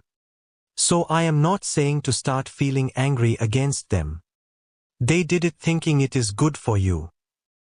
But just by their thinking, anything is not going to become good, just by their thinking. They have been trying to help you, but they don't know that there are things in which a person should be left alone. Only then can he discover. If you try to help him, you are crippling him. Don't try to force anybody to take your help while he can manage on his own. Don't force anybody to see through your eyes when he has eyes. And at least, please, don't place your specs on anybody's eyes. Your numbers are different. You will drive that person blind, you will distort his vision. But not only specs are being put on you, people are putting their eyes on top of your eyes. And they are all doing it for your good, for your sake. And after 20 years, 30 years of continuous conditioning, you start forgetting that you had never asked the question in the first place. I am reminded of a very creative person, Gertrude Stein. She was dying, her friends were around her. Suddenly she opened her eyes and asked, "What is the answer?" And the friends looked puzzled. Had she gone mad just before death? Had she lost her reason? What kind of thing was she asking? What is the answer? One of them said, "But you have not asked the question, so how can we say what the answer is?" So she said, "Okay then, tell me, what is the question?" And she died. To me it is of tremendous significance. It relates to almost every human being. You have forgotten that you had not asked the question, and the answer has already been forced into you. And of course it is a simple process of conditioning. Go on telling the person the same thing again and again. Soon the person starts repeating it like a gramophone record. And the person has forgotten that he had not asked the question. Perhaps at the very end Stein discovered her fresh childhood. It happens to many people when they are dying. The circle completes, they come to the same point from where they had begun. So she is asking, what is the answer? Because only answers were given. And nobody had bothered about the question. And when now, at this last moment, somebody asked, "But first tell us what the question is," she becomes aware. But now it is too late. And the answers have been so much, so heavy, such a load on the being, that now to ask an authentic question also has become impossible. So she asks, "Okay, if a question is needed, then I ask you, what is the question?" To me, this small incident is immensely significant. It is everybody's life. You talk about God, you talk about the soul, you talk about heaven, hell, but have you ever thought, are these questions? Are you really interested in God? What interest can you have in God? On what grounds can you have God become your quest? I was born in a Jaina family. In Jainism God is not believed in. There is no God, as creator. Because the conditioning of Jainism does not enforce the idea of God on its children, no Jaina child, or old Jaina ever asks, who created the world? Because they have been conditioned, from the very beginning, that the world exists from eternity to eternity, there is nobody who is a creator, and there is no need. Hence the question does not arise. The Buddhist never asks the question, what is God, where is God? Because Buddhism does not believe in God, so the child has been conditioned in that way. When you ask about God, you think that it is your question. It is not. You may have been born in a Hindu family, in a Christian family, in a Jewish family, and they have conditioned your mind that there is a God. They have given a certain image of God, certain ideas about God. And they have created you with such fear that to doubt is dangerous. A small, tiny kid is being made afraid of the eternal hell where you will be thrown into fire, alive, and you will burn but you will not die. Naturally, the doubt does not seem to be so significant to take such risk.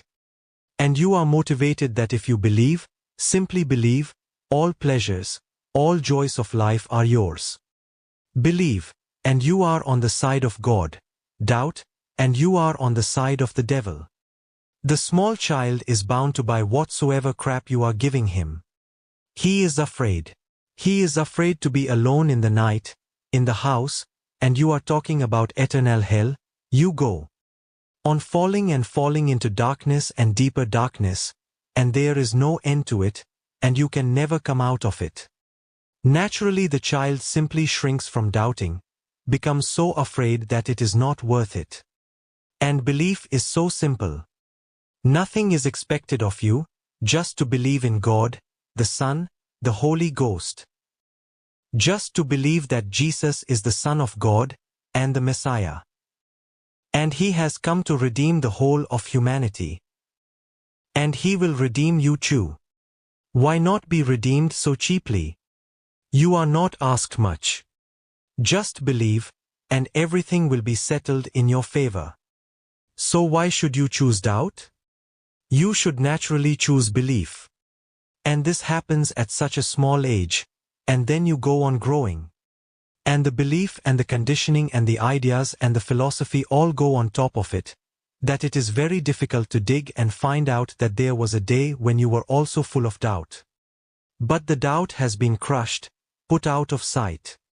There was a day when you were reluctant to believe, but you have been persuaded.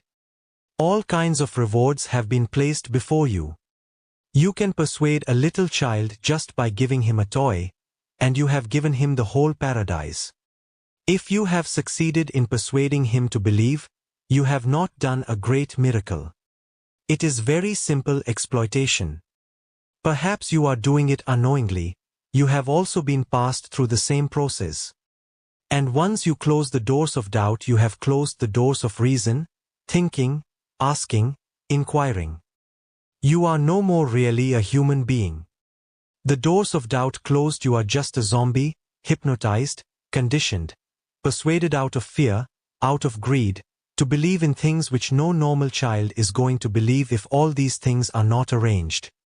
And once you stop doubting and thinking, then you can believe anything whatsoever. Then there is no question. The politician wants it, because if you are a believer in a certain religion, you are gullible. That shows your gullibility. It is enough indication. If you go to the church, it is enough indication that you are not a man who thinks, who questions, who argues, who will not take anything unless it is proved logically, rationally, scientifically. You go to the synagogue, you go to the mosque, the politician is happy. He wants everybody to go to the synagogue, to the mosque, to the church. It does not matter where you go, but go, because they all do the same. The basic structure, the strategy, is not different. Hindu, Mohammedan, Christian, Jew, it does not matter, because the basic strategy is exactly the same. Close the doors of doubt completely, don't take any chances, don't leave any question marks in the person, and fill his mind with all kinds of beliefs. If you look at beliefs, you will be surprised. People have believed any nonsense. If you are a Jaina, you will believe all Jaina nonsense. The question simply will not arise in you. My grandfather loved me very much for the simple reason that I was mischievous. Even in his old age he was mischievous, so we had a good friendship. He used to take me to Jaina monks just to create a disturbance there. He enjoyed it very much. He would not say anything because he was an old man, a respected citizen, but he knew that if I was there, it would be enough. He would sit as if he was for the monk, but he gave me indications, you can start. This is a good time. Now, Jainas don't believe in a creator God, so you cannot ask any question about God. There is no question, there is no God. But then they have to believe in other things. They believe in souls. I used to ask them, how many souls are there in the world? Are they increasing, decreasing or remaining the same? Now, the Jaina monk cannot say they are increasing, because from where? Who is creating them? There is no creator. No creation is happening. They cannot decrease because where will they go? They cannot go out of the universe because wherever they go it will be the universe.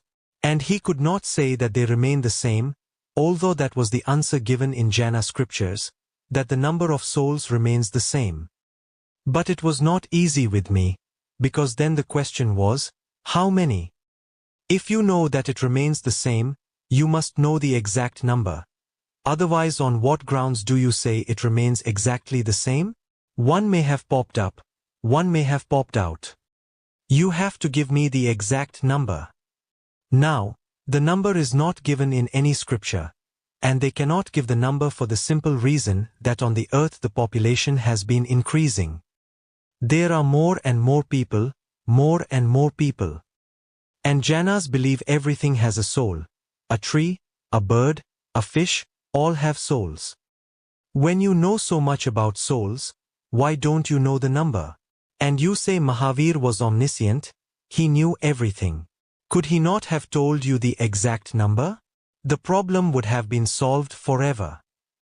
The monk would become restless, would like me to be shut up. But I said, nobody can shut me up. Either you answer or you recognize the fact that you don't know the answer. Either you satisfy my question or you simply say, I'm sorry, I don't know the answer. Then be true to yourself at least. You preach truth. Can't you say, I don't know the numbers exactly? That too they cannot say because that disturbs the omniscience of Mahavir. That why did he miss this point, which is significant? Now, Jainas believe in the eternal journey of a soul. If you do good karmas you go on becoming better, that is, you go on reaching higher stages. So they have divided things, the tree has only a one-dimensional life, the spider has a two-dimensional life, the bird has a three-dimensional life, the tiger has a four-dimensional life, man has a five-dimensional life. And man is the highest evolution of consciousness. I used to ask them, when a man dies, is he born again as a man or can he also be born as a woman? Is he always born into the human world or can he be born as a tree, as a bird, as a horse, or anything? Now, Jainas believe that if your karmas are very bad you can slip back. You can become a dog, you can become a fish, you can become a cat, you can become a tree. I used to ask these monks, have you come across any factual evidence of somebody remembering that in his past life he was a tree, a tiger, a dog? Do you remember yourself, what you were in your past life? And be true, because you are sitting in the temple of Mahavir, in the temple of truth. If you say anything untrue, remember, eternal hell. So if you don't know, simply say, I don't know. And that is the most difficult thing in India for a monk, a Mahatma, who is worshipped by thousands and thousands of people, to say about anything, I don't know. And I would make it clear, if you lie, then remember, you will fall back. The statue of Mahavir is there behind you, a witness. And this temple. And these people, of course they have sacrificed everything, so they have closed the doors of doubt completely. They believe that to lie in the temple, before Mahavir, it is dangerous, so they cannot lie, and they cannot say that they have experienced anything, or they have met anybody. And they would be just dumb. Jainas have a theory. Because they had to explain, Mahavir himself had to explain because the population was continuously growing. From where are these souls coming? Animals are growing, life in all forms is growing, so from where are these souls coming? So Mahavir had a hypothesis. He called it Nigod. Nigod means that there is a dark womb of the universe, infinite, full of infinite potential souls. So whenever a soul comes to the point from where it can grow, it comes out from Nigod. Now, look at the cunningness of the whole thing. He makes it infinite because if you make it finite then soon it will be empty. Then the problem will arise again. From where? Now the womb is empty, so he makes it infinite. But he forgets that there can always be people like me. Of course I was not in front of him. Otherwise things would have been clear, then and there, because in existence, two things cannot be infinite. It is such a simple mathematical thing. In existence, only one thing can be infinite, the universe. If it is infinite then no other thing can be infinite, because two infinites will make each other finite, their boundaries will meet. Somewhere they will come together and there will be a boundary, and that boundary will be the finiteness. I was not there but I could torture these Jaina monks. If Nigod is infinite and you say the universe is infinite, so you believe in two infinites? Is it possible mathematically? Geometrically? It was difficult. Two infinites are not possible. Any person who has any sense of mathematics can understand that two finites are perfectly okay. 100 finites are perfectly okay, but two infinites? Impossible. Only one can be infinite. The other is bound to become the boundary. Somewhere millions of light years away. But it doesn't matter. The boundary is the boundary. And I used to ask these Jaina monks, from where did these souls come into Nigod? Suddenly they are there, for no reason. Why? How did they manage to enter it? Every religion, basically, is bound to be in the same difficulties. When fundamental questions are there, every religion is idiotic.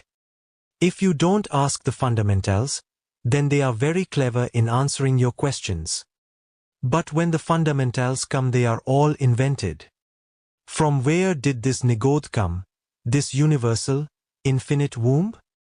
And from where have these souls come into it? And they would say, they are just there. But that is not an answer. What evil action have they committed? They have never been out, so there has been no possibility to commit any action, good or bad. So why are they suffering in Nigod? And what more suffering can there be than in that dark hole? For millions and millions of years they are there. Why are they suffering? They have not committed. They cannot accept that they have committed any bad thing, any evil doing, because to do, first you have to be in the universe. To act, you have to be. They are only potentially there. They are not really there, they are only seeds. So how can there be bitter fruits, or sweet fruits, from the seeds which have never sprouted? And you don't show us the reason why they have not sprouted. And then suddenly a few souls become mature. What is the arithmetic of it? Who becomes mature first, and why? There must be some reason that these souls A, B, C become mature today, and tomorrow X, Y, Z will become mature, but why today A, B, C, not M? They are all similar. Or do you recognize any differences between them? They cannot recognize any differences, because for difference a thing has to be actual. Just a potential, there cannot be any differences. Those Jaina monks would perspire and they would say, whenever you come, you are a strange type of boy.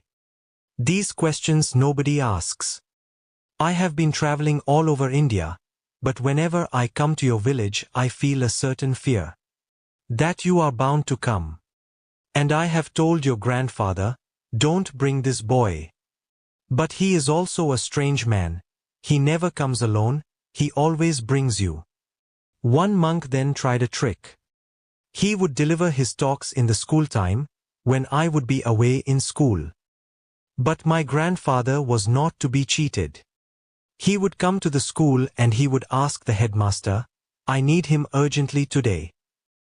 I would be there, and the monk would say, "Is the school closed so soon today?" I would say, "It is not closed. My grandfather has brought me here, for your blessing. He never leaves me. He is so religious that he wants me to be blessed by you. So can we start now?" If you give freedom to every child, they can make your popes and your imams and your monks just look absolutely idiotic. They can put them in the category of idiots. Just your children. Nothing is needed, if you allow them to doubt. But they are not allowed to doubt. And once you become accustomed to a belief, it slowly poisons your whole being. Then if somebody is attacking it, it feels as if he is attacking you. That has been my trouble. My whole life I have been attacking. Unless I attack your belief system, your ideology, I cannot be of any help to you. I cannot share myself with you. There is a wall, a thick wall. I can go on shouting. You will not hear me. I have to hit the wall continuously, hammer it, at least make a hole in it, so I can see you, you can see me, face to face. And I can revive what has been taken away from you. I can give you back your innocent childhood, and only from there a real inquiry into truth begins. Only from there religion is possible, otherwise you can only talk about religion. So, Sheila, it is true. I absolutely want you to become completely free of all jargon that has been given to you by others. And I am not giving you any jargon. So try to understand my different position. That's why I say this is the first religion of the world. If you change your religion from Hindu to Christian, or from Christian to Mohammedan, or from Mohammedan to Hindu, nothing will be changing. You will only be changing superficial words, clothes perhaps, at the most. Not even your skin will be touched. You will remain the same person. Of course you will have a new set of beliefs instead of the old set of beliefs. You must have got tired of that old set of beliefs. They were not taking you anywhere. Perhaps. If Christianity does not work, perhaps Hinduism may work, or Mohammedanism may work. No, I am not giving you a new set of dogmas, beliefs, creeds, ideologies, not at all. My function is totally different. My function is to take away whatever you have got, and not to give you anything in its place. Because if I take one stone and put another stone in its place, I am even more dangerous than the man who has put the first stone, because the first stone was getting old and you were getting tired of it, and it was not giving you any nourishment. It was a stone. What nourishment can it give to you? You were carrying the burden, and slowly you may have become aware that it is better to throw this stone. But with the new stone a new honeymoon starts. You start thinking perhaps this stone is the right one. I am not substituting another belief system in you. I am simply destructive. You will be surprised that I am simply destructive. I want to destroy all that has been forced upon you. And there is no need to substitute it with anything. Creativity is your intrinsic potential. I don't have to create it. Once hindrances are removed you will start growing and flowing. You will start searching on your own, and soon you will gain strength and a new power, because even a small discovery on your own will give you such immense happiness that you cannot conceive it. Just a small discovery on your own and you are a different being, because now truth is born in you. It may be just a seed, but the beginning has begun. You will feel a new thrill, which is not possible if I give you a belief, a ready-made dogma, an ideology. So I don't give you anything, I only take away all that you have. My sole function is to leave you alone to yourself. You have not been left alone by your parents, by your teachers, by your rabbis, by your monks, by your priests. You have not been left alone. Nobody trusted you. I trust you. They all wanted to make something of you, in their own image. I don't want to make you something in my image. Want you simply to blossom into your own authenticity. I don't know what it will be, you don't know what it will be. And it is good that we don't know what it will be, because then it is so much of a surprise, as if suddenly you have found an infinite treasure. I said, I trust you. So I will not give you any belief, because I know you have the absolute capacity to discover life, love, laughter. Just all the rocks that have been put upon you have to be removed. Don't cling to those rocks. They are your enemies. If you are a Jew, Judaism is your enemy. If you are a Christian, Christianity is your enemy. If you are a Hindu, Hinduism is your enemy. Whoever you are, if you have accepted something without searching, seeking, it is your enemy. Say, goodbye to you. Say to the enemy, I am finished with you.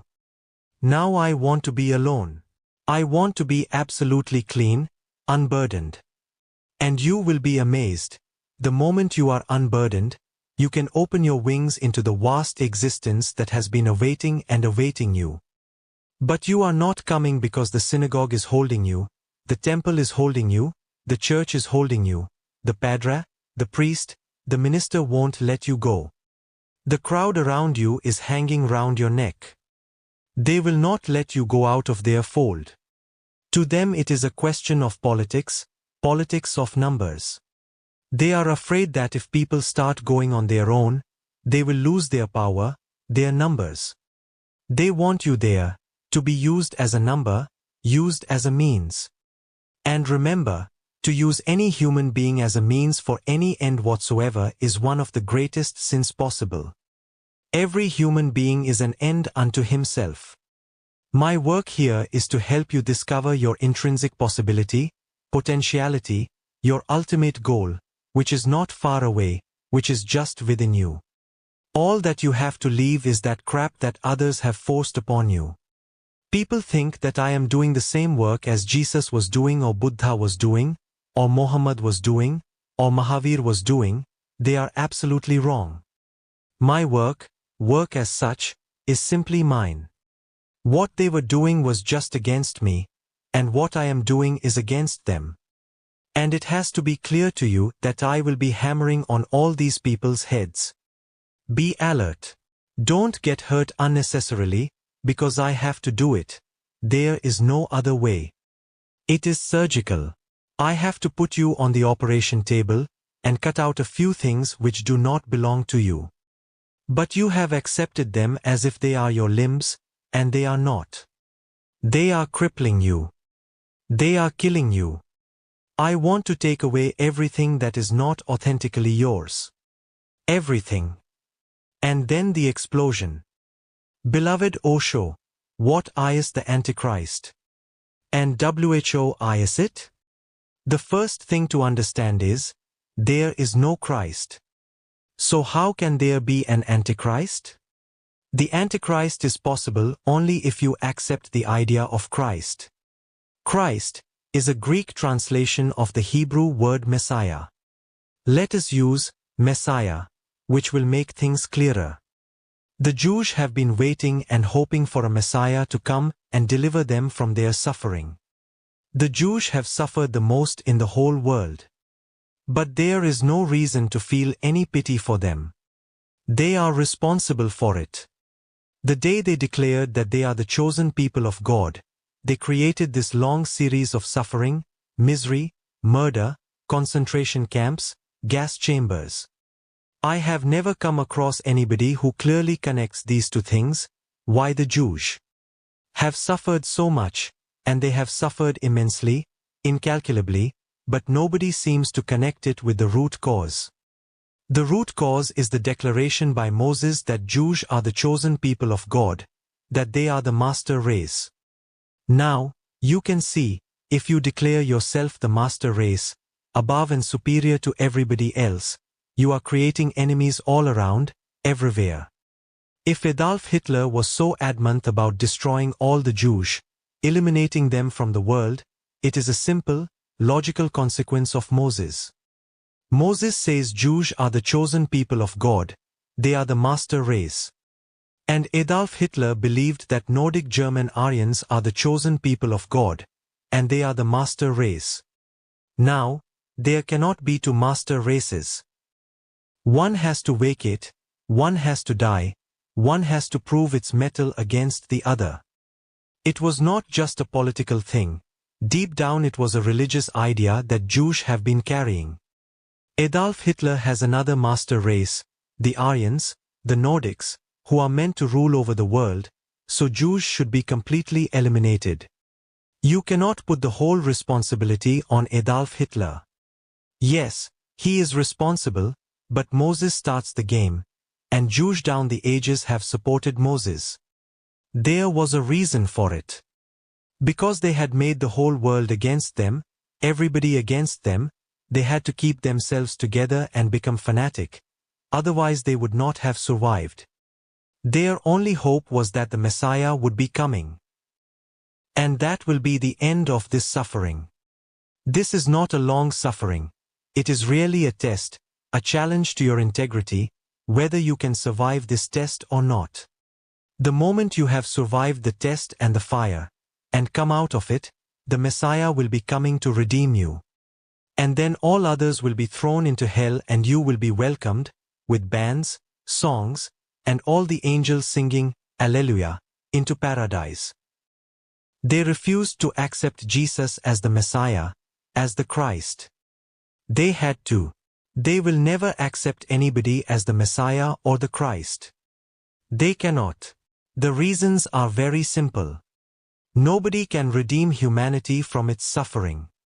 Unless each single human individual decides that he is responsible for his own suffering and drops all the nonsense that creates the suffering, he cannot redeem himself.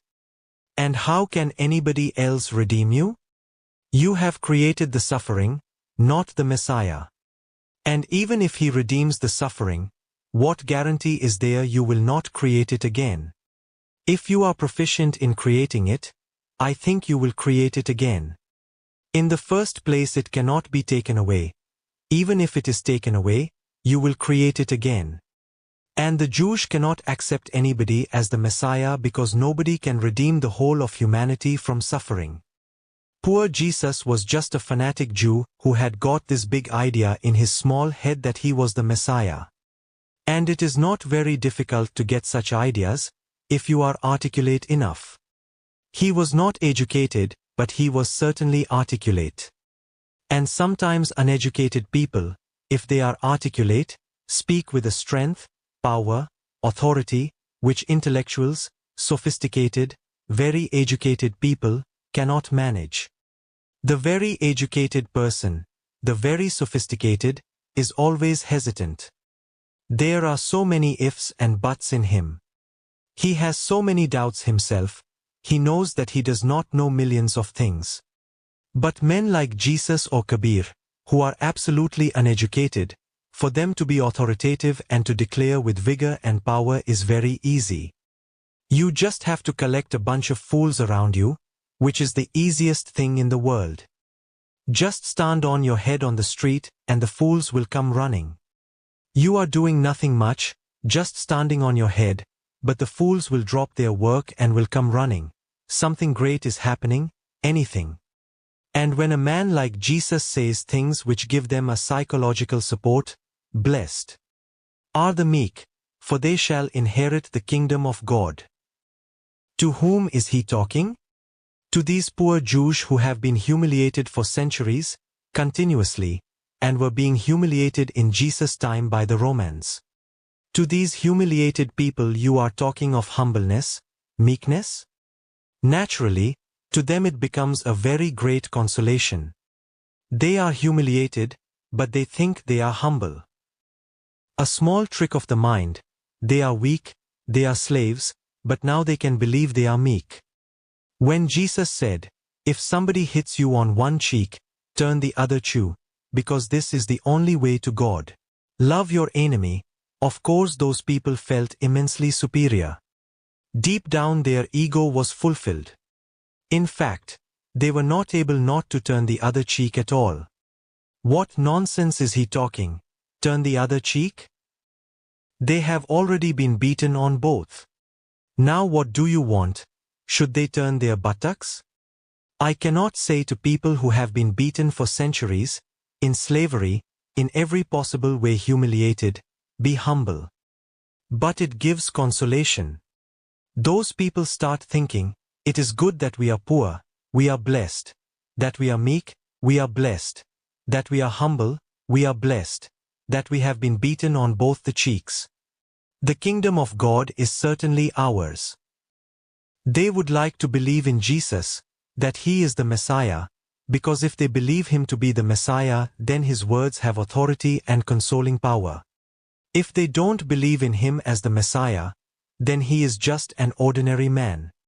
So many could not understand the whole psychology of what he was saying, and to whom he was saying it. People started following him, listening to him, ordinary masses.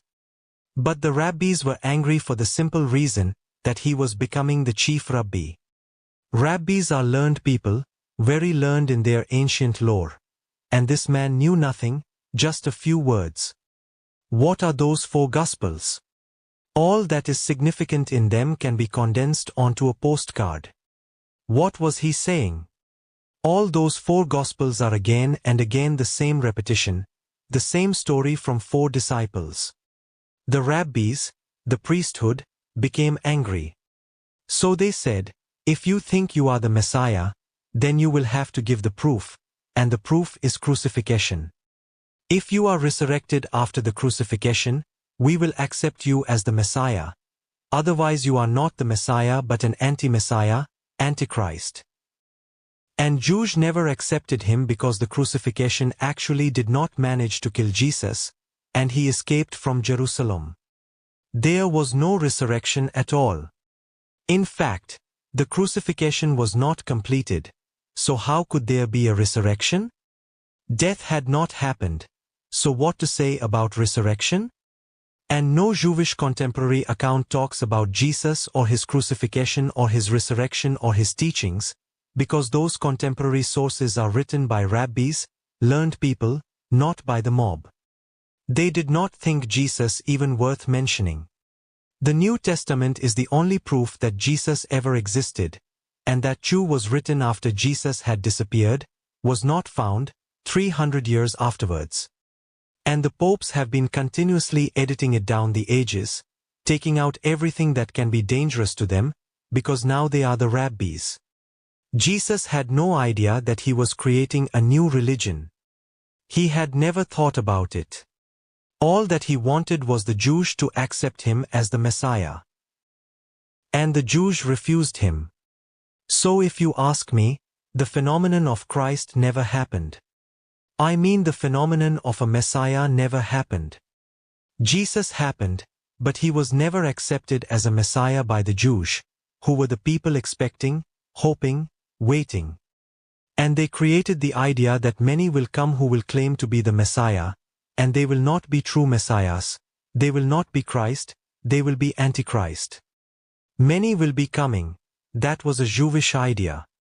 Christianity has borrowed it in its own turn. Strange, Jesus was refused as a Messiah and declared the Antichrist by the Jews. That's why he was crucified, because he was claiming to be something he was not. And it was of tremendous importance for the Jews. Their whole life revolved around the hope, the Messiah will come. And this carpenter's son, uneducated, not knowing anything, claims that he is the Messiah. He is a false Messiah, and Jews said, many have come before who have declared they are the Messiah, and were found false. This man is also in the same line. But strange, history moves in a strange way. Jews rejected him, and that rejected fellow became the founder of a new religion. Without founding it, he became the founder of a new religion. He had never dreamed of it. He would have refused to start a new religion. He was a Jew, and he wanted to be accepted by the Jews, to be their Messiah. That was something. That was his ego fulfillment. The Jews refused and declared him the Antichrist. Who founded Christianity? A very strange man. It has nothing to do with Jesus. His name was Saul, and he was very much against Jesus and against Jesus' teachings. He lived far away from Jerusalem. When he heard many rumors reaching there that the Messiah has come, and he will redeem the world, and he was a very orthodox Jew.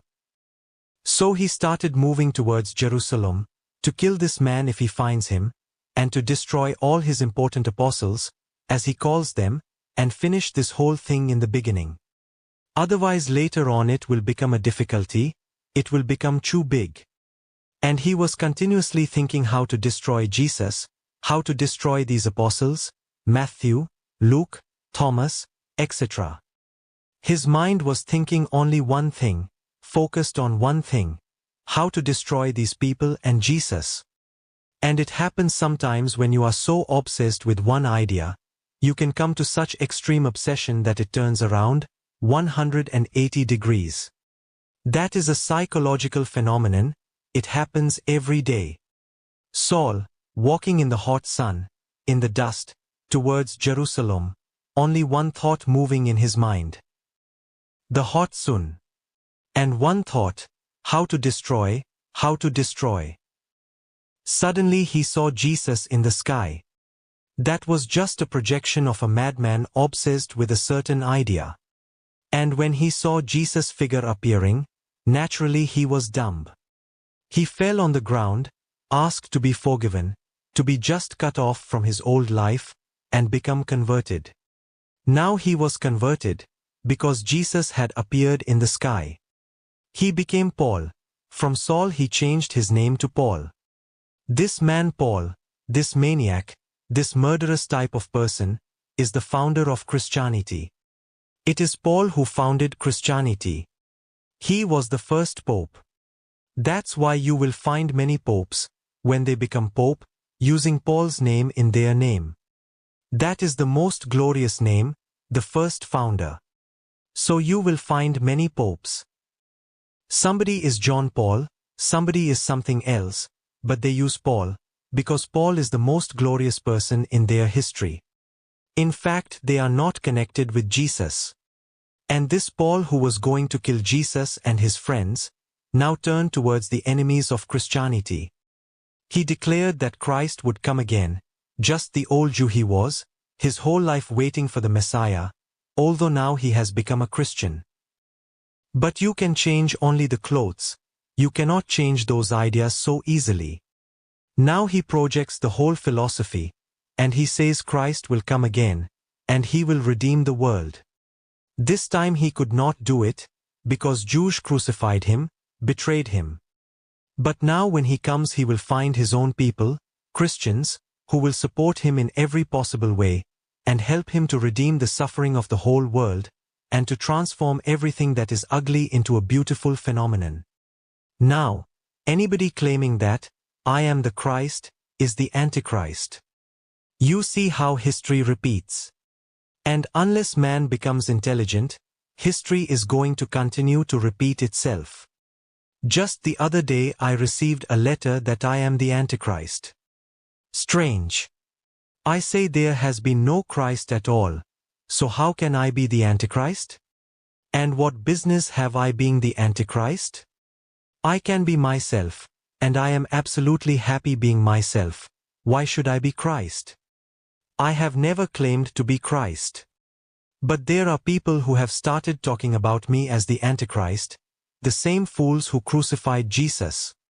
Now they are in the religion of Christianity, the same fools, the same type of mind of people, nothing different. And if somebody says that he is the Christ, they will crucify him as the Antichrist. Of course they cannot crucify me. I am not the Christ. I am not going to play their game. I never play anybody's game. I play my own game, and I make my own rules. You will be surprised. Even when I was playing cards, I used to make my rules. Anybody who wants to play with me has to follow my rules. Otherwise there is no need to play. In the university, many professors, many students, were interested in playing cards or chess with me, but they had to follow my rules, because why should I follow anybody else's rules? Now, nobody knows who the guy was who made the rules for chess. Why should I follow his rules? I am not a follower. I make my own rules. Anybody who wants to play has to follow my rules. I am not Christ. I am not a Messiah. I am not a Pagambara. I am not a Tirthankar. I am not an Avatara.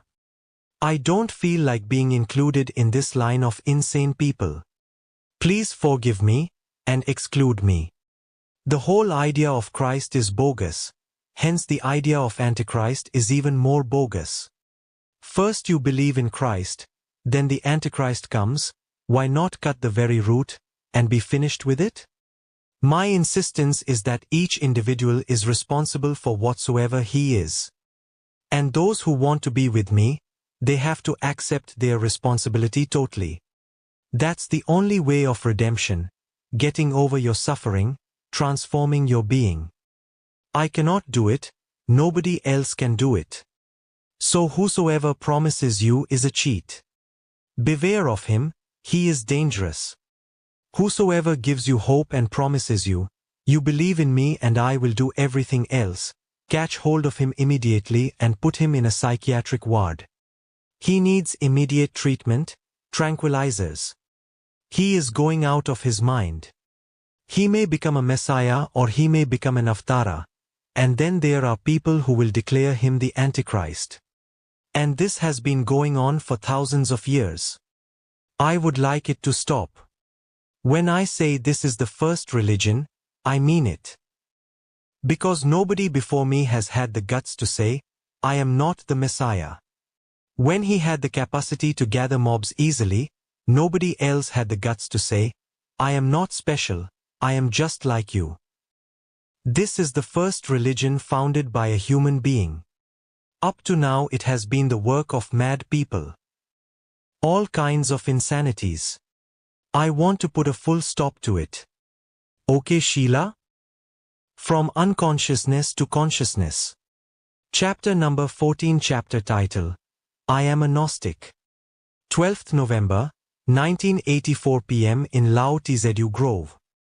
Archive code, 8411125. Short title, Unconc 14 audio, yes video, yes length, 78 minutes. Beloved Osho, just a few days ago you spoke to us of three categories of belief: theist, atheist, and agnostic. What do you say about Gnostic? I do not consider Gnostic a category of belief. The theist believes in God, without knowing, without any experience. His belief is just an escape from doubt. To remain in doubt needs tremendous courage. Not to escape from doubt is one of the fundamental qualities of a seeker, and belief is an escape. It covers up your doubt, and it gives you a sense of relief, a false confidence that you know, although deep down you still know that you know not. So the believer is divided into two split layers. On the surface is the belief which he thinks and projects himself to be. Underneath is his reality, like a wound, the doubt, which he denies but cannot completely eradicate. It is there, part of his reality. So the believer is always in a state of conflict. He is schizophrenic. A small thing goes against his belief, and the doubt comes up. A man once came to me and said, I have become a firm believer in God. I said, what do you mean by firm believer? Are there infirm believers too? The very use of the word firm shows that there is something inside you that you are keeping down forcibly, firmly. But, I said, that we will discuss later. First let me ask what has made you a firm believer in God. He said, I go to worship. In India there are hundreds of temples devoted to different gods. One of the most common temples you will find, which is very funny to the outsider, is the temple of the monkey god, Hanuman. He is a monkey, but he served one of the incarnations of God, Rama, so totally that he himself became a symbol of God. Now, it is thought that if you can persuade Hanuman, he can easily persuade Rama. And to persuade the monkey is certainly easier. He is such a devoted servant of Rama that Rama can never say no to him. To persuade Rama directly is difficult, but Hanuman, he is just a poor monkey. Any small gift will be enough, a bribe, a few fruits, sweets, and you can ask him, help me. So this man used to go to the temple of Hanuman, and he asked Hanuman, if within 15 days I don't get employed. He was unemployed, well educated, but in India there are millions of educated people who are unemployed. There are no places for them. If within 15 days you can manage through Rama, then I am going to give a feast in your temple to 11 Brahmins, and I am going to bring fruits and sweets and flowers for you. But remember, I am passing through a very crucial moment. If within 15 days you are not able to arrange it, my belief in God will be finished. It is not only a question of employment, it is a question of my belief in God. So it is up to you. And he came to tell me that within 15 days there were so many ups and downs, one day passed, another day passed, no employment, and doubt started arising, and belief was getting shaken. But on the 15th day I received the order, I was employed. This has made me a firm believer in God. I said, your firmness is based on a very superficial thing. You try 1, 2, 3 times more. Even a scientist, before declaring his results, experiments many times until he becomes absolutely convinced that this is the only result that comes. And you have not tried even twice. You try 1 time more. He said, now I am such a firm believer, you tell me what to try. I said, you have so many problems, I don't have to tell you. Your wife is sick, she had tuberculosis, and you have tried. He was a poor man, could not manage, unemployed. So why don't you give God another try? Just 1 chance. Tell him if within 15 days your wife is cured, then you will do all these things again that you are going to do now. But if in 15 days the wife is not cured, then your belief in God is finished. He said, it seems worth trying. And what was to happen, happened. The wife was not cured. It was just a coincidence. What could that monkey, and that too not alive, just a stone monkey, have done? Just a coincidence. The man became so angry, at me, not at his belief. I said to him, you cool down, just see the point. I have simply helped you to see the simple fact that it was a coincidence. If it was a reality, Hanuman would have done it again. If you are not convinced, you can try once more. You can try as many times as you want. But your belief is rooted in such a stupid idea, that God arranges an order to be sent to you from the employment exchange, and that too persuaded by the monkey. And now you are angry with me. For what reason? I have not done anything to you. I have simply given you another chance to check. And you have come to know now that it was coincidence. Now the doubt is there, that you befooled yourself, that neither Hanuman had a part in it, nor did Rama. You were simply fooling yourself. A belief is an escape. I told him, you are angry because I have showed you your wound. You cannot escape from that wound so easily. And even if you escape, the wound is not going to disappear. You can turn your back towards it. That will help it to become worse. It may become a cancer. Something has to be done. Escape is not the way. Belief is an escape. The theist is pretending that he knows. The atheist is pretending he also knows that there is no God. Neither the theist has tried to look into existence, nor has the atheist tried. And the atheist's work is even more difficult than the theist's work, because the theist is trying to find something, its presence, its existence, at least he has a hypothesis to work upon. The atheist has no hypothesis at all. He begins with the idea, there is no God. Then what are you going to search and seek for? For no God? It is difficult to have the idea of what God is. It is more difficult to have the idea of what no God is. Perhaps the theist may stumble by chance on God, but the atheist cannot stumble on no God by chance, because no God simply means something absent. You cannot stumble on something absent. The theist at least has a possibility of transforming his belief into a hypothesis that, I don't believe that God exists, but hypothetically I assume God exists, and I will try to search for him. What hypothesis can the atheist have? He is denying. Negativity cannot be the hypothesis. Positivity can be the hypothesis. The atheist is in a much more difficult situation. But he is also, in another way, more comfortable than the theist. The theist cannot get rid of the doubt. It is going to remain always underneath his belief.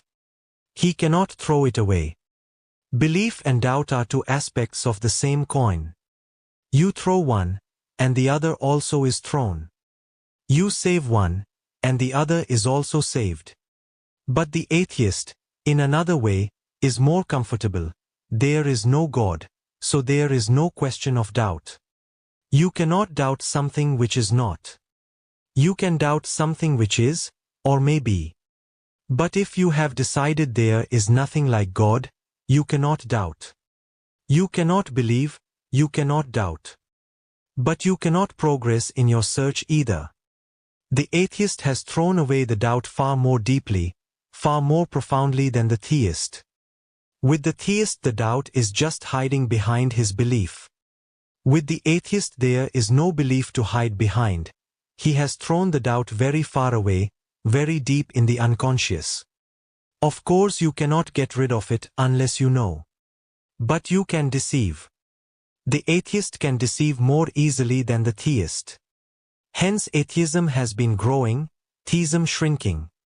As man has become more intelligent, more educated, more cultured, atheism has become more prominent and theism has become something out of date. Even those who go to churches, temples, mosques, synagogues, know deep down that it is all just social conformity. It is good. They use these places just like clubs. They don't believe, they don't even bother. I have been a professor in 2 universities. The last university from where I left had almost 150 professors, and the common room of the professors was agog with all kinds of rumors. I remained in that university for almost 9 years, and I continued watching, listening. Would anybody start a discussion about God?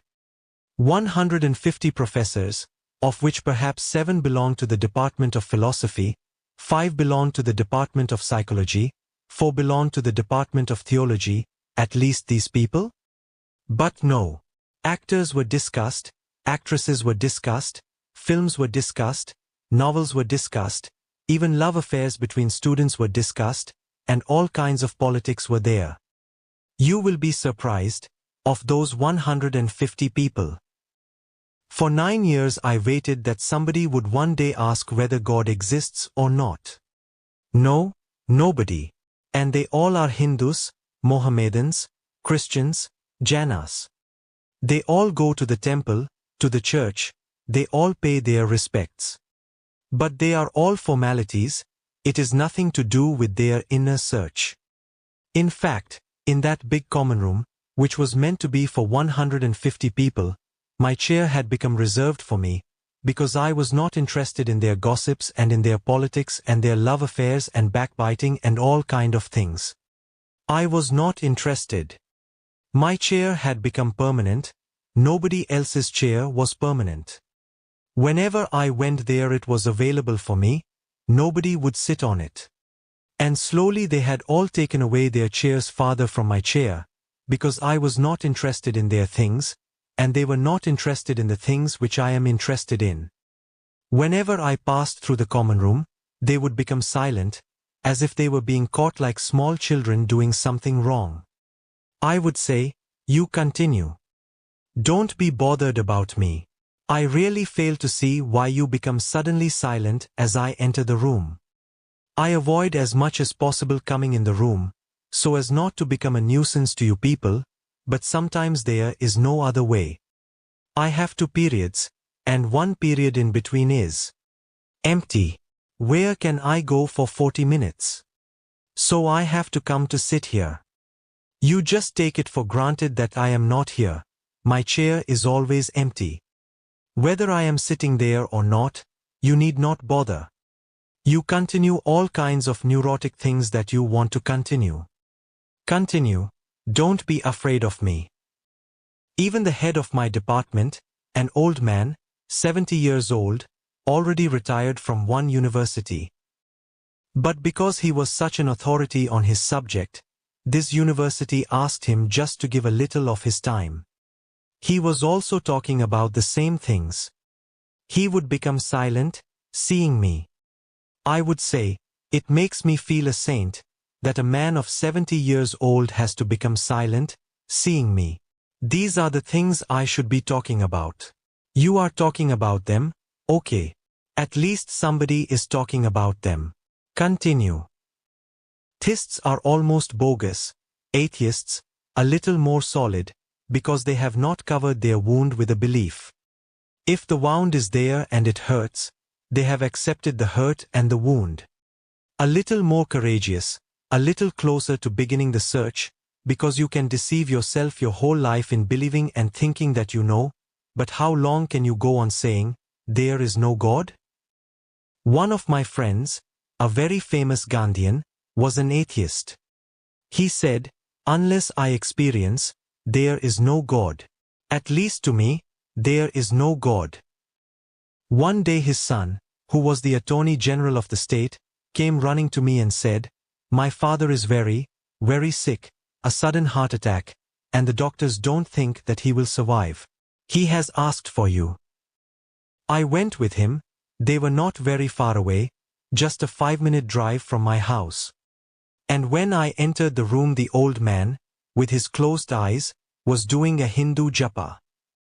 Rama, Rama, Rama. I was amazed. This man has been always saying there is no God. What happened? I shook him and told him, "Open your eyes. Before your heart fails, let me ask you one question. What are you doing? Have you forgotten you are an atheist? You are not supposed to repeat the name of God."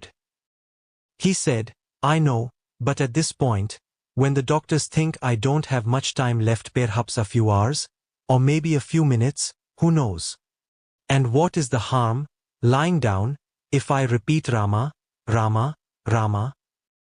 If God is, at least I did come back home. If I was lost in the morning, in the evening I came back. And in India they have a saying that if you come back in the evening, you are not lost, at last you are back. And if there is no God, what is the harm in repeating Rama, Rama, Rama?" I told him, "This is what I have been telling you continuously for years, that you think that you have got rid of the doubt.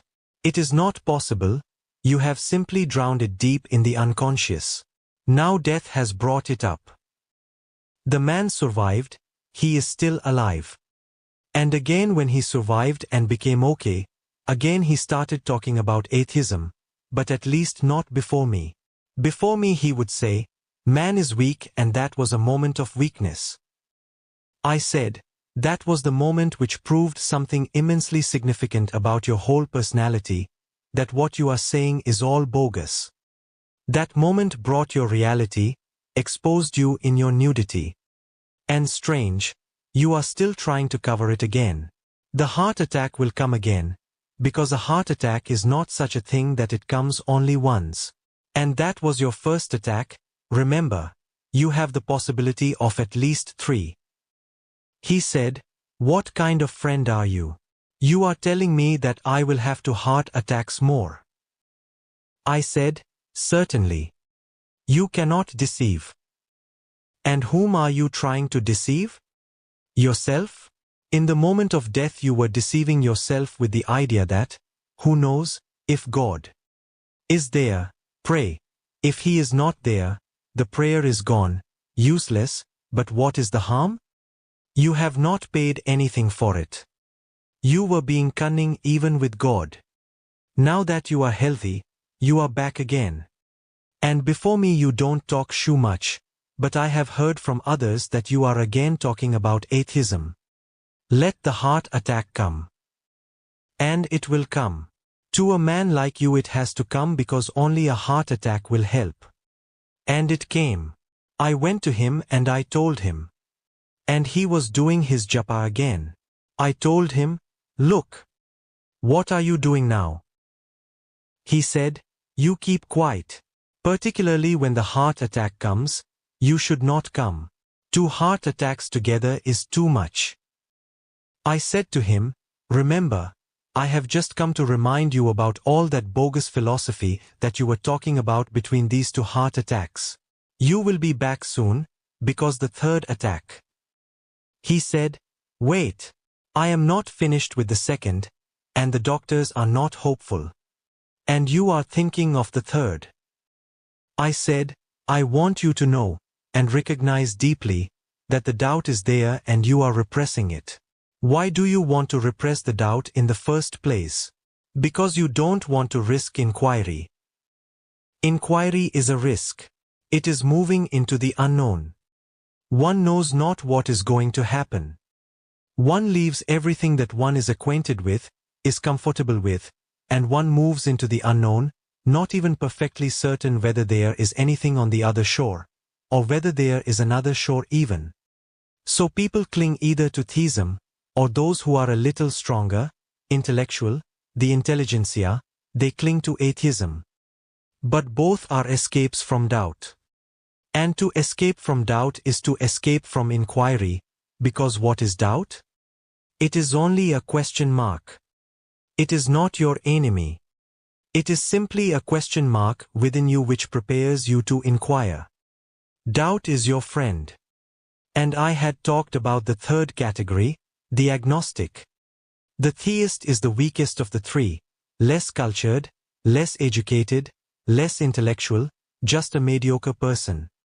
The 2nd category, the atheist, is more intellectual, more cultured, and tries hard not to be bothered by the question, and puts the question absolutely away as far as he is concerned, by arguing that there is no God. If an atheist and theist discuss and debate, the atheist is always bound to win. The theist cannot win, his arguments are poor. He is not argumentative. His belief is very simple, but the atheist is more complex. He also has a belief, his belief is that there is no God. You can call it an unbelief, a non-belief, but it is a belief. He fights for it with the same fanatic attitude as the theist. You discuss with any communist, all communists are atheists, and they have that same fanatic attitude as any theist. The agnostic is the most superior of the 3. The agnostic says, I have no grounds to say yes, I have no grounds to say no. Hence, I will keep my mouth shut about God. Ludwig Wittgenstein, a disciple of Bertrand Russell. Bertrand Russell is one of the significant agnostics of this age, and Ludwig Wittgenstein was his best disciple. Russell has praised Wittgenstein so generously. It rarely happens from a teacher's mouth to so praise a disciple, a student. Wittgenstein was just a student in Russell's philosophy class. Russell was teaching philosophy in the University of Cambridge, and Wittgenstein was just a student. But Russell had the penetrating eyes to find if there was something, and Wittgenstein was something of a genius. Wittgenstein showed him his notes. And Russell said, publish them. Just his notes that he was taking in the class, any idea that was occurring to him, just his notes, and Russell said, publish it. It is far superior to any of my books. I will never get such a student as you again. I am proud, and I am fulfilled, in a certain sense, that you came to my class. Wittgenstein has not written much, just 2 or 3 books, and those are all maxims, small sentences. One sentence says, you should not speak about something that you know not, either for or against. One should be silent if one has not a solid yes or no in his experience. In another passage he says, there are things which cannot be spoken of, hence you should resist the temptation to speak about them. The agnostic is the most superior. He does not commit himself, he remains uncommitted. It is better to remain uncommitted, because that keeps you alert that you have not started the search yet. The theist has arrived at a conclusion, the atheist has arrived at a conclusion, you have not even begun the search. The agnostic is the best of the three, comes closer to me. The theist is the farthest from me, the atheist a little closer, the agnostic much closer, but you can remain there. There is no necessity that you will move into the inquiry. You can say it is an ultimate question. That is what agnostics say. Whenever the question is ultimate, you cannot say yes or no about it. But his silence is not the silence of a Gnostic. I had not included Gnostic in the 3 categories I discussed, knowingly. The word agnostic comes from the word Gnostic. Agnostic means one who declares that, I am not certain this way or that. Who is a Gnostic? A Gnostic is one who knows. That is the meaning of Gnostic, the knower. The agnostic is silent because he does not know what is right and what is wrong, what is yes, what is no. The Gnostic is also silent, because he has come to experience a reality which is inexpressible. And I would like you all to be Gnostics, to come to a point of experience where things beyond words happen, where language is left far away back, light years back, where there is no possibility to conceptualize your experience. You cannot say, God is, you cannot say, God is not. You cannot say, I cannot say these things. You can be simply silent. And those who can understand silence will understand the answer. You can help people, that's what Gnostics can do, you can help people to come to silence. Call it meditativeness, awareness, those are just names, but the essential quality is absolute silence, nothing stirring in you, nothing wavering in you. And in that state, godliness is. It is all over the place. It is within you, it is without you. So I had left out the category, Gnostic, knowingly because the Gnostic cannot be put with the other 3 categories. He is a totally different person. He knows, these 3 know not. One believes that he knows. One believes that he knows not. He knows that God does not exist. One knows certainly that he is not in a position to say yes or no. But all the 3 are ignorant. The Gnostic knows, but because he knows, he is in a difficulty which only a knower can be in. He cannot accept any category because all categories fall short. Even to say, God is not enough. It does not cover the whole experience of godliness. To say, God is not, that too is not enough, because certainly there is no person, so you can say, God is not, but there is such a presence. The person is not, but such a tremendous presence that who cares for the person? And the presence is infinite, eternal. Once tasted, it is going to remain with you forever. The Gnostic is the really religious man.